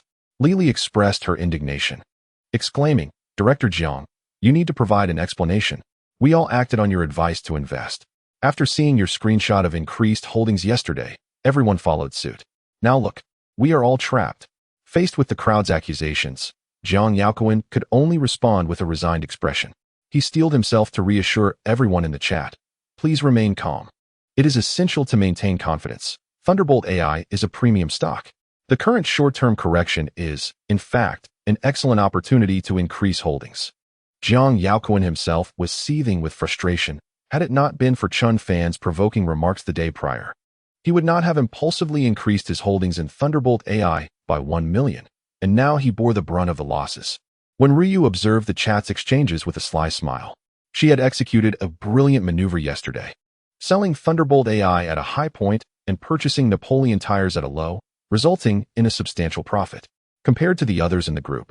When Ryu was soaring while they were languishing. Of course, when Ryu was acutely aware that it was Chun Fan's guidance that had enabled her to reap such rewards. Had it not been for Chun Fan, she would have been just like everyone else, continuing to invest in Thunderbolt AI and subsequently lamenting in the chat today. With a crafty smile gracing her face, reminiscent of a nimble little fox, when Ryu slipped into Chun Fan's office. Her bright, large eyes sparkled with excitement as she leaned closer to Chun Fan and asked, Chun Fan, please tell me, how do you perceive today's stock market? Which stock should I invest in to make a profit? Chun Fan was reluctant to divulge his insights easily. With a playful smile, he gazed at Ryu and replied leisurely, why should I share that with you? When Ryu moved in even closer, her voice sweetly coaxing, oh, come on, Chun Fan. Don't be stingy. How about I bring you breakfast instead? As she spoke, she reached for Chun Fan's arm and playfully shook it. Chun Fan smiled slightly and shook his head, saying, but I prefer the breakfast brought by Vice President Xiao.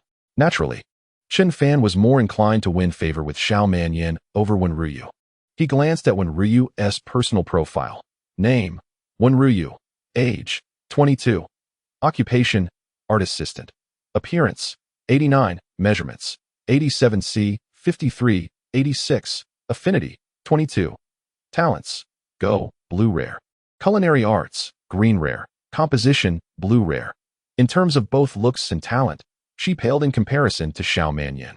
The only aspect that piqued Chun Fan's interest was the blue rarity talent and composition.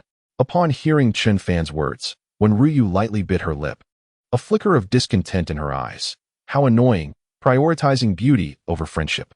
Chun Fan smiled casually. If you want me to tell you, it's not impossible. Ryu immediately perked up, then hurry and tell me. Chun Fan replied, let us go find Vice President Xiao. If you persuade her to continue bringing me breakfast tomorrow, I will share the stock market strategies with you.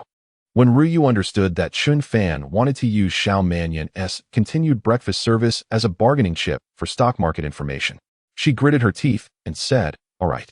When Ryu and Chun Fan entered Xiao Manyan's office, where Ryu excitedly explained their purpose, a hint of astonishment crossed Xiao Manyan's beautiful face. Chun Fan, you actually know how to profit in today's market? Xiao Manyan was taken aback. She had assumed Chun Fan had merely stumbled upon some insider information yesterday to fortuitously guess correctly. If he could accurately predict the stock market fluctuations daily, it would indeed be extraordinary. No securities expert would dare to be that confident. However, Chun Fan wore a confident smile, his gaze fervently fixed on Xiao Manyan as he said, so what do you think? If you agree to continue bringing me breakfast, I will reveal today's market strategy to you. Chapter 63. Guidance from a master. Seeing the fervent light in Chun Fan's eyes, Xiao Manyan felt a slight embarrassment. When Ryu quickly urged, Vice President Xiao, please bring him breakfast, Xiao Manyan shot a reproachful glare at Ryu, saying, what are you stirring up trouble for? Feeling bashful, Ryu scratched her head and giggled. Hee hee, I just want to bask in Vice President Xiao's aura and make a little money in the stock market. Xiao Manyan pondered for a moment. Bringing breakfast for Chun Fan was indeed a trivial task. At this moment, she found herself filled with curiosity about Chun Fan and yearned to ascertain whether he could once again predict the trajectory of the stock market. Xiao Manyan, already somewhat hesitant, nodded in agreement, bolstered by Ryu's persistent endorsement of Chun Fan. Blushing, she turned to Chun Fan and softly declared, all right, I shall bring you breakfast again tomorrow. Let us see if you can be correct once more. Upon hearing Xiao Manyan's acquiescence, Chun Fan felt a surge of joy within. He picked up his phone, opened the stock trading application, and meticulously scrutinized the K-line charts of various stocks. Soon, He pointed to a stock named Tianyuan Pharmaceuticals and stated, Tianyuan Pharmaceuticals can be purchased before 10 o'clock. It is likely to rise this afternoon. Xiao Manyan and Wen Ruyu quickly located the stock on their phones, and upon examining the chart, their expressions turned to astonishment. Wen Ruyu exclaimed, Chen Fan, are you certain? The chart for Tianyuan Pharmaceuticals has been rather lackluster. Xiao Minyan's beautiful eyes mirrored her doubt. The chart indicated minimal fluctuations, with no significant movements in either direction. Yet, Chen Fan replied confidently, regardless, my words stand firm. Whether you choose to believe is entirely up to you. With unwavering faith in his enhanced stock trading abilities, Chen Fan casually stretched and made his way towards the door, casting a mysterious smile at Xiao Manyan as he remarked, I eagerly anticipate tomorrow's breakfast from the lovely Xiao. Xiao Minyan's cheeks flushed slightly, and she said nothing, tacitly conceding. When Ruyu, puzzled, inquired, Vice President Xiao, do we truly place our trust in Chen Fan and invest in this Tianyuan Pharmaceuticals? Perhaps his success yesterday was merely a stroke of luck. Xiao Manyan replied nonchalantly, there is no harm in buying for fun. After all, this stock has very minimal volatility. With that, she tapped her phone a few times and purchased 100,000 worth of Tianyuan Pharmaceuticals. Witnessing Xiao Minyan's investment, Wen Ruyu swallowed hard and, after a brief hesitation, followed suit with a purchase of 50,000. Wen Ruyu, known for her penchant for showing off, could not resist sharing a screenshot of her transaction in the employee group chat. Upon seeing her actions, Shunhong commented with a puzzled expression, Assistant Wen, why have you bought such a worthless stock again? Lili added curiously, Indeed, Xiao Wen, I acknowledge your impressive profits from Napoleon Tires yesterday. But such luck cannot possibly persist today. Meanwhile, Wang Xiaodan, frustrated by the plunge of the Thunderbolt AI stocks, mockingly chimed in, Assistant Wen, do you really believe that yesterday's good fortune will carry over? I assure you, Tianyuan Pharmaceuticals will certainly decline this afternoon. Before long, the afternoon trading session commenced. As when Ruyu and Xiao Manyan opened their phones, both were taken aback. Xiao Manyan blinked her long eyelashes in disbelief, her stunning eyes wide with astonishment as she gazed at her screen. Tianyuan Pharmaceuticals had surged by a third. The 100,000 she had invested in the morning had now ballooned to over 130,000. How could this be? A look of sheer shock adorned Xiao Minyan's face. When Ruyu was utterly astonished. Initially, she had harbored some skepticism towards Chen Fan, suspecting that his previous success might have been mere luck. However, today's performance was even more precise than yesterday's, rendering any notion of chance implausible. Could it be that Chen Fan truly possessed the expertise of a stock market virtuoso? Both Wen Ruyu and Xiao Manyan found Chen Fan shrouded in an air of mystery. His remarkable artistic talent at such a tender age was already remarkable, but being a top-notch stock market expert added an even deeper layer of intrigue. Beep. Congratulations, host. You have gained Xiao Minyan's favor. 1. Xiao Minyan's favorability. 29. Beep. Congratulations, host. You have gained Wen Ruyu's favor. 1. Wen Ruyu's favorability. 23. Congratulations, host. You have received a random reward. 3 golden skill points. Chen Fan felt a surge of joy at the prospect of receiving random rewards alongside the increase in favorability. He also heard the voice in his mind announcing the rise in favorability, a smile gracing his lips. At that moment, the chat group was filled with lamentations. The members were engaged in heated discussions, lamenting the continuous decline of Lei Jinzi AI's stock price, with no signs of recovery. Wang Xiaodan lamented, I can't continue living like this. If Lei Jinzi AI keeps plummeting, I'll truly be ruined. Shunhong echoed, Indeed. I lost 20,000 yesterday and another 20,000 today. This ISNT trading, it's simply burning money. After the steak the day before, noodles yesterday. Today I might have to subsist on mere air. At that instant, when Ruyu, with an air of triumph, shared a screenshot of her profits from Tianyuan Pharmaceuticals in the chat group. The chat erupted with excitement, messages flooding in. Shunhong widened her eyes in astonishment at the screenshot shared by Wen Ruyu. It clearly depicted her extraordinary maneuver, having just invested 50,000 in Tianyuan Pharmaceuticals that morning. The stock price began to soar immediately. Such astonishing precision in her actions led one to wonder if Wen Ruyu might be a time traveler from the future.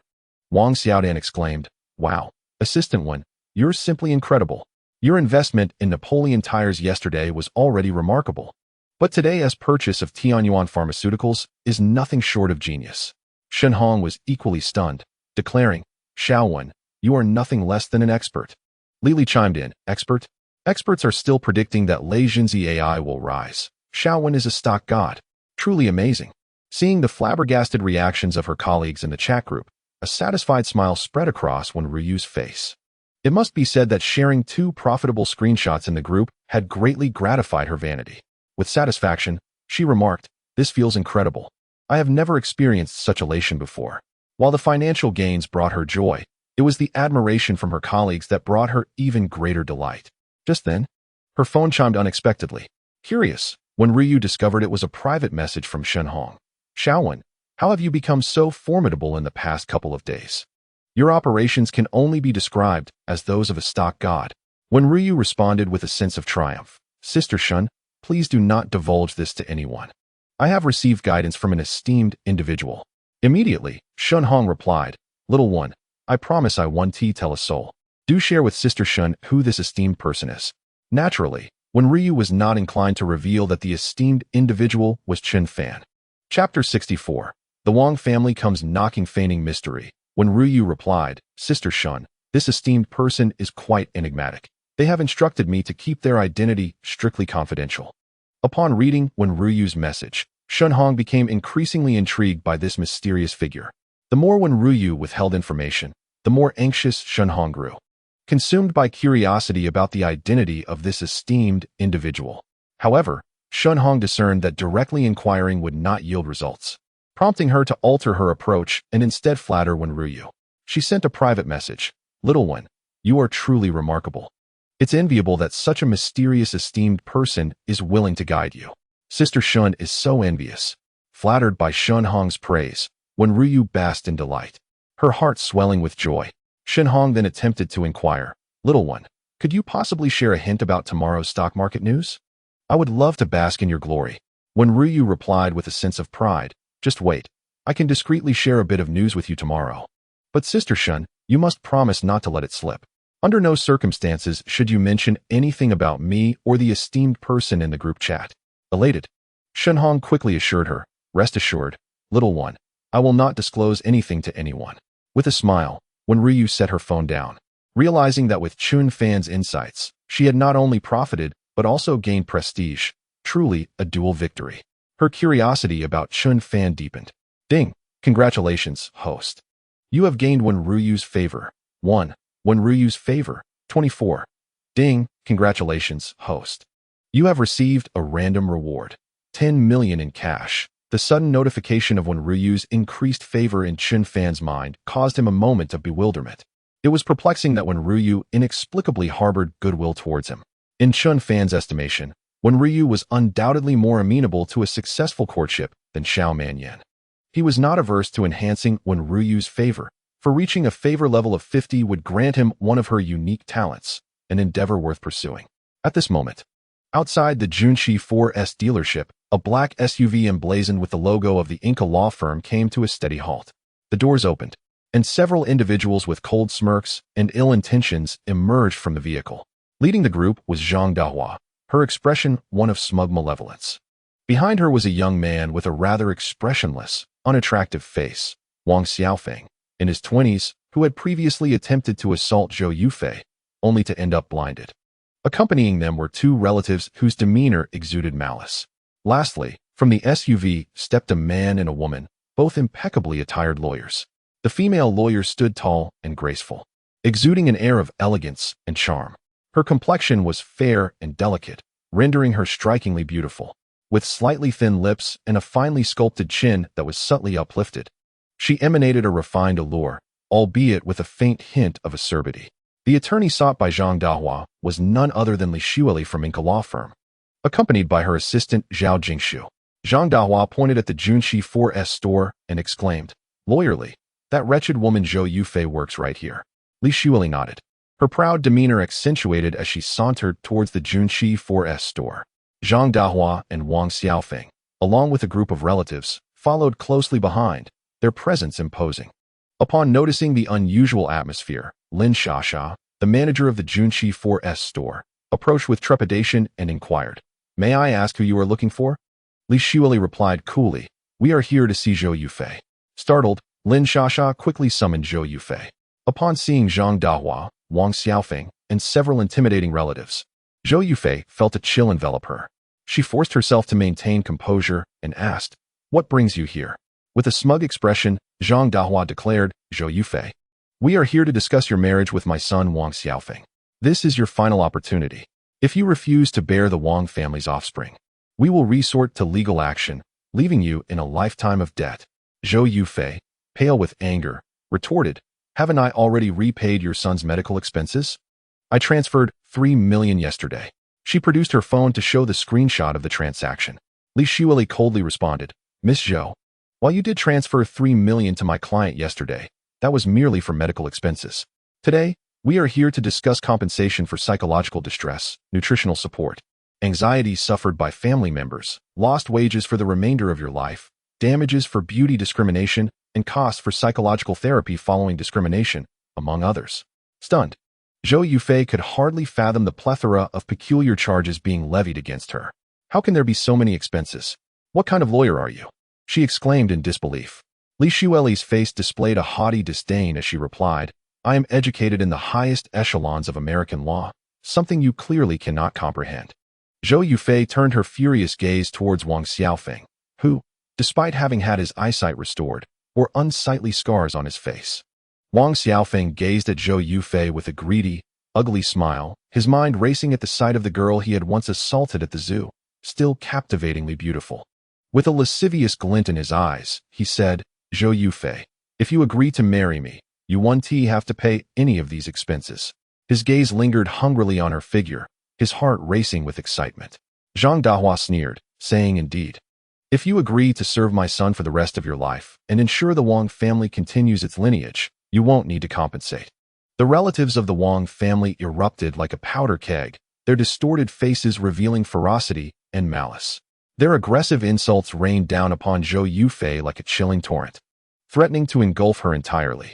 Faced with such relentless abuse, Zhou Yufei felt as if she were a small boat tossed helplessly amidst raging winds and towering waves, on the verge of capsizing. Her body trembled with rage, and just as despair threatened to overwhelm her, the image of Chun Fan flickered in her mind. Zhou Yufei seized her phone and dialed Chun Fan's number. As the phone rang, her heart raced, her fingers gripping the device tightly, as if it were her last lifeline. When Chun Fan answered, he immediately heard Zhou Yufei's nearly helpless and pitiful voice. "Chen Gu, the Wang family has come with their lawyer. I truly don't know what to do. Can you help me?" Chun Fan responded without hesitation, "I'll be there right away. Just wait for me." Chapter 65, It's You? Chun Fan hung up and hurried downstairs, driving his Rolls-Royce Phantom towards the Junshi 4S dealership. In his mind, he queried, "System, is my personal exclusive lawyer ready?" The Level 10 lawyer talent, entirely created by the system, is a private lawyer eternally loyal to the host and has long been prepared, awaiting deployment at home. Hearing the system's response filled Chun Fan with elation.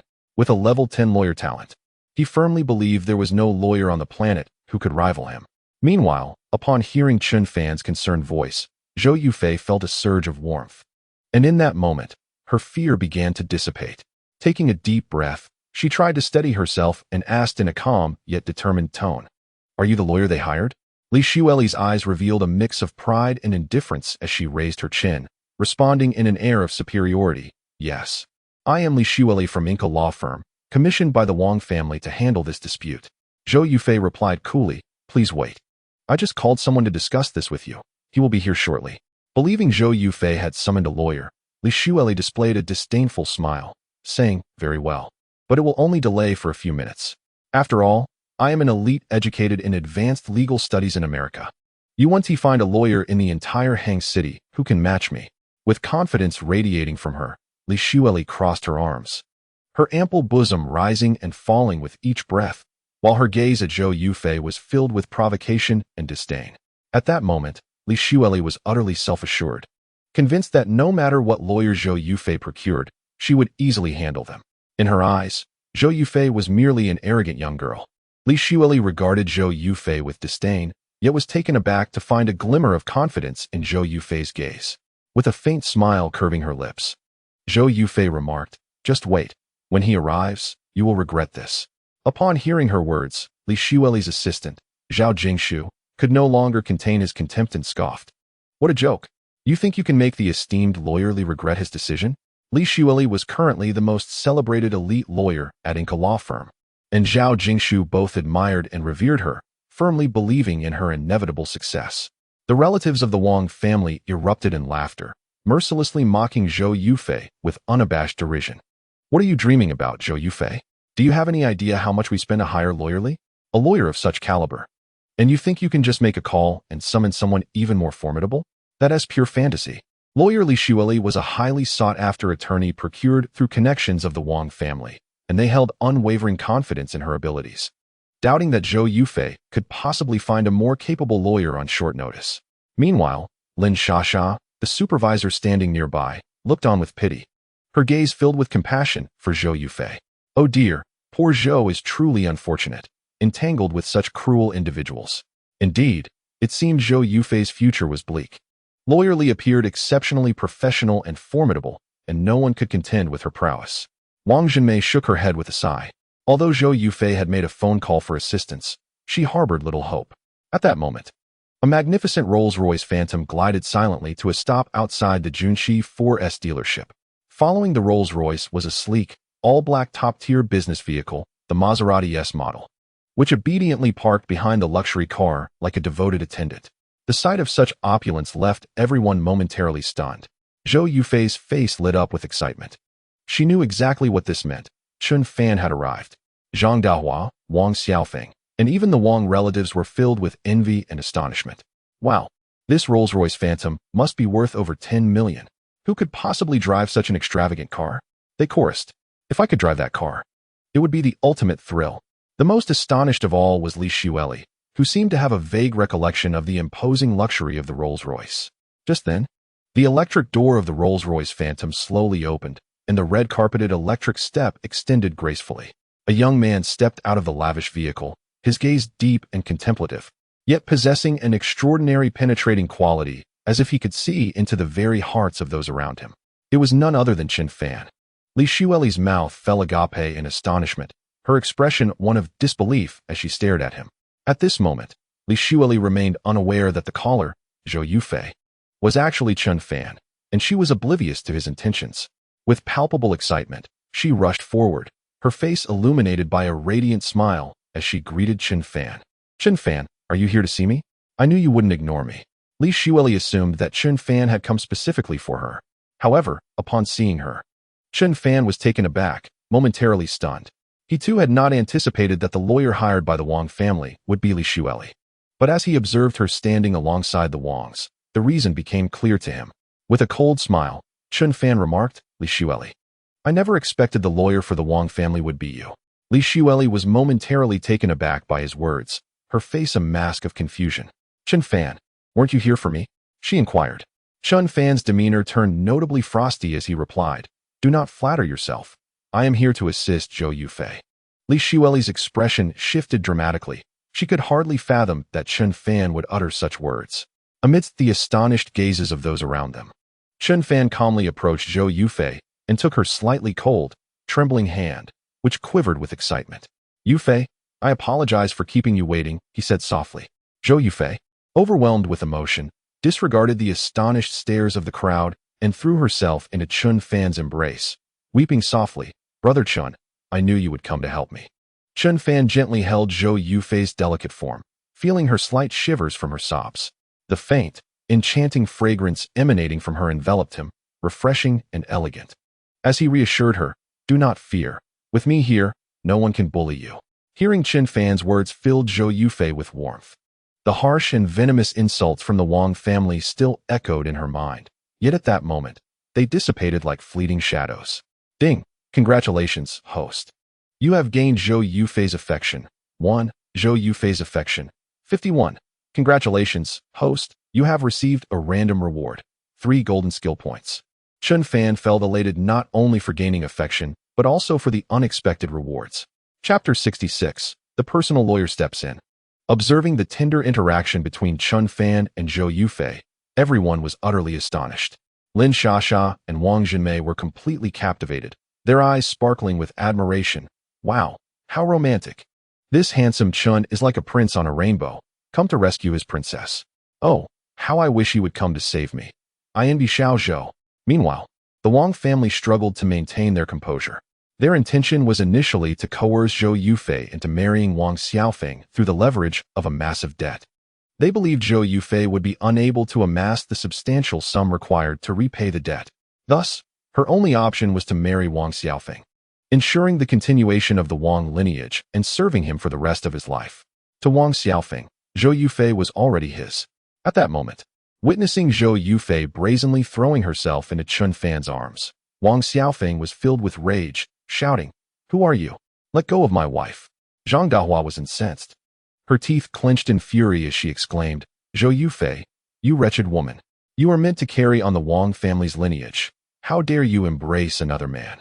As the Wang family began their cacophony of shouts once more, Chun Fan shielded Zhou Yufei behind him, casting a disdainful glance at Wang Xiaofeng, and remarked, "With a visage like yours, you dare aspire to marry Zhou Yufei? It is akin to a toad dreaming of swallowing a swan." Wang Xiaofeng trembled with rage, unable to articulate a response as he pointed at Chen Fan. Li Xueli, her expression frigid, declared, "Chen Fan, since you are here to support her, let us resolve this matter through legal means, as this society values reason. I intend to show you that you are no match for me." The fire in her beautiful eyes flared as she recalled the sight of Chen Fan and Zhou Yufei in an embrace, a pang of jealousy stirring within her. Li Xueli considered herself a paragon of beauty, and in her eyes, Zhou Yufei could not possibly compare. Initially believing Chun Fan sought her out, she was taken aback to find him in a tender moment with Zhou Yufei, which she perceived as a deliberate affront. Determined in her heart, Li Xueli resolved to teach Chun Fan a lesson, to make him aware of the consequences of provoking her. Upon hearing Li Xueli's words, the Wang family regarded Chun Fan with smug expressions, their eyes brimming with taunts and scorn. Zhao Jingshu exuded confidence, knowing that Li Xueli was a highly sought-after elite lawyer, a prized asset nurtured by the Inca law firm, whose capabilities were undeniably top-tier. In stark contrast, Chun Fan was merely an ordinary individual.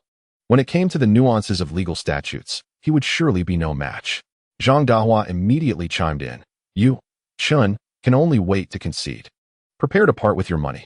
Wang Xiaofeng gleefully mocked, "You insolent brat, once you concede, you will obediently deliver Zhou Yufei into my hands." Lin Shasha and Wang Jinmei exchanged worried glances. To them, Chun Fan was merely a wealthy heir, incapable of contending with an elite lawyer in legal matters. Amidst the derisive glares of the crowd, Chun Fan maintained an air of calm indifference, addressing Li Xueli, "Very well, if you wish to discuss the law, I shall engage with you on that front." As his words resonated, the Wang family erupted into laughter. "Huh, you, Chun, understand the law? I wouldn't believe it even if you paid me." Li Xueli, with a look of disdain, mocked, "Chun Fan, I never imagined you would stoop to such empty bravado. Do you truly possess any legal knowledge?" No one believed that Chun Fan could hold his own against Li Xueli in a legal debate. Yet, amidst the collective skepticism, Chun Fan revealed a composed and confident smile, stating, "Of course, we shall discuss the law, but not between us. It shall be my personal attorney who engages you in legal discourse." Li Xueli was momentarily taken aback. A personal attorney? Meanwhile, Zhao Jingshu sneered, "Humph, merely a private lawyer.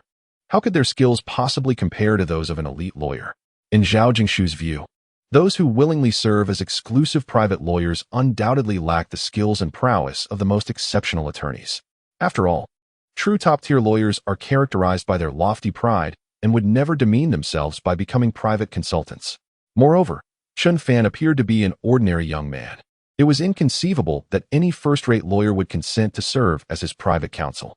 Amidst the skeptical gazes of the crowd, Chun Fan effortlessly snapped his fingers at the sleek black business car, calling out, "Lawyer Liu, it is your turn to take the stage." Everyone craned their necks. Their curiosity piqued as they turned their attention to the vehicle. At the focal point of their gaze, the door of the black car slowly swung open. A distinguished gentleman, impeccably attired in a tailored suit, his tie perfectly knotted, with hair flecked with gray and a demeanor as steady as a mountain, stepped out. His sharp, eagle-like eyes radiated wisdom, and he appeared to be a man of considerable intellect, a venerable figure in his 60s. With a commanding presence that suggested he was no ordinary individual, He carried a black briefcase and approached Chun Fan with measured steps, bowing respectfully, "Mr. Chun." The crowd was taken aback by the sight of this formidable elder bowing so deferentially before Chun Fan. How could someone with such an imposing presence and stature show such reverence? Everyone stood in stunned silence, hardly believing their eyes. Chun Fan smiled casually and remarked, "Lawyer Liu, it's time for your performance." The elder nodded and turned his piercing gaze towards Li Xueli, stating calmly, "Lawyer Li, you are destined to lose this case today." Li Xueli's lips trembled slightly, overwhelmed by an intimidating aura. Chun Fan felt a surge of amazement and joy. He had not anticipated that the private lawyer created by the system would be so formidable, his mere presence enough to command the room. It was evident that the system was unparalleled in its capabilities. Li Xueli, striving to maintain her composure, retorted, "Who are you to make such claims?" The elder replied coolly, "I am Lu Songyue, Mr. Chun Fan's exclusive private lawyer." Upon hearing the elder's name, Zhao Jingshu wore a look of confusion and bewilderment. However, Li Xueli was struck dumb. Lu Songyue was a legendary name, a renowned top-tier lawyer whose cases had never seen defeat. The shock coursed through Li Xueli. Lu Songyue was a shining star in the legal realm, a source of inspiration. His legendary battle for glory occurred a decade ago when he represented the Lotus Company of Xia Country against an elite team of American lawyers in an international court, winning decisively and gaining fame thereafter. From that moment on, Lu Songyue had become the highest-paid lawyer sought by the United Nations. Chapter 67. The Terrifying Presence of Lu Songyue. Li Xueli's eyes widened in disbelief. She could hardly fathom that this legendary lawyer was standing before her. Li Xueli was entirely unaware that Lu Songyue was a top-tier lawyer created by the system, along with a life crafted by its omnipotent capabilities. Trembling, she uttered, "Lu Songyue? How could you possibly be Chun Fan's personal attorney?" Lu Songyue replied nonchalantly, "This is a private matter between Mr. Chun and myself. It is not for you to concern yourself with." Without wasting any time, he opened a sleek black briefcase and retrieved a stack of documents, stating, "Concerning the dispute between Zhou Yufei and Wang Xiaofeng, according to Article 31 of Section 7, Chapter 10 of our civil law, Wang Xiaofeng, at that time, was lusting after Zhou Yufei's beauty and intended to commit an act of indecency. Zhou Guolei's intervention was justified as it aimed to prevent criminal wrongdoing. Thus, Wang Xiaofeng's eye injury was an unfortunate consequence of Zhou Guolei's rightful self-defense. Li Xueli quickly produced her own documents, arguing with Lu Songyue, "You are mistaken, Attorney Liu. At that time, Wang Xiaofeng did not intend to commit an act of indecency. It was Zhou Yufei who, at the zoo, touched a monkey's rear, causing it to panic and bite Wang Xiaofeng. When he attempted to confront Zhou Guolei about this, he was instead brutally assaulted by him." Wang Xiaofeng and Zhang Dahua exchanged subtle smirks, their delight evident as they reveled in their concocted deceit, aimed at extracting more compensation. Zhou Yufei's face paled in fury, her body trembling in disbelief. She never anticipated that Zhang Dahua and Wang Xiaofeng would turn against her. Yet Lu Songyue calmly interjected, "Attorney Li, I happen to possess the surveillance footage from that time. Would you care to view it?" Li Xueli's beautiful eyes widened in shock. Wasn't that surveillance footage lost? She turned her astonished gaze towards Zhang Dahua and Wang Xiaofeng, recalling that Zhang Dahua had previously sworn that no such footage could be found. Both Zhang Dahua and Wang Xiaofeng were equally taken aback, incredulously asserting, "Indeed, Zhou Guolei did approach the zoo, but the footage was truly lost." Zhou Yufei, too, was astounded. She vividly remembered going with her father that day and was certain that the footage had disappeared.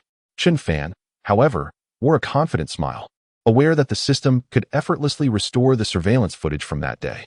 Amidst the astonished gazes of the crowd, Lu Songyue retrieved a laptop from his briefcase and began to play the zoo's surveillance footage for Li Xueli. The video was crystal clear, depicting Wang Xiaofeng making advances towards Zhou Yufei's sensitive areas, only to be thwarted by Zhou Guolei. It was evident that Wang Xiaofeng had struck Zhou Guolei first, leading to a scuffle between the two. More astonishingly, the footage revealed that Wang Xiaofeng had blinded himself by accidentally falling and colliding with a flower stand while leaving. The laptop screen replayed the footage repeatedly, each iteration striking like a silent slap across the faces of the Wang family. Everyone stood in stunned silence, unable to comprehend the scene before them. Li Xueli exclaimed in disbelief, "How is this possible? How did you obtain this surveillance footage?" Lu Songyue replied coolly, "I have my own channels. Li Xueli turned to Wang Xiaofeng and Zhang Dahua and inquired, "Why do your statements contradict the facts?" A wave of indignation surged within her. As an attorney, nothing vexed her more than a client who resorted to deceit. Many lawyers have faced humiliation and disgrace due to their clients' falsehoods, rendering them unable to hold their heads high in the legal community, becoming the subject of ridicule. The Wang family wore despondent expressions, their heads hung low, unable to utter a word. Had the surveillance footage been unattainable, they might have relied on lies to deceive. However, with irrefutable evidence now before them, they found themselves utterly speechless.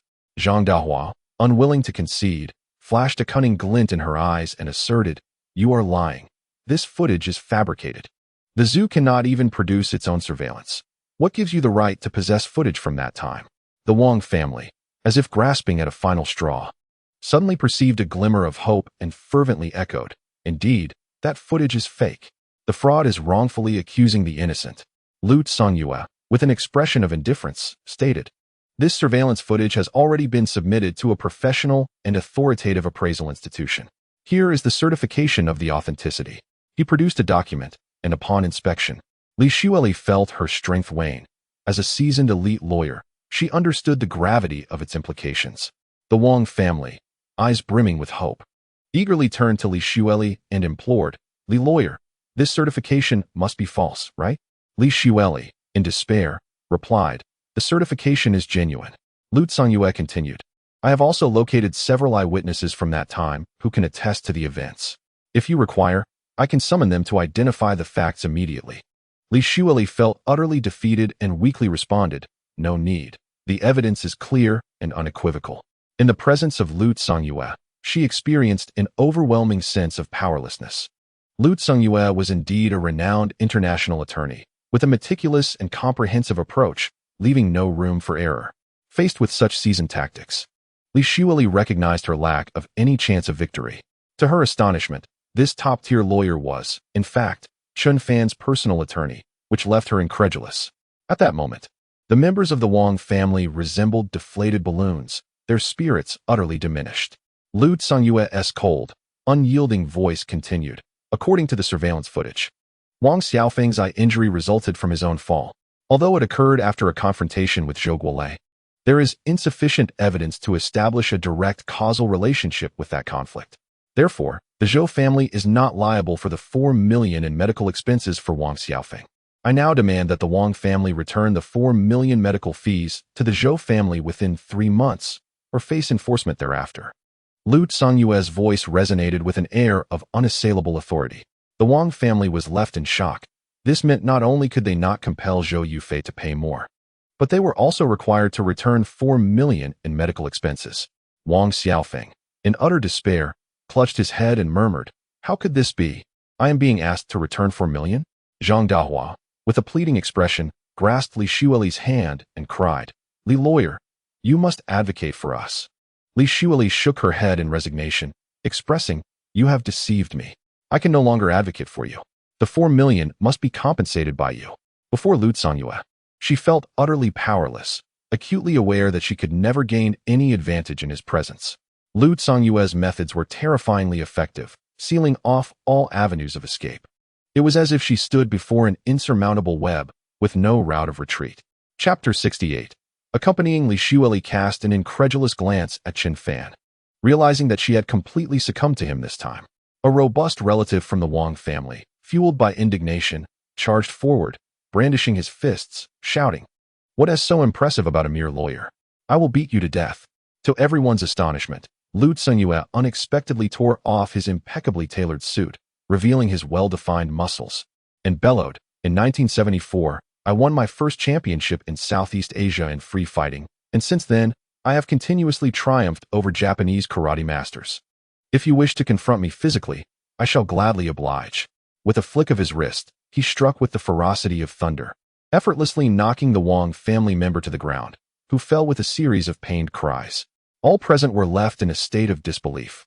The once refined and poised golden lawyer had transformed into a muscular powerhouse, a spectacle far beyond imagination, leaving everyone feeling as though they were ensnared in a dream. Lu Songyue's intervention plunged the Wang family into utter despair. They were akin to deflated balloons, retreating with their tails between their legs. Wang Xiaofeng and Zhang Dahua wore expressions of profound dismay. Their meticulously crafted plan had envisioned not only a hefty compensation from the Zhou family, but also an alliance through marriage between Zhou Yufei and Wang Xiaofeng, ensuring the continuation of the Wang lineage. What had initially seemed a near guarantee, with Zhou Yufei's father, Zhou Guolei, even consenting to the union, was abruptly thwarted by the unexpected arrival of Chen Fan, accompanied by an internationally renowned golden lawyer. As a result, they not only failed to secure any compensation, but were also compelled to return the 4 million in medical expenses, an utter loss, leaving them bereft of both fortune and strategy. Li Xueli cast a complex gaze at Chen Fan before departing with Zhao Jingshu. Lu Songyue donned his suit once more, reverting to the esteemed golden lawyer, embodying the image of a courteous gentleman. Lin Shasha and several female sales representatives looked on in astonishment at Lu Songyue. The stark contrast between the refined lawyer in his suit and the muscular man without it was simply staggering. Approaching Chen Fan with utmost politeness, Lu Songyue bowed respectfully, stating, "Mr. Chen, my task has been accomplished." Chen Fan nodded in satisfaction, replying, "Thank you, Lawyer Lu. You may return to rest." Lu Songyue, filled with reverence for Chen Fan, bowed once more, declaring, "I am always at your service, Mr. Chen." He then returned to his black business vehicle and departed. Witnessing Lu Songyue's respectful demeanor towards Chen Fan left those present in a state of disbelief. Based on the terrifying prowess Lu Songyue had just displayed, he appeared to be an omnipotent legal luminary, a figure capable of commanding an entire domain. Even more astonishing was the revelation that Lu Songyue was not only unrivaled in legal knowledge, but also possessed formidable physical combat abilities, embodying the essence of both literary and martial excellence. In the presence of Chen Fan, however, he seemed to be nothing more than a compliant subordinate. This scene surpassed everyone's imagination, feeling almost like a surreal dream. Lin Shasha and Wang Jinmei gasped in astonishment, unable to close their mouths. How could such a mysterious figure have a personal attorney of this caliber? Indeed, I had initially thought that Chen Fan was merely a wealthy second-generation heir, yet his subordinates are equally formidable. At that moment, the most incredulous of all was undoubtedly Zhou Yufei. She felt as if she were in a dream, unable to distinguish between illusion and reality. When the Wang family had stormed in with their lawyer, she had anticipated a dire predicament, fearing she would incur yet another unrepayable debt to them. She even dreaded the possibility of being coerced into marrying Wang Xiaofeng. The thought of what she might endure if that were to happen was too daunting to contemplate. Yet, with Chen Fan's timely arrival, the situation had shifted dramatically. Zhou Yufei not only no longer needed to compensate the Wang family, but they were also obliged to refund her 400,000 in medical expenses. Even now, she struggled to believe this turn of events, uncertainly asking, "Chen Gu, I truly don't have to repay them, do I?" Seeing the endearing expression on Zhou Yufei's face, Chen Fan smiled gently and playfully tapped her nose, saying, "Of course it's true. From now on, not only do you not owe them any money, but the Wang family must return 400,000 to you. They will no longer be able to harass you." Overwhelmed with gratitude, Zhou Yufei disregarded the astonished gazes of her colleagues, excitedly throwing herself into Chen Fan's embrace. "Thank you, Chen Fan. I honestly didn't know what I would have done without you." Feeling the delightful sensation of Zhou Yufei in his arms, Chen Fan was enchanted by her alluring fragrance, bringing him immense joy. "Ding! Congratulations, host. You have gained Zhou Yufei's affection." 5. Zhou Yufei's affection. 56. Chen Fan's heart swelled with happiness. Unable to contain his elation, he cupped Zhou Yufei's delicate face and kissed her. Although kissing Chen Fan in front of her colleagues made Zhou Yufei feel a twinge of shyness, she was too caught up in the moment to care, and she reciprocated his affection. After a long while, they reluctantly parted, breathing in Zhou Yufei's captivating scent. Chen Fan lowered his voice and whispered in her ear, "Yufei, let us go to my car." Zhou Yufei's cheeks flushed, fully aware of Chen Fan's intentions. With a bashful smile, she replied, "But this is my workplace." She felt a bit shy, especially with the Rolls-Royce Phantom parked right outside the dealership. Chen Fan smiled gently and said, "It's all right, I will drive a bit further away." Zhou Yufei, blushing, nodded in response. An hour later, Chen Fan eagerly remarked, "Let us celebrate in the presidential suite tonight." However, Zhou Yufei recalled something and, feeling embarrassed, replied, "Brother Chen, today is my father's birthday." and I wish to celebrate it with him. He hasn't had a joyful birthday in years. Moreover, the disputes with the Wang family have finally come to an end, and I would like to have a good talk with my father." Upon hearing Zhou Yufei's words, Chen Fan nodded and said, "Very well. Do ensure your father has a delightful birthday." Chen Fan then took out his phone and transferred 2 million to Zhou Yufei's account. When her phone chimed, she looked down to see the notification of the 2 million deposited into her bank account.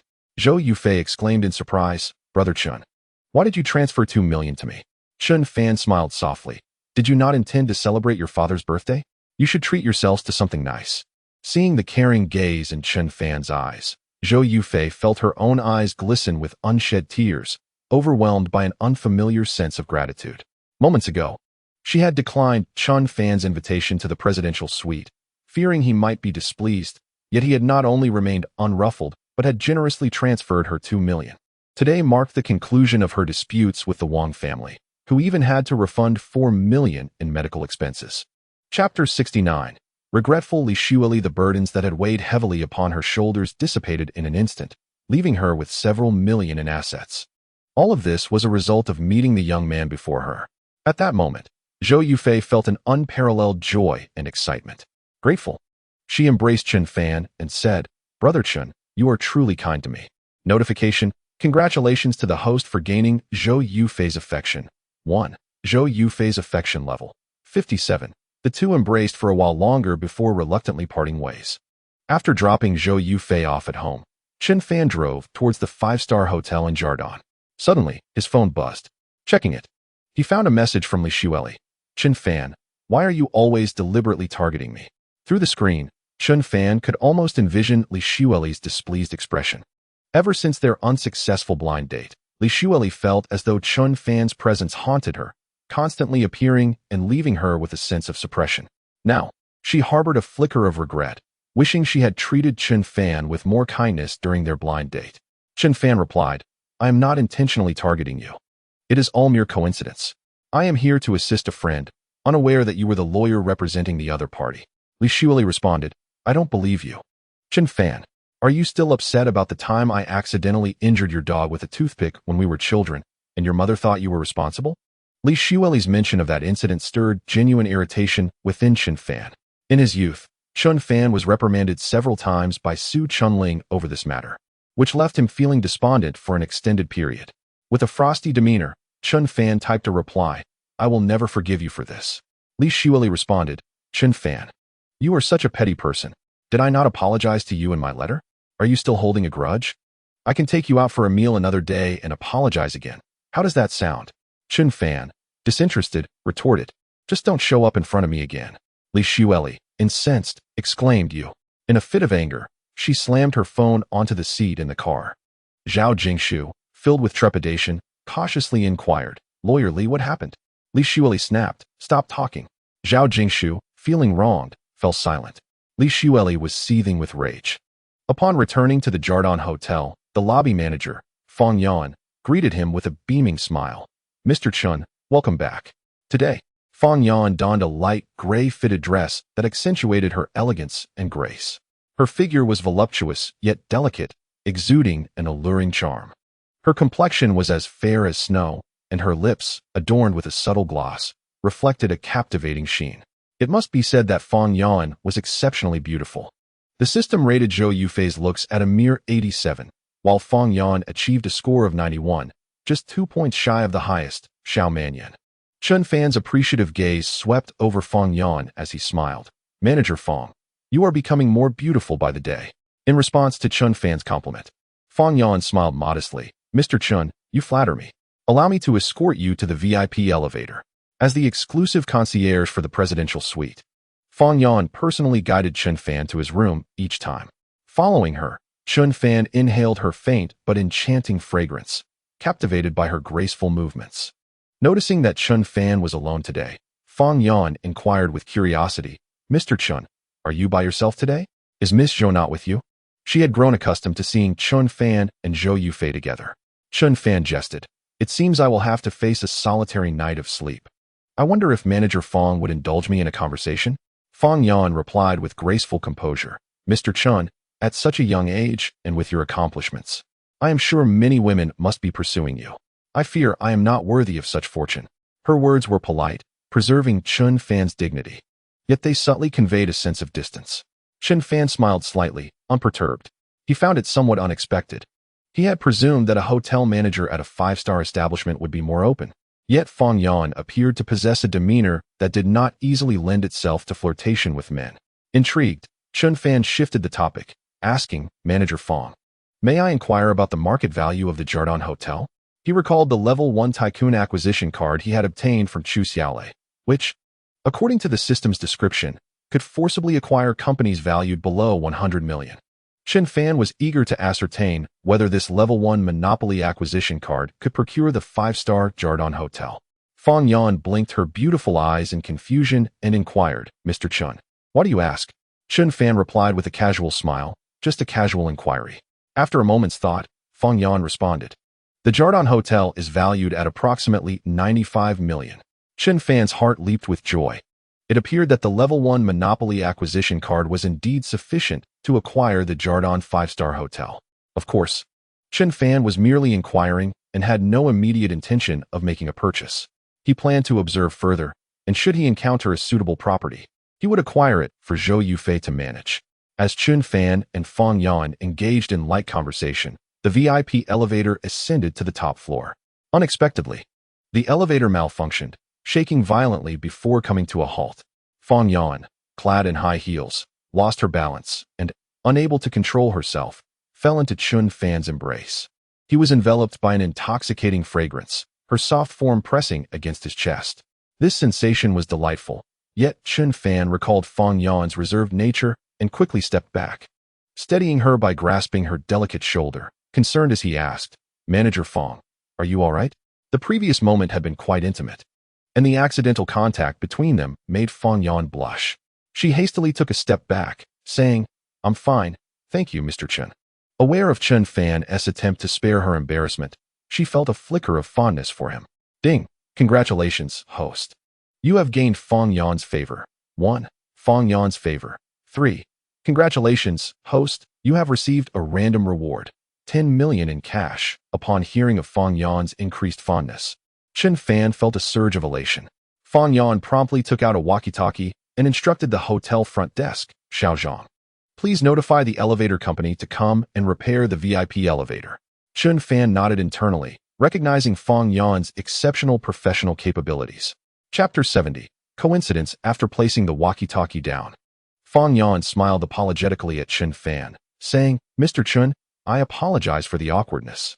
Chun Fan smiled back. It's nothing. Such occurrences are quite normal. Following the earlier unexpected intimacy, the distance between them had subtly diminished. Fong Yan's impression of Chun Fan improved. She understood that he was not the type to take advantage of women. After leading Chun Fan into the presidential suite, she respectfully took her leave.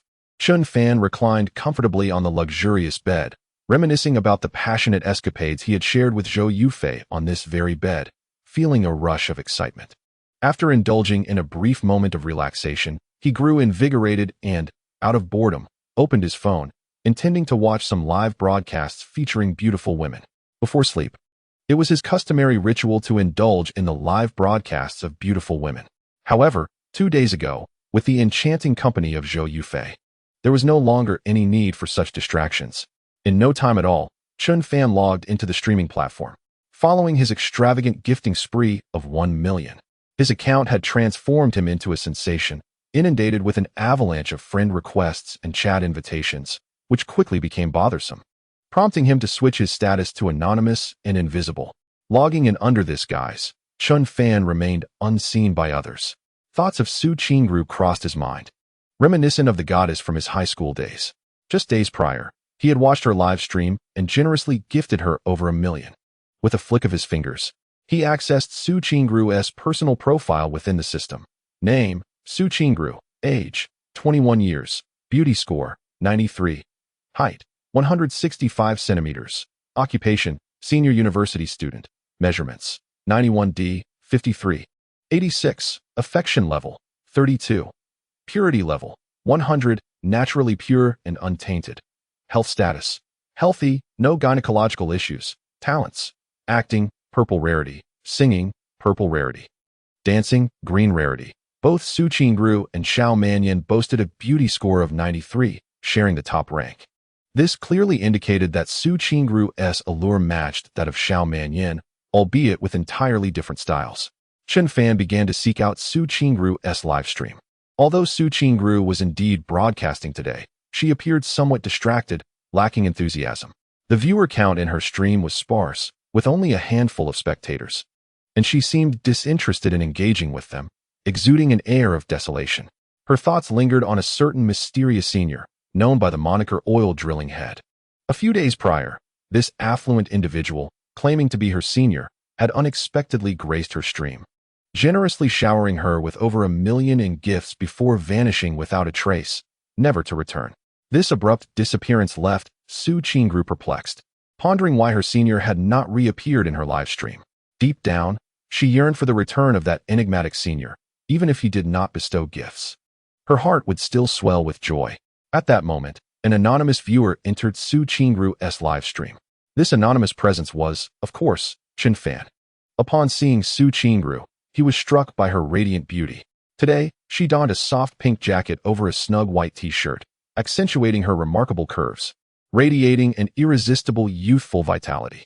Her delicate face was a porcelain white, adorned with earrings that graced her fair and refined earlobes, while her exquisitely sculpted nose and full, rosy lips added to her charm. Her bright, captivating eyes sparkled with enchanting allure. Truly, she was the goddess of their school days, and still undeniably beautiful. Chen Fan couldn't help but utter a compliment. Witnessing Su Qingru's pure and stunning visage transported his thoughts back to the nostalgic days of high school. Su Qingru is indeed the embodiment of Chen Fan's dreams. During those fervent, hormone-driven nights of adolescence, the captivated Chen Fan often found himself lost in fantasies of her exquisite visage. Even now, Su Qingru radiates a pure and enchanting beauty, her only transformation being an evolution that has rendered her formerly flat physique into grand peaks of allure. Suddenly, Chen Fan was taken aback to observe a rare aiding dog plush toy adorning Su Qingru's desk. He vividly recalled that this particular toy was one he had acquired to gift to Lu Ximing. Aware of the rarity of such aiding dog plushies, Chen Fan's curiosity compelled him to inquire, "Ubo, how did you come by the aiding dog plush on your desk? I don't believe I saw it last time." Su Qingru, somewhat distracted, responded to the anonymous viewer, "This aiding dog plush was a gift from my roommate." Chen Fan was taken aback. Could it be that Lu Ximing is Su Qingru's roommate? What a remarkable coincidence. At that moment, on the other side of Su Qingru's dormitory, Tang Yusin was also live streaming. She glanced back and noticed Su Qingru's slightly dejected demeanor, a smug expression gracing her delicate features. Despite being thoroughly defeated during their previous PK by the sudden appearance of a wealthy oil tycoon who had left her in utter disarray, it was peculiar how that extravagant figure seemed to vanish like a fleeting comet, leaving behind only silence after that dazzling night. The disappearance of the oil tycoon brought Tang Yusin a sense of relief. Her top donor, the Big Bean Tiger, had been subdued by Chen Fan for 2 consecutive days, not daring to log in even once. However, after a few days of Chen Fan's absence, the Big Bean Tiger returned, full of bravado, to Tang Yusin's live stream. Knowing that Tang Yusin and Su Qingru shared a dormitory, he typed in the chat, "Sheener, how is that little row doing? Is her top donor, the oil tycoon, too afraid to log in?" Tang Yusin, with a triumphant glance at Su Qingru's forlorn figure, nodded with satisfaction, "Big Bean Tiger. Her top donor hasn't logged in for days, causing her ranking to plummet significantly." With immense pride, the Big Bean Tiger boasted in the chat, "Huh? That oil tycoon is nothing but trash, utterly unreliable. A true tycoon like me can log in daily to shower rockets, while he can only muster the courage once before retreating. Huh?" Tang Yusin echoed his sentiments. "Exactly. A real man is like Big Bean Tiger, enduring and steadfast. That oil tycoon, who only occasionally shines, pales in comparison. I prefer the reliability of Big Bean Tiger." Flattered by Tang Yusin's praise, the Big Bean Tiger immediately sent her an interstellar battleship, and with dazzling animation, a stunning spacecraft soared into the virtual sky. The live streaming platform began to scroll notifications. "Esteemed guest Debihu, a luxurious interstellar battleship has been gifted in Xiaoxin's live stream. Come and witness the spectacle." The popularity of Tang Yusin's live stream surged instantly, doubling in size. Chapter 71. It is truly her. Tang Yusin, brimming with delight, exclaimed in a sweet voice, "Oh, thank you, Brother Debehu, for the interstellar battleship. Xiaoxin loves you." She turned her head deliberately, ensuring that Su Qingru could hear her words. Brother Debehu is truly generous, showering me with gifts daily, unlike some men who only dare to show their faces once. Su Qingru, having seen the platform-wide notification, sighed forlornly. The audience in Tang Yusin's stream understood that her words were a veiled jab at the wealthy user named Shiyu Zhuanto, who had gifted her once but never returned. Some spectators echoed her sentiments. Indeed, only those who can gift interstellar battleships daily are the true tycoons. Those who only show up once a year are mere pretenders. They were referring to that Shiyu Zhuanto fellow. I once thought he was a wealthy Middle Eastern magnate, but it turns out he is nothing but a coward. Absolutely. Only Debehu is the true number one. I recognize no one else. Shiyu Zhuanto, although you gifted 100 interstellar battleships at once, you shall never earn my respect. Wang Long, Debehu, you are the true man who saves the universe. The barrage of compliments in the live chat filled Debehu with immense pride. In a burst of excitement, he typed, "Xiaoxin, challenge Xiaoro to a PK. I'll help you avenge last time." Tang Yusin exclaimed exaggeratedly, "Huh? A PK with Xiaoro? Isn't that unfair? Her number one isn't even here. It would be too much." Debehu insisted excitedly, "It's precisely because her number one isn't here that you must challenge her. Hurry up. I can't wait." Feigning shyness, Tang Yusin turned to Su Qingru, insincerely asking, "Su Qingru, my audience wants me to challenge you to a PK. Is that all right?" Su Qingru was speechless. Tang Yusin was well aware that her stream had few viewers, and her sole number one, Chen Fan, was absent. It was clear that this was an attempt to humiliate her. Yet, Su Qingru, feeling compassionate, recalled winning their previous PK and causing Tang Yusin significant embarrassment. To maintain their fragile friendship, she smiled gently and replied, "All right, go ahead and challenge me. I won't stand a chance anyway." Before long, a PK invitation appeared on Su Qingru's stream, which she accepted. The dual live streams of Tang Yusin and Su Qingru began their simultaneous showdown. In Tang Yusin's stream, the fans were electrified, flooding the screen with messages. "Finally, we can take revenge. Our Xiaoxin is the best host." Xiaoro conceded gracefully. 30 years in the East. 30 years in the West. Do not underestimate Debehu's wealth. One day, the formidable Debehu will undoubtedly invade the Yunlan sect, crushing the oil drilling head. Debehu typed with a sense of pride. "Zairower, surrender gracefully and call me Big Brother Debehu. I shall ensure your defeat is not too humiliating. And perhaps I shall even bestow upon you an interstellar battleship." Tang Yusin, with a playful lilt in her voice, retorted, "Big Brother Debehu, how can you bully Zairower like this? She is my roommate." Even though her number one fan is absent, she remains unfazed. Upon hearing Tang Yusin's sarcastic remarks, Su Qingru felt a tinge of helplessness and softly sighed. The senior known as the oil drilling head may have been a fleeting comet in her life, never to return. In Su Qingru's live stream, the few remaining viewers expressed their indignation. "Why is that Xiaoxin always picking on Zairower again?" One viewer, calling themselves Oil Fan, chimed in, "Exactly. Our Zairower already has so few viewers, and with her number one brother absent, how can she possibly compete with Xiaoxin?" This Oil Fan had only become Su Qingru's supporter after Chun Fan's astonishing debut that day. At that moment, an anonymous viewer suddenly typed, "Who says the number one brother is absent?" Upon reading the anonymous message, Su Qingru's dwindling number of fans were left puzzled. Oil Fan skeptically typed back, "What makes you say that? The number one brother is indeed not here." Su Qingru glanced once more at the fan leaderboard, confirming that the top position still belonged to the oil drilling head, albeit with a blacked-out avatar, indicating his absence. With a hint of melancholy, she nodded. "Indeed. I check the fan leaderboard daily, and since that day, my number one has not logged on." At that moment, the mysterious anonymous viewer typed again, "In truth, I am the oil drilling head." This anonymous speaker was none other than Chen Fan himself. Amused by the conversation between Su Qingru and Oil Fan, Chen Fan couldn't help but want to tease them further. Oil Fan, feeling exasperated, believed the anonymous viewer to be a troublemaker. He typed a warning, "I advise you not to impersonate my idol. If I get angry, I will certainly vent my frustration in writing." Su Qingru also doubted that the anonymous viewer was indeed her senior, her beautiful eyes flickering with a hint of despondency as she replied, "Please do not pretend to be my senior. Zairower will be upset." In Tang Yusin's livestream, viewers began to mock as well. Haha, the number one brother in Zyrar's stream is absent, and now someone dares to impersonate him. How pitiable. What a laughable display of the AQ spirit, a victory of the spirit. This is hilarious. Someone is pretending to be the number one fan to boost the host's confidence? Indeed, if that person were truly the oil drilling head, I would live stream eating excrement. Tang Yusin cast a disdainful glance at Su Qingru, her sarcasm dripping. Su Qingru, your live stream can't be that low, can it? Resorting to having someone impersonate your number one? How utterly embarrassing. The devoted fan of oil typed with a sense of helplessness.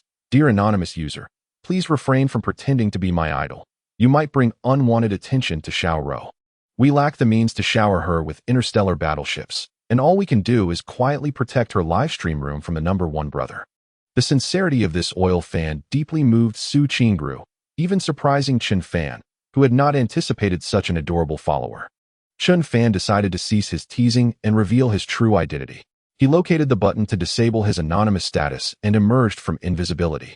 Suddenly, Su Qingru's livestream was adorned with dazzling effects, accompanied by bold letters proclaiming, "The number one brother, oil drilling head, descends upon Xiao Rou's livestream on a rainbow cloud." The avatar of the previously anonymous user instantly transformed into the true visage of oil drilling head. Chen Fan's appearance astonished everyone, igniting a frenzy among the loyal fans in Su Qingru's livestream. Chapter 72. Could it truly be someone from the Middle East drilling for oil? What? This anonymous viewer is genuinely the number one brother, oil drilling head. This is impossible. I must be dreaming. The oil fan, overwhelmed with excitement, typed with such fervor that typos emerged. No way, are you really my idol? Ever since Chen Fan's legendary battle that solidified his fame, this oil fan had become his devoted follower, even changing his name to Oil Fan, quietly guarding Su Qingru's livestream in support of Chen Fan. Initially angered by the anonymous viewer's claim of being the number one oil drilling head, the oil fan was taken aback by the revelation that this person was indeed the true identity of oil drilling head, leaving him both astonished and elated. The most surprised was undoubtedly Su Qingru, who covered her mouth in shock, her bright eyes sparkling with astonishment and joy. Chen Fan had left a profound impression on Su Qingru during their previous encounter in a livestream PK, and she had longed for his return. Yet, Chen Fan seemed like a fleeting meteor, dazzling briefly before vanishing from her life, leaving her in a state of melancholy and distraction. Now, the reappearance of this mysterious senior felt surreal to Su Qingru, who could hardly believe it was real. Her beautiful eyes glistened with excitement as she exclaimed, "Senior, is it truly you? I thought you would never return." Seeing her exhilaration, Chen Fan typed with a gentle smile, "Who said I wouldn't appear? From now on, I shall be the guardian of your live stream, forever watching over you." His words stirred profound emotions within Su Qingru, causing her eyes to glisten with moisture, though slightly flustered. She appeared utterly adorable. Upon receiving the news of Su Qingru's increased affection, Chen Fan felt an overwhelming sense of joy. Su Qingru had been the epitome of his dreams during high school. Gaining her favor was something he had never dared to imagine. Meanwhile, excitement erupted in Su Qingru's live stream, while chaos reigned in Tang Yusin's. Fans who flitted between the two streams expressed their alarm. This is bad. The top supporter from the opposing team has truly logged in. The situation is dire. The formidable opponent, the oil drilling head, has made his grand entrance. Their strength has surged. This revelation sent shockwaves through Tang Yusin's live stream. Was it possible that the legendary oil drilling head had actually logged in? It seemed inconceivable. Wasn't he supposed to have backed down? Why would he dare return? The most flustered of all was undoubtedly Tang Yusin. Her brow furrowed tightly, her face etched with displeasure, as if she were on the verge of an explosion. After being thoroughly humiliated by Chen Fan during her last competition with Su Qingru, she had resolved to avoid provoking Su Qingru again, keeping her distance. However, as days turned into weeks, the elusive oil drilling head had not appeared again, leading Tang Yusin to entertain the notion that he was merely a fleeting mirage, convinced that this mysterious benefactor would not return. After all, spending over $1 million in one session was an extravagance even the wealthiest could hardly sustain. Encouraged by Dudu, Tang Yusin found herself unable to suppress her desire for revenge against Su Qingru. Yet, ironically, on the very day she decided to act, the enigmatic benefactor Chen Fan had decided to log in. Tang Yusin bit her lip fiercely, her eyes filled with indignation as she glared at Su Qingru. The commotion in the live stream grew palpable. I must see the spectacle in Su Qingru's live stream and behold the visage of the legendary benefactor. Since Chun Fan's rise to fame, tales of his exploits had circulated widely on the platform. Many fans eagerly anticipated a glimpse of the famed oil drilling head. With news of his login, the topic instantly became the hottest discussion across the streaming platform. Su Qingru's live stream, which had previously attracted a mere handful of viewers, was now inundated with an influx of fans clamoring to witness the phenomenon. Let me see the legendary oil drilling head. At that moment, Chun Fan wasted no time and began showering the stream with extravagant gifts. Esteemed guest, the oil drilling head has generously presented a luxurious interstellar battleship in Su Qingru's live stream. Come witness the excitement.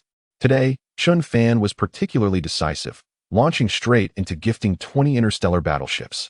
With dazzling animations, messages surged across the platform, frantically notifying every live stream. The incessant barrage of notifications left everyone in a state of bewilderment. The entire streaming platform seemed on the verge of madness. Goodness, it has appeared again. The interstellar battleship is launching with abandon. The last time this happened was in the live stream of Zyrauer, featuring the oil drilling head. Who exactly is this Zyrauer? And why does this mysterious tycoon continuously shower her with interstellar battleships? Another oil drilling head. Has he lost his mind? What is he intending to accomplish? Which wealthy individual is behind this oil drilling head? Could it truly be someone from the Middle East involved in oil extraction? Drawn in by the platform-wide notifications, countless viewers rushed into Su Qingru's live stream, creating an overwhelming crowd. The rolling comments were so densely packed that they were nearly illegible. The popularity of Su Qingru's stream skyrocketed to the top of the platform, utterly eclipsing Tang Yusin's. In stark contrast, the heat of Tang Yusin's stream could only be described as pitiably small. Tang Yusin felt as if she had been publicly slapped, for she had initiated the PK challenge against Su Qingru. If she were to lose embarrassingly, it would be as if she had willingly offered her face for a beating. Fuming, Tang Yusin's lips trembled as she attempted to salvage some dignity, forcing a smile as she pleaded, "Brother Daitu, you encouraged me to invite Zyrauer for this PK today. You must take responsibility and ensure I don't lose too disgracefully." Some viewers suddenly recalled that today's PK between Xiaoxin and Zyrauer was indeed instigated by Daitu, seeking retribution for Tang Yusin. Yes, Daitu, the tycoon, you must step up and elevate Xiaoxin's popularity. Daitu, we support you.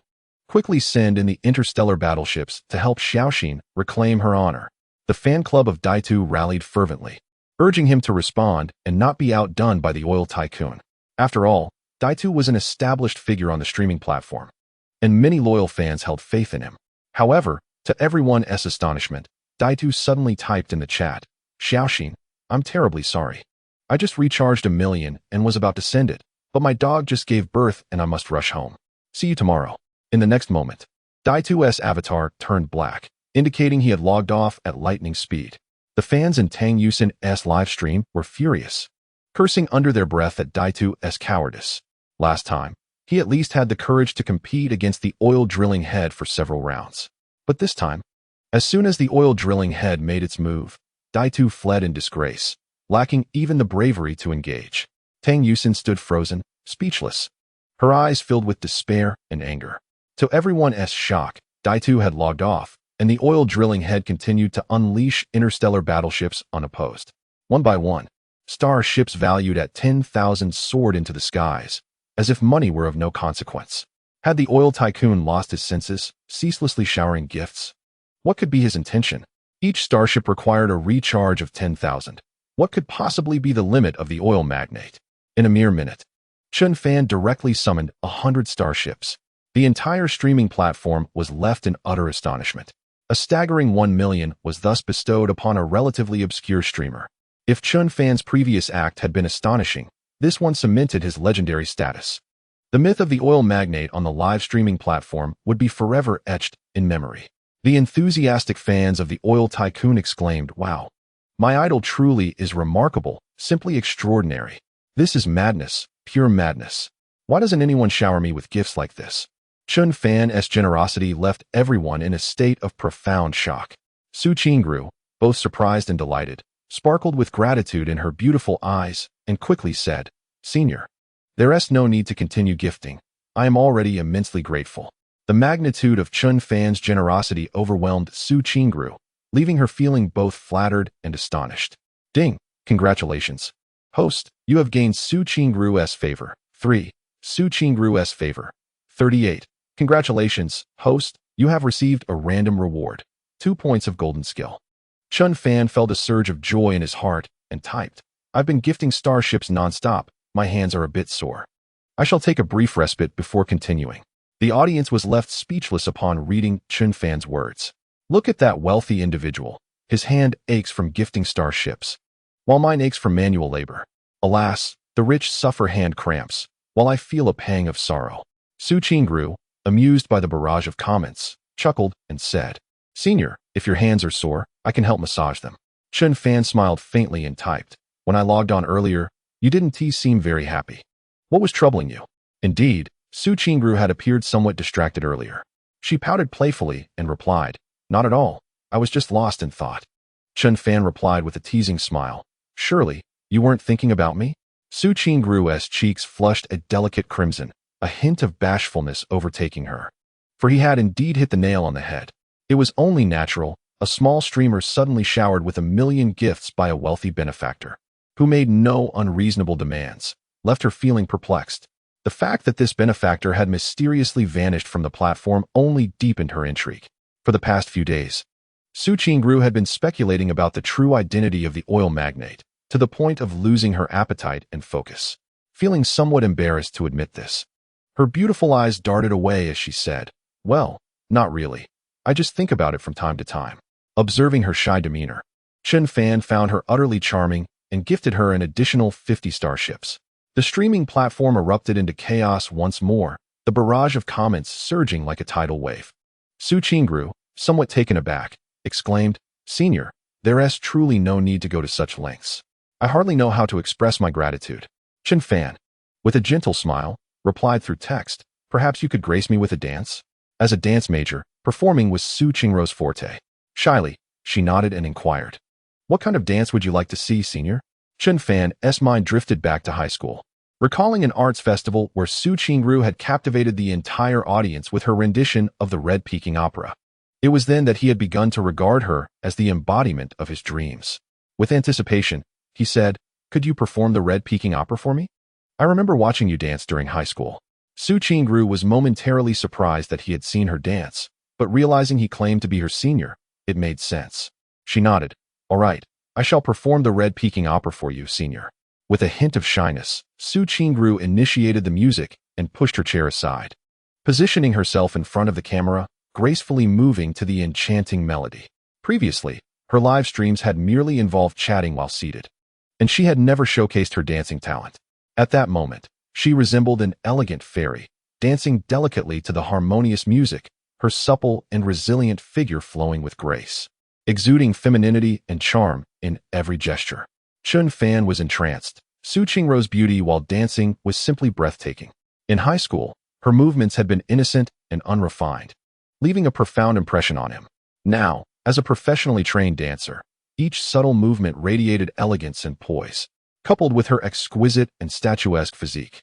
She appeared nothing short of ethereal. The audience in the live stream was spellbound, utterly unprepared for the beauty of her performance. What an exceptional talent!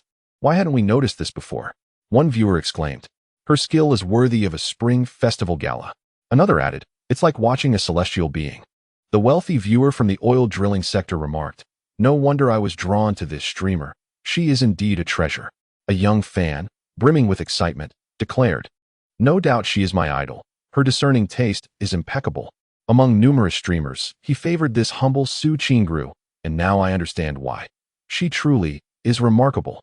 As her dance concluded, Su Qingru, slightly breathless, inquired with hopeful eyes, Senior, do you like my performance? The captivating sight of her dancing had left her t-shirt clinging to her form, accentuating her beauty.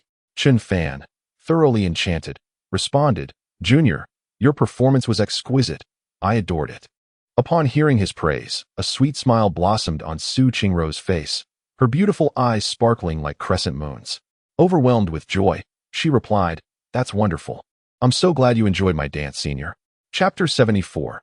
Company meeting. Su Qingrou's graceful dancing captivated Chen Fan, who, in a fit of generosity, showered her with an astonishing 150 interstellar battleships. Cumulatively, on this very day alone, Chen Fan had bestowed upon Su Qingrou gifts amounting to 3 million.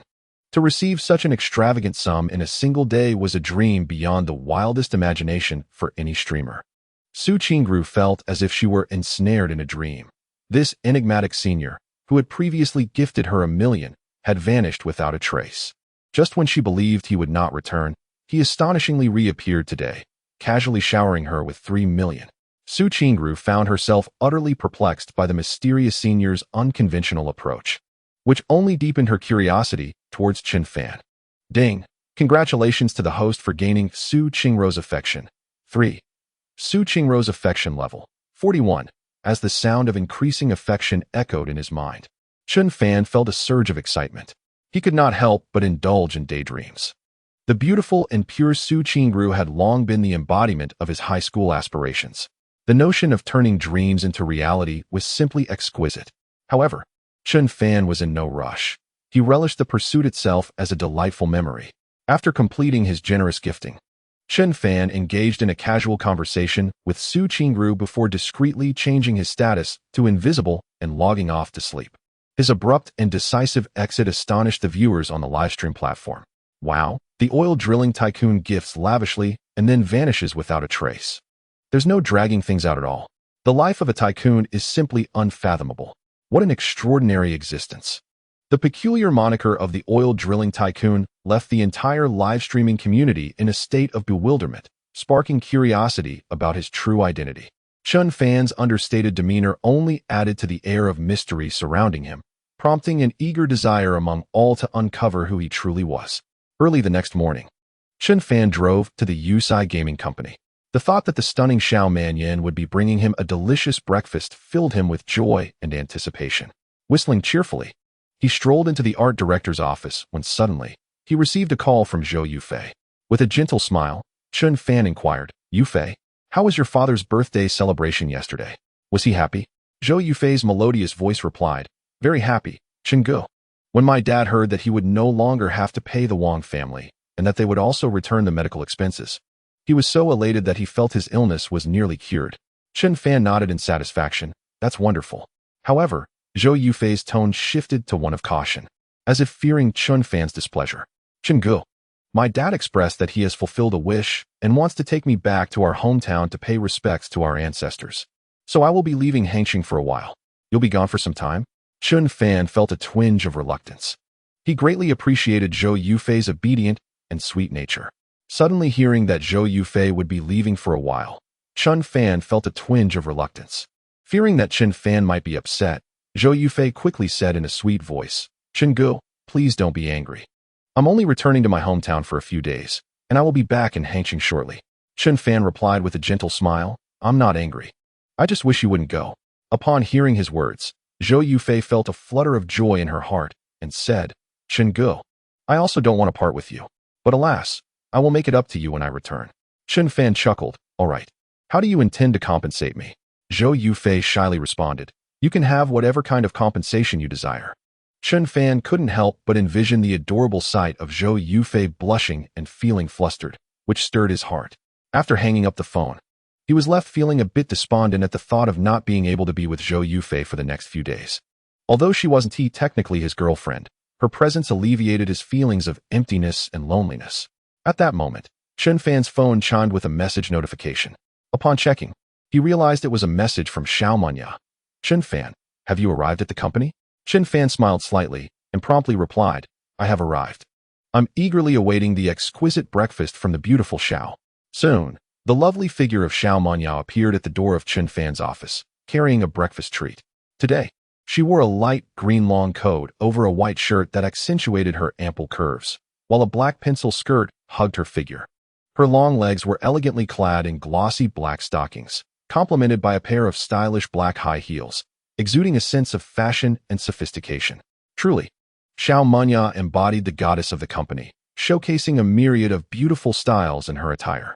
Chen Fan couldn't help but exclaim, "Vice President Xiao, how is it that you look stunning in everything you wear?"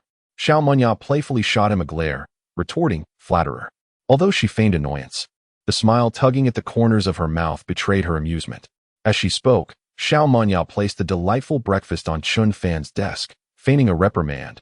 Honestly, you had to make me bring breakfast to your office, making me feel like a waitress. Over the past few days, the brief walk into Chun Fan's office with breakfast had been the most nerve-wracking moments for Xiao Menya.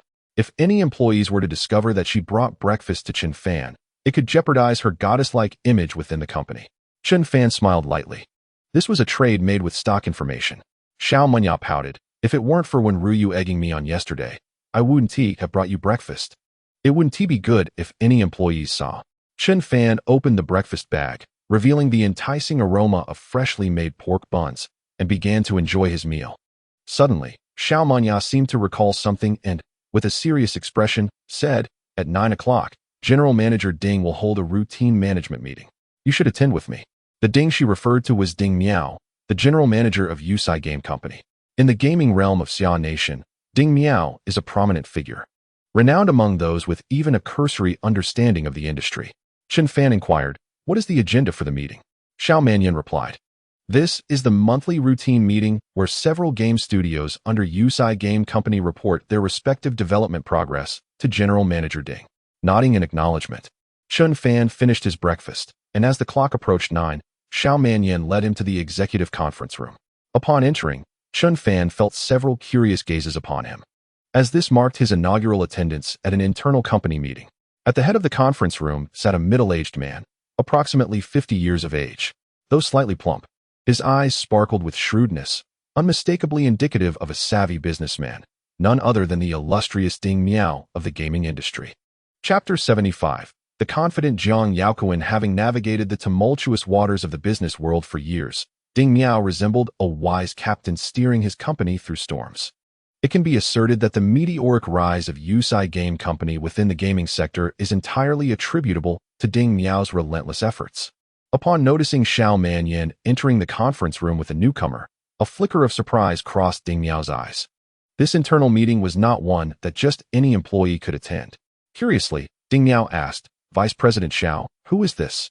With a hint of a smile in her beautiful eyes, Xiao Manyan responded, "This is Chun Fan, who has just joined Manyan's studio as my art director." Ding Miao's interest piqued. He queried, "Is this the ideal art director you mentioned last time? He looks quite young." Ding Miao was somewhat taken aback. Xiao Manyan had devoted 6 months and even paused game development to find a satisfactory art director, and he had expected a seasoned artist, not a youthful man of about 24. Xiao Manyan expressed her satisfaction with Chun Fan's artistic style, her eyes glimmering with pride as she affirmed, "Indeed, that is him." However, her words were met with a derisive snicker from across the room. "Just a level 1 artist. His skills are predictably subpar." "Vice President Xiao, I truly feel sorry for you." The speaker was Jiang Yaoquan, impeccably dressed in a trendy fashion, every strand of his beard meticulously groomed, exuding a stylish charisma. Yet, his gaze fixed disdainfully on Chun Fan, brimming with contempt. Jiang Yaoquan had long since investigated Chun Fan's background and was aware that Chun Fan had previously been merely a level 1 artist at Chaoyi Art Company. He had also unearthed Chun Fan's earlier works, which revealed a lackluster level of proficiency. Unbeknownst to Jiang Yaoquan, Chun Fan's post-system enhanced creations had yet to be unveiled, leading Jiang to mistakenly assume that Chun Fan remained at his previous, inferior skill level. Upon hearing Jiang Yaoquan's piercing mockery, a flicker of displeasure passed across Xiao Minyan's delicate features. She cast him a cold glance and said, "Director Jiang, I kindly ask that you refrain from disparaging my art director. The choice of personnel is not a matter for your idle commentary." Jiang Yaoquan retorted with a sneer, "Vice President Xiao, my concerns are for your own benefit, as well as for the future of the company. Such a subpar first-level artist is bound to alienate our players, resulting in irreparable losses." Observing the escalating tension between Jiang Yaoquan and Xiao Manyan, Ding Miao couldn't help but furrow his brows. Both Jiang Yaoquan and Xiao Manyan were top-tier game producers, invaluable assets under Ding Miao's leadership, and he was loath to witness a rift between them. Therefore, Ding Miao interjected, "Very well, Director Zhang's concerns are not without merit, but I also have faith in Vice President Zhao's judgment. She is unlikely to make an erroneous choice." Ding Miao's gaze inadvertently drifted towards Chun Fan, perplexed as to why Xiao Manyan held this young man in such high regard. Meeting Ding Miao's gaze, Chun Fan remained unperturbed, exuding an aura of ease and composure. Once Xiao Manyan and Chun Fan took their seats, Ding Miao commenced the meeting. This was a routine company gathering, during which the heads of several studios reported their progress to Ding Miao. Yusai Game Company boasted 5 game studios, among which the most prominent were Xiao Minyan's Manyan Studio and Zhang Yaoquan's Yaoquan Studio. These 2 studios had long been fierce competitors, constantly vying for supremacy. A year prior, both studios had simultaneously initiated ambitious projects for new games, each with substantial investments. Zhang Yaoquan's Yaoquan Studio was developing a grand production titled Kanglan Continent, set for a global simultaneous launch, aiming to extract wealth from players worldwide. Meanwhile, Xiao Minyan's Manyan Studio had concurrently launched a project for a single-player game entitled White Myth. Equally ambitious, poised to penetrate the international market, Zhang Yaoquan's Kanglan Continent was progressing remarkably well, nearing completion and expected to be profitable within 3 months.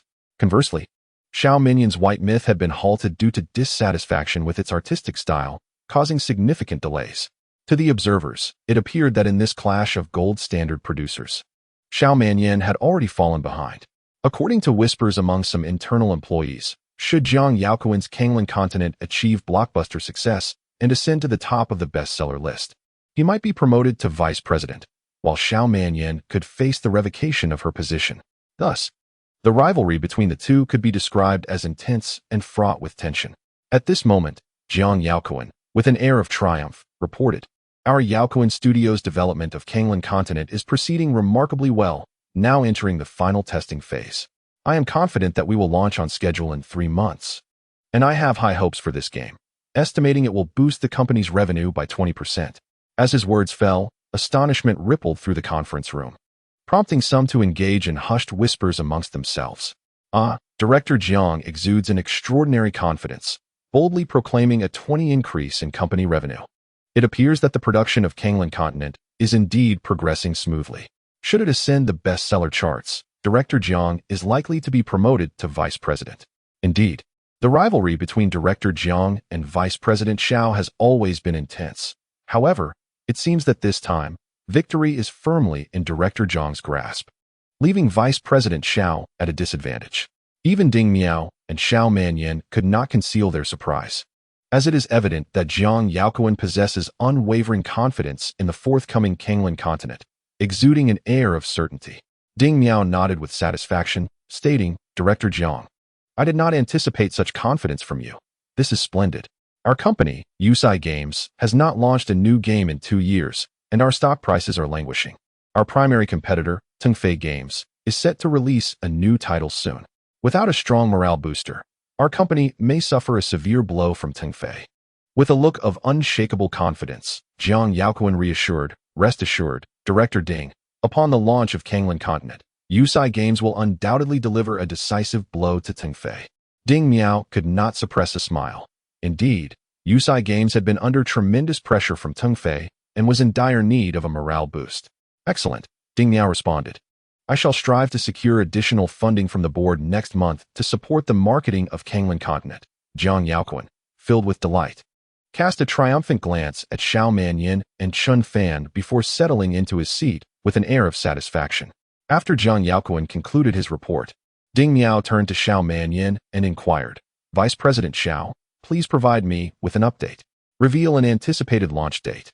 "Your White Myth project was initiated concurrently with Director Jiang's Kanglan Continent, and you cannot afford to lag too far behind." Chapter 76. Xiao Minyan's personal task. All eyes immediately shifted to Xiao Manyan, and it was apparent that the pressure was mounting upon her. The prevailing sentiment was that Xiao Manyan would find herself in a rather uncomfortable position, especially with her competitor, Zhang Yaoquan, basking in success and momentum. Xiao Minyan's beautiful eyes narrowed in contemplation. She had not expected Ding Miao to demand a projected date. Ding Miao's gaze bore a hint of urgency, indicating his resolve to apply pressure on her. Biting her lip lightly, Xiao Minyan's eyes sparkled with thought before she resolutely stated, "If I begin working overtime every day from now, I should be able to launch the game within 5 months. 5 months. The room erupted in astonished murmurs at her declaration. Several skeptical glances were cast toward Xiao Manyan, Her game's development had been stalled for half a year, and catching up to a year's worth of progress in a mere 5 months seemed utterly implausible. Ding Miao, taken aback, exclaimed, "You can launch in 5 months? Just 2 months later than Director Jiang's Kanglan continent. This is an arduous task. Do not overexert yourself. Vice President Xiao, perhaps you should reconsider." In Ding Miao's perspective, this undertaking appeared to be an insurmountable challenge. He believed that Xiao Manyan was merely putting on a brave front. Xiao Manyan, biting her crimson lip, fell into contemplation. It seemed to her that committing to a 5-month timeline was somewhat rash. At that moment, an unexpected voice resonated in Chun Fan's mind. Ding. New task initiated. Task name: Admiration and Affection. Task description: the system has detected that the target, Xiao Manyan, is facing difficulties at work. To cultivate a sense of admiration for the host, the personal task of admiration and affection has been activated. Task objective: assist Xiao Manyan in completing the game production within 3 months to ensure her participation in the GA Game Expo. Task rewards: 1. 20 points of Xiao Manyan's affection. 2.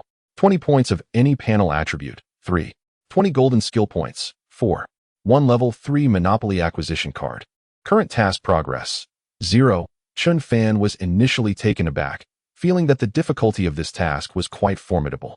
However, upon glimpsing the task rewards, he could not help but feel a surge of excitement. The rewards were simply astonishing, given that Xiao Manyan's current affection level stood at a mere 29. Granting her an additional 20 points would bring her close to 50. The activation of the agility panel was no trivial matter. By allocating points to agility, Chun Fan could continuously augment his combat prowess. Furthermore, the level 3 Monopoly acquisition card was an object of his desire. Chun Fan understood that with just 4 such cards, he could forcibly acquire the Guangyi Film and Television Group, becoming the direct superior of his adversaries, Lu Tianhao and Chu Xiaolei, wielding power over them at will. The allure of these rewards was simply irresistible to Chun Fan. Thus, he made a swift decision.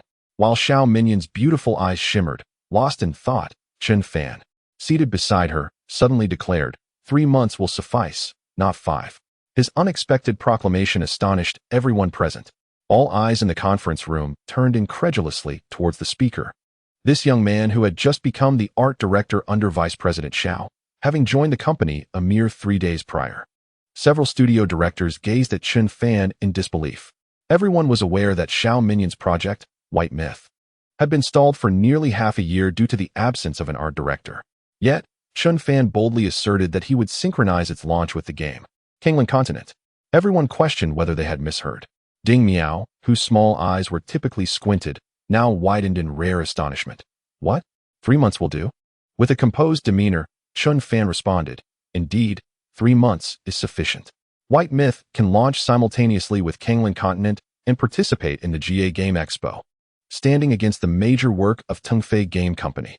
Ding Miao, in disbelief, quickly inquired, How can you possibly catch up? Even Xiao Manyan was taken aback, her eyes blinking in astonishment as she gazed at Chun Fan in wonder. She was perplexed by Chun Fan's assertion. As a distinguished game producer, Xiao Manyan was acutely aware of the intricate and formidable nature of developing a blockbuster game. To catch up with Jiang Yaoquan's progress in merely 3 months was utterly inconceivable. Jiang Yaoquan, equally incredulous, exclaimed, Chun, surely you jest. After halting operations for 6 months, you expect to match my pace? The incredulity in the room was palpable, as many shook their heads in disbelief. The game's Kanglan Continent and White Myth had been conceived almost simultaneously. Yet White Myth had idly paused for 6 months and now aspired to launch concurrently. It was unfathomable. Under the astonished gazes of the crowd, Chun Fan remained serene and composed. Though he had only been at the studio for 3 days, he had gleaned some insider knowledge. Calmly, he stated, The art department merely halted its work. The other teams have continued their efforts. The framework and narrative of the game have progressed steadily. If we can catch up the art and modeling teams, it is indeed possible to launch alongside Kanglan Continent.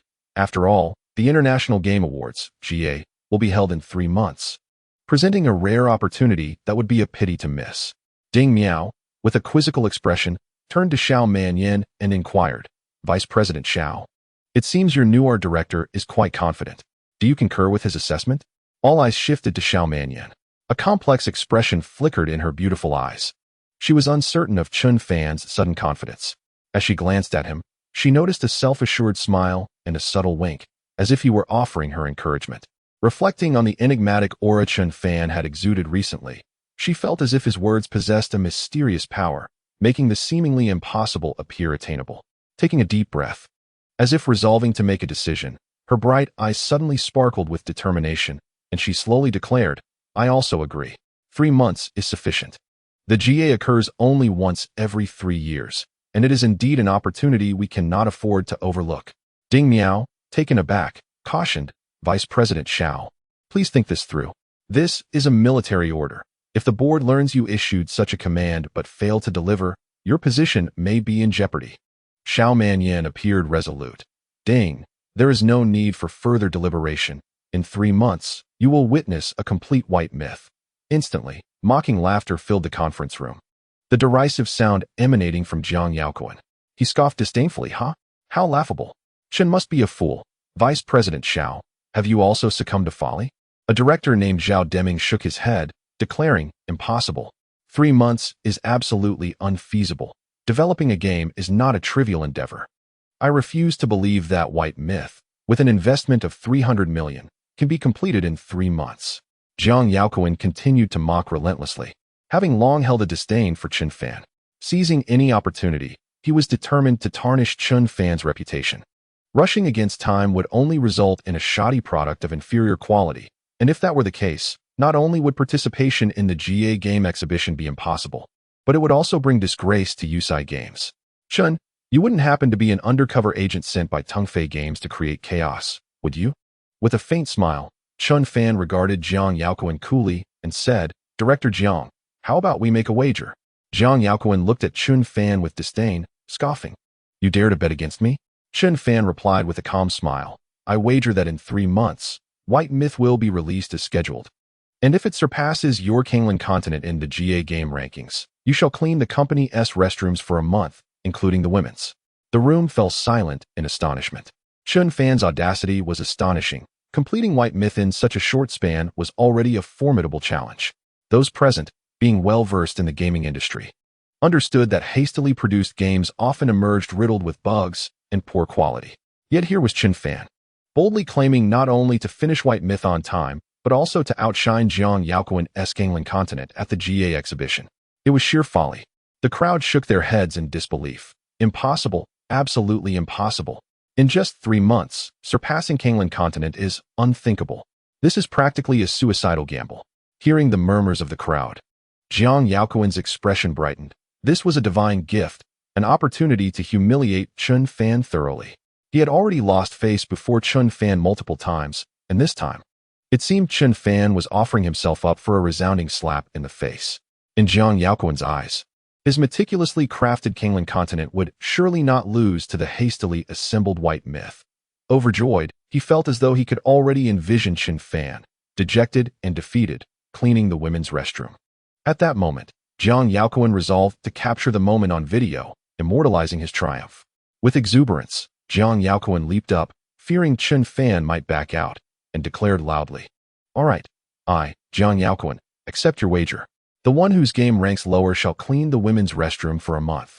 A serene smile graced Chen Fan's lips as he nodded. It settled then. The loser must not renege. Jiang Yaoquan nodded vigorously. "I fear you might back out. Am I the type to renege?" The assembly in the conference room was astounded to witness the bet being established between Chen Fan and Jiang Yaoquan. To them, Chen Fan appeared to be in an unwinnable position. The other directors shook their heads in disbelief. "This is absurd, utterly absurd. This newcomer Chen Fan is too overconfident." Indeed, Chen Fan seemed foolish for dreaming of launching White Myth within a mere 3 months. How laughable. Disappointment, mockery, and contemptuous glances were cast upon Chen Fan, who was openly ridiculed. After the meeting concluded, the crowd shook their heads and departed. Xiao Manyan and Chen Fan returned to the office, where only the two of them remained. To Chen Fan's astonishment, a beautiful, delicate face, adorned with a trace of reproachful ire, approached him. Xiao Minyan's bright, captivating eyes widened as they fixed intently on Chen Fan. They stood in close proximity, and he could detect the alluring fragrance emanating from her graceful form, an irresistible scent that compelled him to inhale deeply, bringing him immense pleasure. With a teasing glint in his eyes, Chen Fan remarked. Vice President Xiao, why do you gaze at me in such a manner?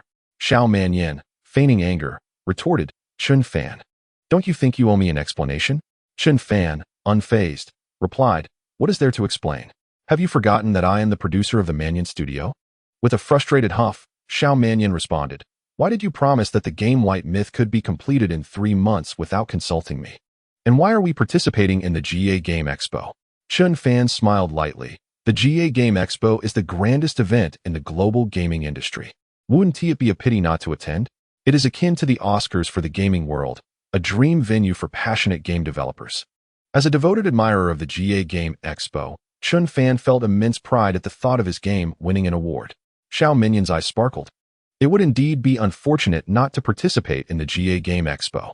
However, presenting a hastily completed game would be even more embarrassing. She felt a sense of helplessness. For her reverence for the GA was profound.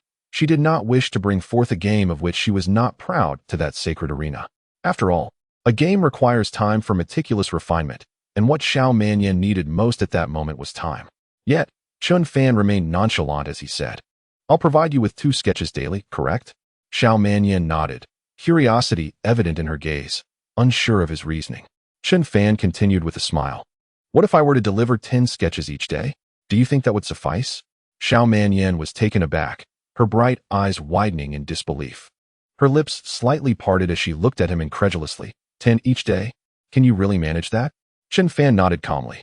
A flicker of concern crossed Xiao Minyan's beautiful eyes. Can you guarantee the quality of the original sketches? With unwavering confidence. Chen Fan assured her that he had only elevated his artistic talent to level 8, enabling him to complete 2 sketches in just 1 hour. He could easily upgrade his talent to the pinnacle level 10, allowing him to finish 10 sketches in roughly 4 hours, thus accomplishing the task with ease. Chen Fan nodded, a smile dancing on his lips as he replied, Of course, I can guarantee the quality. Xiao Manyan was momentarily taken aback, her charming visage undergoing a captivating transformation. The artistic director, Chen Fan, indeed could not match the pace with his daily production of merely 2 original pieces.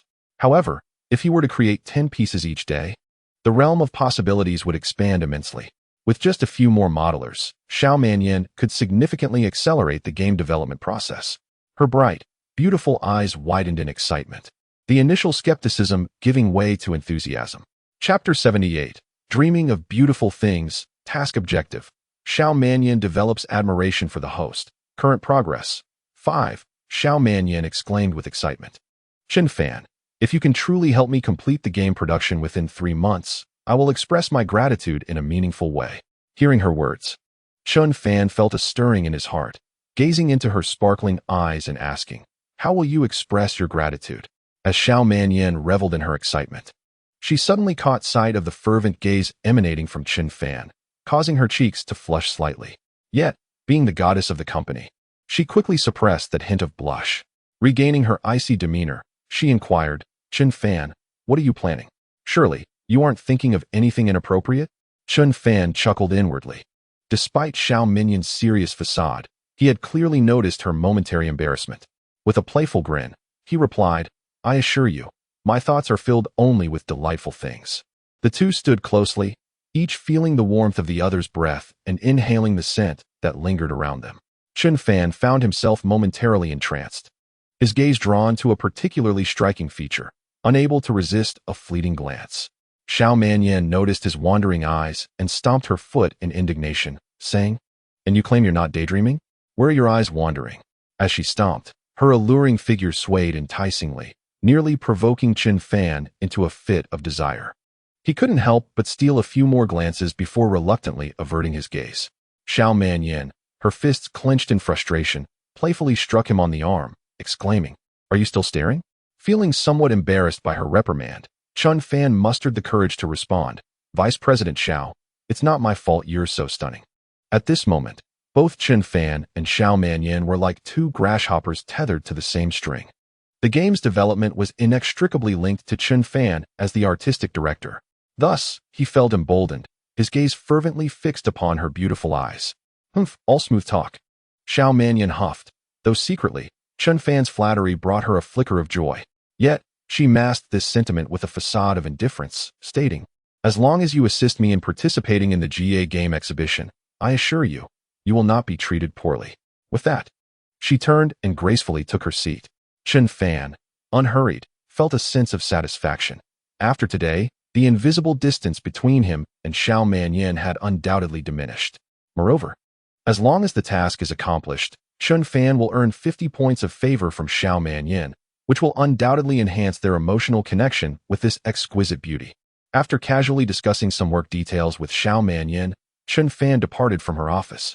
Seated at his desk, he promptly accessed the system talent book and resolutely elevated his painting talent. Congratulations, host. You have successfully used a gold talent point. Your painting talent has been raised to level 9. Congratulations, host. You have successfully used a gold talent point. Your painting talent has now reached level 10. In pursuit of greater efficiency in his artistry, Chen Fan elevated his painting talent to its pinnacle. Congratulations, host. You now possess your first top-tier talent and have been awarded 5 gold skill points. Congratulations, host. You have received 1 charm point. The sound of rewards echoed in his mind, bringing a spark of joy to Chen Fan's heart. With his top-tier painting talent, his creativity flowed effortlessly, as if guided by divine inspiration. According to the system's description, a level 6 talent is already among the highest in the human realm, let alone a level 10 talent, which transcends the existing limits of humanity. With his level 10 talent, Chen Fan painted with remarkable ease and fluidity. In just 3 short hours, 10 exquisite drafts materialized under his deft hand. Each piece was the work of a master artist, breathtakingly beautiful, vibrant, and full of life. Such efficiency left even Chen Fan in awe. Truly, the system-enhanced talent was extraordinarily powerful. Content with his work. Chen Fan opened his email and sent the 10 drafts to Xiao Manyan. Upon witnessing Chen Fan's remarkable ability to complete 10 sketches in a mere 3 hours, Xiao Manyan was once again astonished. Opening her email, she found that each draft displayed the caliber of a top-tier master, leaving her in disbelief. Not only did Chen Fan maintain quality despite the increased workload, but the level of these artworks seemed to have risen even further. Soon, Xiao Manyan's astonishment transformed into joy. With Chen Fan as the remarkably talented art director, catching up with the game's development timeline within 3 months did not seem impossible. As she gazed at the stunning drafts, an unprecedented sense of confidence blossomed within her. Ding. Task objective. Xiao Manyan develops admiration for the host. Current task progress. 10. Congratulations, host. You have gained 1 point of favor from Xiao Manyan. Xiao Manyan's favor. 30. Congratulations, host. You have received a random reward. 2 charm points. Observing the increase in Xiao Manyan's favor and task progress brought a flicker of delight to Chen Fan's heart. Although the pace of growth was slow, he remained patient. After all, Xiao Manyan was a woman of dreams and ambition.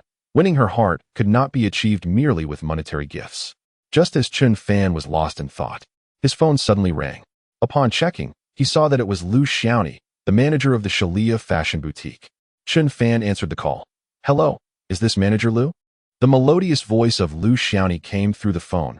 Boss Chun, your custom-made suits from Shalia are ready. I would like to deliver them personally. Would you kindly let me know where it would be convenient for you? Chen Fan suddenly recalled the extravagant spending of over 5 million with Zhou Yufei at Lu Xiaoni's Shalia store, where he had ordered 2 suits for himself, each priced at 200,000. Eager to behold the renowned creations of the high-end suit designer, he glanced at the time and noted that it was nearly the end of the workday.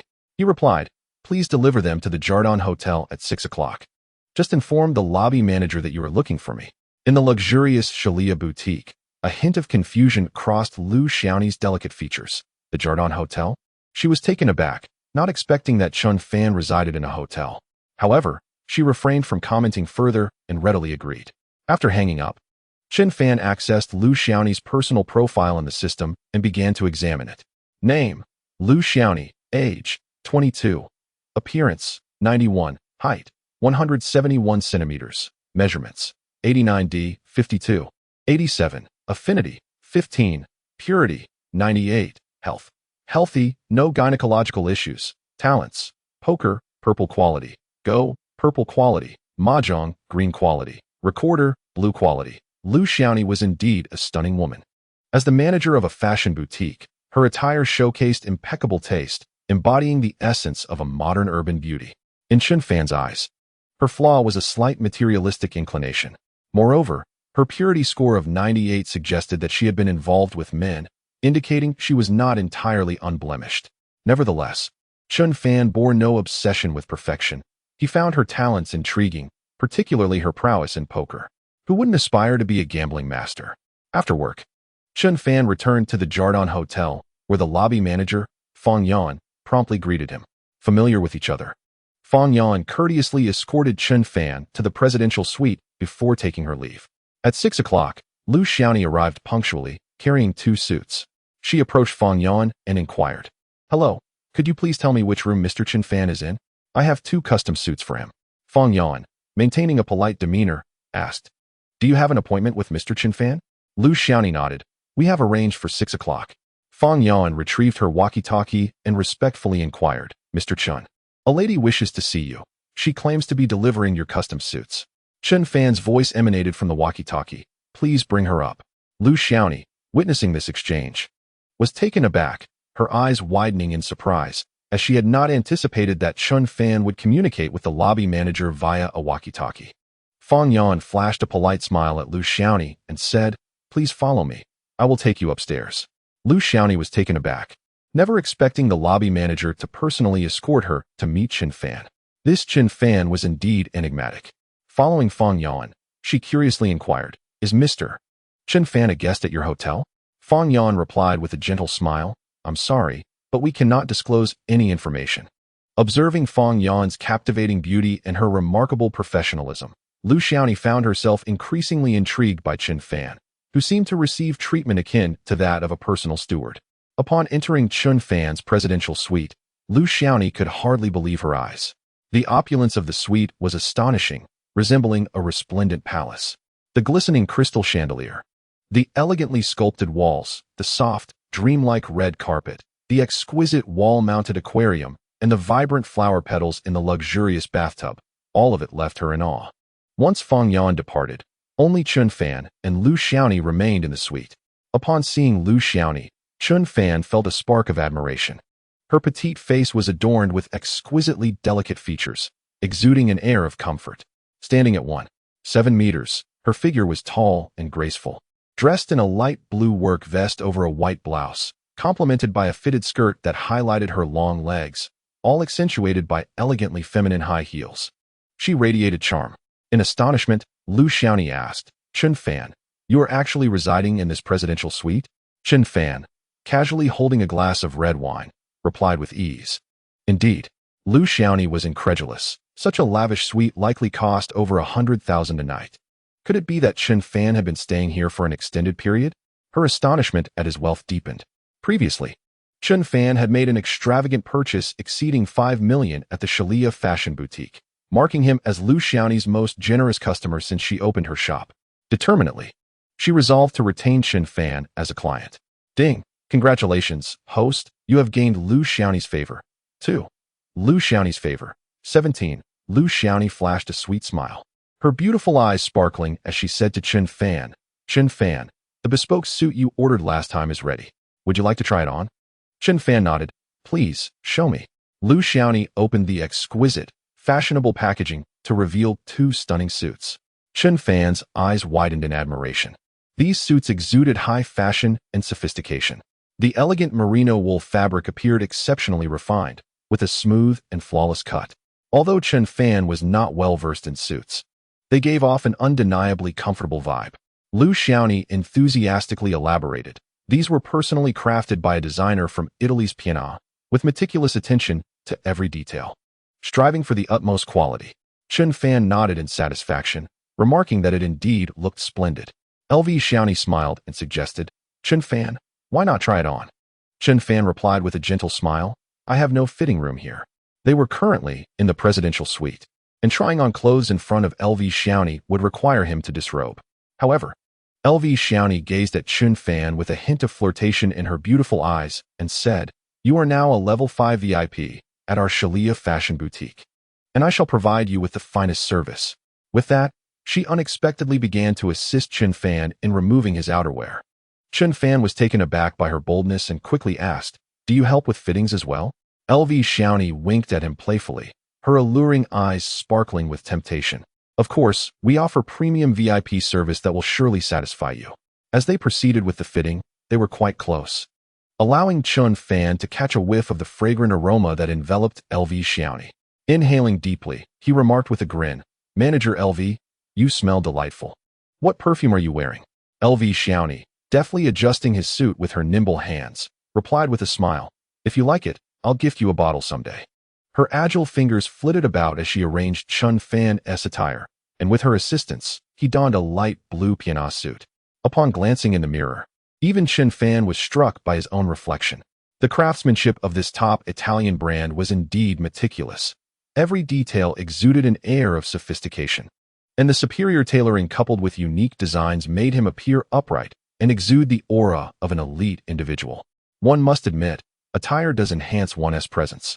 After donning the designer suit, Chun Fan's demeanor was revitalized. Additionally, the charm points added to his allure made him appear vibrant and comfortable. Admiring the image of an elite individual in the mirror, Chun Fan nodded in satisfaction, stating, "It truly looks remarkable." Seeing his approval, LV Xiaomi praised, "You're looking quite dashing." Chun Fan then tried on another suit, and once again, he was enveloped by the delightful fragrance of LV Xiaomi, which he found utterly enjoyable. Both suits pleased him immensely, and he remarked, "Manager LV, your store's fashion brands are indeed exceptional." Chapter 80. The agreement to purchase a house. LV Xiaomi gazed at Chun Fan with sparkling eyes full of anticipation, inquiring, "Will you come back to visit us again?" Recalling his previous conversation, where he had mentioned the possibility of introducing higher-end fashion brands, she added, "I have prepared some even more exquisite trendy brands for you. They are surely more beautiful than the last time." Chun Fan remembered his prior visit with Zhou Yufei to the Shalia store, during which he had indeed made such a statement. With a calm smile, he replied, "If I have the opportunity in a few days, I will certainly revisit your store." Lu Xiaomi smiled enchanting, feeling that the moment was too precious to lose. Her alluring gaze fell upon Chun Fan as she suggested, "You might consider adding some funds to our Guajin Center VIP membership card. Using the card grants you a 10% discount on your expenditures. Would you care to give it a try?" As Chun Fan leaned closer to her, he could distinctly perceive the captivating glimmer in her eyes, which seemed almost liquid, evoking an irresistible allure. Observing the anticipation in Lu Xiaomi's beautiful eyes stirred something within Chun Fan. His own gaze ignited with fervor as he playfully remarked, "Of course, I can add funds. But with someone as enchanting as you, Lu Manager, might you be willing to exchange something in return?" Understanding the implication in Chun Fan's eyes, Lu Xiaomi responded with a playful smile, "If that is your desire, I would be more than willing." Without hesitation, Chun Fan produced his phone and promptly transferred 10 million to the VIP membership card. Ding! Congratulations, host. You have gained Lu Xiaomi's favor. 12. Lu Xiaomi's favor. 30. Seeing Chun Fan effortlessly transfer such a sum, Lu Xiaomi was both astonished and elated. "Come, Chun Fan. I assure you, you will be satisfied," she declared, turning towards the lavish bed, only for Chun Fan to gently grasp her delicate hand. "What is it?" Lu Xiaomi inquired, her beautiful eyes blinking with curiosity. "Let us enjoy some red wine first. I prefer to cultivate a certain ambience," Chun Fan replied, leading Lu Xiaomi to the wine cabinet in the presidential suite. Lu Xiaomi was pleasantly surprised. She had expected Chun Fan to behave like other men, impatiently rushing towards her. Instead, his desire to foster a romantic atmosphere endeared him to her. Ding! Congratulations, host. You have gained Lu Xiaomi's favor. 1. Lu Xiaomi's favor. 31. Congratulations, host. You have received a random reward. 1 point in the golden talent attribute. Chun Fan retrieved a pristine wine glass and asked, "What do you like to drink?" With her arms wrapped around Chun Fan's, Lu Xiaomi replied softly, "Lihua, please." He poured her a glass of Lihua, and they exchanged smiles, gently clinking their glasses before taking a sip. As they savored the wine, the distance between them diminished, and the atmosphere became increasingly relaxed. Lu Xiaomi, her eyes sparkling with mirth, wrapped her arms around Chun Fan and initiated a kiss. An hour later, the storm had finally subsided. Observing the rosy blush on Lu Xiaomi's face, Chun Fan felt a deep sense of satisfaction. Her long hair was slightly tousled, and her fingers traced circles on his chest. Affectionately, he caressed her forehead and said, "Lu Manager, you are truly beautiful. I cannot take my eyes off you." With a playful pout, Lu Xiaoni lightly swatted Chen Fan's arm and said, "Having taken all of me, calling me Lu manager sounds rather harsh. Just call me Xiaoni." Determined not to lose such a powerful client, Lu Xiaoni was eager to draw closer to Chen Fan. Chen Fan did not oppose and smiled gently, saying, "Xiaoni, your name is quite lovely." Upon hearing Chen Fan's compliment, Lu Xiaoni felt a sweetness in her heart and leaned in to give him a kiss, saying, "From now on, I won't call you Boss Chen. I'll just call you Chen Fan." Chen Fan chuckled, "That's fine." Lu Xiaoni glanced at the time. It was already past 9. She climbed out of bed and began to dress, stating, "I must return now." Chen Fan replied nonchalantly, "Why the hurry? Why not stay here for the night?" Lu Xiaoni playfully glared at him, saying, "Aren't you satisfied yet? Perhaps another day. I need to settle accounts with my staff before closing the shop." Once dressed, Lu Xiaoni stood in front of the mirror, tilting her head as she tidied her tousled hair. Her delicate, fair fingers skillfully weaved through her dark locks, meticulously arranging the disheveled strands. Watching her graceful silhouette while she groomed her hair, Chen Fan felt a profound sense of contentment. It must be said that her action of tilting her head and playing with her long, dark hair was imbued with femininity. Suddenly, Chen Fan recalled something and inquired, "By the way, Xiaoni, do you know any friends in real estate?" Lu Xiaoni, intrigued, asked, "Are you looking to buy a house?" Chen Fan nodded. "I intend to purchase a property tomorrow, hence my inquiry. If you don't know anyone, that's all right." For the past few days, Chen Fan had been contemplating buying a house for his parents, as their current rental was quite dilapidated and lacked sunlight, making it uncomfortable to live in. Since acquiring the system, he felt it was not enough to live well himself. He wished to provide his parents with a more comfortable life. Tomorrow was the weekend, and since he didn't have to work, he aimed to find them a spacious and bright home, hoping it might uplift his father's spirits. Lu Xiaoni nodded, saying, "I happen to have a close friend in housing sales. I'll take you along tomorrow." Chen Fan was elated, with Lu Xiaoni accompanying him. Her friend would likely not introduce him to problematic properties. He replied, "Then I shall come to pick you up tomorrow." Lu Xiaoni nodded and departed. Chen Fan took a refreshing shower and then lay down to sleep, utterly exhausted from the 2 intense encounters earlier. The following day was the weekend. Many employees at the Munya studio had to work overtime due to delays in game progress. However, Chen Fan was exempt when he signed his contract with Xiao Munya. He included a clause for no overtime. Thus, he could leisurely enjoy his weekend. He had Fang Yan bring him a sumptuous breakfast, and after finishing, he drove his Rolls-Royce to pick up Lu Xiaoni. Upon seeing Chen Fan's luxurious car, Lu Xiaoni was naturally astonished. Although she suspected Chen Fan's vehicle would be impressive, she never anticipated it would be such a top-tier luxury car. Her curiosity about this enigmatic young man deepened. His capabilities were indeed unfathomable. In Chapter 81, Competition for Sales Champion, Lu Xiaoni was not dressed in her professional OL attire today, but rather in casual wear, looking remarkably beautiful. Her long, lustrous hair was tied into a ponytail, adorned with a delicate pink bow.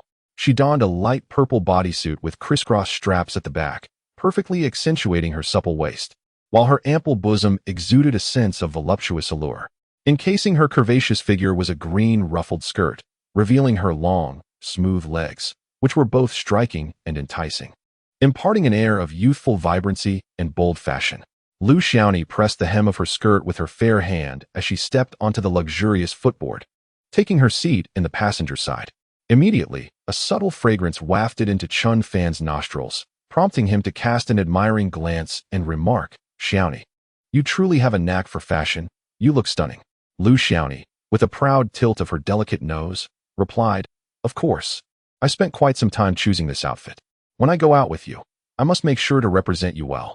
Just yesterday, Chen Fan had loaded 10 million onto his VIP membership card at the Shalia fashion boutique. Although it was merely a preloaded spending amount, it would at least allow Lu Xiaoni to earn a tidy sum of 200,000. This revelation had thrilled her for quite some time, and she felt inclined to reciprocate Chen Fan's generosity. Chen Fan nodded with a gentle smile and inquired, "Shall we head directly to the property for sale? Where does your friend work?" Lu Xiaoni replied, "Hua Xian Real Estate." Chen Fan then drove towards the Hua Xian Real Estate Company. Neither his father, Chen Jianwei, nor his mother, Su Chunling, were aware of Chen Fan's immense wealth.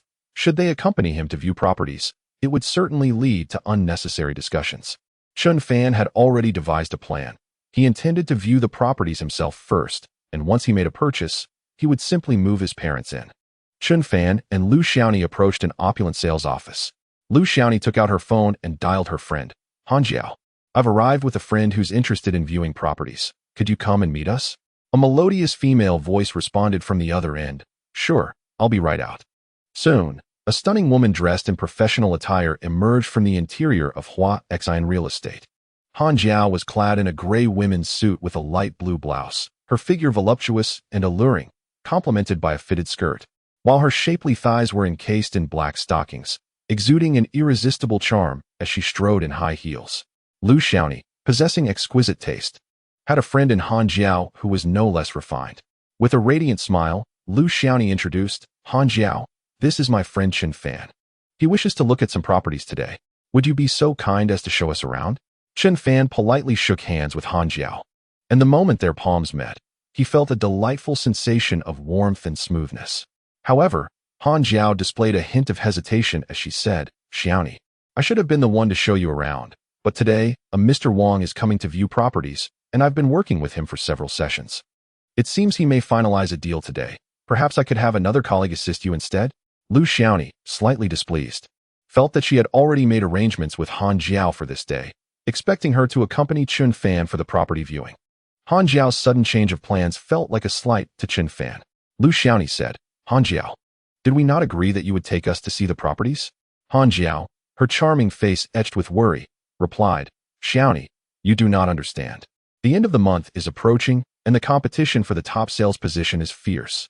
This order is crucial for me. If I secure it, I could potentially become the sales champion for this month. If it falls into the hands of our competitor, Zhang Hui, then she will claim the title. A look of regret was evident on Han Jiao's delicate features. Chun Fan turned his gaze towards the sales leaderboard affixed to the wall of Huaxin Real Estate. Han Jiao occupied the top position, while Zhang Hui was a close second. The margin between the two was negligible, indeed. Whoever sold even a single property could easily seize the title and the accompanying lucrative rewards. Lu Xiaoni glanced at the leaderboard in astonishment, exclaiming, Han Jiao, is your competition with Zhang Hui really that intense? Han Jiao nodded helplessly, stating, that is why this order means so much to me. If I accompany you to view properties, Mr. Wang will have no choice but to turn to Zhang Hui. If he places an order with her, I will lose my chance at the sales championship this month. Typically, new clients require at least 4 or 5 viewings before making a decision. Han Jiao was determined to accompany Mr. Wang, who had already viewed several properties and was close to making a purchase. In contrast, Chun Fan was only viewing properties for the first time and would require a considerable amount of time to engage with him. With a gentle smile, Chun Fan said, Miss Han, I believe it would be best if you joined us in viewing the properties. Who knows, I might also decide to purchase today, and you could still achieve the sales championship. Lu Xiaoni, aware of Chun Fan's profound capabilities, chimed in, exactly. Han Jiao, Chun Fan is a dear friend of mine. If you choose not to accompany us, beware that I may sever our friendship. Han Jiao discreetly observed Chun Fan's attire. He was not clad in a tailored suit, but rather casual wear, and he appeared quite youthful, lacking the demeanor of a wealthy individual. Han Jiao felt a tinge of confusion, despite being Lu Xiaoni's close friend. She had never known when Lu Xiaoni had befriended Chun Fan, and it seemed they shared a strong bond. Not far behind Han Jiao stood a female salesperson, arms crossed, exuding confidence as she regarded the trio with a smile. This woman was Zhang Hui, Han Jiao's rival. Han Jiao's face reflected her inner turmoil, as she found herself at an impasse. She held no confidence in Chun Fan's intentions. To her, he appeared too young, and even if he had genuine interest in purchasing a property, he would likely hesitate, deliberating extensively and weighing his options. Such clients could be quite troublesome for salespeople. In contrast, Mr. Wang was a prosperous individual, and the likelihood of him making a purchase was significantly higher. At that moment, a well-to-do middle-aged man entered, and it was none other than Mr. Wang himself. As soon as Boss Wang entered, he spotted Han Jiao and immediately greeted her with a beaming smile. Miss Han, would you accompany me today to view the 4-bedroom apartment at Haoding Xinyuan that we looked at last time? I am quite interested in that property. Han Jiao glanced at Boss Wang and then at Chun Fan, her delicate face reflecting her anxiety as she found herself in a dilemma. If she chose to accompany Chun Fan, she might lose Boss Wang as a client. However, if Boss Wang decided to make a purchase, it would mean losing out to her rival, Zhang Hui. Conversely, If she went with Boss Wang, it could lead her to victory as the sales champion. But it would likely infuriate Lu Xiaoni, resulting in the loss of a close friend. Before Han Jiao could respond, Zhang Hui approached with a sycophantic smile. Boss Wang, it seems that Han Jiao may not be willing to accompany you today. Allow me to take her place. I provide excellent service. Boss Wang looked at Han Jiao with surprise. Miss Han, weren't you the one who accompanied me on previous viewings? Han Jiao, feeling resigned, made her decision. Reluctantly, she forced a smile and said, Boss Wang, let Zhang Hui accompany you today. I must attend to a friend. Boss Wang glanced at Chen Fan, a hint of disdain flashing in his eyes. Han Jiao, you will regret this. I was prepared to place an order today, yet you choose not to accompany me.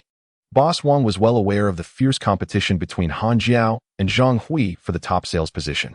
He had deliberately timed this moment at the end of the month, knowing the intensity of their rivalry had reached a boiling point, allowing him to leverage this order as bait to gain an advantage over Han Jiao. Unexpectedly, Han Jiao chose to accompany an ordinary-looking young man instead.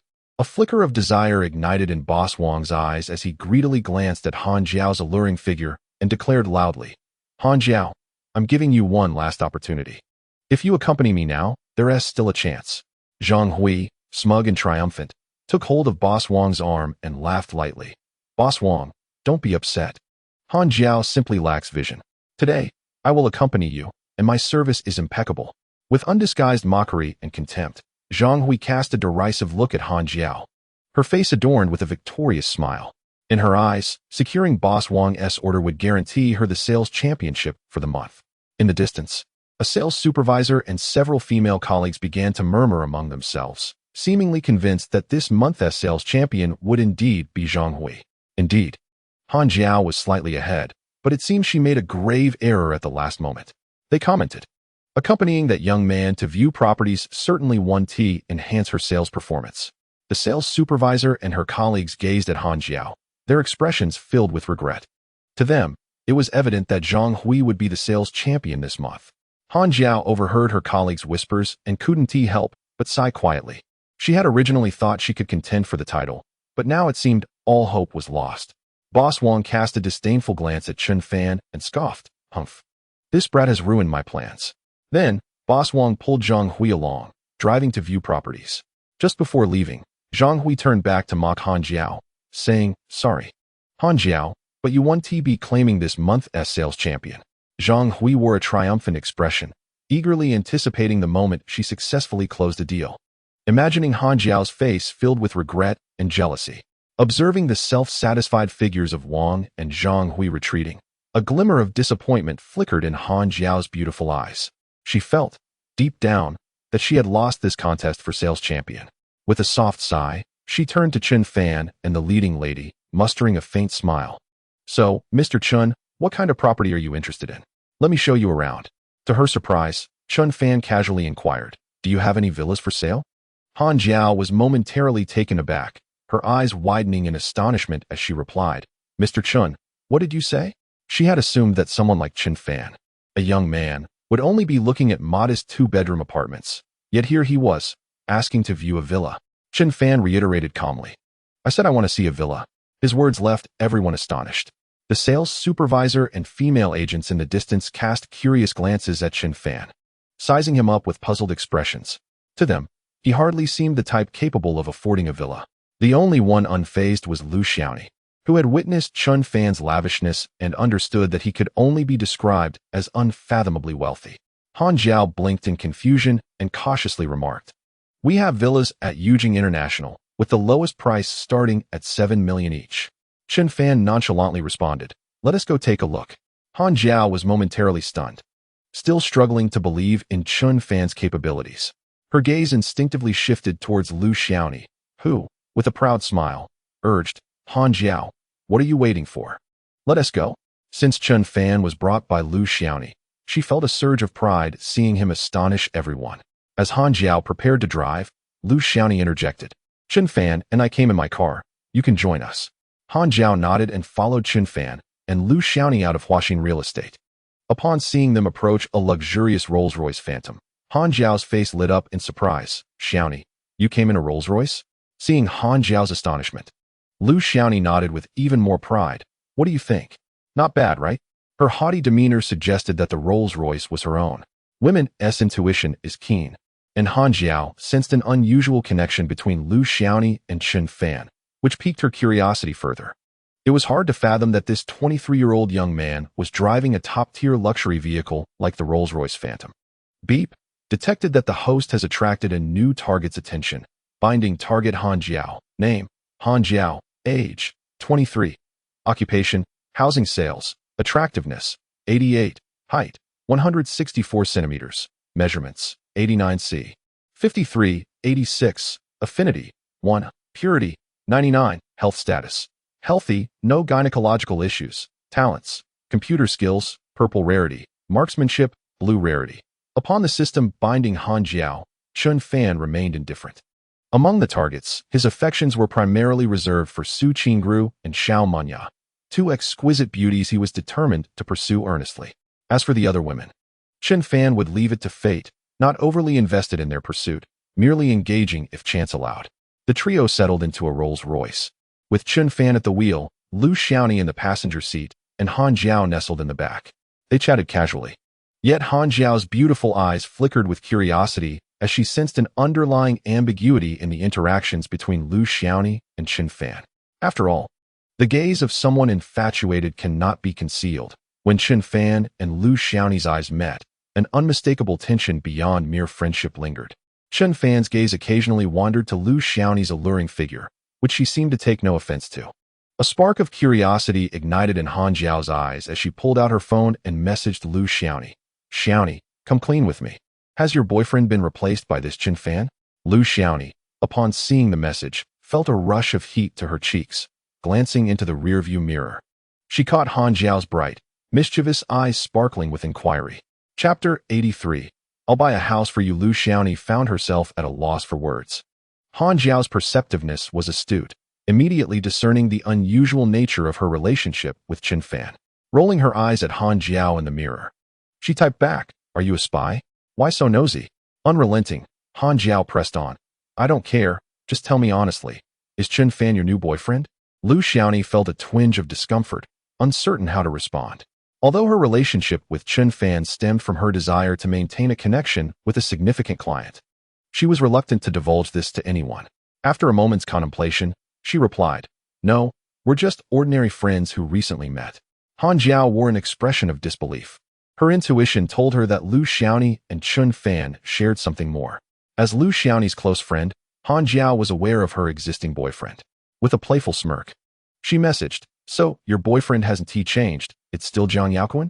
Upon noticing the flickering messages on her phone and catching a glimpse of Han Jiao's ambiguous smile in the rearview mirror, Lu Xiaoni felt her cheeks flush with warmth. Chen Fan, engrossed in driving, remained oblivious to the exchange between Lu Xiaoni and Han Jiao on their devices. Had he known that Lu Xiaoni's boyfriend was none other than Jiang Yaoquan from the Yusai Gaming Company, he might have collapsed in disbelief. Unbeknownst to him, he had unwittingly provided Jiang Yaoquan with a verdant expanse of opportunity, with a hint of crimson adorning her delicate face. Lu Xiaoni replied on her phone, "Of course it's Jiang Yaoquan. Chen Fan is merely a casual acquaintance."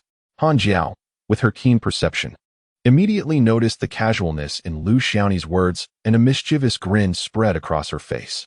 As Chen Fan drove, he turned his head and was unexpectedly met with the sight of Lu Xiaoni's rosy complexion, revealing a touch of shyness that added a charming femininity to her demeanor. Chen Fan was perplexed. Just the night before, during their candid encounter in the presidential suite, Lu Xiaoni had exhibited no such timidity. Curiosity piqued, he inquired, "Xiaoni, why do you look so flushed?" Feeling the heat intensify in her cheeks, Lu Xiaoni shyly replied, "It's nothing. I think it's just a bit warm." In the back seat, Han Jiao couldn't contain her laughter at Lu Xiaoni's awkwardness. "If you're hot, just say so. I'll turn on the air conditioning," she teased.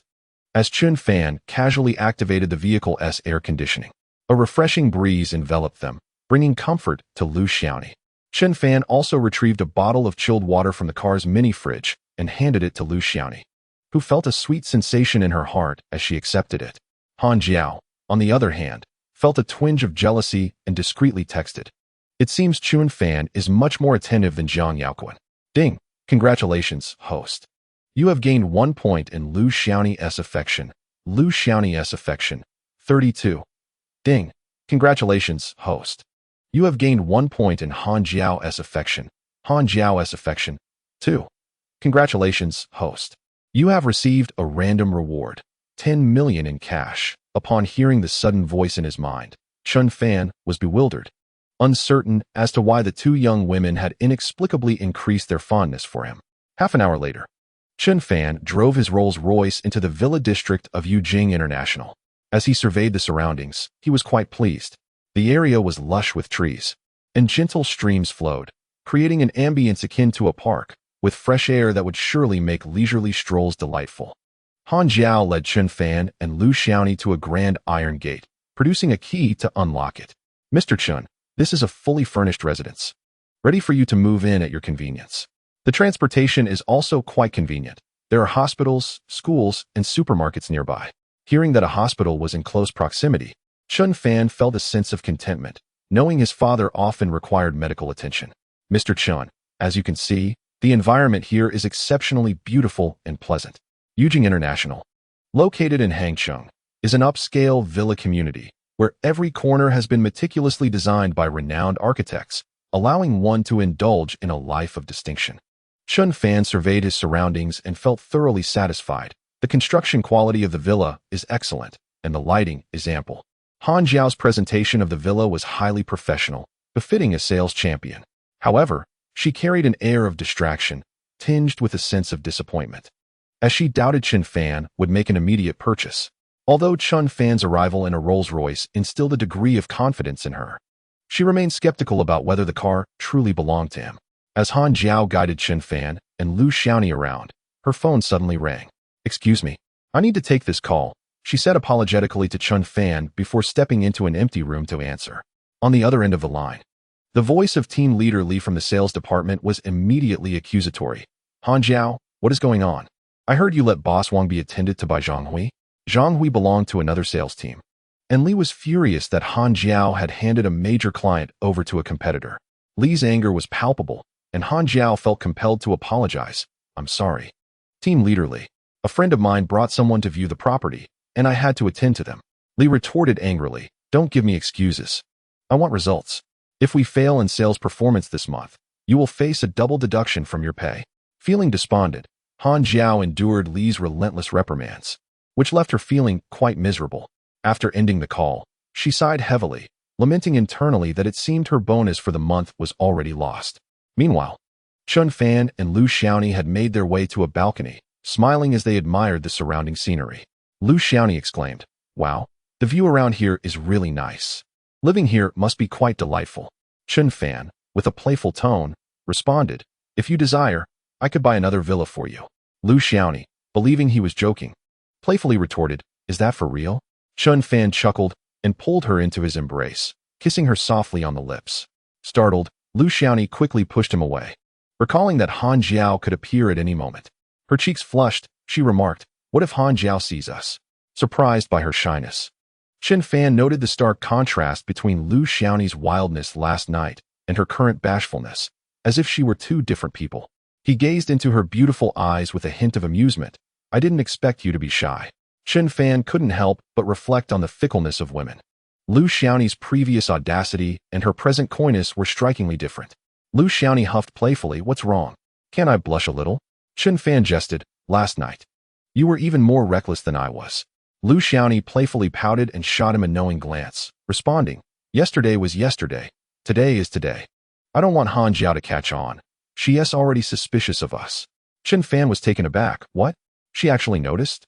Lu Xiaonie retorted, "A woman's intuition is remarkably keen." Just then, Han Jiao approached, her curiosity piqued.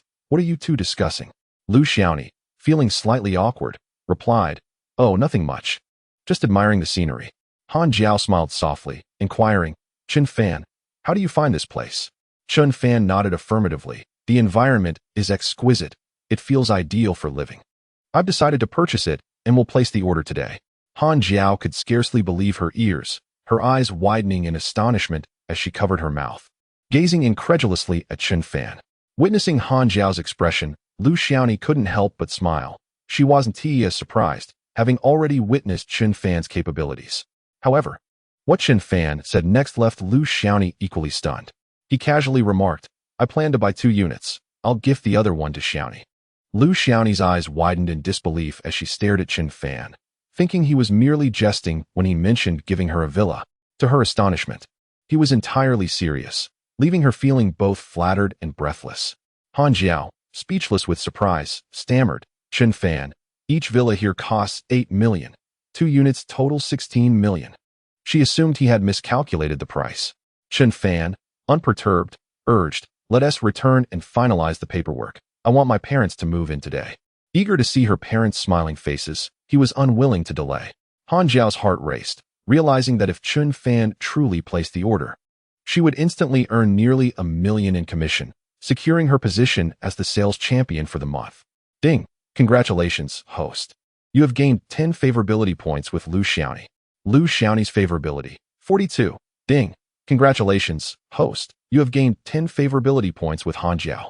Han Jiao's favorability, 12. The simultaneous surge in favorability from both Lu Xiaoni and Han Jiao filled Chen Fan with delight. Upon returning to Huaxin Real Estate with Lu Xiaoni and Han Jiao, they found the sales team, led by Zhang Hui, celebrating with a cake. It turned out that Boss Wang had officially placed an order for a 4-bedroom unit in the Haoding Shenyuan at a transaction price of 3 million. The sales leaderboard on the wall now displayed Zhang Hui's name prominently in first place, surpassing Han Jiao. With a radiant smile, Zhang Hui presented a slice of cake to Han Jiao, her face adorned with a grin that belied the disdainful mockery lurking in her eyes. Han Jiao, come join us in celebration, for Boss Wang has officially signed the order. Zhang Hui's gaze was fixed triumphantly on Han Jiao, her heart swelling with pride at having secured Boss Wang's order. She yearned to witness the envy and jealousy flickering in Han Jiao's expression. Boss Wang, equally self-satisfied, scrutinized Han Jiao, fully aware of the significance of this order to both women. Earlier, while inspecting properties, he had seized the opportunity to impose demands, gaining considerable advantage over Zhang Hui. Unexpectedly, Han Jiao beamed with a smile, her gaze unwaveringly fixed on Zhang Hui as she retorted, what a coincidence, Mr. Chen is also preparing to place an order. Upon hearing Han Jiao's words, the expression on Zhang Hui's face froze. The sales manager, who was in the midst of slicing the cake, was rendered speechless, and the previously raucous atmosphere fell into stunned silence. All eyes turned in astonishment towards Chen Fan and Han Jiao. Zhang Hui skeptically scrutinized Chen Fan from head to toe, disbelief etched across her face. This was Chen Fan's first visit to the property, and he was already poised to make a purchase? It was common for other clients to visit several times, deliberating extensively before committing. Moreover, Chen Fan was considering a villa at Yujing International, a luxurious dwelling priced at nearly 8 million. Zhang Hui questioned, Han Jiao, don't exaggerate. Are you certain Mr. Chen intends to place an order? Boss Wang echoed her skepticism. Indeed, you two are not fooling anyone. How could this young man afford 8 million? He found it hard to believe that a 23-year-old could possibly purchase such an extravagant villa. Witnessing the astonished expressions on Zhang Hui and Boss Wang's faces, Han Jiao felt an overwhelming sense of satisfaction. The frustration she had previously endured evaporated in an instant. With her chin held high, she declared, I will have Mr. Chen sign the purchase agreement right now. Turning to Chen Fan with a smile, she said, Mr. Chen, please follow me. I will take you to sign the purchase agreement. Chen Fan nodded casually, all right. Han Jiao led Chen Fan and Lu Xiaoni to a long counter. Zhang Hui and Boss Wang, faces etched with reluctance, fixated their gazes on Chen Fan and Han Jiao. Boss Wang, who had reveled in the flattery and attention of all the female sales representatives, was the most esteemed figure at Huaxin Real Estate Company. If Chen Fan indeed purchased the 8 million villa, the adulation he had enjoyed would swiftly dissipate. Zhang Hui, determined to maintain her position at the top of the sales rankings, was equally unwilling to be displaced. Arriving at the counter, Han Jiao, with a beaming smile, requested the purchase contract from the sales representative, ready to finalize the transaction. Mr. Chen, may I please see your identification? We need a copy for registration, she said. Certainly. Chen Fan replied, producing his identification and handing it to Han Jiao. Then, Chen Fan turned to Lu Xiaoni and asked, Xiaoni, why are you in a daze? Hurry up and get your ID. Lu Xiaoni, surprised, replied, do I also need to bring my ID? With a teasing smile, Chen Fan looked at her and said, I just mention buying another villa for you? Of course, I need to register it under your name, you little fool. Lu Xiaoni gazed at Chen Fan in astonishment. She had thought he was merely jesting when he mentioned gifting her a villa. To her surprise, he was indeed asking for her ID. Chen Fan, are you really going to give me a villa?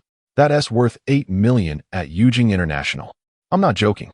Now, hurry and get your ID, Chen Fan replied nonchalantly. Lu Xiaoni felt overwhelmed with happiness, as if she were floating on clouds, her legs feeling somewhat weak. Ding! Congratulations, host. You have gained Lu Xiaoni's affection. 20. Lu Xiaoni's affection. 62. Congratulations, host. Your target's affection has exceeded 50. Chapter 85. Satisfied Lu Xiaoni. Congratulations, host. You have earned an opportunity to choose a talent. Which talent would you like to select? Playing cards, purple quality. Go, purple quality. Mahjong, green quality. Recorder, blue quality. After a moment of contemplation, Chen Fan promptly chose playing cards, purple quality. Ding, congratulations, host. You have acquired the talent. Playing cards. Ding, congratulations, host. You have collected the target talent for the second time, achieving a hidden accomplishment. Double bloom. Congratulations, host. You have received a hidden reward, strength panel unlocked. The host can randomly acquire strength points, which will enhance the strength after being added to the strength panel. Current strength value, 10. The strength value of an ordinary adult male is 10. Each strength point increases the strength by 1/10. Upon hearing the rewarding notifications in his mind, Chen Fan felt elated. Each time the system announced rewards, it was music to his ears. At that moment, Lu Xiaoni, still in a daze, retrieved her ID from her bag and handed it to Han Jiao. Han Jiao felt somewhat dazed as well. She stammered to Chen Fan, Mr. Chen, I would like to confirm once more, you are indeed buying 2 villas. One under your name and the other under Ms. Lu Xiaoni's name? Chen Fan casually affirmed, I confirm. Upon hearing his words, everyone at Huaxin Real Estate was left in stunned silence, as if no one dared to utter a word. After a long pause, Zhang Hui murmured in shock. Did I hear that correctly? This person is buying 2 villas, gifting one to someone else? The sales manager was nearly dumbfounded, exclaiming, this is utterly unbelievable. It takes a tremendous amount of wealth to be so generous. Boss Wang's eyes nearly bulged out. The extent of Chen Fan's extravagance was beyond imagination. Han Jiao could scarcely believe the reality before her. With utmost caution, she retrieved the POS machine and inquired, Sir, please proceed with your card. The down payment for these 2 villas only required. Chen Fan nonchalantly produced an industrial bank card, placing it before Han Jiao, and remarked, what a hassle the down payment is. Let's settle with full payment instead. Han Jiao, her delicate hand trembling slightly, accepted the somewhat worn industrial bank card and inserted it into the POS machine. Boss Wang, observing the tattered card, expressed his disbelief. Is this brat for real? Can such a mundane debit card process a transaction of 16 million? Zhang Hui nodded in confusion, her skepticism evident. Indeed, is Mr. Chen truly this affluent? Before their doubts could dissipate, the POS machine emitted a successful transaction sound, and a receipt was promptly printed. Zhang Hui's countenance turned ashen, her gaze vacant. Just moments ago, she had claimed the top spot on the sales leaderboard, but now Han Jiao had surpassed her by a staggering margin. The astonishment was palpable among all employees of Huaxin Real Estate. The male staff stared in wide-eyed amazement at Chen Fan, this seemingly ordinary young man, who effortlessly gifted a woman an 8 million villa, an act so unfathomable that they could hardly comprehend it. Meanwhile, the female employees cast envious glances at Lu Xiaoni, who appeared to be extraordinarily fortunate to encounter a man willing to bestow such a lavish gift. To them, 8 million was a sum that many would toil a lifetime to accumulate. Yet Chen Fan had presented it to Lu Xiaoni without a hint of hesitation. The hearts of many female employees ached with jealousy, their envy igniting a fervent flame within. One employee mused inwardly, if someone were to offer me an 8 million villa, I wouldn't hesitate. I would gladly devote my life to them. Lu Xiaoni, too, sensed the palpable envy surrounding her. As she surveyed her surroundings, she caught sight of those fiery, jealous gazes directed her way. In that moment, her vanity swelled, and she felt as if she were the very center of the universe. It was as if she were dreaming.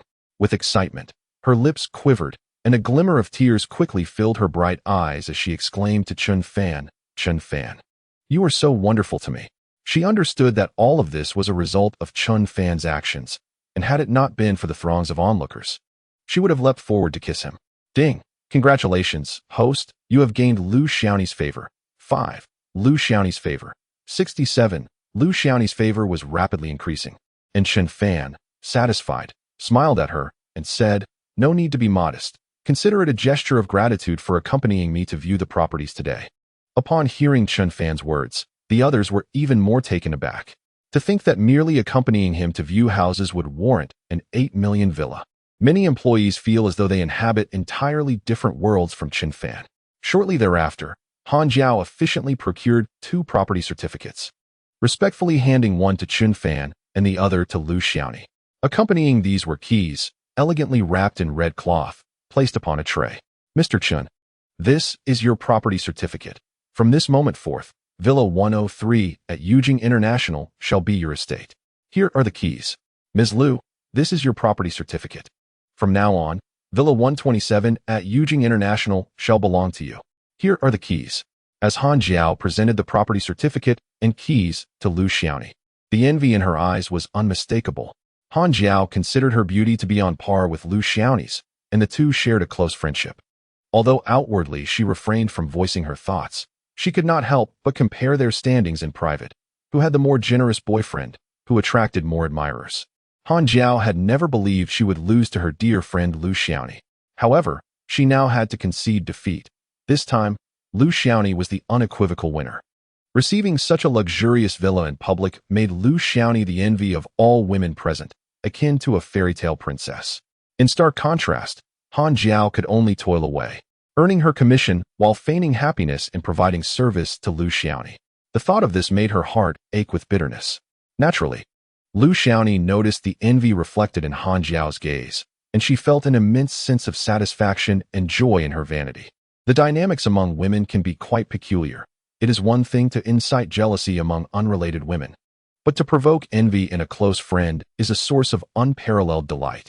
Though Lu Xiaonie felt elated, she maintained a facade of joy and remarked, "Congratulations, Han Jiao. You must have been the sales champion. No one could have surpassed your achievements." Han Jiao forced an awkward smile and nodded, finding solace in the notion of a consolation prize.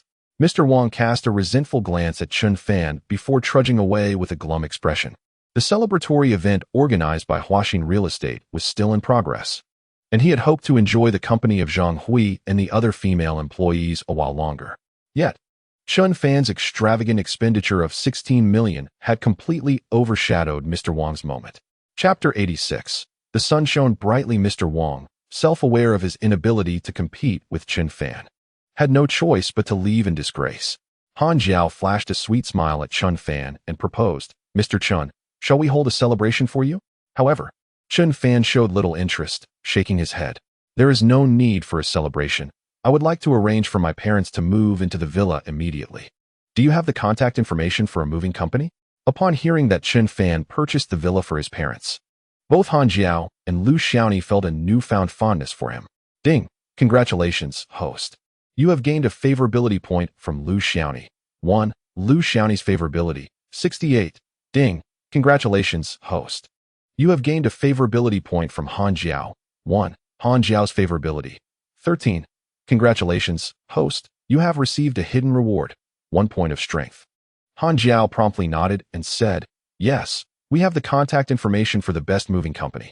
I will reach out to them immediately." She inquired about the address of Chun Fan's hometown and moved aside to make the call. With a radiant smile, Lu Xiaonie rushed over, tightly wrapping her arms around Chun Fan's neck and planting a kiss on his cheek. "Thank you, Chun Fan." Chun Fan felt a flutter in his heart and, leaning closer to her ear, teasingly murmured, "There are many ways to show your gratitude."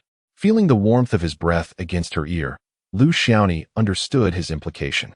Her cheeks flushed a charming shade of crimson, and with a flirtatious glance, she playfully responded, "You are quite naughty." Lu Xiaonie's enchanting eyes sparkled, captivating Chun Fan's heart, making him wish to embrace her right then and there. When Lu Xiaonie glanced back and saw Han Jiao returning from her call, she shot Chun Fan a knowing look and whispered, "Don't let Han Jiao find out."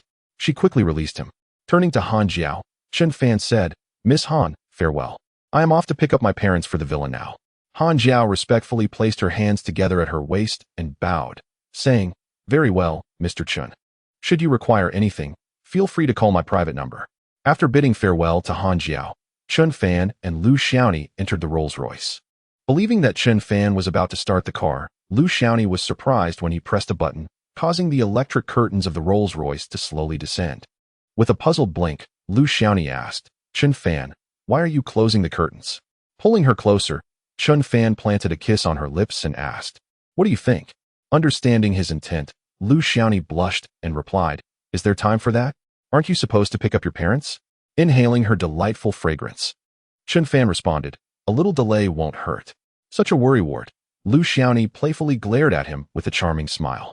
Just as she was about to lean down, a sudden knock on the car window interrupted them, accompanied by Han Jiao's curious voice, "Chun Fan, Xiaoni, can I join you? Why are you closing the curtains in broad daylight?" Both Chun Fan and Lu Xiaoni were taken aback. Han Jiao's timing was indeed unfortunate. Lu Xiaoni's face instantly flushed with embarrassment as she quickly sat up straight, nervously fixing her hair. Chun Fan adjusted his clothes and opened the car door. Han Jiao, beaming with a smile, settled into the back seat and said, "Chun Fan, I'll come along. I'm quite familiar with the moving company. They'll be more careful with me around." Chun Fan awkwardly smiled and nodded, "All right." He started the car and drove towards the neighborhood where his parents were renting. Curiously, Han Jiao inquired, "Xiaoni, why did you close the curtains just now?" Lu Xiaoni blushed slightly and said, "The sun was too strong earlier. I had to protect my skin." Han Jiao, however, revealed a hint of mysterious amusement in her eyes and asked, "Is that true?" Lu Xiaoni shot her a glare and replied, "Of course it's true." At that moment, Chun Fan, speaking on speakerphone, dialed his mother, Su Chunling. Upon receiving her beloved son's call, Su Chunling's voice, brimming with joy, responded, "Xiao Fan, what brings you to call?" Chun Fan replied with a gentle smile, "Mom, please tidy up the house. I've purchased a new home for you and Dad to move into." Su Chunling, taken aback, exclaimed, "What did you say, Xiao Fan? A new house?" Chun Fan reiterated his statement, prompting Su Chunling to express concern, "Son, why spend such money? You could save it for dating. Your father and I are quite comfortable here." Understanding his mother's sentiments, Chun Fan anticipated her response prior to the call. However, hearing her concerned tone still stirred a sense of warmth within him. "Mom," he said, "that house is dark, damp, and cramped. You struggle to navigate Dad's wheelchair, and the air is stagnant, which is detrimental to his health. I've bought you a spacious home. It will be far more enjoyable to live in." Su Chunling hesitated, initially inclined to refuse, but her worry for Chun Jianwei's health made her reconsider. Yet, she voiced her concern, "Xiao Fan, how could you afford a house? You haven't done anything illegal, have you?" Chun Fan, already anticipating this question, replied with a calm smile, "Mom, you know me well. Just start packing. I will be home shortly." Although Su Chunling wanted to say more out of concern, Chun Fan reassured her with a few words, prompting her to begin organizing their belongings. Meanwhile, as Chun Fan spoke with Su Chunling, Han Jiao and Lu Xiaoni were also quite busy, exchanging messages fervently. Han Jiao initially expressed her skepticism in a message, asking, "Xiao and I, come clean. Were you two planning something mischievous earlier that I interrupted?"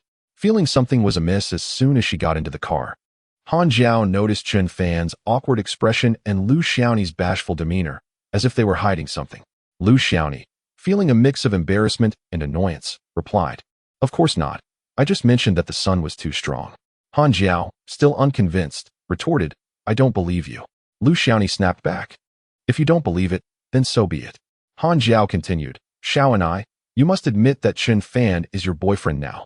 If he isn't, how could he gift you an $8 million villa?" A hint of helplessness crossed Lu Xiaoni's charming face as she responded, "He's really not. Chun Fan and I are merely ordinary friends."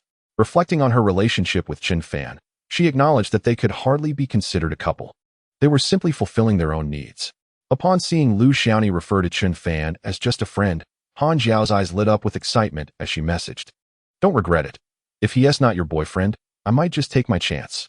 At Huaxin Real Estate Company, Chun Fan unwaveringly gifted Lu Xiaoni a villa, leaving Han Jiao utterly astonished. Han Jiao felt a stirring in her heart. After all, it was a villa worth 8 million. Such temptation was impossible to resist. Thus, despite having bid farewell to Chun Fan, she suddenly changed her mind and decided to follow him. Chapter 87. Why shouldn't I pursue Chen Fan? If Chen Fan truly was not Lu Xiaonie's boyfriend, then Han Jiao would have no psychological burden whatsoever. To her surprise, as soon as Lu Xiaonie caught wind of Han Jiao's intentions, she grew anxious and replied, Han Jiao, you must not pursue Chen Fan. Han Jiao retorted with a scoff. You claim Chen Fan isn't your boyfriend. On what grounds do you forbid me from pursuing him? Lu Xiaonie, flustered, insisted, no matter the reason, you simply cannot. Han Jiao was at a loss for words, astonished that Lu Xiaonie was so adamant about keeping her away from Chen Fan. Chen Fan drove swiftly back to the neighborhood where his parents resided. Chun Jianwei and Su Chunling were packing with a mix of skepticism and hope when they were surprised to see Chen Fan enter with two exceptionally beautiful young women. Upon entering, Chen Fan inquired, Mom, have you finished packing? All right, no need to rush, Su Chunling replied dismissively, her eyes lighting up as she looked at Lu Xiaonie and Han Jiao. Xiao Fan, who are these two? Su Chunling's greatest wish was for Chen Fan to find a good wife. After a disappointing matchmaking attempt with Li Xueli, which ended poorly, she had been disheartened for days. Now, unexpectedly seeing her son accompanied by lovely young women filled her with joy. Lu Xiaonie flashed a sweet smile at Su Chunling and eagerly responded, Annie, my name is Lu Xiaonie, and I am a friend of Chen Fan. I'm here to help you pack. Noticing Su Chunling struggling with a stack of clothes, Lu Xiaonie immediately offered her assistance. Su Chunling, appreciating Lu Xiaonie's diligence and charm, remarked with affection, So it's Xiaonie, you are quite industrious. Han Jiao was about to introduce herself as Chen Fan's friend, but was preempted by Lu Xiaonie, who said, This is Han Jiao, my close friend. She works at Huaxin Real Estate and was just the staff member who sold a property to Chen Fan. Han Jiao had hoped to forge a closer connection with Chen Fan, only to find herself labeled merely as a sales staff, which distanced her from him significantly. Irritated, she shot a secretly resentful glare at Lu Xiaonie, who defiantly glared back, her face brimming with satisfaction. Meanwhile, Chen Fan was assisting Chun Jianwei in his wheelchair as they made their way outside. Chun Jianwei, still somewhat apprehensive, earnestly said, Xiao Fan, I am delighted that you can buy a house, but you haven't engaged in any illegal activities, have you? Chen Fan couldn't help but chuckle. This was always his parents' foremost concern. He replied with a calm smile, Dad, you needn't worry. You know me well enough. Chun Jianwei's previously furrowed brows softened, revealing a rare expression of relief. Xiao Fan, I know you would never do anything wrong. I am truly happy that you now have the means to purchase a home. As he spoke, Chun Jianwei's eyes grew misty with emotion. He was genuinely overjoyed. Since the accident, moments of happiness had been rare for him. Upon witnessing the look of contentment on Chun Jianwei's face, Chen Fan felt a wave of relief wash over him. In recent years, Chen Fan had not experienced much joy. The father he once regarded as invincible had transformed into a melancholic figure, confined to a wheelchair, which weighed heavily on his heart like a stone. This realization further solidified Chen Fan's resolve to find a way to heal his father's legs. Before long, the moving company arrived. Although they had called for professional movers, there were not many large items to transport, as the luxurious villa was already exquisitely furnished, requiring only a few personal belongings. Most of these were the medication containers necessary for Chun Jianwei's treatment. Soon, everything was loaded onto the moving truck. Chen Fan drove with his parents and Lu Xiaonie, along with Han Jiao, towards the villa district of Yujing International. In no time, Chen Fan's Rolls-Royce Phantom was parked alongside the moving truck in front of the grand European-style iron gates of Villa number 103. Upon seeing the spacious and impressive villa, both Chen Jianwei and Su Chunling widened their eyes in astonishment. Su Chunling questioned, Xiao Fan, have you made a mistake? Why are we parked outside someone else's villa? Chun Jianwei hastily added, Yes, Xiao Fan, move the car. It's impolite to block their entrance. Lu Xiaonie affectionately wrapped her arm around Su Chunling's and giggled, Annie, this isn't just anyone's villa. This exquisite residence is a gift from Chun Fan to you both. You will be living here from now on. At Lu Xiaonie's words, both Chen Jianwei and Su Chunling were taken aback. Prior to their arrival, they had presumed that Chen Fan had merely purchased a modest apartment. They never imagined it would be such a luxurious villa. This European-style three-story mansion was clearly a carefully crafted work of art, featuring snow-white walls, deep blue glazed tiles, and elegant columns at the entrance. Surrounding the villa were meticulously manicured lawns that not only showcased a beautiful environment, but also exuded an air of sophistication. In disbelief, Chen Jianwei asked, Xiao Fan, is this villa truly yours? Chen Fan smiled gently and nodded. Indeed, it is.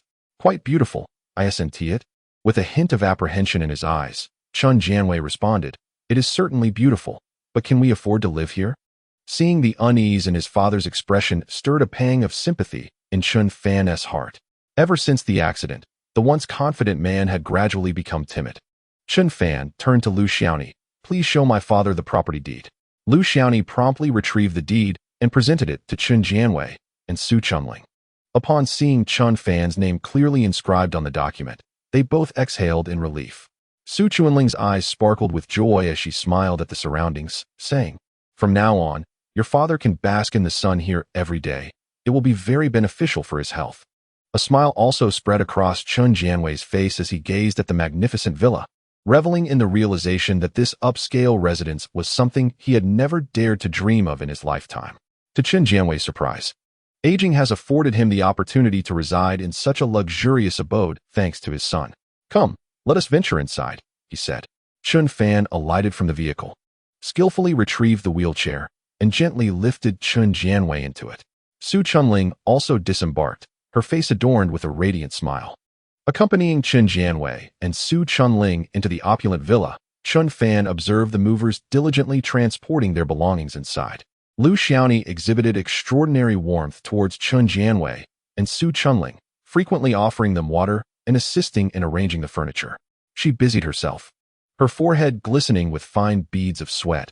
Her light purple fitted attire soon dampened, presenting an alluring sight that caused Chen Fan to steal several glances. After considerable effort, everything was finally in place. Chen Jianwei and Su Chunling gazed upon the spacious and luminous villa, their faces brightened with joy and contentment. Chen Fan felt a deep sense of reassurance regarding his parents' residence in this secure neighborhood, conveniently located near a hospital, alleviating any concerns. Chapter 88. A busy few days once his parents were settled, Han Jiao departed alongside the moving truck. Chen Fan then accompanied Lu Xiaoni to another villa. This was Villa 127, a gift from Chen Fan to Lu Xiaoni. Upon entering the luxurious dwelling, Lu Xiaoni's heart soared. This was indeed her own villa. This is magnificent. I have always dreamed of owning such a place, she exclaimed, sprinting joyfully within the villa, her excitement palpable. Ding! Congratulations, host. You have gained Lu Xiaoni's affection. 1. Lu Xiaoni's affection level, 69. Meanwhile, Chen Fan, with a gentle smile, settled onto the sofa, taking a sip from a bottle of water, feeling a hint of fatigue from the earlier flurry of activity. Suddenly, Lu Xiaoni, with a playful glimmer in her eyes, leaned close to him, her gaze fixed intently upon his, a charming smile gracing her lips. Chen Fan, our moment was interrupted by Han Jiao earlier. Now that it's just the two of us, shall we engage in a celebratory activity? As Chen Fan beheld Lu Xiaoni's enchanting eyes and caught a whiff of her captivating fragrance, his heart raced, the weariness dissipating instantaneously. You've just perspired so much. Wouldn't it be wise to shower first before celebrating? With a playful pout, Lu Xiaoni whispered sweetly in his ear, let us shower together. I have yet to explore the bathroom in this villa. Hand in hand, they entered the lavish bathroom. Lu Xiaoni quickly discarded her fragrant, damp attire, and the sound of flowing water soon filled the air. She nestled against Chen Fan like a delicate kitten. After the moving and the celebration, Lu Xiaoni found herself utterly exhausted, her arms too weary to lift. At that moment, however, a satisfied smile graced her lips. Engaging in such activities within her own villa felt distinctly different. Chen Fan spent a delightful weekend at Lu Xiaoni's villa, indulging in several celebratory events together. The venues for their celebrations varied constantly, ranging from the kitchen to the study, the bedroom, and even the balcony, where their figures could be seen. More celebrations? Chen Fan, spare me, Lu Xiaoni eventually pleaded. When it was time for Chen Fan to leave, Lu Xiaoni gently grasped his hand. Chen Fan, wait. Curiosity piqued. Chen Fan turned back with a smile. What is it? You wouldn't want more, would you? Lu Xiaoni playfully glared at him. No, I just need to rest properly for a few days. Subsequently, she handed him a key to the villa. Here is a key to the villa. Come over when you miss me. All right. Chen Fan pulled Lu Xiaoni closer and planted another kiss on her lips. He felt elated, knowing that during moments of boredom and emptiness, he could visit Lu Xiaoni for delightful evenings together. The following morning, as per his usual routine. Chen Fan arrived at the Yusai Game Company for work. Despite possessing a wealth-generating system, he had no need to work for money any longer. In his impoverished days, he dreamed incessantly of wealth. Yet now, after amassing a considerable fortune, money had transformed into a mere string of meaningless digits. Fortunately, Chen Fan harbored an obsession with painting. When he painted, he felt akin to a creator deity, birthing vibrant worlds from his hands. This sensation brought him immense joy, so he had no intention of resigning from his position. After collaborating with Xiao Manyan for some time, Chen Fan grew fond of the White Myth game they were developing. It was an epic tale set in a grand and expansive universe. With his own hands, Chen Fan could bring this rich and captivating game world to life. With a level 10 painting talent, each piece he created astonished him, surpassing the skills of all artists worldwide. Consequently, he held unwavering confidence in the White Myth game. Xiao Manyan was already a renowned game producer with top-tier production skills. The collaboration between a gold medal game producer and Chen Fan, a premier art director, was akin to adding wings to a tiger. Chen Fan harbored a faint intuition that the White Myth game might become a global sensation upon its release. If it truly sparked a worldwide frenzy, he would experience a profound sense of accomplishment. This feeling invigorated him, filling him with passion for his work, and he eagerly anticipated witnessing the global success of the White Myth. Chen Fan aspired to one day tell his grandchildren with pride, "I once crafted a game that captivated the world," rather than merely saying, "I once lived a life of endless wealth," which seemed somewhat mundane and superficial to him. Thus, as Chen Fan entered the office, he became immersed in his artistic endeavors. An hour elapsed, and he had completed 3 original paintings, a feat that filled him with both surprise and satisfaction. Feeling a slight ache in his shoulders, he stood to stretch, grasped his coffee cup, and prepared to refill it in the break room. Meanwhile, in Zhang Yaoquan's office, he was engaged in a phone conversation. With an unusual expression of pleading, Zhang Yaoquan said, "Xiaoni, it has been so many days since we last met. Let us dine together tonight." The melodious voice on the other end responded with a hint of coldness. "I have been quite busy these past few days, perhaps another time." Zhang Yaoquan, puzzled, inquired, "What is the matter? You seem disinclined to speak with me lately." The voice replied, "I truly am very busy.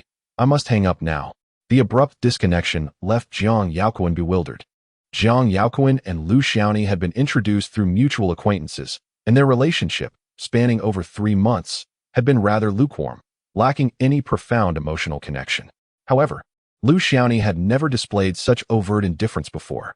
In a fit of anger, Zhang Yaoquan muttered, "Humph, what a conceited wretch. I am a distinguished game producer, while you merely run a shop. What gives you the audacity to act so haughty before me?"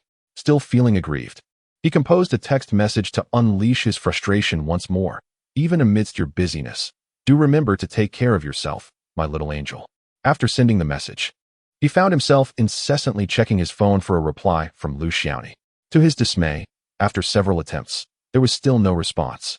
Feeling disheartened, he picked up his coffee cup and made his way to the break room. Upon entering the break room, he spotted Chen Fan pouring coffee. Zhang Yaoquan's eyes brightened, his spirits lifting as a smirk crept onto his lips. "Ah, who do we have here? Is this not Director Chen, who, following the GA game exhibition, is to be honored with the task of cleaning the ladies' restroom?" Chapter 89. Why tell you in the break room? A few colleagues were engaged in conversation. Upon hearing Zhang Yaoquan's remark, Li from the HR department inquired in astonishment, "Director Zhang, what do you mean? Director Chen is to clean the ladies' restroom?" The wager between Zhang Yaoquan and Chen Fan had taken place during an executive meeting, thus many employees were unaware of it. Eager to witness Chen Fan's embarrassment and to ensure that everyone was informed, Zhang Yaoquan boisterously proclaimed, "You see, during the executive meeting, I, Zhang Yaoquan, wagered with Chen Fan regarding the rankings of my Kanglan continent and his Black Myth at the GA game exhibition. The loser shall clean the women's restroom for 3 months." Several colleagues displayed expressions of astonishment. Curiously, Li turned to Chen Fan and asked, "Director Chen, is this true? Did you really wager with Director Jiang?" Chen Fan nodded indifferently, responding nonchalantly, "Director Jiang, if you wish for everyone to know about such an embarrassing matter, I have no objection. For the one who will undoubtedly lose is you." Upon hearing Chen Fan's affirmation, his colleagues were taken aback. Many were aware that the development of the game White Myth had been delayed by 6 months. The prospect of participating in the GA Game Expo in 3 months was already astonishing, yet there was a desire to surpass Jiang Yaoquan's Kanglan Continent in rankings. It is worth noting that Kanglan Continent is currently the most anticipated new game within the company. Rumor has it that the board has staked all hopes for next year's financial report on Kanglan Continent. Chun Fan, with a relaxed demeanor, cast a casual glance at Jiang Yaoquan, yet he felt an inexplicable sensation, as if a faint green glow were hovering above Jiang Yaoquan's head. It must be said that sometimes a person's fortune can indeed be discerned from their exterior. Chun Fan was unaware that Jiang Yaoquan and Lu Xiaoni were in a romantic relationship. Of course, he had no interest in whether Lu Xiaoni had a boyfriend. For when he first encountered her, her purity was not at a full 100. This implied that Lu Xiaoni was not inexperienced. In Chun Fan's eyes, he and Lu Xiaoni were merely participants in a mutually agreeable romantic encounter. Had Chun Fan known that his fleeting liaison unwittingly placed a green hat upon Jiang Yaoquan, he would surely have been astonished. At that moment, Jiang Yaoquan wore a smug expression, disdainfully addressing Chun Fan. Chun Fan, your words hold no weight. In a mere 3 months, your white myth game cannot possibly ensure quality. The women's restroom will be your domain. Behind Jiang Yaoquan, an underling named Wang Xiaodan chimed in. Indeed, I'll live-stream the event internally, showcasing Chun Fan cleaning the restroom.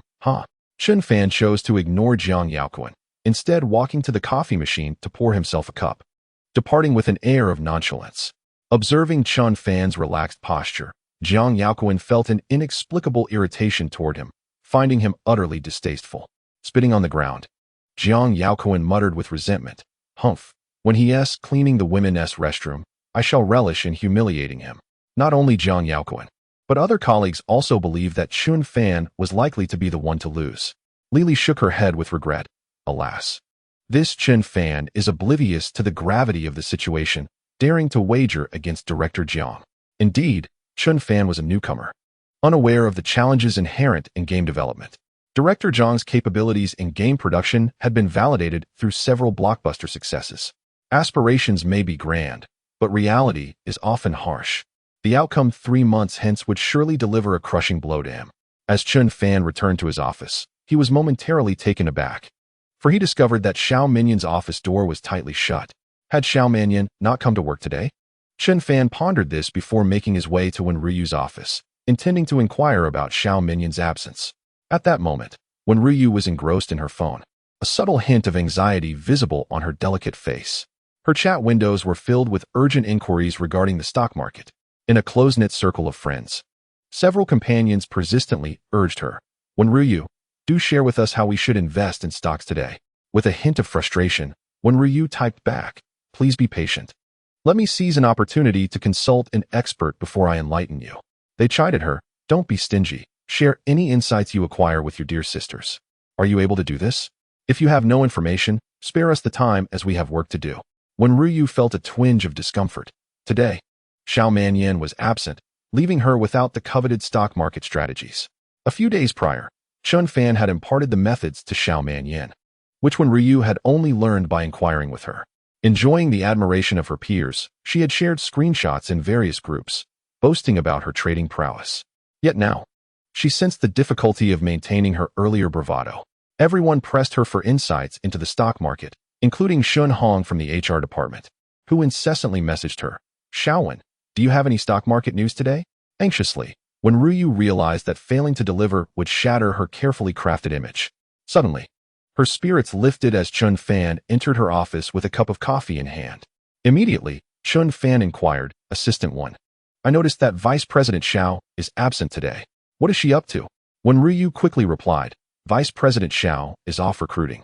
She mentioned the need for more modelers and musicians to expedite the game development process." Chun Fan expressed surprise. "Is she still hiring?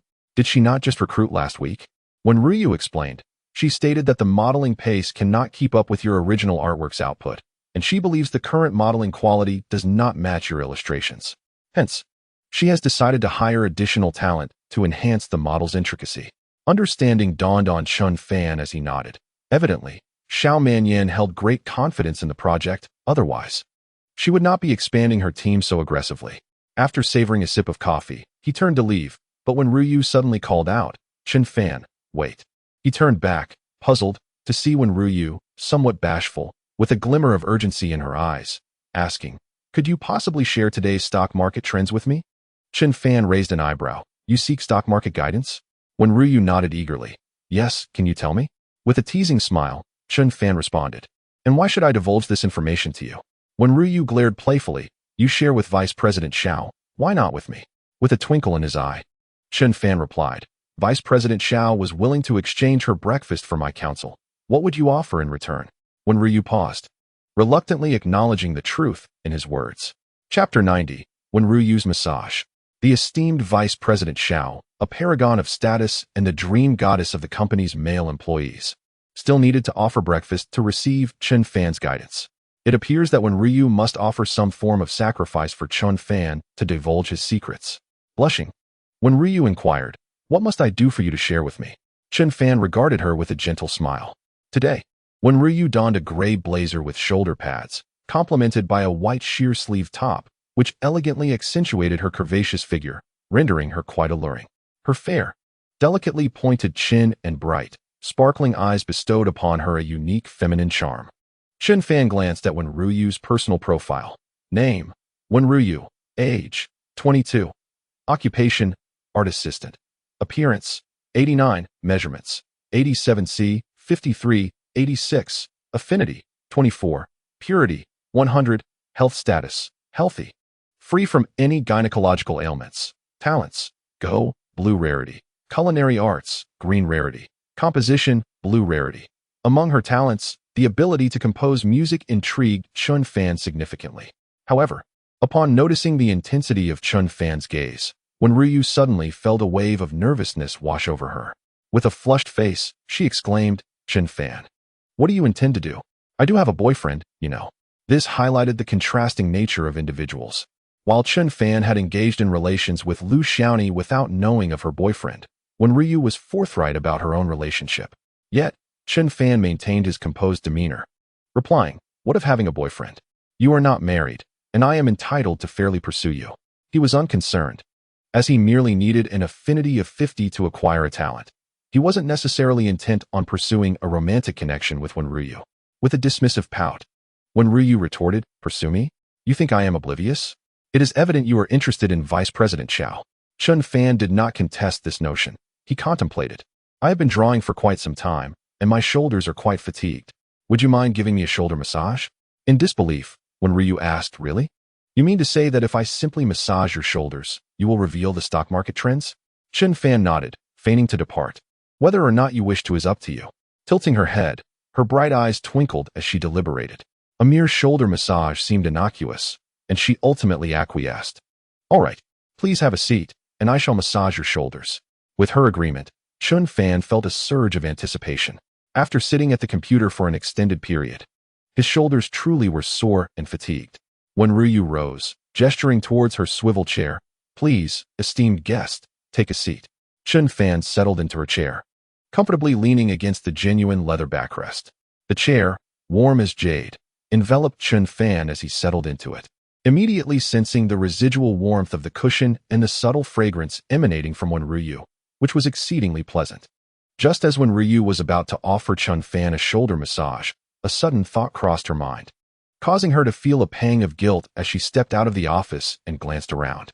Ensuring no one was in sight, she turned back to close the office door and approached Chen Fan. "What else with the door?" Chen Fan inquired. Wen Ruyu shot him an exasperated glare. "What do you think? I'm here to massage your shoulders. I can't have our colleagues witnessing it." Chen Fan retorted. "Closing the door only invites more misunderstandings. People might think we're up to something inappropriate in here." Wen Ruyu playfully chided, "Just make sure no one sees you when you leave. You silly."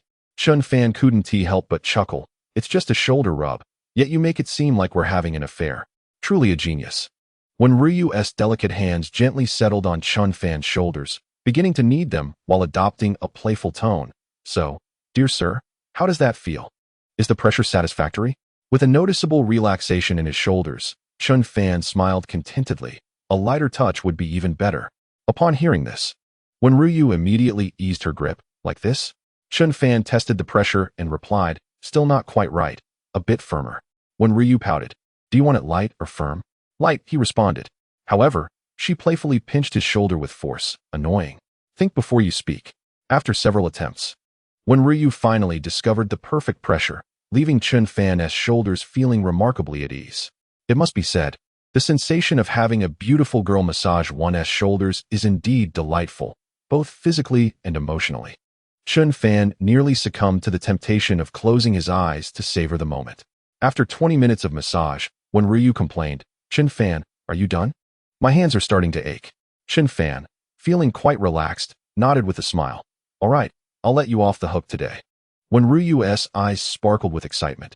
"So, can you share today's stock trading tips with me?" Chun Fan nodded, retrieved his phone, opened the stock trading app, and observed for a moment before stating, "Buy Shangyun Medical at 10:20 a.m. and sell it before 2:30 p.m. Curiously, when Ryu searched for Shangyun Medical on her phone, puzzled, "This stock seems to be at a high point. Are you really suggesting I buy it?" She was astonished. The stock had been rising for quite some time, reaching new heights. Buying now was a classic case of chasing after a peak. Chun Fan replied nonchalantly, "I've shared my advice. Whether you buy it is entirely up to you." His confidence in stock trading, having elevated his aptitude to a 7th tier, was unwavering. As Chun Fan rose from Ryu's seat to stretch his limbs, he sighed contentedly. "Ah, a shoulder rub feels so wonderful." He then proceeded toward the door. When Ryu, a hint of concern in her voice, cautioned, "Be careful, and don't let anyone see you when you leave," Chun Fan, rendered speechless, remarked, "Who closed the door? Isn't this akin to the saying, 'There's no silver here'?" When Ryu, indignant, retorted, "Isn't it you're doing for insisting that someone massage your shoulders?" Chun Fan perked up his ears, pressing against the door to listen. Upon discerning the stillness of the corridor outside, he cautiously opened the door and stepped out. Observing Chun Fan's furtive demeanor, when Ryu could not help but stifle a laugh. As soon as Chun Fan departed, when Ryu swiftly sent a message in their group of friends, "A sage has advised that we purchase Shangyun Medical at 10:20 a.m. and sell it before 2:30 p.m. The group erupted in excitement. "Is this for real? Has the sage provided guidance again? How remarkable that you know such a person." When Ryu, you remained silent earlier, and I thought you were playing dead. I didn't realize you were so impressive. Chapter 91. Su Qingrou's new task. Seeing the envious and astonished responses flooding the group chat, a satisfied smile graced when Ryu's lips, her vanity delightfully fulfilled. She felt that massaging Chun Fan's shoulders was indeed worthwhile, and continued to boast in the chat, "You all must treat me to delicious food once you profit. You have no idea how hard-won this information is. I served that sage for over 20 minutes. My hands were sore, and only then did he divulge the secret."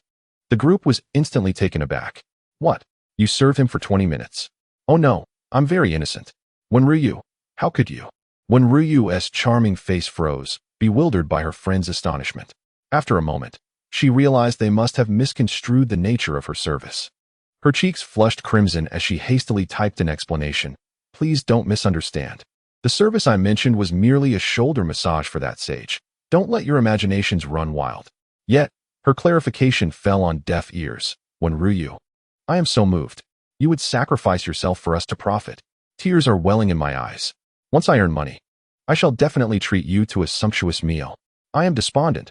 Why has it come to this? If I do not earn at least 10,000 today, my sorrow shall remain unassuaged. However, on another note, is there truly no risk in buying Shangyun Medical? It has been rising for over 10 days now. The risk seems considerable. When Ryu, already exasperated, replied, "Regardless, I have informed you all. Whether you buy or not is up to you." Chun Fan had proven his insight multiple times, so when Ryu harbored no doubts, she promptly purchased 50,000 worth of Shangyun Medical and shared the screenshot in the group chat. Upon witnessing when Ryu make the first move, her friends quickly followed suit with their own purchases. Chun Fan's stock trading prowess, enhanced by the system, once again manifested its might. Shortly after when Ryu placed her order, Shangyun Medical began to soar. By 2:30 p.m., she and her friends decisively sold all their holdings. Mere minutes later, the stock plummeted dramatically. Their almost supernatural operation yielded them a substantial profit that day. The atmosphere in when Ryu's circle of friends was exceedingly lively, akin to the joyous celebrations of the new year. When Ryu, you are simply extraordinary. Come on, sisters, let's give her a kiss. When Ryu, you are the goddess of fortune among us. How marvelous. In the morning, I nearly couldn't believe it, but fortunately, I joined the line. Alas, I confess. I dared to doubt Wenru, and now I regret it. I should have bought more. Observing the animated chat in the friends group, Wenru wore an expression of sheer excitement and happiness. This was the moment her vanity found its utmost satisfaction, an exhilarating experience. Wenru, your mentor is astonishing. Is it possible for someone to execute such maneuvers? Could he be a financial oracle? Ding. Congratulations, host, you have gained Wenru's favor. 2. Wenru's favor. 26. Congratulations. Host, you have received a random reward of 2 golden talent points. The notification of an increase in Wenru's favor echoed in Chen Fan's mind, bringing him a surge of joy. After work in the afternoon, Chen Fan felt a sense of ennui. He initially planned to invite Xiao Manyan for a date that evening.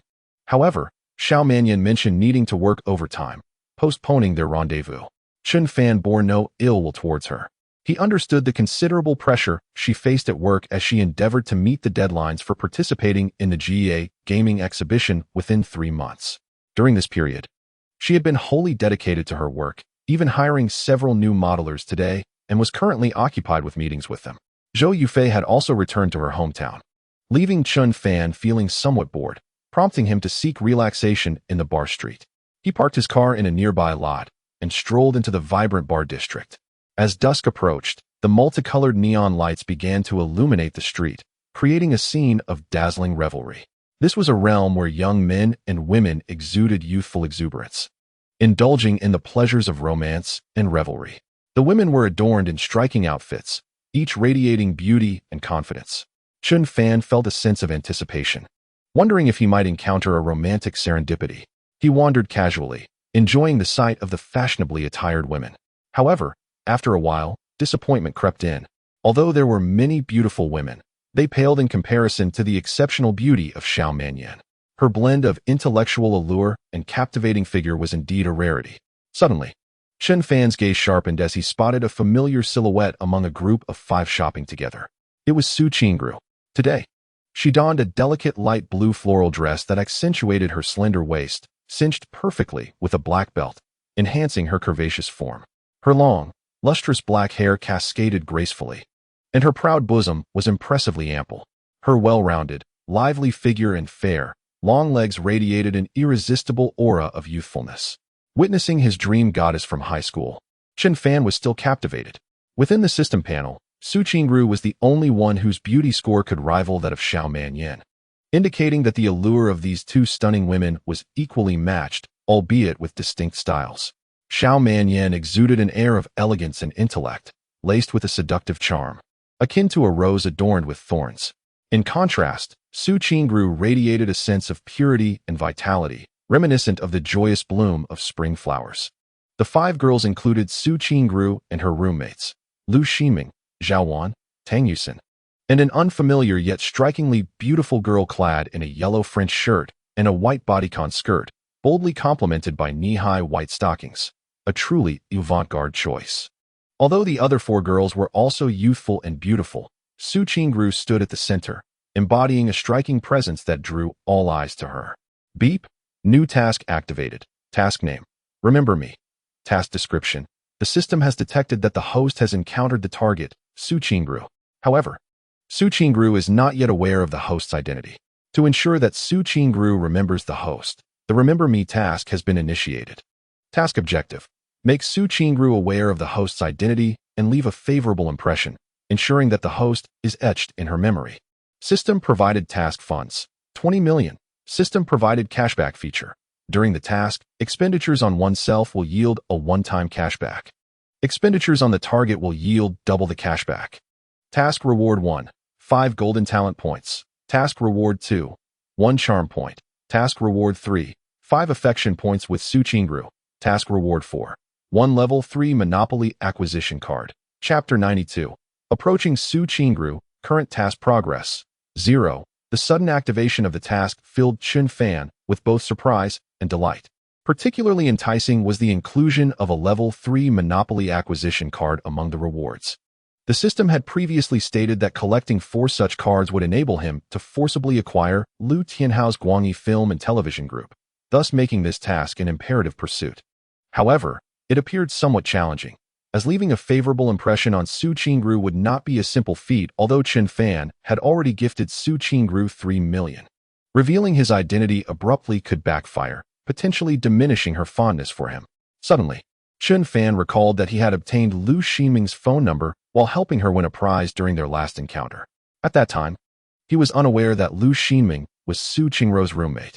Chen Fan surmised that he could approach Su Qingru through Lu Ximing. So he took out his phone and dialed her number.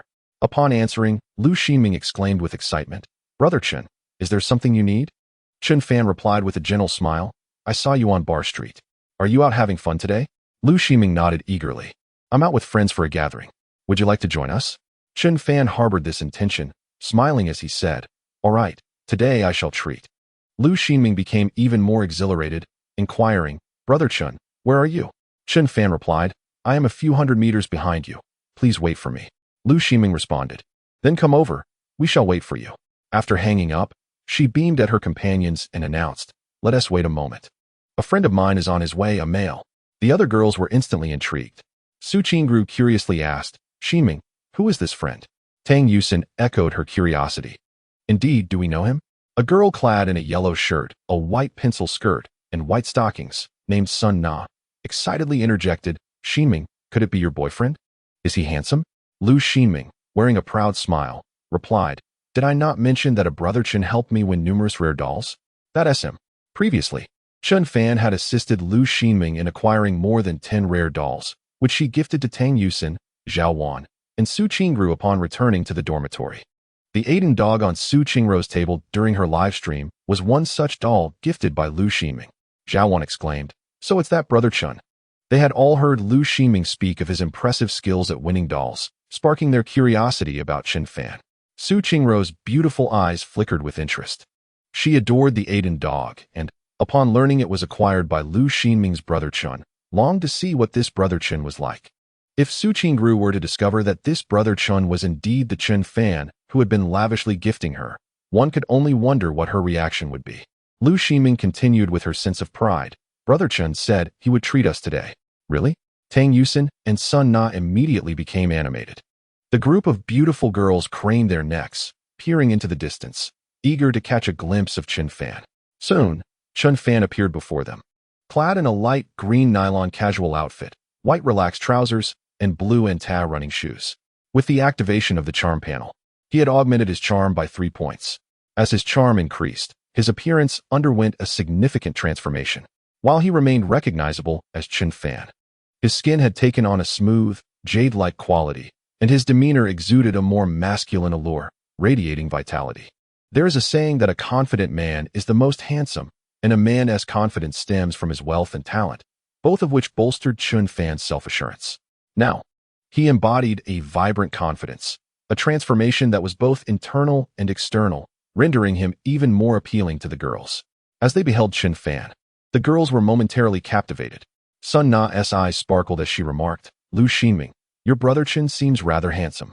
Lu Ximing, though somewhat puzzled, felt that Chen Fan appeared even more attractive than the last time they met. Lu Ximing was unaware that during her last encounter with Chen Fan, the charm panel had not been activated, rendering him rather ordinary in appearance. However, the situation had changed with the system's enhancement. Chen Fan's attractiveness was steadily on the rise. Zhao Wan nodded in agreement, remarking, "Indeed, I didn't expect this brother Chen to exude such vitality."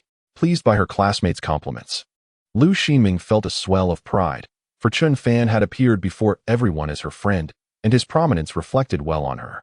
Su Qingru regarded Chen Fan with a puzzled expression, her brows furrowing slightly as she found him somewhat familiar, yet she could not place where she had seen him before.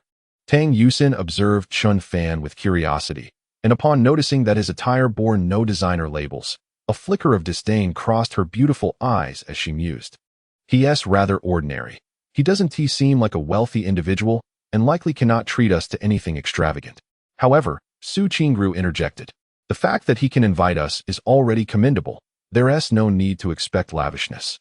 With a scoff, Tang Yusin cast a scornful glance at Su Qingru, retorting, "Humph, pretending to be innocent. Were you not elated when that oil drilling tycoon gifted you 3 million? Taken aback, Su Qingru's eyes momentarily flashed with anger.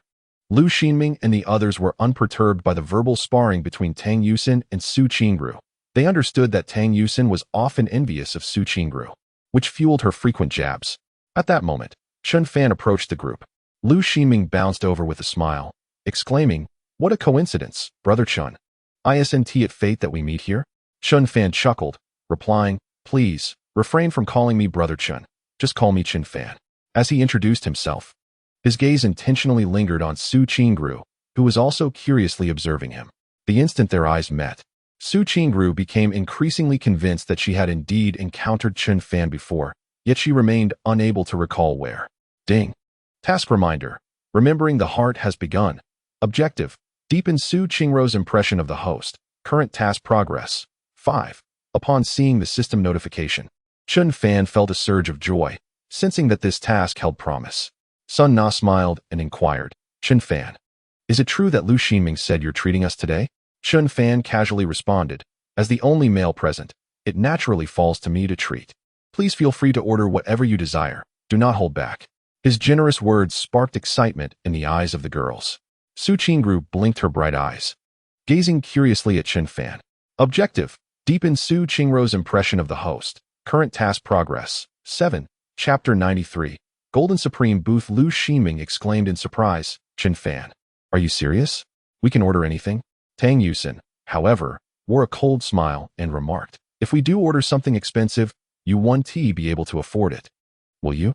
Chun Fan paid no heed to Tang Yusin's biting words, for his focus remained on Su Qingru. Chun Fan disregarded Tang Yusin and turned to Lu Xinming, inquiring, "Do you know which bar nearby is the best?" Tang Yusin, feeling slighted by Chun Fan's indifference, couldn't suppress a flicker of anger in her eyes as she glared at the back of his head. Lu Xinming pondered for a moment before responding, "The Tranquil Bird Bar. It's the most expensive one on this street." Chun Fan nodded. "All right, let's head to the Tranquil Bird Bar." Upon hearing that Chun Fan intended to take everyone to the Tranquil Bird Bar, astonishment spread across the faces of all present. The Tranquil Bird Bar was renowned throughout Hangqing as a premier venue, boasting the most advanced equipment in the city, exceptional sound quality, and top-tier lighting effects. If one required a private seating area, the minimum spending started at 20,000. Lu Xinming's eyes sparkled with curiosity as she asked, "Are you sure?" "The Tranquil Bird Bar is quite pricey. The minimum spending for a booth is in the thousands." Having not witnessed Chun Fan's financial prowess during their last encounter, Lu Xinming harbored doubts about his spending capacity. Chun Fan confidently affirmed, "Absolutely sure." Lu Xinming and Sun Na immediately erupted in cheers. They had long desired to experience the Tranquil Bird Bar, but had never encountered a boy bold enough to invite them, as the costs were typically beyond a student's means. Tang Yusin scanned Chun Fan's attire with skepticism, failing to believe he could afford the expenses at the Tranquil Bird. Chun Fan led Lu Xinming and the others into the opulently decorated Tranquil Bird Bar. Upon entering, they were instantly awestruck by the bar's lavish decor. The establishment was adorned in silver and black, exuding a modern design aesthetic, with soft neon lights and vibrant LED strips casting dreamlike colors, transporting guests to a romantic fantasy realm. The floor glowed with special effect lighting, and all booths featured stylish, genuine leather sofas, radiating elegance and luxury. Lu Xinming exclaimed excitedly, "Wow, this truly is the Tranquil Bird Bar. It's incredible." Sun Na, equally exhilarated, quickly took out her phone to snap selfies for her social media. "Yes, it's so extravagant." Tang Yusin, in a more dramatic fashion, opened a live streaming platform on her phone and began broadcasting. With a radiant smile directed at the camera, she announced, "Hello everyone. Today is a spontaneous live stream. I hadn't planned to go live, but I decided to share a glimpse of Xiaoxin's daily life with you all." With a substantial following, numerous viewers flocked to her stream almost immediately. Soon, astonished comments flooded in. "Wow, I've never seen such a luxurious bar before. Did Xiaoxin just drop in with the top supporter? Could it be Dao Tiger? No, I, Wang Long, cannot accept Xiaoxin's goddess being with the top supporter." Unexpectedly, a viewer named Petroleum Fan joined Tang Yusin's live stream, exclaiming, "Wow, this bar's decor is truly stunning." Some fans of Xiaoxin protested, "Petroleum Fan, aren't you a fan of Xiaoro? Why are you here in Xiaoxin's live stream?" The oil enthusiast lamented, "Zairower has not begun her broadcast. Moreover, Xiaoxin and Zairower are roommates. Perhaps one might catch a glimpse of Zairower in Xiaoxin's streaming room." Chun Fan observed that Tang Yusin had initiated her live stream and approached her, stating, "Feel free to stream as you wish, but do refrain from capturing me on camera." Tang Yusin shot him a disdainful glance and retorted, "Who would want to film you?" Upon noticing Tang Yusin's broadcast had commenced, Zhao Wan tugged at Su Qingruo's hand and urged, "Qingru, why not start your own stream? You might attract quite a few followers here."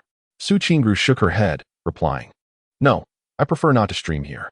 Deep inside, she harbored apprehensions. She did not wish for the enigmatic senior to witness her presence in such a venue. At that moment, a waiter clad in a white shirt and bow tie approached, smiling as he inquired, "May I ask if you have a reservation?" Chun Fan replied nonchalantly, "No reservation." The waiter maintained his polite demeanor, yet began to scrutinize Chun Fan from head to toe. As the sole male in the group, Chun Fan's plain attire and youthful appearance suggested he was not likely to indulge in high expenditures. A flicker of disdain subtly crossed the waiter's eyes before he continued to smile and said, "Please follow me. The regular tables are this way." At times, waiters, in an effort to spare less affluent patrons from embarrassment, refrain from inquiring about reserved seating, for they know such guests cannot afford it. Asking might only lead to awkwardness. Moreover, in gatherings predominantly featuring women, most opt for regular tables, which facilitate easier interactions. However, Chun Fan shook his head, declaring, "I shall not sit at a regular table. I desire a VIP booth, the most expensive one." The waiter was taken aback, his eyes wide with astonishment. "Are you certain, sir? The most expensive option is the Golden Supreme booth, with a minimum expenditure of 98,000. The waiter scrutinized Chun Fan with curiosity. Having worked in the bar for a considerable time, this was the first instance he misjudged a customer. Initially, he assumed Chun Fan was merely seeking complimentary drinks. Perhaps just another girl's boyfriend. To his surprise, this young man, dressed so ordinarily, requested the premium Golden Supreme booth. Lu Xinming, Sun Na, and Su Qingru looked at Chun Fan with astonishment. The lowest tier of booths at this tranquil bar had a minimum charge of 10,000. They had expected Chun Fan to request merely a standard booth, which would still be quite costly. Yet, he had audaciously asked for the pinnacle of luxury, the Golden Supreme booth. Objective: Su Qingruo's impression of the host deepens, currently at task progress 8. Amidst the astonished gazes of those around him, Chun Fan calmly affirmed, "Indeed. I desire the Golden Supreme booth." The waiter's expression transformed to one of excitement as he respectfully bowed to Chun Fan, saying, "Please, follow me." He then led Chun Fan and his companions towards an opulent booth situated before the DJ stage. The waiter communicated something into his earpiece, and at the DJ booth, a stunningly attractive DJ enthusiastically announced, "Tonight, our esteemed guests of the Golden Supreme booth have arrived. Let us extend a grand welcome to the charming gentlemen and ladies taking their seats in the Golden Supreme booth." As the enchanting voice of the beautiful DJ echoed, a spotlight suddenly descended from above, illuminating Chun Fan and his companions. The luminous dance floor beneath their feet transformed in a dazzling display of colors, morphing into a sparkling pathway of starlight that led to an opulent golden VIP booth. Simultaneously, the bar erupted with flashing lights, while the DJ played the thunderous sounds of a roaring crowd, interspersed with the melodic whistles of admiration, creating an electrifying atmosphere. In that moment, Chun Fan and his friends were akin to superstars, capturing the attention of every patron in the establishment. Young male guests, upon beholding the radiant beauty of the girls, felt their gazes ignite with fervor. It was undeniable that the average beauty of the girls surrounding Chun Fan was exceptionally high. Not only did Su Qingru shine brilliantly, overshadowing all others, but Tang Yusin and Lu Xinming were also rare beauties in their own right. Zhao Wan and Sun Na were certainly above the ordinary as well. Look at the stunning girls in the golden VIP booth. Indeed, especially the one in the blue dress. She is simply as beautiful as a celebrity. How is it possible for so many stunning women to be with such a young man? Envious and admiring glances converged on Chun Fan, making him the center of attention. At that moment, Chun Fan was undeniably captivating. To have even one girl of such exceptional caliber by his side would already be a point of pride, let alone being surrounded by an array of beauties. Lu Xinming, feeling the curious and envious gazes upon them, felt like a superstar. Her vanity thoroughly satiated as she excitedly remarked, "This truly is the finest bar in the city. No other place offers such service." Absolutely. This is the first time I've encountered such a luxurious atmosphere. It's no wonder the prices are steep. It's worth every penny. Sun Na chimed in, enthusiastically capturing the moment with her phone. Su Qingru also experienced this sensation for the first time. The feeling of being in the spotlight was indeed novel and exhilarating. In her excitement, Su Qingru suddenly slipped, nearly losing her balance. Just then, a warm hand reached out, gentlemanly supporting her. Startled, she turned to see Chen Fan. Concern etched on his face, asking, "Are you all right?" Despite the company of several girls, Chen Fan's attention remained focused on Su Qingru. Observing her near slip, he instinctively reached out to steady her, his gesture embodying true chivalry without taking advantage of the moment. Feeling the kindness in Chen Fan's actions, Su Qingru smiled gratefully and said, "Thank you, Chen Fan." In that instant, the system's voice echoed in Chen Fan's mind. "Ding! Congratulations, host. You have gained Su Qingru's favor. 1. Su Qingru's favor. 42. Objective. Su Qingru's impression of the host has deepened. Current progress of the task. 14. Hearing the system's notification, Chen Fan smiled at Su Qingru and replied, "You're welcome." Lu Xinming clapped her hands with a smile and exclaimed, "Chen Fan, you are a hero saving a beauty. Do you have feelings for Su Qingru? I noticed you've been secretly watching her." Although Chen Fan had a thick skin, he felt a hint of embarrassment at that moment. To claim he did not like her would be a falsehood. During his high school years, Su Qingru had been the goddess of his dreams. He was taken aback to learn that Lu Xinming had been observing him all along and found himself at a loss for words. In turn, he retorted to Lu Xinming, "Am I the one spying on her? It seems you have been watching me instead." Lu Xinming quickly shook her head, insisting, "I haven't been watching you." Chen Fan, skeptical, replied, "If you weren't watching me, how would you know I was looking at her?" Lu Xinming's cheeks flushed slightly, a sense of bashfulness washing over her as she huffed, "Who is watching you? You narcissist."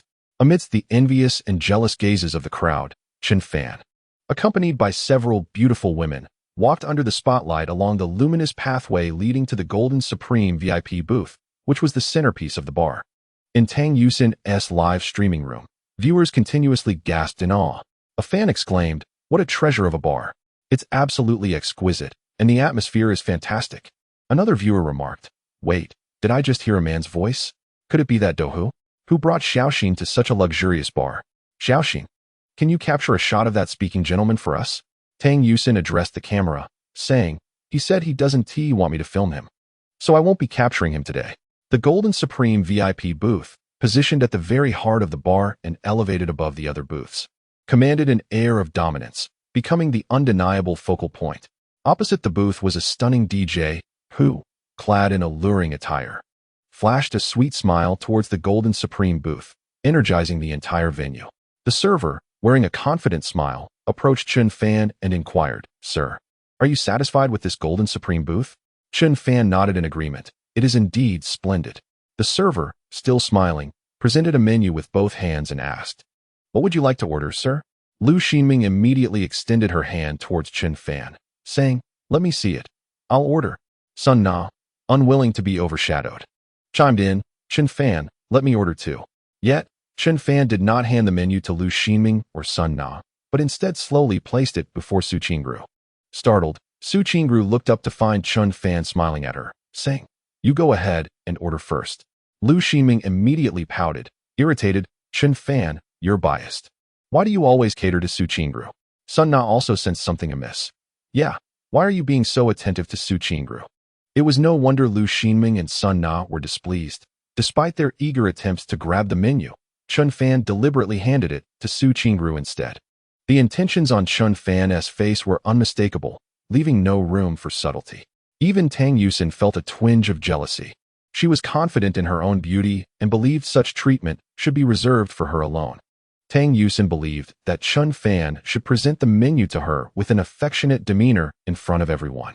To her astonishment, however, Chen Fan, under the gaze of all, delivered the menu to Su Qingru instead. Ding! Target Su Qingru's impression of the host deepens. Current task progress, 18. With the task progress steadily increasing, Chen Fan felt a surge of excitement within. It appeared that leaving a lasting impression on a girl was not as arduous as he had anticipated. It merely required treating her with a sense of exclusivity, making her feel uniquely cherished. Of course, the prerequisite for this approach was to possess charm or wealth. Otherwise, it might be perceived as mere harassment. Su Qingru, bewildered by Chun Fan's unexpected kindness, blinked her beautiful eyes in confusion and picked up the menu to examine it. Upon doing so, her delicate face immediately displayed a look of astonishment. The prices were exorbitant. A mere fruit platter cost 980. Observing Su Qingru's astonishment, the waiter stood nearby, his expression brimming with confidence. The menu for the Golden Supreme booth was unlike that of ordinary establishments. Identical items here were at least 5 times more expensive. After all, the Golden Supreme booth offered unparalleled service, and if the prices were comparable, it would diminish its value. Other booths charged a couple of hundred for whiskey or margaritas, while here, the prices soared into the thousands.